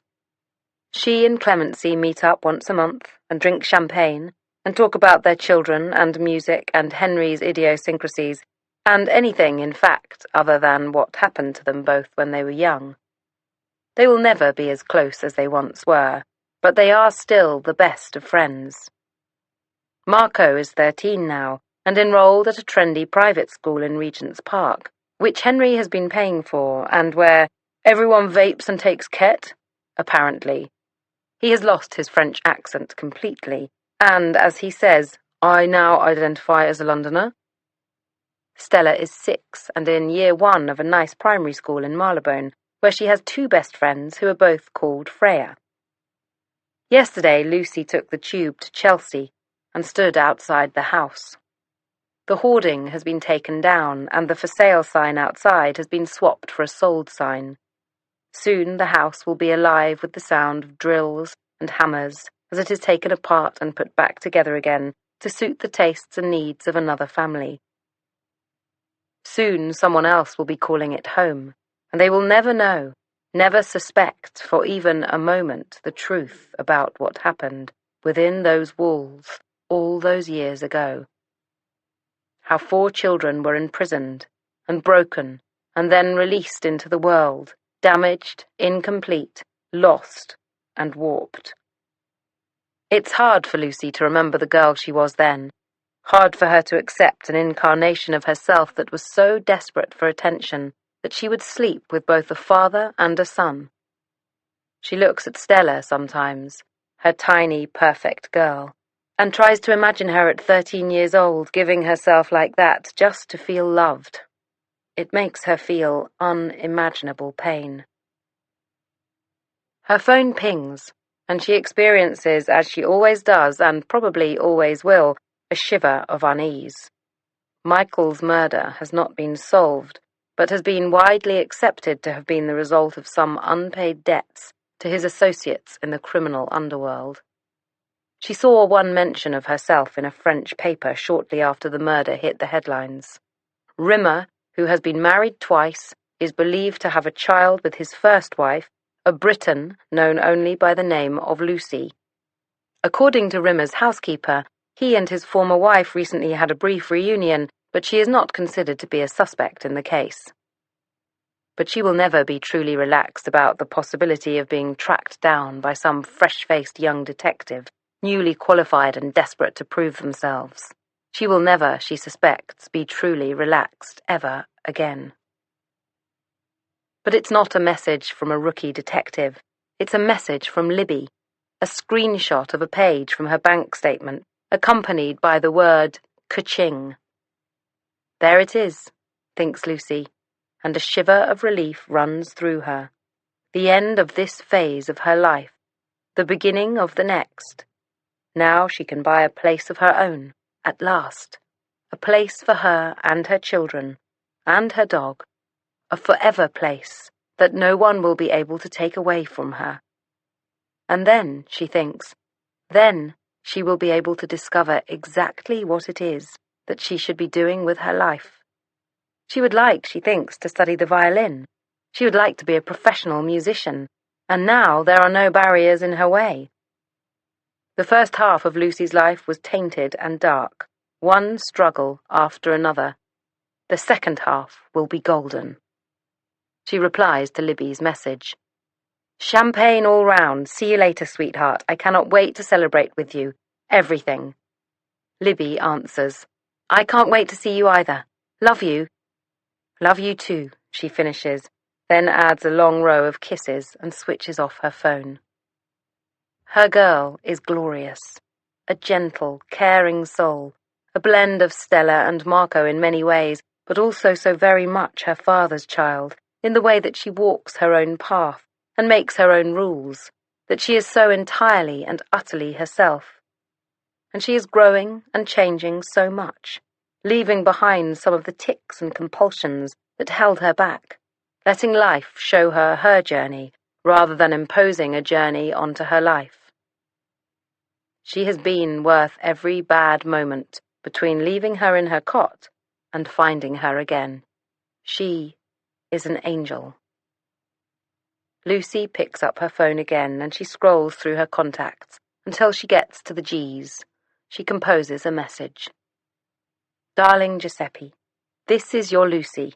I am missing you so much. I just wanted you to know that I am happy and healthy and well, and so are the children, and so is Fitz. I won't be coming back to France. I have a wonderful new life now, and want to put down roots. But I will think of you always, and forever be so grateful to you for being there for me when my life was out of control. I'd be lost without you. My love always, Lucy. Chapter 68. In the restaurant in Marylebone that evening, Libby's family awaits her. Lucy, Marco, Stella, and Henry. Marco greets her with an awkwardly dramatic half-hug, his head knocking against her collarbone. Happy birthday, Libby, he says. Stella hugs her gently and says, Happy birthday, Libby, I love you. These two children, her brother and sister, have been the greatest gifts of all. They are wonderful children, and Libby puts that down entirely to the woman who raised them. She and Lucy have become very close very quickly. The small age gap means that often Lucy feels like a great new friend, rather than the woman who gave birth to her. Lucy gets to her feet. She circles Libby's neck with her arms and kisses her loudly in the vicinity of her ear. Happy birthday, she says. Proper happy birthday. This time 26 years ago. God, I thought I was going to split in half. Yes, agrees Henry. She was mooing like a cow for hours. We had our hands over our ears. Then he gives her one of his cautious embraces. Libby still can't work Henry out. Sometimes she thinks about clemency, saying that she thought he had a streak of pure evil, and a shiver runs across her flesh. She thinks of what he did, the execution of 4 people, the mummification of a young woman's body, the mutilation of a cat.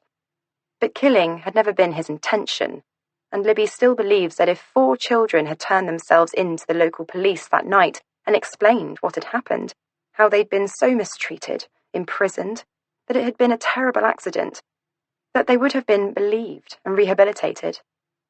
But that's not how it had been, and they had all made fugitives of themselves and taken their lives off on unimaginable tangents. Henry is odd, but then he is very open about the fact that he is odd. He still maintains that he did not intentionally lock them into the spare bedroom of his Airbnb rental that night, that he did not take their phones and delete Miller's recording. He said, "Well, if I did, I must have been even drunker than I thought." And Libby never did find a tracking or listening device on her phone. But then she never changed the passcode on her phone either. He also denies that he has had cosmetic procedures to make him look like Finn. He says, "Why would I want to look like Finn? I'm so much better looking than he ever was." He is impatient with the children and slightly flustered by the sudden influx of people into his tightly controlled little world, often grumpy but occasionally hilarious. He has a vague grasp of the truth and seems to live very slightly on the edges of reality. And how can Libby blame him? After everything he's been through, she would probably live on the edges of reality too if her childhood had been as traumatic as his. She opens his card to her and reads, "Sweet Libby Jones, I am so proud to call you my niece. I loved you then, and I'll love you always. Happy birthday, beautiful." He looks at her with a slight flush of embarrassment, and this time she doesn't accept one of his cautious embraces. This time she throws her arms around his neck and squeezes him until he squeezes her back. "I love you too," she says into his ear. "Thank you for finding me." And then Miller arrives. Dido was right. There was something there. Despite the fact that Roe double-barrels horribly with Jones, that his mother is rather distant, that his stomach wobbles, that he has too much facial hair, no pets, and an ex-wife, there was something there that amounted to more than all of that. And what is a tattoo other than a drawing on skin? It's not an ideology, it's a scribble. Miller abandoned his story for Libby. After the night last summer, when she was reunited with her family, he'd taken his notepad and he'd ripped out all the pages. "But," she'd said, "that's your livelihood. That's your career. You could have made so much money." He'd silenced her with a kiss and said, "I'm not taking your family away from you. You deserve them much more than I deserve a scoop." Now Libby takes the empty seat next to him and greets him with a kiss. "Happy birthday, lamb," he says into her ear. That's his nickname for her. She's never had a nickname before. He passes her a fat envelope. She says, "What's this?" He smiles and says, "I would suggest opening it to find out." It's a brochure, glossy and thick, for a 5-star safari lodge in Botswana called the Chobe Game Lodge. "Is this—" Miller smiles. He says, "Well, yes, apparently. According to the very forthcoming man I spoke to on reception, their head guide is a man in his early 40s called Finn. But he spells it with an F now. Finn. Finn Thompson." "And is it him?" "I'm 99% certain that it is. But there is only one way to find out for sure." He pulls some printed paper out of his jacket pocket and passes it to her. It's an email confirmation of a booking for a deluxe room for 2 at the Chobe Game Lodge. "I can take my mum," he says. "If you don't want to come, she's always wanted to go on safari." Libby shakes her head. "No," she says. "No, I want to come. Of course I want to come." She flicks through the papers, then back through the brochure, and then her eye is caught by a photo. A jeep filled with tourists looking at a pride of lions. She peers closer at the photo. She looks at the tour guide sitting at the front of the jeep, turning to smile at the camera. He has a thatch of thick, sunburnished blonde hair. His face is wide open. His smile is like the sun shining. He looks like the happiest man in the world. He looks like her. Do you think that's him? She asks. I don't know, says Miller. He glances across the table at Henry and Lucy, turns the brochure to face them. Their faces bunch up as they examine the photo. And then Lucy puts her fist to her mouth, and Henry falls against the back of his chair. Lucy nods, hard. Yes, she says, her voice breaking. Yes, that's him. That's Finn. He's alive. Look at him, he's alive. Chapter 69. He's alive. Finn is alive. My heart twists and roils and I feel dizzy. He is handsome as all damnation. Look at him there, with his tan and his combats and his big shit-eating grin, sitting in a jeep in Africa with barely a care in the world. I bet he never thinks about me. Bet he never thinks about any of us. Especially not you, Serenity. Especially not you. He wasn't interested in you when you lived in our house. He won't be interested in you now. Lucy was clearly lying when she said that they talked about you all the time when they lived in France. Finn's not a baby person. He's not a family guy. He lives inside himself. He's a loner. The only time I managed to get him out of himself was the first time we took the acid. The time we held hands. When I felt him passing into me. When I became Finn. He didn't become me, of course. Who would want to become me? But I became him. I used to write it all over the house, whenever I could, like silent shouts into corners and nooks and hidden places. I am Finn. But how could I be Finn, while Finn was there reminding me constantly of how much I was not Finn? With every careless flick of his fringe, shrug of his shoulders, brooding look across an empty room, slowly turned page of a cult novel. It started as a love potion. It was supposed to make him love me. It didn't work. All it did was diminish him, make him weaker, less beautiful. And the weaker he got, the stronger I became. So I kept giving it to him, the tincture. Not to kill him. That was never my intention. But just to dim his lights so that I could shine a little brighter. And that night, the night of Birdie's 30th birthday party, when Lucy told me that Finn was her baby's father, I went into his room to kill him. But when he told me to untie him, I said, "Only if you let me kiss you." And I kissed him, with his hand still tied to the water pipe, his body almost broken. I kissed him on his lips, on his face. He didn't fight. He let me do it. I kissed him for a long minute. I touched my finger to his lips. I ran my hands through his hair. I did everything I dreamed of doing from the very first minute he'd walked into our house when I was 11 years old, when I hadn't known that I would ever want to kiss anyone.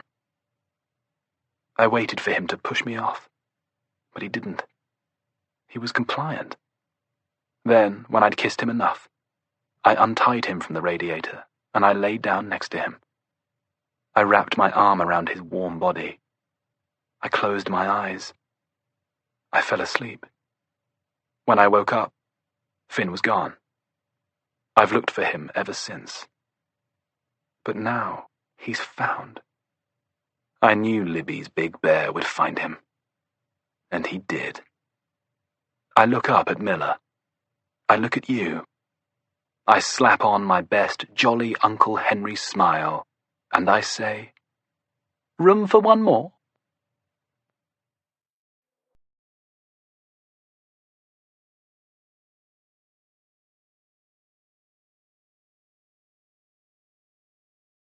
The Family Upstairs, a novel, was written by Lisa Jewell and read by B. Holland, Tamarin Payne, and Dominic Thorburn. Terry Hogan was the mix engineer. The Family Upstairs was produced by Joss Moore and Red Apple. This has been a presentation of Simon & Schuster Audio.